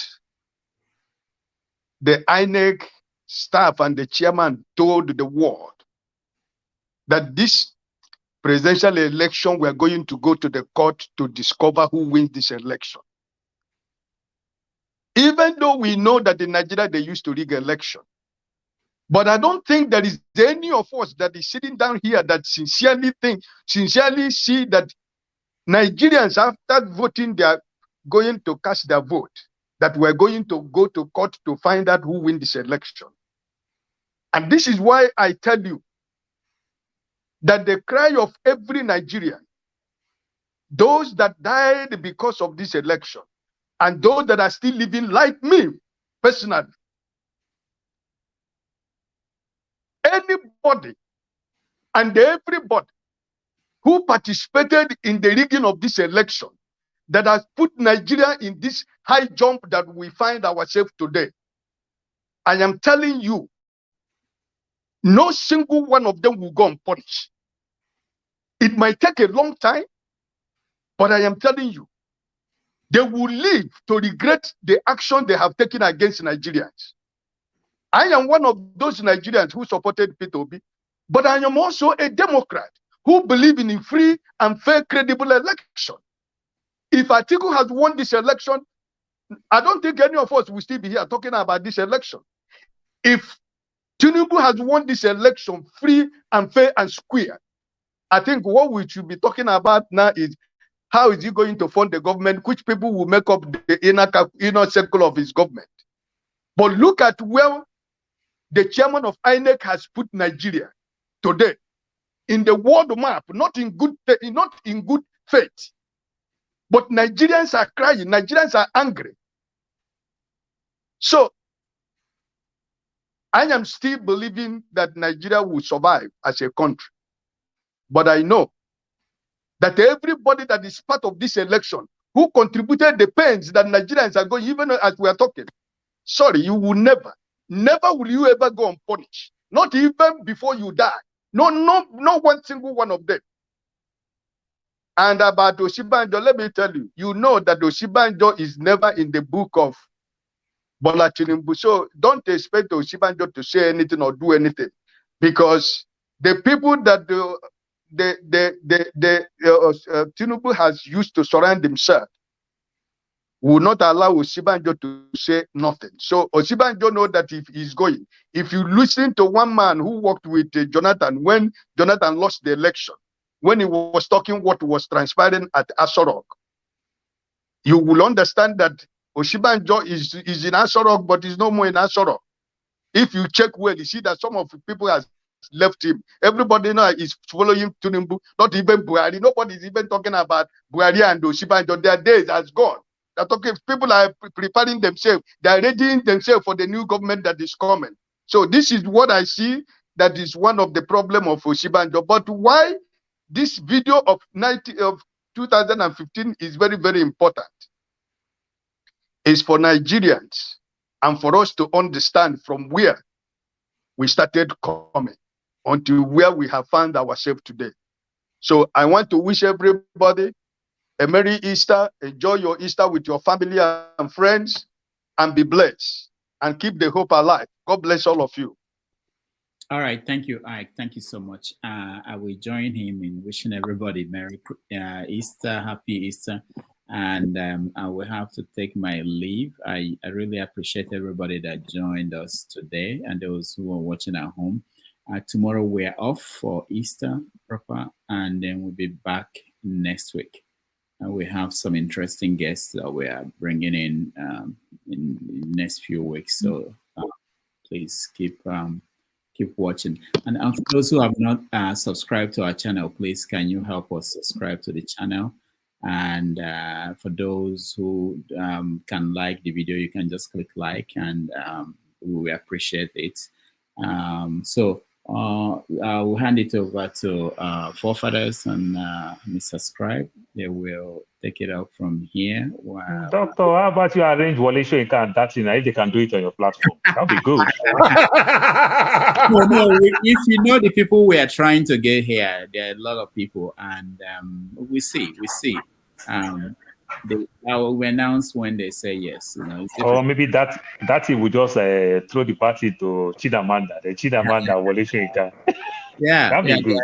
That would be. We are trying to arrange some debates. You know, Clash of the Titans. Yeah. All right, but thank you all, and Forefathers. Be nice. Dr. Daniel say click and subscribe, because YouTube told that if nobody sees it, if nobody click and subscribe, will not see this video. Exactly.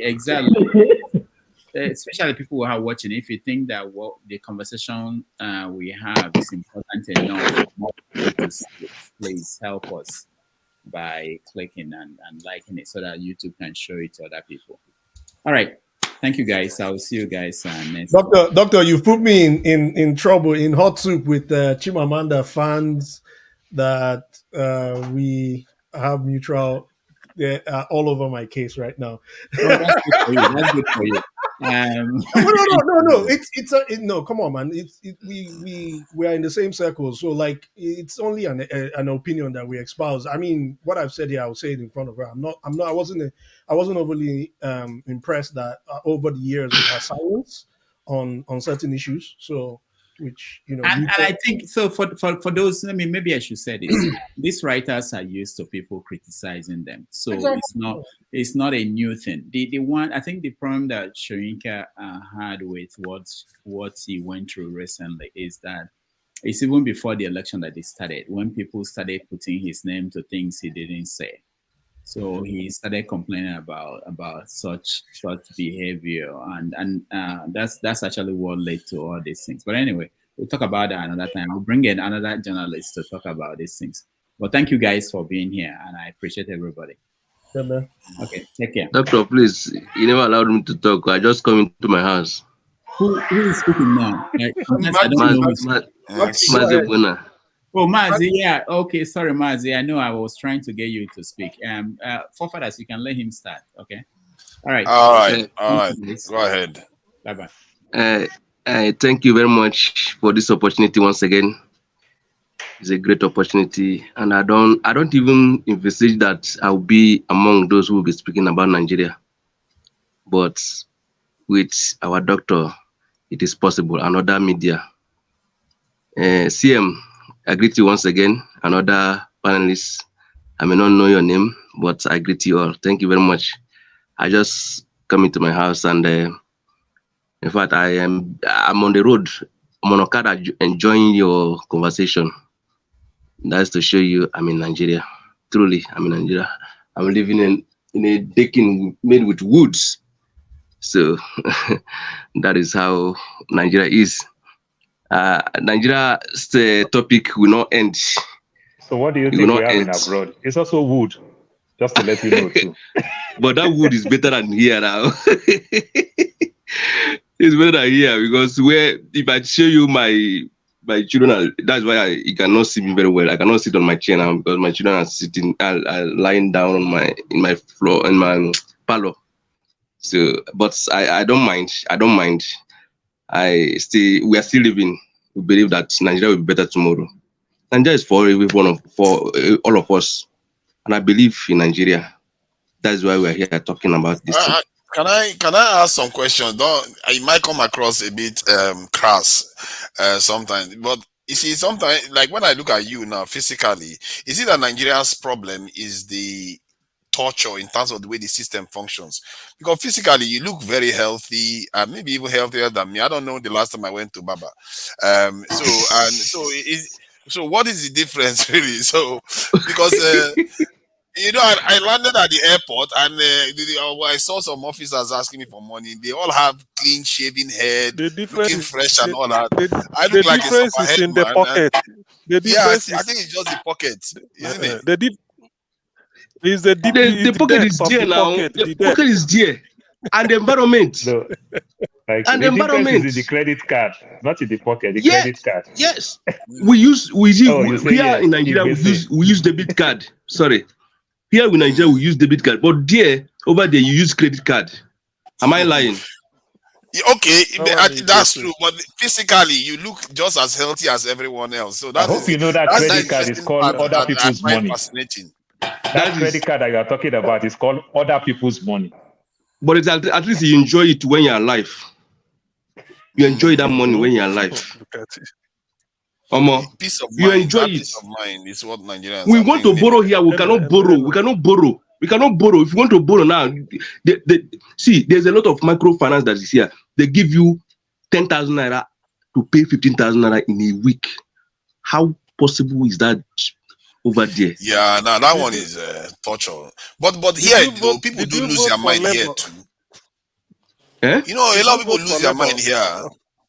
No, I'm just trying to compare notes. Why are you voting the same? CM, don't provoke me. CM, don't provoke me. Are you the one asking me would I voted for Labour? Don't provoke me. Don't provoke me. Let's be specific, please. I voted for Labour. You vote for Wole Soyinka. Soyinka. See, I don't leave Soyinka. All this one we are talking here, I leave Soyinka own don't pass for my own side though. He's among those who protested against good luck. I think all of us are aware. It's true. Yes, it's true. All of us are aware.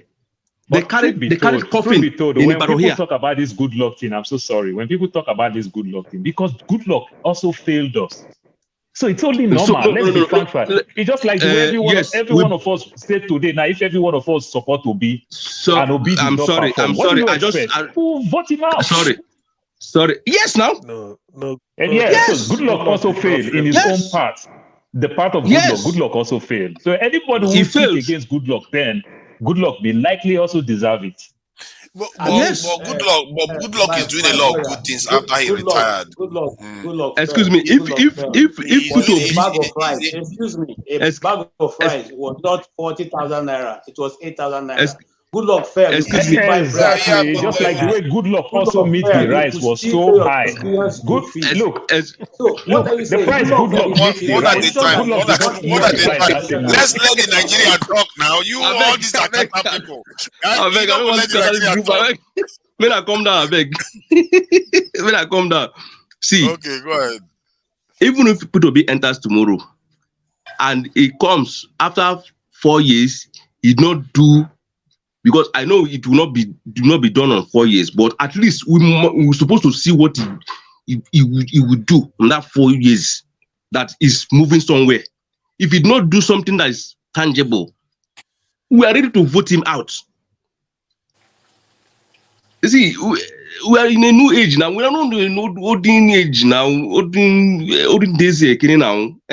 Let's be at least all of you are there. You know how things is over there. Do you think that the Southeast will never vote Peter Obi out, no matter how he performs? Be frank. Remember what Obama. Is there anything Obama would have done? The black community would not have voted him. I'm saying about my own. I'm talking about of my own. Okay, me good. As a human being, as the name they call me Patrick Ogbonna. If Peter Obi virtually enter there and did not perform what all these things be promising us, I will not even go out to vote again. What else remain? What else remain? Tell me, what else remain? Okay, I may be interested because this difference between us that are overseas and Nigerians and the way we perceive things and the way we survive. What is the difference? Because of that, I look at you guys in Nigeria and I was like, oh my God, look at they have so many things going for them. They don't have to put up with racism. They don't have to put up with all the nonsense. My Nigerian people, they eat original fresh vegetable. You I beg, you don't talk of see this number about vegetable. Our egusi dey for mortuary, e dey for freezer for 9 months. Please now. For 9 months. Now forget about it. Mortuary food now they eat here. Okay, my brother, forget that. Oh yeah, come home. You people should come home. Now you can come abroad. You can come abroad. I want to come. I don't have the power. Who hold you? Now me hold you. I don't have the power. I don't have the capacity. I don't have the finance. So I don't have the money. Okay, don't be your fault, Abi. I understand where you're coming from. It's just that when I see you guys, you all look very good. My mama never see me. We have a distance relationship for a very long time. And you guys going haircut all the time. The people that work for me in Nigeria, they look smarter than I do. Like, who is suffering here? If he here now they cook soup now, egusi he bring her from freezer, ogbono he bring her from freezer, okra he bring her from freezer. Exactly. All mortuary. No one fresh. You understand? Okay. You go chop goat meat, you go mess, you don't go even smell goat. Right. If you don't know it be when you chop unkui for Nigeria. When you mess, your mess go to follow you. Now you go mess for abroad now. Your mess made even the smell like unkui. So you are not enjoying the Abi? My brother, would they hear the suffer? You don't see me as I look like native fowl. They don't see my face. That is why we are talking about Nigeria today. If Nigeria is good, if there's light, if there's road. If you are being talk to them, I beg. Abonna might tell you the truth. What Paul is actually saying is the truth.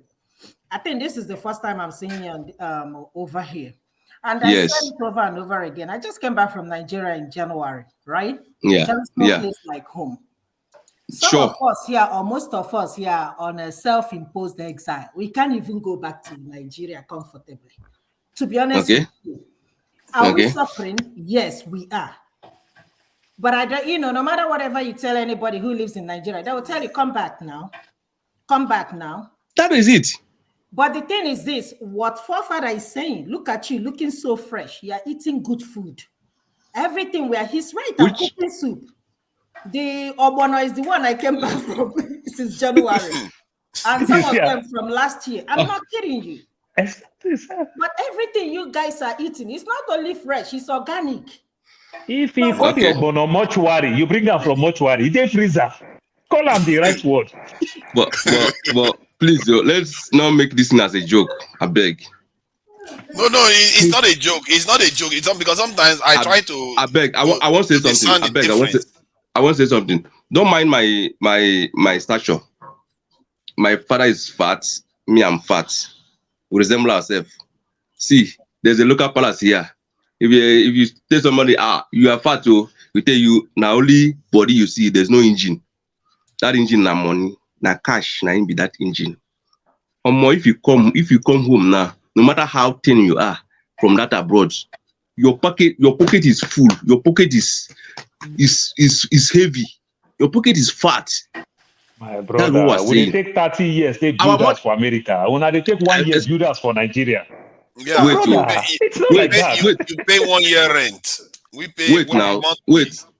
Excuse me. See, yes. Monthly. As I did here now, if you know my brother, where we just I excused myself because we were in a meeting. Even not because of now my brother, I couldn't have to provide a chicken for my children to eat tomorrow, being Easter Sunday. So that's how bad it is. I'm working, but since on Tuesday there's no light. They just bring our light today. That's why you're seeing my picture. If not, you couldn't have seen my picture. They just bring it that light today, since on Tuesday. So I'm using my gen to work and I'm buying fuel. The work I'm doing is about 25,000 naira, but I've used almost that money to buy fuel. Tell me how I'm going to make it. To burst your bubble, there's a mama that was here before, Mama HO. I think some of you knows her. Yeah, we know her. Yes. It's my mother. It's my mother too. He sent me a credit of 4,000 naira last 3 weeks or last 2 weeks. Let me say last 2 weeks. Then there's another person, Evans. We talked in one channel. He sent me 5,000 naira data. That's why I'm still talking with you people. So it's not. I'm not saying that maybe for you to pity me or something, but this thing, if there's light, if there's good road, if our money there's no value in our money. Our money don't have value. There's no, about it. Madam that was talking before, he come to Nigeria. Our money, 1,000 naira, does not have value. But if you bring $1,000 here now, it's about, let me say, 750,000. 4,000. 750,000. My brother, make you also know, say that $1,000 where they talk. We they work hard to get that $1,000. That is one. All I'm telling you is that let's not do competition with this thing. We are not doing competition. If you are look, my brother, if you are in Lagos, the people within your village they look onto you. But guess what? You are struggling in Lagos. That is the same thing that we ourselves too. We are in abroad. You might look onto us, but we are telling you that we are struggling. I wish I could turn this video so that you can look my backyard, the grass in my backyard. They say they're going to cut that grass for $520. And they leave the grass, make some dry the grass myself. Let them fly me make a comforter now. To tell you that Paul, me you're on too, fire. I don't You're on have fire $520 to pay for the grass. That's why I leave the grass and tire the grass. I'm fired. So to tell you that it's not easy. I'm saying that Paul is making a lot of sense today. That's To tell you that it's not easy. See, let's not do competition over success and failure. What I'm telling you is that, see, the US Army is well respected. If you are flying, once first class, they call first class people. They say any active military men, all of us will be standing over. We say, thank you for serving my country. Thank you for serving my country. This US soldier that you are talking about, good percentage of them are on the street begging 50 cents. That is, they beg 50 kobo. So we have a home in America. Well, don't forget. My brother, Be homeless as well. So what I'm telling you is that the struggle is everywhere. So let's not do competition with this thing. You understand? You might find myself here and everything, and you think that, oh yes, I'm doing very well and everything. My brother, sometimes some of us come to Nigeria to come and intimidate people that we don't really like. You understand? Those people who book past me for school those days. I just come and intimidate them. That's why when you look at our shoes, they look new. When you look at our clothes, they look new. Do you know why they look new? Because we don't have them in abroad. Because we are coming to Nigeria to come and intimidate you people. That's why we buy the shoe. In America, I don't have the shoe. Are we not So- comparing so- Nigeria with abroad now? With I am US not. now? That's why I tell you, don't compare apple with orange. That you Okay. people own is better. You people with $1,000. That $1,000, my brother, you will work hard for the 1,000. Like you will work hard for that your 25,000 naira But in Nigeria. You they're not equally work breathing. hard. They're not breathing. What's it called though? They're not breathing poison every day, are they?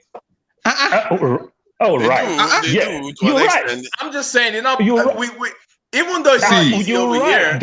Just like as I said too, like we too, we also eat some of this food that is not so good for us. Yeah, but that's You a understand? choice And though. every You other have a thing. choice. If you Didn't bro, you hear if you about want the better Flint, food, you can the get Flint it though. water scandal? Didn't you hear about the Flint water How scandal? many times have they taken And light the from diesel your place? scandal? How many times? Whoa. The government No, gave them water though. when you talk The about government life, brought in when you water. talk about Don't life, compare, my please. brother, Don't compare. your life That's no goes up comparison. immediately. The minute you stop No. paying, We're your not life goes up. comparing like for like in terms We of don't want what to we are compare. doing. No, we don't want to. let's I'm just don't trying compare. to There are so many balance. things that are better here I'm in just the trying West. to balance. You don't want to compare. That is No, true. balance You is understand? good. There are things that are Balance better in is good. Nigeria. You're comparing Balance is now. good.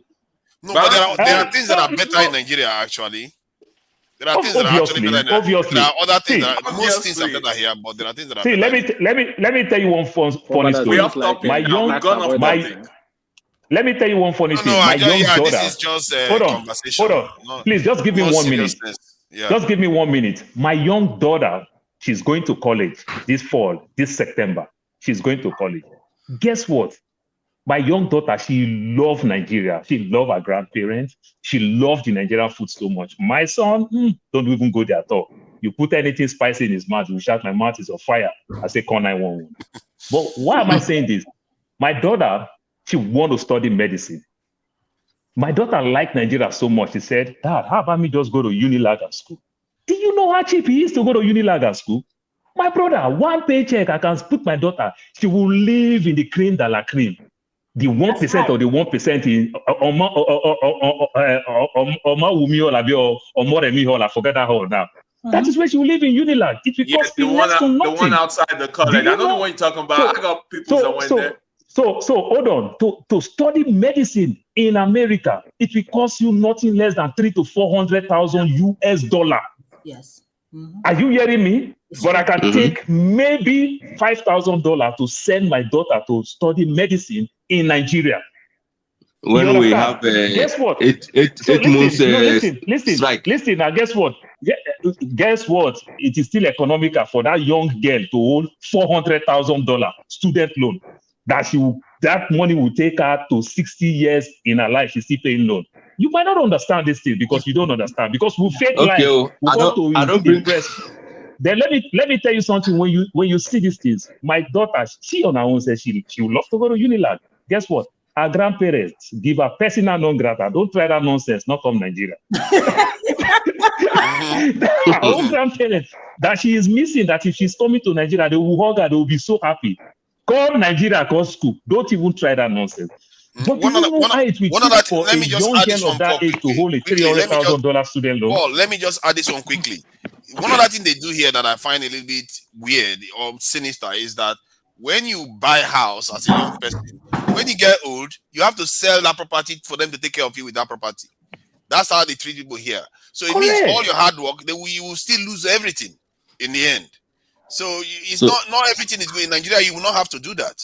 It's not all. Well, it depends on how you structure your family and your business, though. It doesn't always happen like that, though. You know. What do we not do? Should all of you come back home? You keep saying all of you come back home. We are waiting for you to also come here.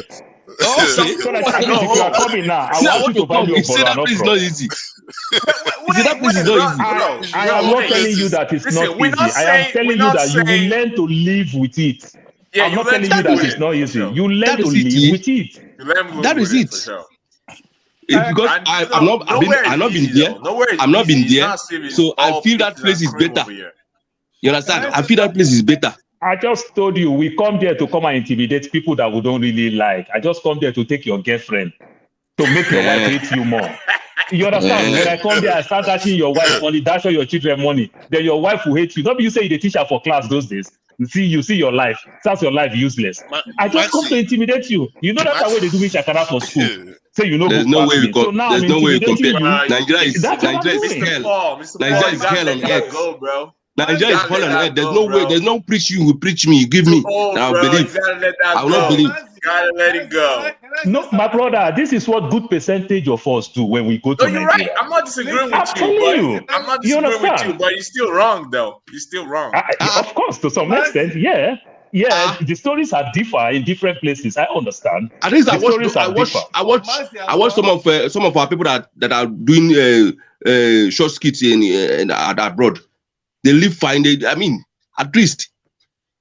Do you see the houses that Edo Pikin, all those boys are buying, the kind of Mercedes Benz they're driving? My brother, we pay 7 years to drive that car. Then buy and pay cash. What are you talking about? Do I even have the opportunity? I don't have bicycle now. I don't have bicycle now as I am. Hold No, on. you I don't don't have skid bicycle. now. That's what I'm telling you. One. Hold on. I think this topic should be about. Let's talk about all the bad things that are in the West, all the bad experiences we have. Brother, that's exactly what I'm doing today. So Nigerians hear it because Let them when hear they it. think about Europe, they think America, everything is all good. So they don't know all the bad sides. So let them be hearing all My the brother, bad things. now 30 years we take the buy house for abroad. 30 years, 20 years. Nigeria, Some people 2 years they more, don't buy bro. house finish. Understand We're this still part. paying it. Don't let us be intimidating you. Like I said, I'm just shaming you because of those days when you do me shakara, they cover book for me. And it's I only just want because to of make you it's understand only I'm better because of off the you. currency, But bro. I'm still It's struggling. only because of the currency. That's the only reason why they're doing that now.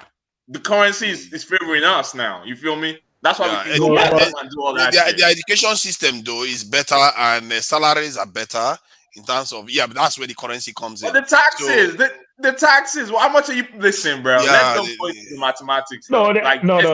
I hate to say that. I love the taxes. No matter how you want to say it, the taxes in abroad, because they put it to good use. I don't want to complain. If they don't put the tax to good use, then I'll complain. You understand? The buses that take my kids to school, we don't have no problem. The light comes up. You understand? The roads are good. Everything. The social support that also reduce crime rate to some extent, you understand, are there and every other thing. So what do you expect me to do? If I have more tax to pay, instead of me to pay some of these taxes and the government are so wasteful, the government are very wasteful here in the West. What do? I go to St. Vincent de Paul, I go to St. Mary's, I give to charity, I write off on my tax. Yeah. This is how I put it to good use. My brother, can I go give my money to Redeem Church, to Winners Chapel, then go buy private jet for your head? Yeah, don't go give people free food. I want to ask question. I want to ask question. I beg. I beg. I want to ask question. Yeah, please. I beg. Men are no vessel. Say this our discussion don't go another side. It has. I won't ask. The thing is that you don't like to listen when we are abroad people complain. This is our true story. This is our real story. Don't let us be faking you all the time. He's not gonna listen though. You can't blame him. You can't blame him though. Like electricity is so basic. So if somebody it's just like when you see somebody like imagine electricity, bro. Like what are we talking about? Like just light, bro. Like for a week, you don't have electricity. Light what are you telling me? Bro. It's something. Electricity is too much. Talk of water, basic water. Oh, water, like is too much. Water. I mean, water. Like, can't you see when I was drinking pure water? We buy pure water. We drink pure water, bro. Out of nylon that plastic. You're not meant to be drinking out of.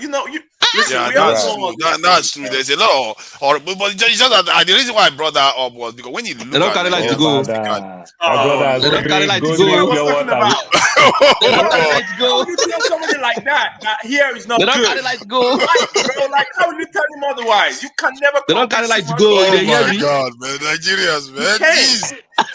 My God, man. Otherwise. Who are all these people? No. Who are all these people that work in power stations? What are they doing for how many years now?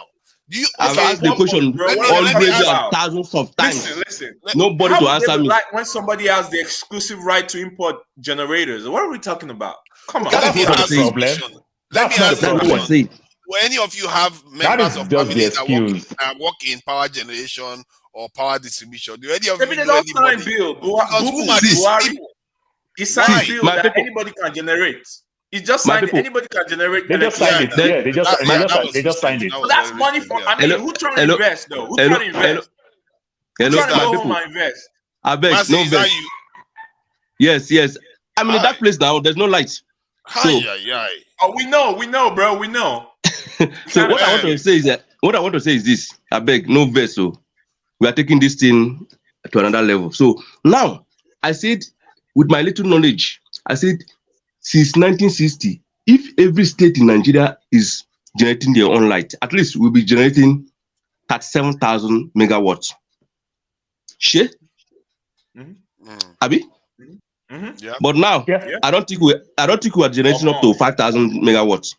4,000. They struggle with it. Gigawatts. It's been 4,000 for like years now, right? Yeah, and they struggle with it. They can't even keep 4,000. Yeah, you're right. I think they say it's around 5 to 9. The grid has collapsed like 12 times. By the way, let's just put that out there. 12 times or something like that. I told you something. Sorry. I told you something that since on Tuesday we don't have light here. We don't know what happened to the lights. Nobody come out to tell us what happened to the light. Nobody. They don't care. They don't care after they collect their money. My brother, let me also be the devil's advocate when you talk that, because I was in Nigeria last year and I live in Magodo. So in Magodo, that's Magodo, bro. What are you talking about? No. Hold on. I'm going somewhere. For God's sake, I'm in Bado, your state. For God's sake, I'm in Bado. Hold on, please. I'm going somewhere with it. I'm going somewhere. Okay. They have this special line on electric. They have this special line that you pay for VIP. I think they call it premium electricity. They have it in some Nigeria? Of these DROs. Yes, right now. Yeah, find out. Do your findings. Do you know they off lights in that house like they do in abroad, where you get out from the bathroom, you turn the light off, you get out from the room, you turn the light off. They pay nothing less than 150 to 200,000 on electricity. The light was almost but guess what? That's another thing. See, the way the lights go like Naira, yeah, I'm talking Naira, yeah. The way the light goes off and on in Nigeria, sometimes these so-called people will tell you that if you give these people this power, they use this power, they don't even pay the bills. That's another thing too. So they should give us prepaid meter. I understand. So the elitist part that pay these bills, they give them more. That is fast. Up NEPA. That is fast.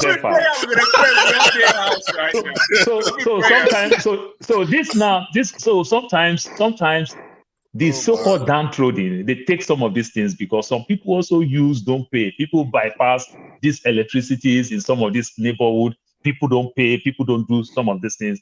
But when you discover that the elites have this power and they What's do the percentage though? What's the percentage? The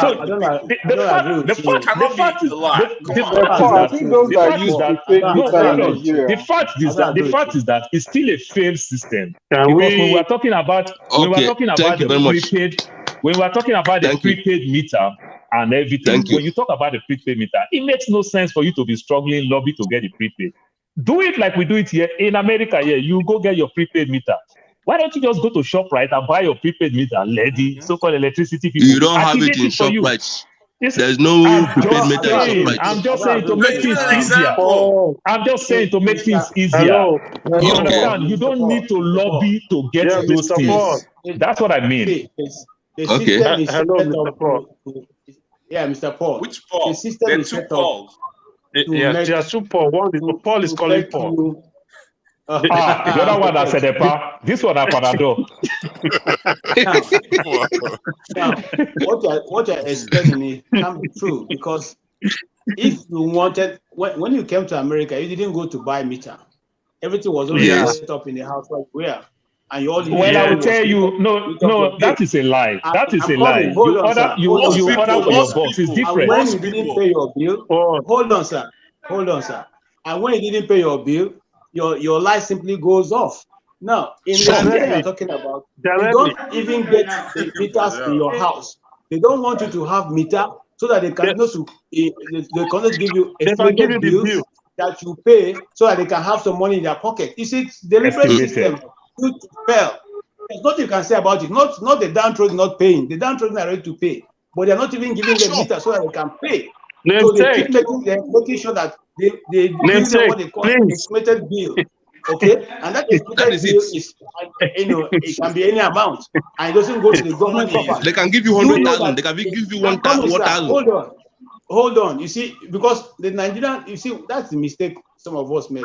The Nigerian people are very law abiding. It is the government that introduces corruption into Nigeria. Now, the people want to pay, but you know that even in NEPA office, you have 3 sets of accounts. One is a government account which you give to those of us who they know can make trouble. The other 2 belong to the people in the office there, and that's why they harvest the money at the end of the month and divide. And that's why they will never give you the paid meter. This is the system. That's why the system also failed us. Because it makes no sense for you to just go to ShopRite, buy the meter. Since government cannot afford the meter, all government just do, activate it. In the states that I am here, you can get a box, you can get your prepaid box. Hold on now. It doesn't work that way. Can I just say something? Can I just say something? Let me Oh, chime in. yes, you're right. That's why I say the government, why government makes things more difficult for us. Go ahead, Father, sorry. Nobody can stop when it's on the floor. See, I think with the state now being able to generate this electricity, I think maybe Nigerians will be able to pay. Is it not just petrol? Get the power station, then this is petrol or gas. Listen, let's all get our money together and go invest, bro. Like, this is a business opportunity. I know. Is it that easy? Is it that easy? He just signed it. He just See, we are opportune to talk like this now because we are outside of Nigeria. Can I say if something? we are in Nigeria, we cannot be talking like this, man. We can't be saying all of these things we are saying here. Why? If you are in Nigeria, you can't be saying this. All the things you are saying here. If you were in Nigeria 2 years ago, if you go to Nigeria now, it's way more than what you saw the time you left. Even let's talk about last year. Till this moment, it's just going down. It's going down every day. It's not easy. You can't even stand it. At all. Let's call a spade a spade, please. Let's call a spade a spade. These guys are trying, but let's see how we can do something. How we can come together and just try to figure out something we can do. We're trying to make this country work, but the bad eggs, they don't want it because they know what they are doing. Don't want it just want to keep the people in abject poverty because they are the one enjoying it. I think it was yesterday or where was that? I heard this one useless man from this so-called House of Assembly or what they call them, representative, saying that they should stop giving doctors. You can imagine. It's slavery. You can imagine. Modern slavery. You can imagine. Can I say something? It's right? Fascism. Say it, my sister. What you talking about? Just say, where are you? I'm in Qatar. Okay. Oh. So Paul, let me clarify something about electricity. The other Paul, I think he's gone. So when I came home last year, right? I was in the village. All of a sudden, I heard, people talking outside. So I came outside. I said, what is going on? So my sister was telling me that they are here to disconnect the light. That they said that we connected the light illegally. Okay. So, and I said, okay, but how do we pay in order to get the money, get the light connected back? Said, first of all, we have to give them 40,000 naira in cash right there. If not, they're gonna disconnect the light too. I said, why would you pay? Why should we pay you 40,000? Why not we go and pay it to the NEPA? And the guy is about 4 or 5 of them. They came with a van. And he said, okay, why you are going to NEPA to go pay it? We will disconnect it. They will cut it, yeah. Then my brother said, I beg, go inside. Don't carry American stuff. Come, Okay. To talk about this thing. So after much argument and much bargaining, I was so angry. I said, this is the corruption we are talking about. You people are talking about fixing Nigeria. This is corruption right here. Yeah. So after much going back and forth, they cut it down to 20,000. And my brother paid 20,000. Because my brother said, if they cut this light, let me tell you something. You will stay in the vehicle and you will pay for, you will continue buying fuel until you leave. Are you ready to pay for the money? Yeah. They paid the 20,000 naira, gave them 20,000, the bribe. And they said, okay, you have to get 2 passports and then go to the NEPA office and pay either 120,000 naira to the bank in order for you to get the meter. Then when you get it, you get the receipt and go to the NEPA office. And meanwhile, we are talking about this thing. One of my cousins says 6 months, you're still talking about getting a meter. Okay. Naira. Let us enjoy this Christmas with this electricity and go. That is it. What we did. So the Anti-Noves, where is that? Which state is that? Sorry. Anambra State. Okay. It's not just only Unewi. It's not just only Edo. It's everywhere. Everywhere. I understand everywhere. that. Everywhere. Yeah, Everywhere. so let me say something. See, the something I always say this, and I keep preaching it. The problem of Nigeria is not just the politicians alone. Our mindset, we need to work on our mindset. Well, people are hungry, sir. People are hungry.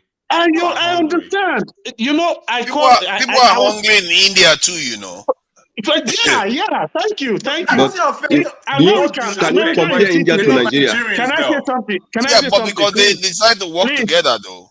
Yeah, America you see today. If you know the story behind America you see today, you will know that we are not even suffering. So you will know that we are not even suffering. I can understand where Obunna is coming from. When I said there is hunger in that country, hold on, there is hunger, and I've said it over and over again that when some people I know, I will be like, Mommy, what happened? What is wrong with this person? My mom will be like, I go, that is hunger. And I'm like, do you understand? And she will say, like, if you anything you will just give the person. Do you understand what I mean? And and I said to my brother, I said, even if you come here with $100,000, it will still not be enough. Oh, nothing. It will still not be enough. Nigeria is just like an ocean. It's just like an ocean that when you swallows everything that we bring into it.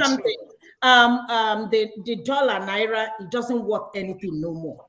You change $1,000, which is about 700 and then about 710, 720, right? Before 750. Then when I was in December, before you said Jack Robinson, you are looking for the money. You'll be thinking that somebody, did anybody take my money? No, that money is worthless. So $1,000 is nothing anymore in Nigeria. So I hate when people say, it's okay, let's Naira be going up, because how is that helpful? It's inflation. It's affecting you. If I give you $100 and it's about 70,000 naira, you buy rice for 45,000 naira. What sense does it make? So I don't understand the, Imagine, bro. And it destroys every investment you make, because if people want to buy property for profit now, because this is affecting how much money people bring into the country. Exactly. Yeah, because people want to buy property, but inflation is eating into their profit. They are not going to want to come.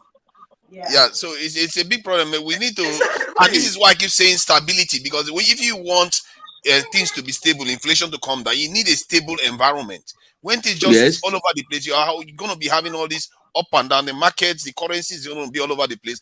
Then you all be poorer for it. And this is why I keep being against instability. Excuse me. Imagine if there is light steady. I'm not using my money to buy fuel. I'm not using extra money to buy fuel. You understand? I will, for real. The woman light that is 24 hours out, because what I do, I don't need to be. I can be anywhere to do what I do. You the woman that is come back home. I'll prefer to be in Nigeria. Exactly. But I cannot go back home where I gotta buy petrol. The woman that is selling petrol for the diesel for the gen. Oh no. The woman that is selling minerals. You have right to freeze his minerals. The woman that is grinding pepper, you have right to grind his pepper, her pepper. Yeah, that's those money for fuel will be more gain to the pocket. Imagine generator, car, Bro, and you guys are all breathing that shit in. And people should be thinking about going solar, because what is going to happen when they remove the subsidies? The petrol price is going to go up, diesel price, all those things is going to go up. It's going to go up to 700. How are you going to buy petrol for your generator anymore? So they need to start transitioning away from generators. It's going to be massacre this year if they remove subsidies. Thank you. They're killing the environment back home. Listen. I want to beg you people for something. Excuse me, please. Please. I want to take my bath. Don't remove me. I'm coming back, please. It's a good idea. I want to remove the top. I want to take my bath, please. If I don't take my bath, I can't sleep. Don't worry, you are the only Nigerian here. You are the only true Nigerian here. So don't worry about all this. All these people. I know what you're talking about. Ain't nobody more Nigerian than nobody. Isn't that what his name said? He's just funny though. We all know why it's funny. If I'm to advise government, it is true they're talking of subsidy. To me, they should not remove subsidy until they ensure that at least solar energy is fairly, until they develop our solar. Let them quickly put solar in place. Because if you remove subsidy and the price of petrol goes up, so many businesses will crash.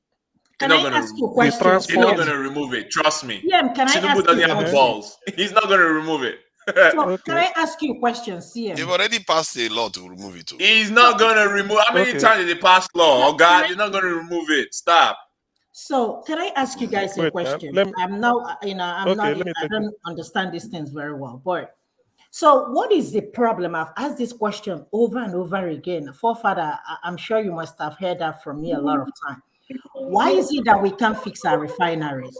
I want to understand that. Why? Sabotage.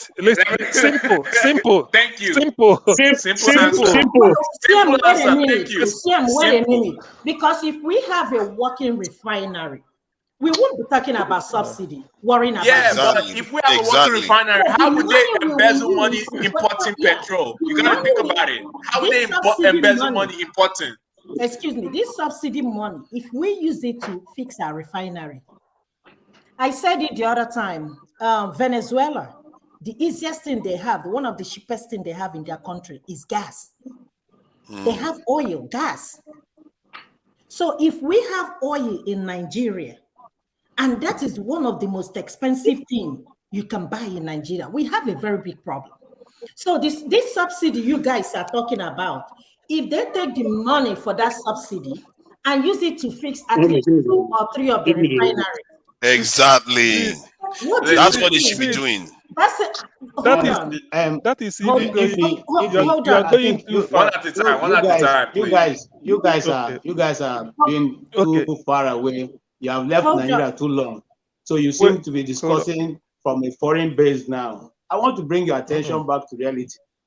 You think they don't know what they're doing? There's something I want to say.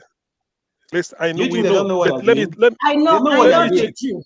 Okay, they know what they're doing. There are many ways they're making money from the oil, from the subsidy. The issue of but they can make money even when we are generating. I think they can make money even when we get our refineries working. Sorry, let's mediate. One at a time, forefather, mediate, please. CM should go. Then the issue of angry Edo man, come on, man. The issue of refinery is like something that is self-evident. It's already solved. Let me tell you one thing. Peter Obi said there are people. They said they are having illegal refinery, and they are refining fuel, but illegally. What is legal and illegal? You bring them, give them law. That's all. That is the meaning. Somebody is doing something illegally, but it's working. All you need to do is say, don't worry, don't run away. Just come, take this thing. Let me now legalize it so that I collect more tax from you. That is solved. So the issue of refinery, we don't even need to go far. In the interim, there is illegal refinery. What makes them illegal? Because they are not known to law. You bring them, say, where is your business? Then go to companies and allied Companies and Allied Matters at CAC Abuja, register it every month. This will now be able to tax you normally. Do your this thing. Then that is the beginning. But because of that sabotage and the interest, because if they did not refine it outside, they can't get the millions they are taking. It's as simple as that. And that's what Obi said. Obi said, if I get in, all those illegal refinery becomes legal. All those Yahoo boys you are arresting, I bring them, I need them. I tell them what to do so that they use that their Yahoo sense to solve the IT system, the problem we are having. Who knows, you might even make the lecturers in polytechnics to be teaching computer. That's what they call cyber security. They will know it. So all these things is just a case of the people ruling, they know what to do that is good. But because of the fact that they want it only for them, so it's a cartel. They will tell us all these lies. If But somebody like Obi goes in, why I don't subscribe to that, CM. You know why I don't subscribe to that is because all the Western countries, they are making far more money than our leaders. Can I say Saudi something? Arabia, if they do it right, they will even make far more money. The reason why they are not doing it right is national sabotage. That's what is going on. that is Because the thing. if we don't have That is power the supply, we stealing. will never develop. So sorry, Yes. if you wanted to say something. Can I say the difference between Africa and all these developed countries is that they think ahead of us.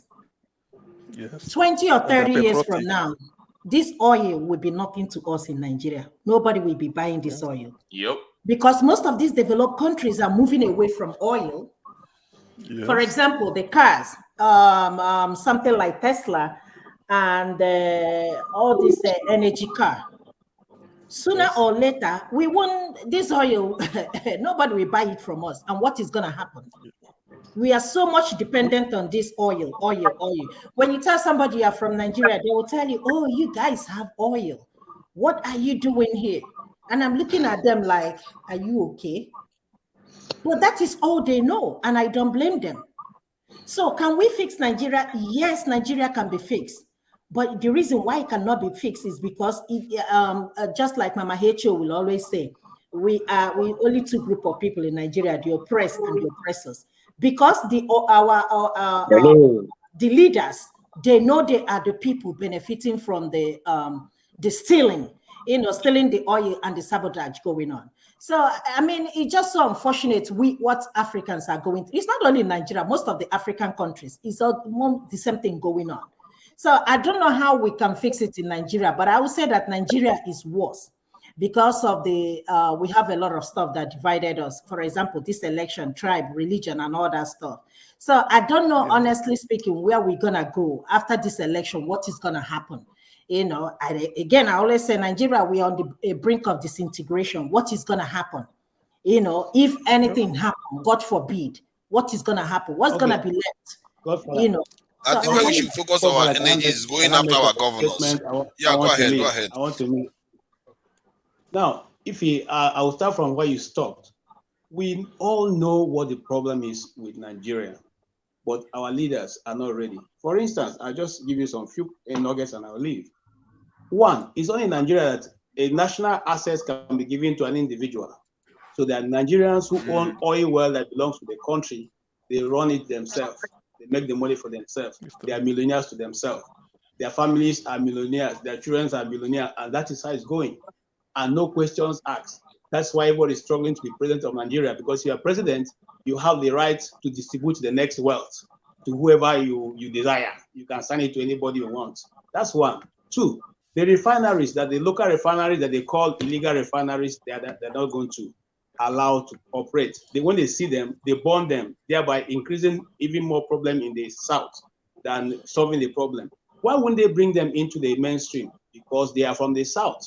They are going to make sure that they're going to divide and probably make the people richer. So there'll be nobody begging for food. So when they find those young men who do not have jobs and who are in the forest refining those oil, remember these refineries they didn't start now. They started during the Biafran War. The Biafrans, they all refined what they were using to power their engines, the one they built locally. So Nigerian government and the Nigerian leaders know that there's a capability of Nigerians that can build refineries without going to look for help from outside. But they will not allow them, because you know why? Money will get to the hands of the poor, and the poor will no longer be poor. They will sit with them in Transcorp meetings.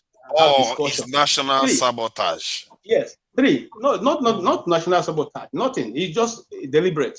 Why would they pick the refineries? Because there are many of them who are billionaires or millionaires today in Nigeria who are benefiting. They are making millions every year from the round tripping.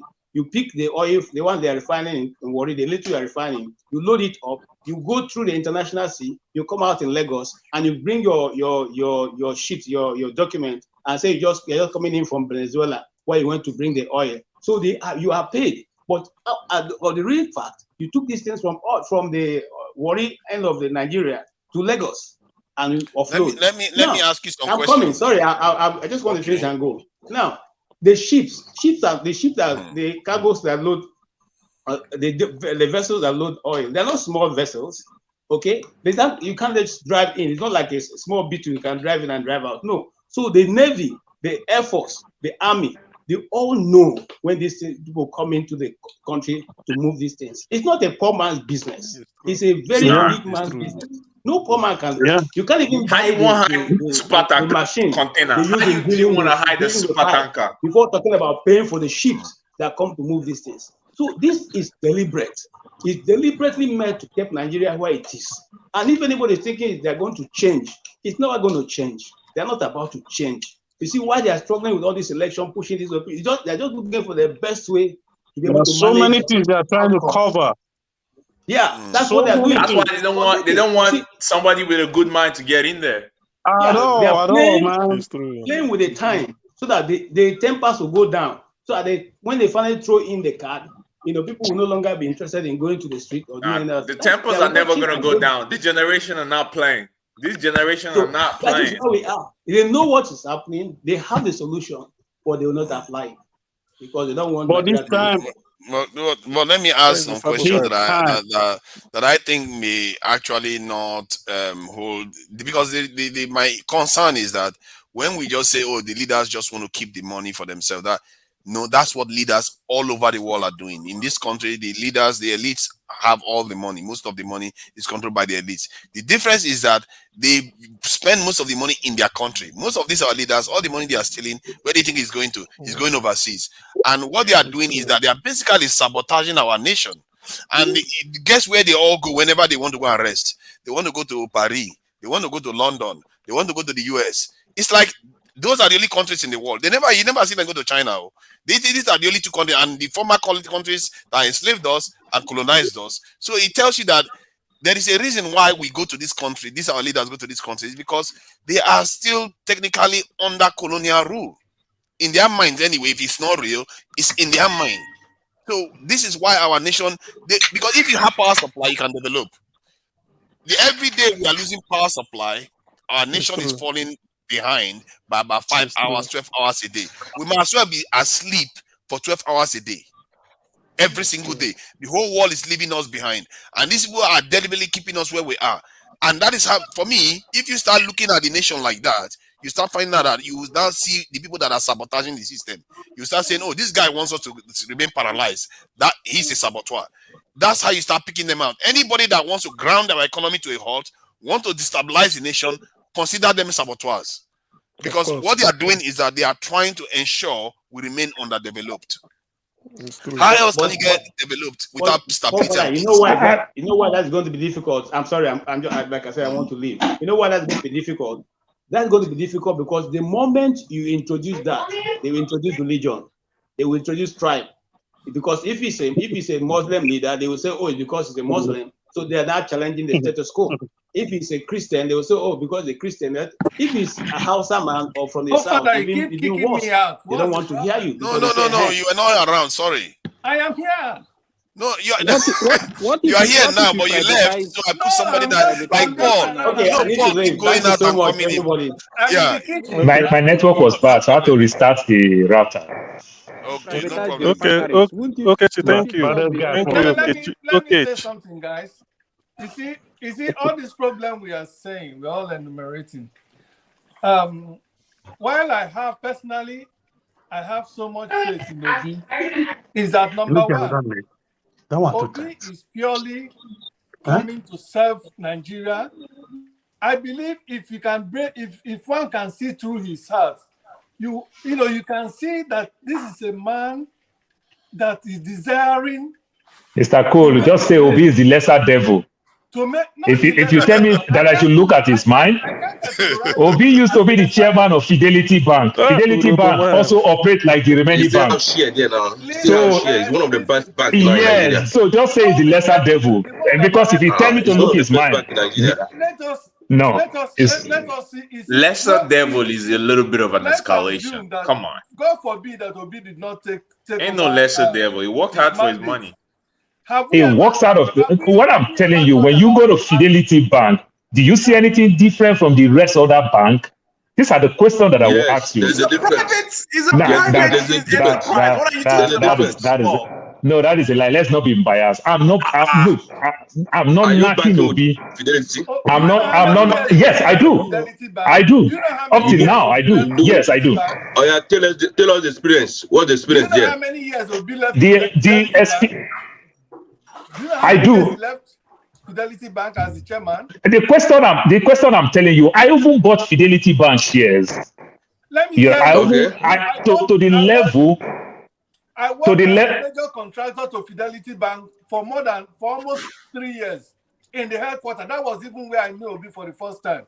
Okay, forget whatever. Who else is working for Fidelity Bank here? Look, I'm not knocking. Fidelity Bank. Understand something. What I'm telling you, because of you use his heart, I'm not knocking Obi as the person. But what I'm telling you, when Fidelity Bank was there, come on, if every one of us will tell ourselves the truth, the bank that every one of us run to, when they say the major bank back then, still the GTB of this world, it's still the Access Bank of this world. And never, it was faster. All I'm saying is that even though the so-called GT, the so-called Access, and the Zenith, how long did Fidelity Bank start? they are all 91 banks. They are all 91 banks. They are all 91 banks. Huh? They are all 91.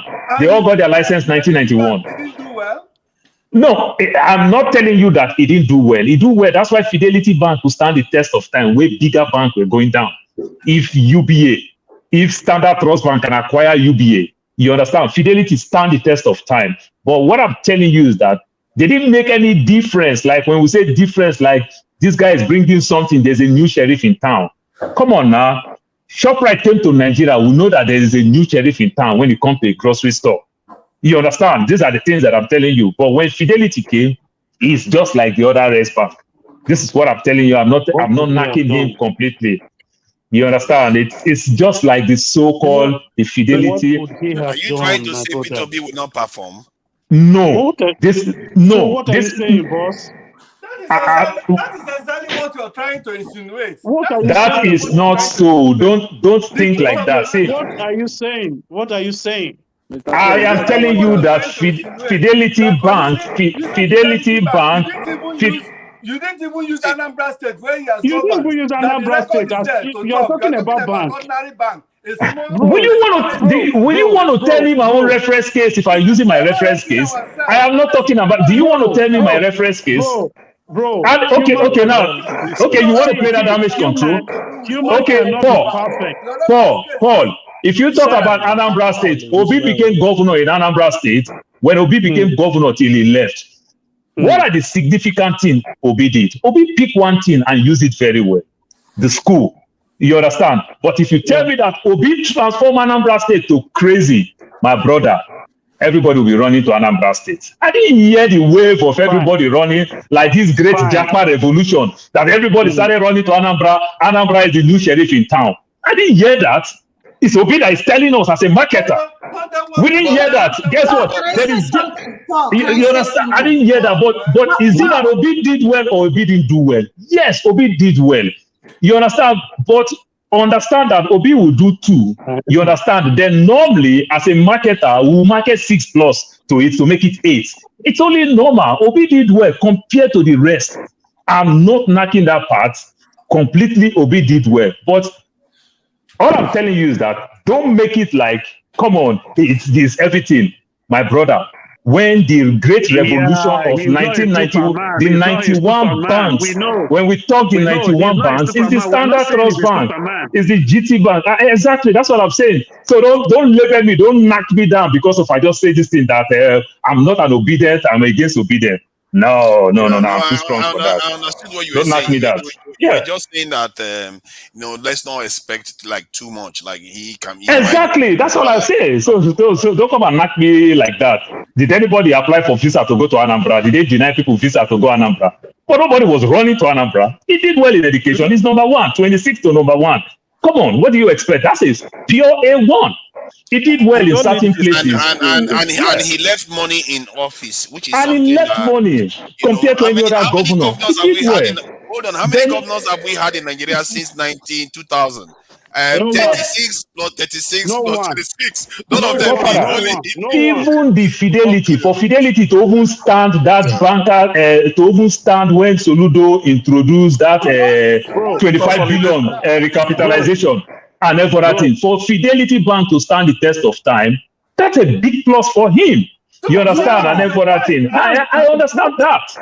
See, the only thing, what we are saying here is the reason, the way you are putting it, like he's a lesser devil. Nobody is perfect. You forget you cannot use that. You cannot use that to quantify him. No, my brother. It's a lesser devil. It's a lesser devil means what? Excuse my me. brother, look, Paul, I look your baby. Your baby resemble my baby. Your baby to the lesser devil to my own now. Come on now. When they say lesser devil, countries and pastors in other African countries, they even use Obi to preach in their country that if Nigeria were to be a country, a same country, that all those other presidential candidates would have stepped down, because never in the history of any country in Africa will a governor, after leadership, will leave such a huge amount of money for his predecessor in your country, which the total amount all the governors in Nigeria since you have known have ever left their predecessors. Jude, I will use your word back to you. Jude, I will use your word back to you. Jude, you live in California. California is the richest state in the whole world. No, this is how you make a case. California is the richest state in the world. California as a state is richer than the Netherlands. But guess what? What do you hear in America today? Richer than UK. But guess what? I want to tell you, what do you hear today in America? What we hear today in America, everybody is leaving California for Texas, for Salt Lake. Everybody is leaving to Arizona. Everybody is leaving California. But California is doing well. This is the power of marketing. Texas as a state. So when you talk about Obi, that's why I tell you, Obi did well. But also because of the marketing, Obi is the new sheriff in town.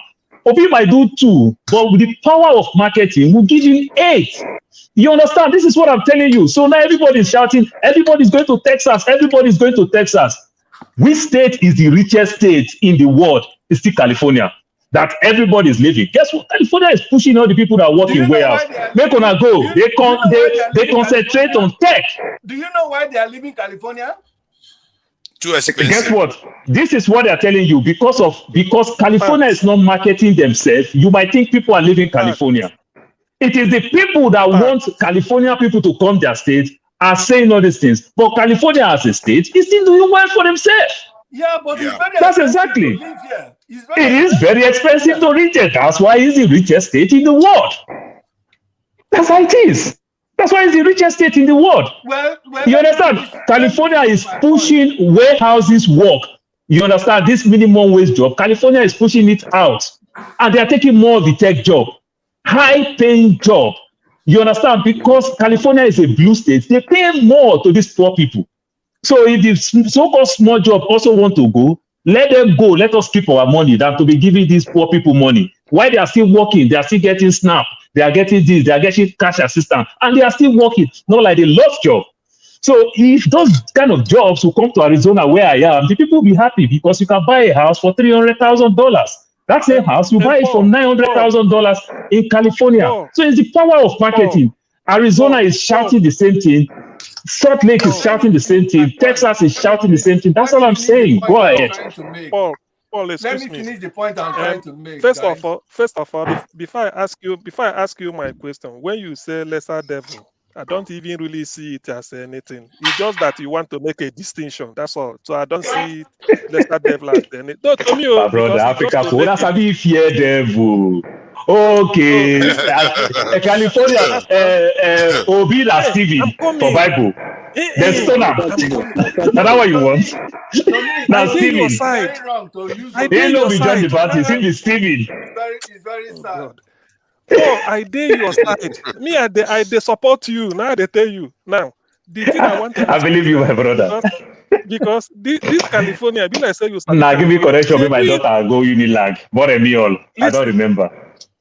listen, listen.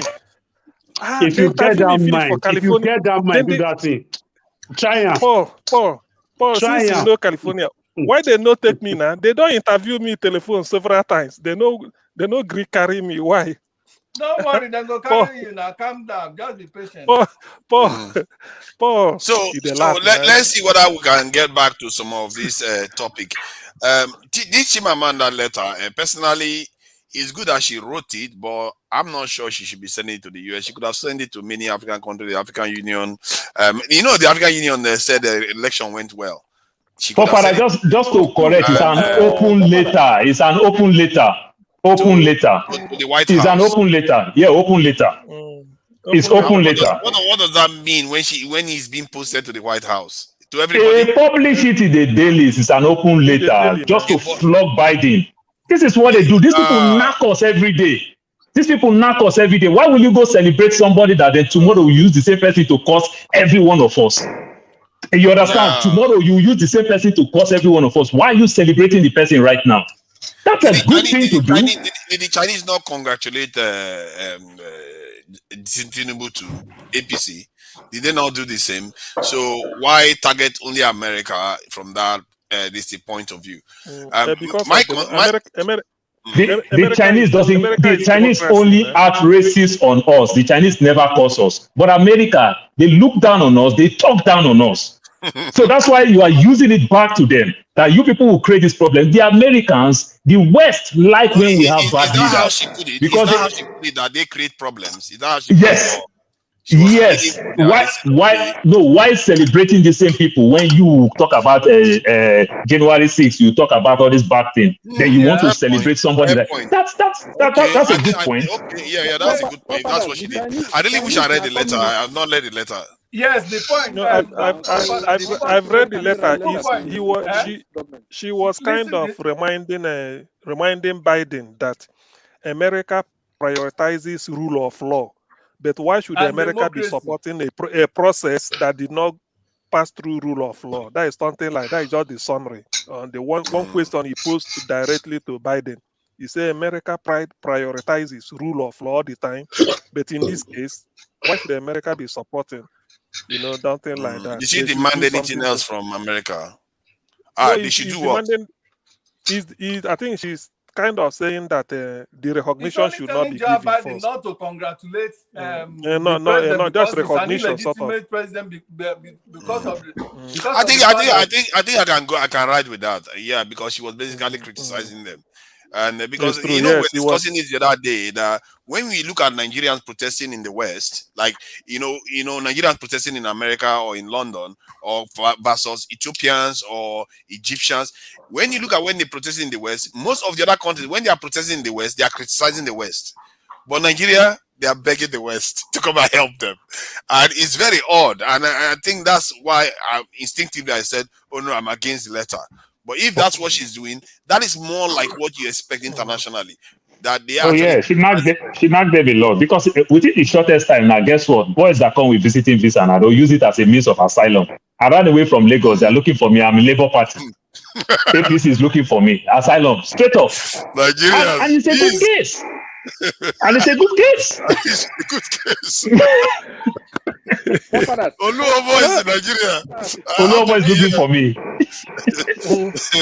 Oluomo burnt my business. So let's let Eddie say something. He'll be very patient. Since we are talking about letters, did you guys see the one that Obasanjo supposedly wrote to the clerk? My brother, don't make me vex. That useless letter. Don't make me vex, I beg. I want land. Why they no write letter to whoever jail Hush Puppy from America? Why they no write letter? So you know No, that. you can't do no. You can't do Also, that. probably deserves to be in prison. He So went it and deserves to be in steal and prison. flaunted it in public. How can you It's do not. that? It's as if it's not bad enough to go and steal. Then you come back publicly to come and say, "Look at me, I'm stealing." Forefather, you talk about security. Taking Hush Puppy to the US is 100% wrong because Hush Puppy is not a resident in the US. He's not Was a he citizen arrested in in the Nigeria? US. Was he And arrested in Nigeria? listen, Hush Puppy is not a resident nor a citizen in the US. And Hush Puppy is equally not a citizen in UAE, United Arab Emirates. Normally, what you're supposed to do, you're supposed to hand over him to Nigeria. If the US government need him, they might talk to Nigeria. That's a kidnap. You can never try that to the US. That is very wrong. Just that our embassy. What do you see China do, Russia and the US do? They hold people down for reference case so that they can use it for swap. They just arrest one. He do. But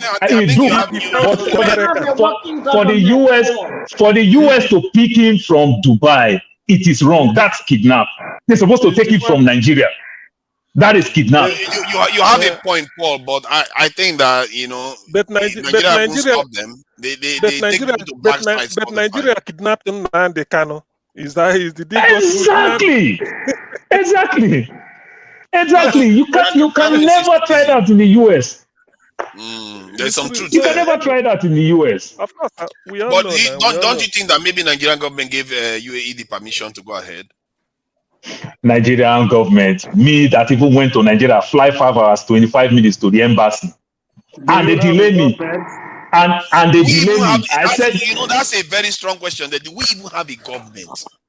Because if you look at South African government, they seem to be very, very independent and they can talk for themselves. Father, we don't have a government. We just have people who is working in those institutions. They are not a government. They just work there.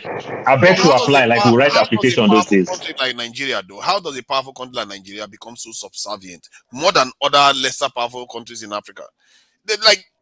South Africa can stick up for themselves when it comes to this in America, but Nigeria, oh no, so apologetical. Do you want us to do this? What do you want us to do next? It's because of their interest. They steal money, hide in those countries, so they are afraid that if you did not play ball, that is as simple as that. To me, that is. I think it's no. I think it's our culture. Our culture play a very bad role because CM, you might say this, but truth be told, let's tell ourselves. You see a Nigerian in the road, we are working in workplace. This nonsense, yes sir. These people like it so much. They use it to oppress you. This unnecessary, yes sir. Oh, I'm sorry. Yes sir. Stop this nonsense. Not to talk of once these people see it, stop this nonsense. So sometimes, apart from those that steal or don't steal, sometimes we give these people the power they never have. Just like this Obi. Look the vote that Obi got, even with the rigging. You understand? You can believe that Obi cannot break Northwest. Obi can get these votes. Sometimes we give these people power that they don't even have. About this respecting, let me add something to the point you just made. This week, I got into hot water because there was a son that was being interviewed, and I didn't reference him with all his excellency and all the title he's got. Then I asked him about the hair wig that they are wearing, whether they are going to look to propose to phase it out because other countries don't use it anymore. He was like, no, why should we phase it out? We should keep wearing the wig that was passed down from our colonial powers. That do we change hospital uniform? He was making all those arguments. This is the point in terms of respect. How can you respect somebody like that where he's wearing something that even the people that started it are phasing it out? And it's phasing it out. They only use it on one purpose in the UK. Only one purpose they use it. It is nonsense. I think they borrowed that nonsense from the US. You understand? This nonsense that we borrow in the US where when the US, somebody will leave power, they'll call you President Jonathan, they'll call you Senator McConnell, Oga, former. Stop this nonsense thing. Stop this nonsense thing. Because it makes them use it to intimidate the others. And it's a senior leader in Nigeria that is doing it. This is why we don't progress. A lady was saying that when she was even working in the fashion industry, they were making them wear straight hair. Western people's hair, they are not allowed to wear their own hair inside Nigeria by black men doing this to them. So some of the things our own people do, we are the one perpetuating this mentality that we are dependent on foreigners.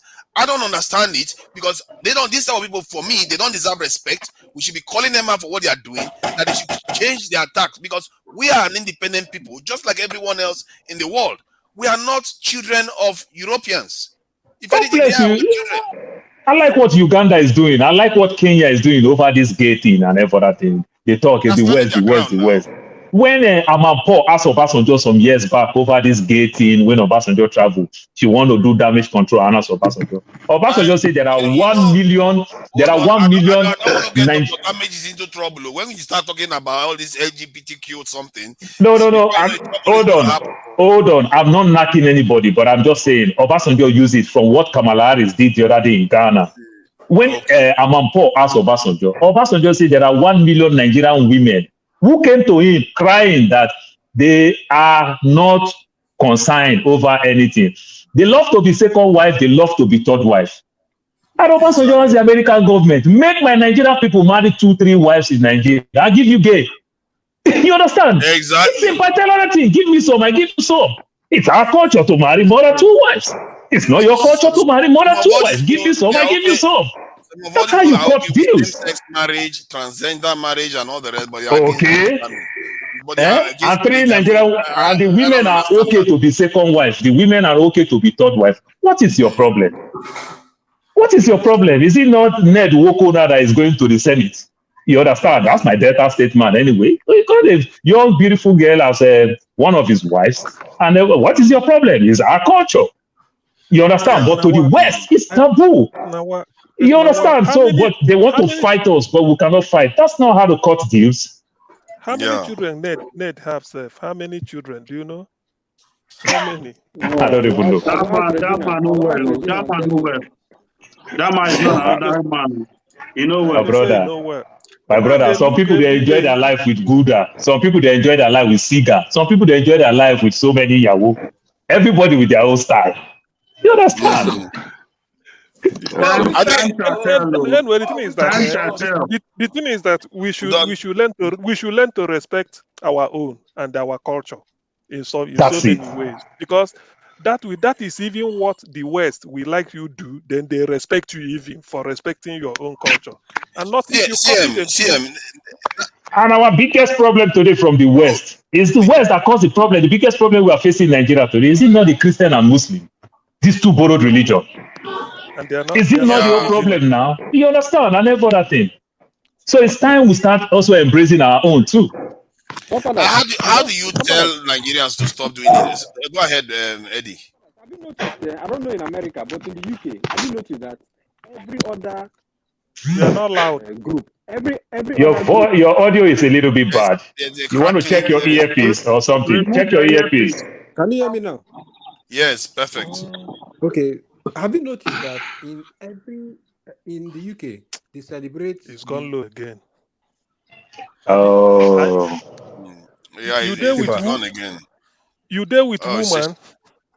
My brother, now 3310 you dey use. Oh God. See, you remember the phone now? Nokia 3310. I mean, no, you get the phone. If Paul no come show, you know the sweet. You good, make Paul they come show. You know the sweet.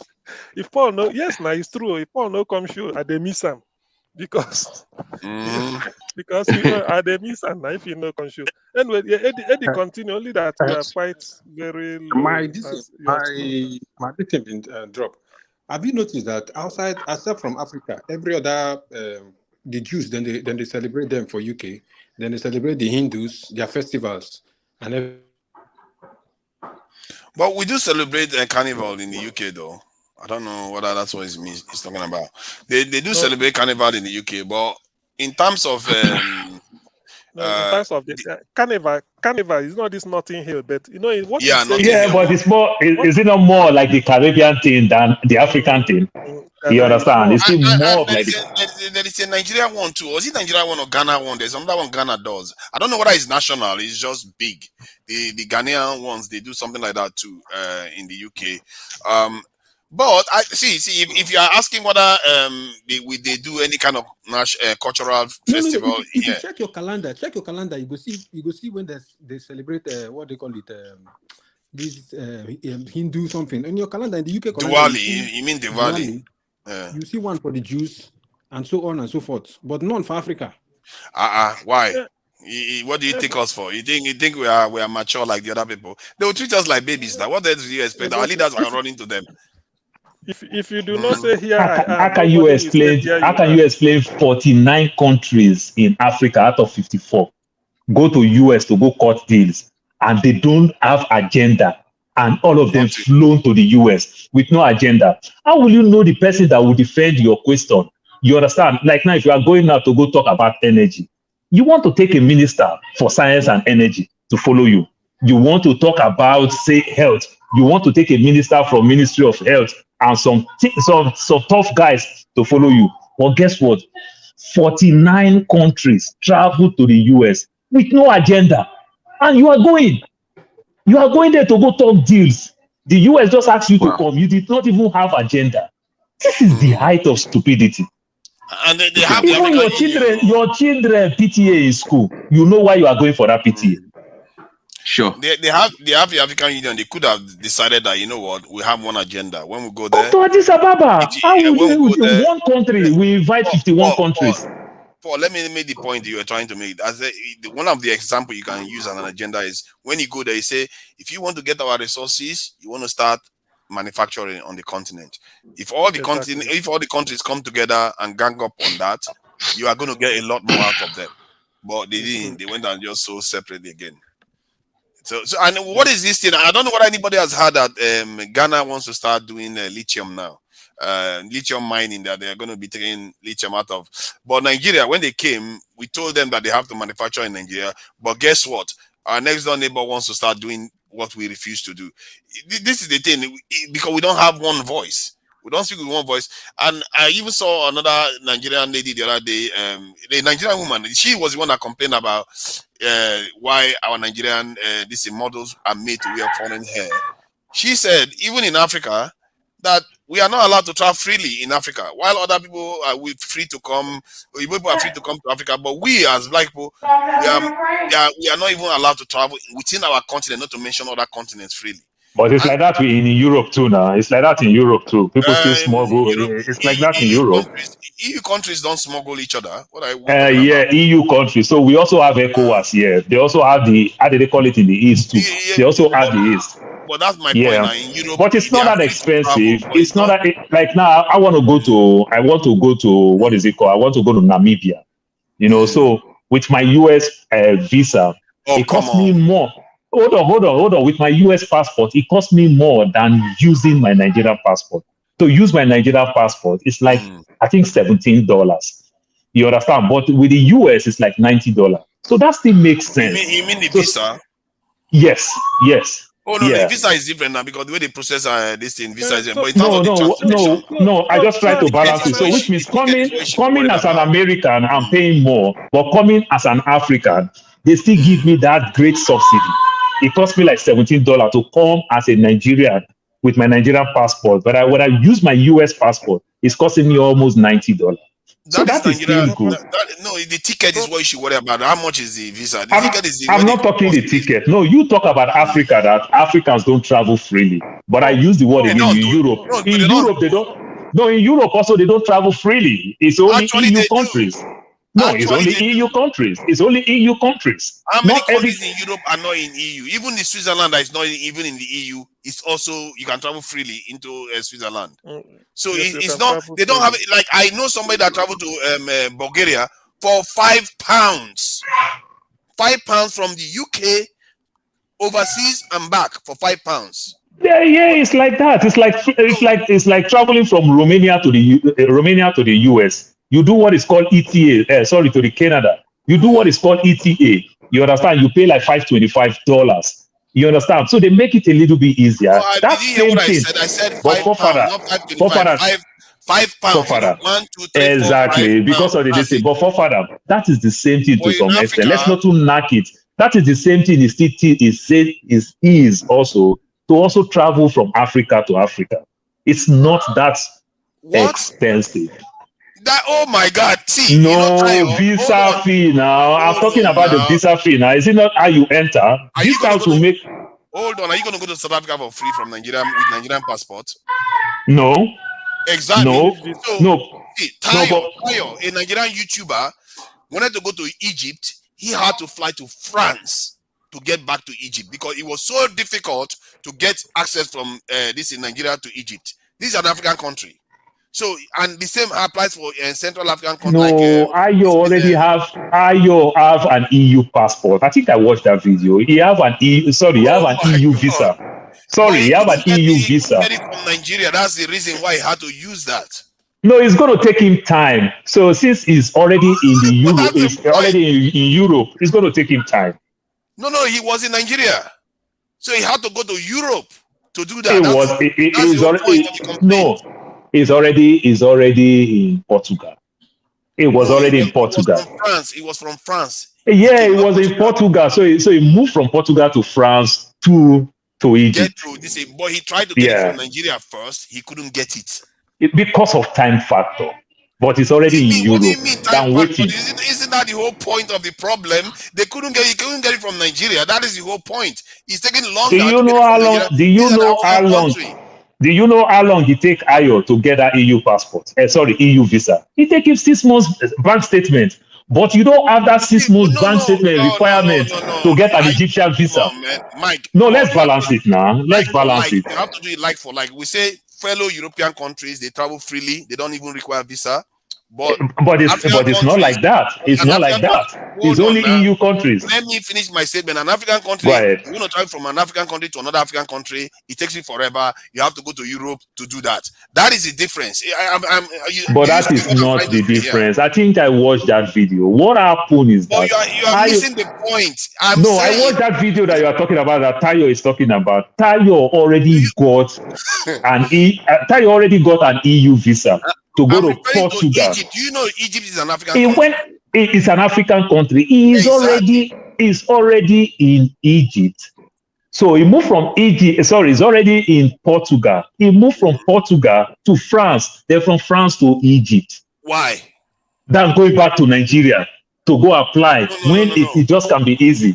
No. That's not. You see what you say. He just twisted what he said. I watched the video. That's why I mean that you twisted it, and that is not fair. The reason why he highlighted it was because he couldn't get it from Nigeria. That's why he tried to get it from Nigeria several times. He couldn't, so that's why he had to go to France, and from France got the visa to come to Egypt. Not because of. How can you get an Egyptian visa in France when you don't have an EU passport? You just said. I don't understand you when you don't have a resident permit in France. You just said you had a European visa or something like that. European visa. Egypt is not part of EU country. Which you understand. Yeah, but he's returning back to Africa. So from there, they were willing to give him to come to Egypt, but harder from this in Nigeria to Egypt. You can use Egypt more or less like a connecting visa and stop there and everything. More or less like a connecting visa. He's complaining. He's not doing it as an explanation. He's complaining, and yet you decide to use it as an explanation that he was giving it as an explanation. He is saying that it's harder to travel in Nigeria, and there are many. This is harder to travel within Africa. Many bloggers, Udemaya has said the same thing. This Nigerian lady has said the same thing. They are the ones that travel Africa. They are telling you that traveling within, sometimes even the border guards will harass you. They will not let you move from one